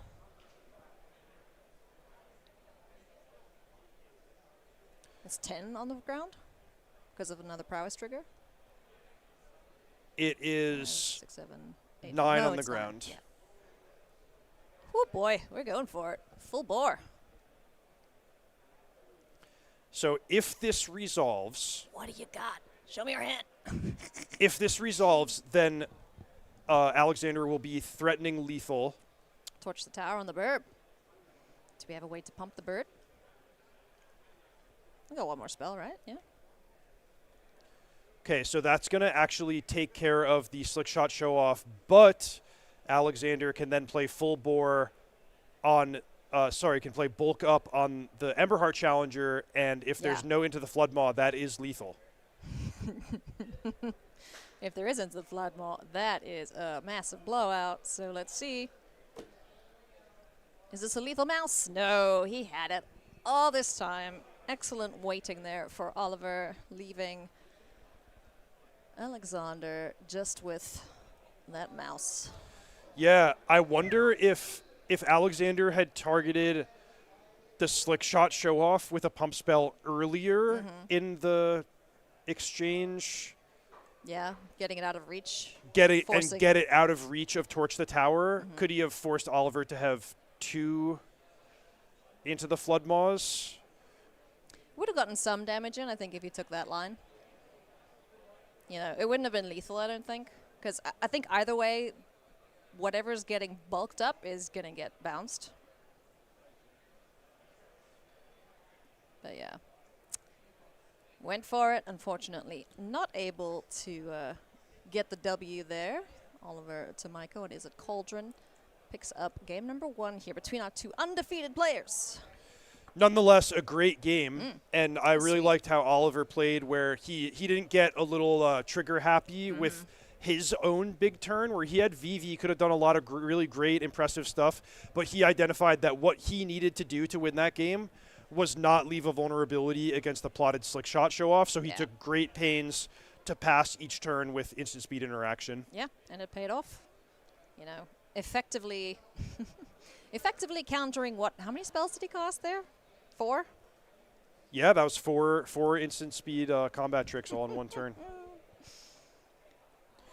Definitely it feels bad. So, Ailey, earlier I acknowledged Oliver as one of our more accomplished players in the field. For those who don't know him, Oliver is a former United States national champion. He's a former Star City Games players champ. He's also highly accomplished in non-Magic the Gathering games. So this is a real gamer at heart, and I've been really impressed with Oliver for a number of years. I actually got to play with him on the United States national team way back in 2018, and that was a great experience. Nice. Great to see players of such high caliber at these events. They really are a great time if you are able to come down and check out one of them. There are so many events in 2026. But if you would like to attend any of these events, or if you'd like to sell cards, or if you just want to, I don't know, sign up for the newsletter because you like getting emails, go do so at starcitygames.com. Come visit us at the 2026 SCG cons. We have our first one in January. It's going to be in Atlanta, January 9th to 11th, and plenty of action the entire year. So pick a city that's near you if you can get to it, and come hang out, play some Magic, meet some artists, play a whole bunch of different games here, and yeah, just have a great time.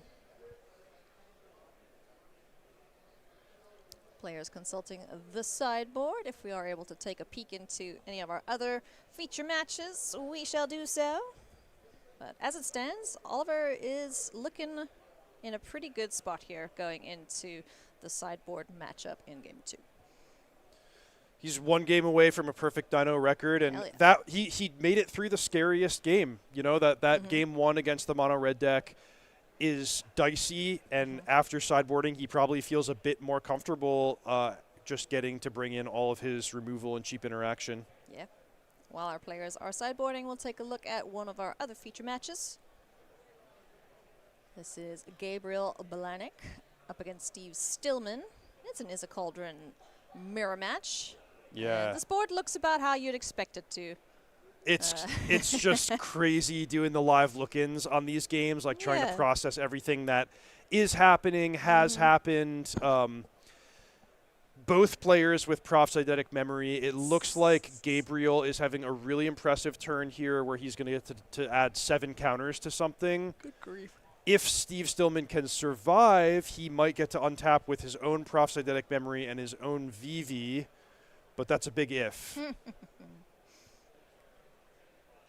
Oh, lordy. So many cards drawn. Fear of missing out's aplenty. What is that card with the 6 counters on it for Gabriel? A fine question. I don't know. I don't recognize that art. Whatever it is, it's large. Chump blockers there for Steve. Is it a VV? Oh yeah, it's the alternate art VV, I think. The mana cost and the power and toughness are look what familiar, I'm. Yeah, look familiar exactly. Yeah, I think it might be the alt art. Not a very commonly seen card, but doing a great job here, it seems. Alrighty.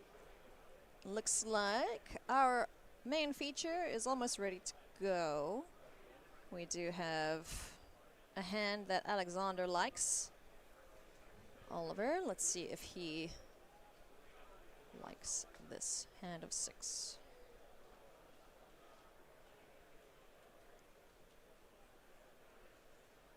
And away we go. So Alexander gets to be on the play here. Mountain go, no 1-drop to kick things off here for him. And no ley line again. I know, we've seen him play, what, 6 games, 5-6 games on camera, no ley line yet. Boo. Razor Kid Needlehead. We like to see this friend, though, for Alexander on turn 2. Is a Cauldron decks. Do like drawing cards, as you saw by the 9 cards drawn, waiting to become counters on a creature at combat in the other matchup. They do like drawing cards.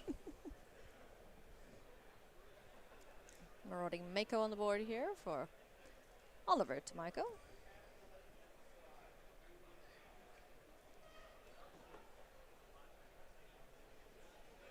Looks like we might be going for some FOMO, or is this a Prof's turn?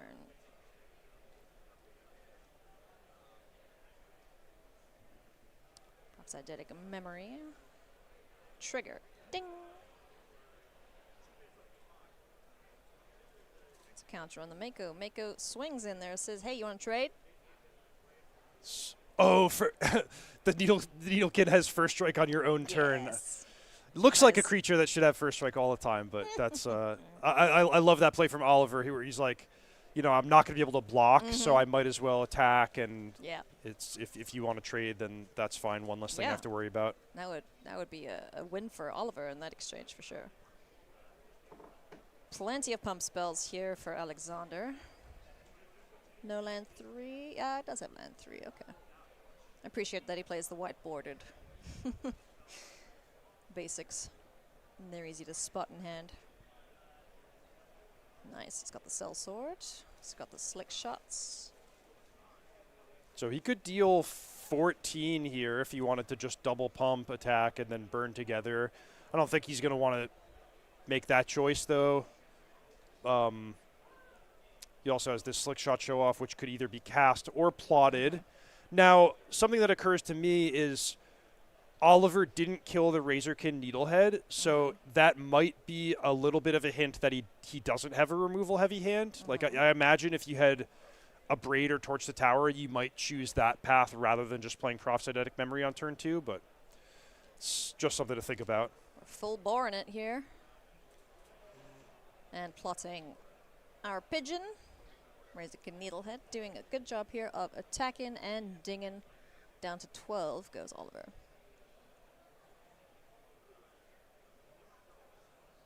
I love this little face race that happens in these matchups.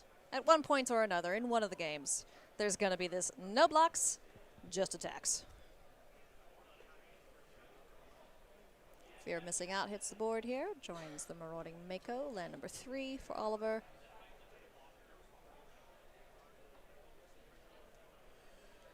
So once again, Oliver finds himself in a position where he really wants to have Into the Flood Maw to protect against this slick shot. Yeah. Hopefully that's something he has in hand. In for another 3, taking Alexander down to 15. Ooh, Dreadmore's Ire times 2. Its hand has some firepower. Yeah. I kind of just want to see him YOLO. Just whoosh, go for it. Maybe not the best play, but it'll be fun. I think he might be able to present 2 lethal threats. Yeah. So let's say you go full bore and turn inside out on the Needlehead. Mm-hmm. That is now a 7-power trampler, and the slick shot is a 5-power. Mm-hmm. If combat resolves, you can burn together either creature to win. But I guess, yeah, I don't know. There's a lot. Let's just see how it plays out. Yeah. Dreadmore's Ire also gives trample, so there's extra damage there if this creature's not dealt with. What will we go to? 8? And he is playing so cautiously.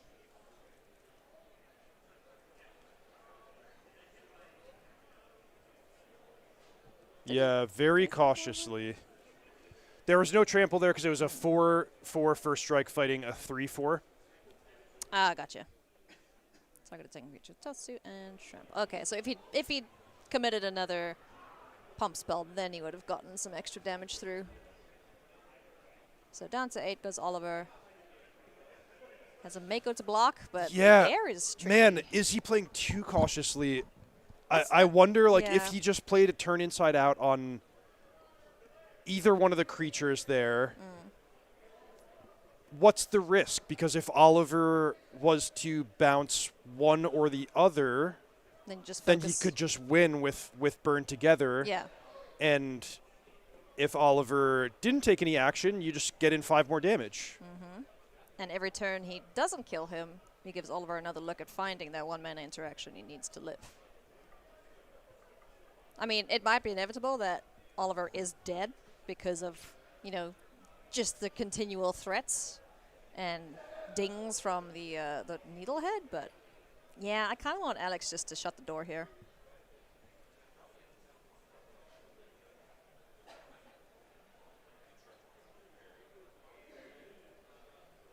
Mako gonna get.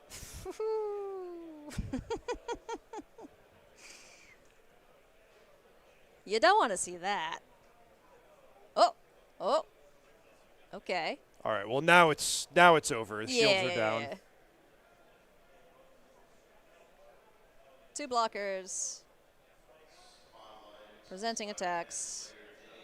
Blocking in the most obvious way is Oliver, and turn inside out alongside Dreadmore's Ire will be enough here to go to game 3. Look at this large bird.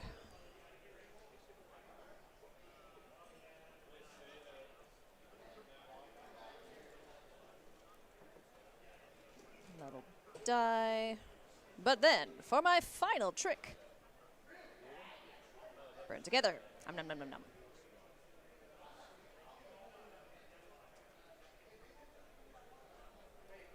Neat.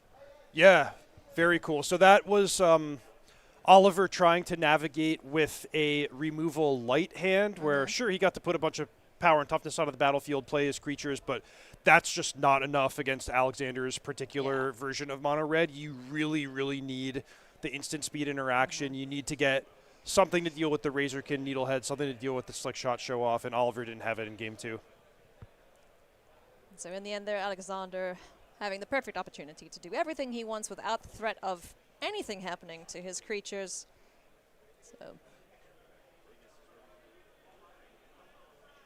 If you like the look of these tournaments, you want to come and hang out at the next event we have, come visit us at SCG Con in Las Vegas. It's going to be the regional championship, but there's a bunch of other side events happening at the same time.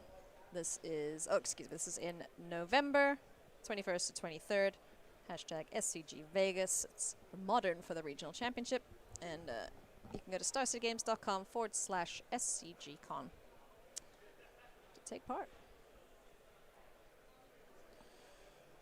So let's recap, Ailey. We have the final game of the final round of day number 1. Both of these players will be making day 2. In fact, everyone in the field with 6 wins or more will be making day 2. Relatively small field tournament, so anyone who makes day 2 is in great shape to finish in that top 128 for prize money. However, your records do carry over from day 1 to day 2, so that means 7-2 is better than 6-3, and for these players, 9-0 is a lot better than 8-1 because they're going to be the sole undefeated player overnight. They're going to be in prime position to make a run for top 8, which, as we know, qualifies for the Pro Tour. Takes off a lot of pressure as well, I think. You know, going in with more losses to give, you know, less stress about making the top 8. Obviously, we want both of these players, if they can, string more wins together tomorrow to make the top 8. But yeah, definitely going in with an unblemished record will be today's cherry on top. 6 more rounds tomorrow. We don't know for sure what the record needed for top 8 will be, but generally we're thinking about that third loss where the players who don't yet have 3 losses, they're in control of their own destiny, whereas the folks who finish 12-3, you know, maybe not based on tiebreakers. Yeah. Certainly 15-0 will be a lock. It's quite a nice hand from Alexander. Oh, nice. 1 drop, 2 drop, 3 drop. Hell yeah. Let's boogie. Here we go, friends. Last game to determine our undefeated player of the tournament.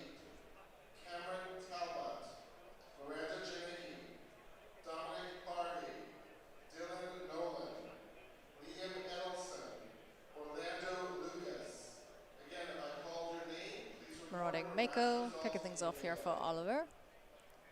Land Lizard. Go.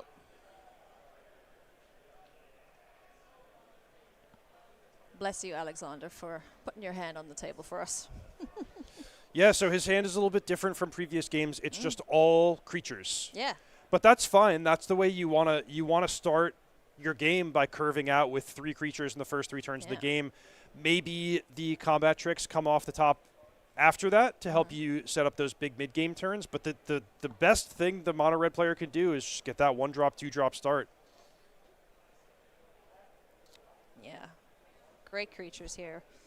Incidental damage coming from the Razorkin Needlehead has done a good job here for Alexander so far. Oof, and these lands are hurting, man. Totally. Oliver with a good start, but a painful start, effectively starting his game at 16 life against the fast mono red deck. Alexander's just like, yes, yes, hit yourself some more. Deal with my creatures. Making Oliver have the answers for all the questions he's asking. Profts, draw, large shark, swing, ding. And once again, he anticipates that he's not really going to be able to block the hired claw, so might as well attack, get in that damage. That's 2 lands off the top. Come on. We need some pump spells here, deck. Behave. Razorkin Needlehead to start. Don't have the option for the Emberheart Challenger, but I like getting this guy down. Maximize the dang damage you can do off the draws. And trigger. Anything on upkeep to kill this Razorkin? Yeah? You gonna torch it? He reached for the island, which hints at Into the Flood Maw. Ding. No. Yeah. Looks like a pretty big decision here for Oliver. How much do I care about this needlehead? Ooh. Ding! Not enough. Now, most players, I would just take that for what it is as someone thinking about Into the Floodmaw. Oliver's maybe one of the few in the field where I'm like, oh man, does he have it in him to actually try to sell that when he doesn't have Into the Floodmaw in his hand? I'm not sure the answer. Looks like we do have a land that doesn't hurt in hand. I think I saw a Spire Bluff Canal there for Oliver.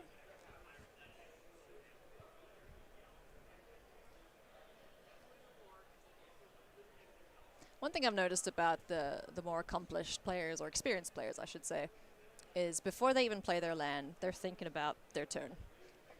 It's so important. It's one of the cleanest, most helpful pieces of advice that I've ever received or maybe given about Magic is just take your time at the start of your turn, think about everything you want to accomplish, and then think about the order you want to do it. Because if you just start doing things, you wind up just getting yourself in trouble, and it's a way to make mistakes and regret, your actions. Because you play your land, you play your first spell, and then you're like, oh wait, I wish I had spent my mana on something else, or oh no, now I'm gonna have only a mountain untapped at the end of the turn when I need to represent this Into the Floodmaw. So all these little things that you can avoid by just taking your time and taking that extra beat. Yep. Just extra little ways to up your gameplay. And there is the Into the Floodmaw. Getting himself the draw discard off of Duelist of the Mind. Hey, Vivi. So, Okay. yeah, so the Alexander is checking if the Razorkin Needlekin should trigger off of the Duelist draw, and it should, yes. Absolutely. So down to 12 now. Yep. Goes Oliver.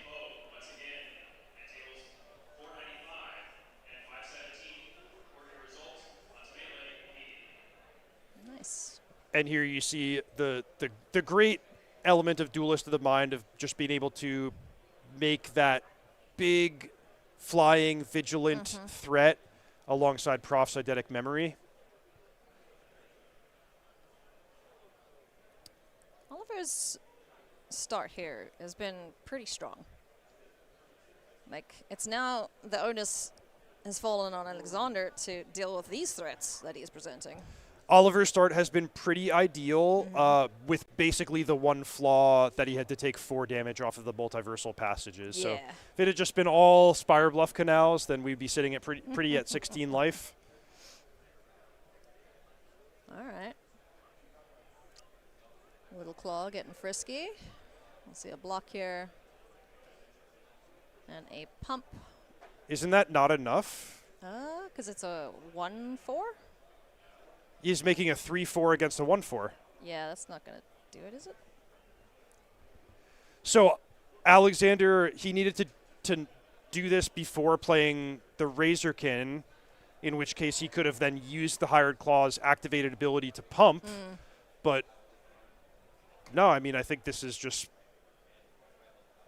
pretty clear cut that he just made a mistake, 3/4 against 1/4.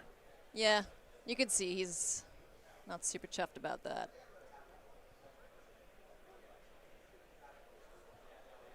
Because yeah, this won't trade. It doesn't do anything, unfortunately. So yeah, you can see he's disappointed with that. Yeah. Now Alexander is doing exactly the right thing, which if something bad happens to you in a game of Magic where you're okay, I made this play. I wish I didn't. There was something that I didn't see about the game state. Yeah. It's ambiguous. What you should do, what I think the sportsmanlike thing to do, is ask the judge. Don't ask your opponent, right? Because you don't want it to be up to the discretion of your opponent, choosing to be friendly or not, whether you take it back. Yeah. You just want to know what are the rules of the game. Is this something that's, fair for me to rewind? Or is this something that the judges and the rules of the tournament are going to hold me to? Yeah. And that's exactly what we're going to find out in a moment. So totally fine to ask. You want to advocate for yourself and give yourself the best chance. but you want to do it in you know the honest sportsmanlike way, which Yeah. seems to be what these players are doing. And again, as crappy as this feels right now, Alexander's just got to do his best to brush it off. Here comes the judge back, and he'll give him a ruling. I wonder if he thought that was a temporary buff, the dice, not realizing that it was the counter from Profts. that makes sense. Like, if Oliver was using this die to represent that he had drawn one card for the duelist's ability. Okay, I understand. Yeah, that's a totally reasonable argument that you could make. Yeah. Totally get that. I think he didn't clock which creature was targeted with Profts. You know, considering how many things are happening on this board, it sucks for Alex, obviously. But, yeah, just got to keep playing the game and figure out a way to win from this position.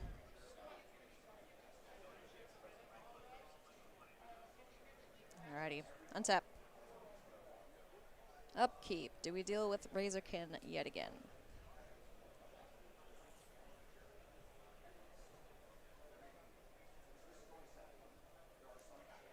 Yeah, there we go. Alrighty, so that guy is dealt with. Alex, it's alright, my dude.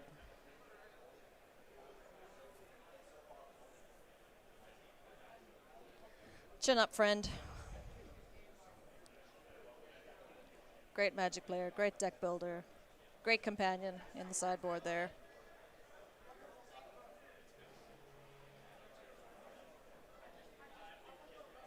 On the other side of things, Oliver going to see if he can push his advantage here. He's developed a really nice board with Prof's Eidetic Memory.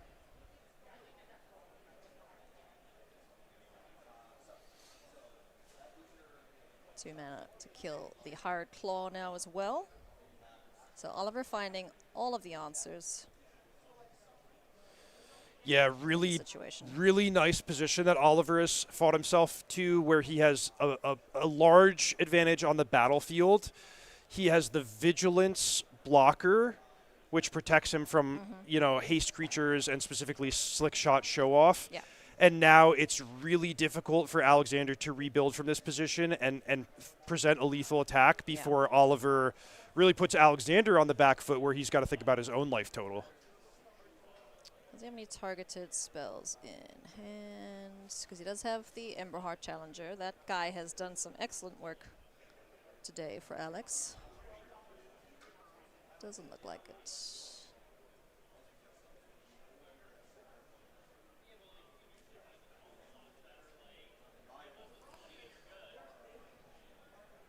Just double checking life totals here, making sure everyone's on the same page.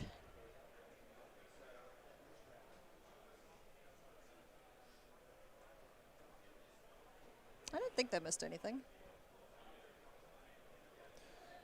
Yeah, 10 and 7 seems right to me. The Needlehead in hand, so 2 critters can hit the board here for Alex. But if Oliver has a massive draw on his turn, this Duelist of the Mind is just going to be game over. Yeah, and you want to think about here, like, is the Slick Shot Show Off going to have to block? If it does, that really, really I think it needs to. negatively impacts Alexander's chances to win. Yeah, I think he's just there to get under the big old Duelist of the Mind bus. Because, imagine a Winter Night Stories, that's just GG. Right. Ding, down to 9. If Alexander gets another turn, best thing that can happen is he starts by triggering the Valiant ability on the Emberheart Challenger, tries to piece together multiple spells. Yeah. But this is Oliver, and, we can kind of deduce that Oliver must have some nice cards in hand, because he didn't make his land drop last turn. He's been looting with Duelist of the Mind. So I'm expecting big things from Oliver on this turn as he inches ever closer to an unblemished 9-0 record.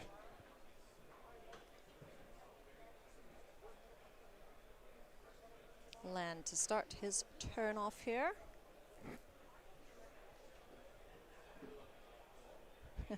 Alex is probably just like, just draw 9 cards. It's totally fine. Yeah, no, I mean, Winter stranger Night things have Stories, happened. There it is. Ugh. So great call playing that bird, but if Oliver can find a piece of removal for it, then that is going to be game. Spider-Man players, time is up. Active player, finish your turn. Then both players take a total of 5 additional turns. Yeah, so a single removal spell gets Oliver the win here. He also might be able to create a scenario where both of his creatures are lethal attackers and require chump blocks. Yeah. I mean, yeah, that would be the perfect situation. Ah, you played land. Yeah, he did play that island, you're right. Yeah.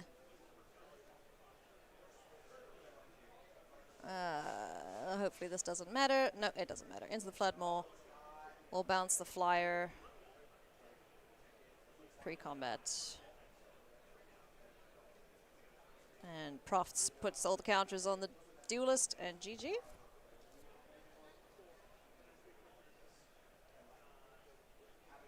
Because that's 4, 5, 6, 7, 8, 9. Yeah, it's 9 in the air. That's it.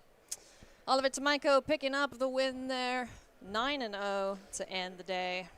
Alexander McIsaac putting up a great fight there. Finishes at 8-1, which is certainly nothing to sneeze at. Like, that's a great record. Hey, I mean, he's in second place in the whole tournament. Sure is. There's Oliver's alone at 9-0, and then Alexander joins a small elite group at 8-1 Yep. in really prime position to make a run at top 8 tomorrow. Yeah. So, yeah, props to Oliver and props to everyone who made day 2 today. In the situation, what is your advice where you've clearly made a mistake? You need to put it behind you going into day number 2. What are some of the things you would do if you were in Alexander's position? Well, in some ways, it's like a favorable timing where you just get the full mental reset, and Yeah. like tomorrow's a new day. 8-1 record, regardless of the path you took to get there, is just phenomenal. Yeah. And any player would be thrilled to have that.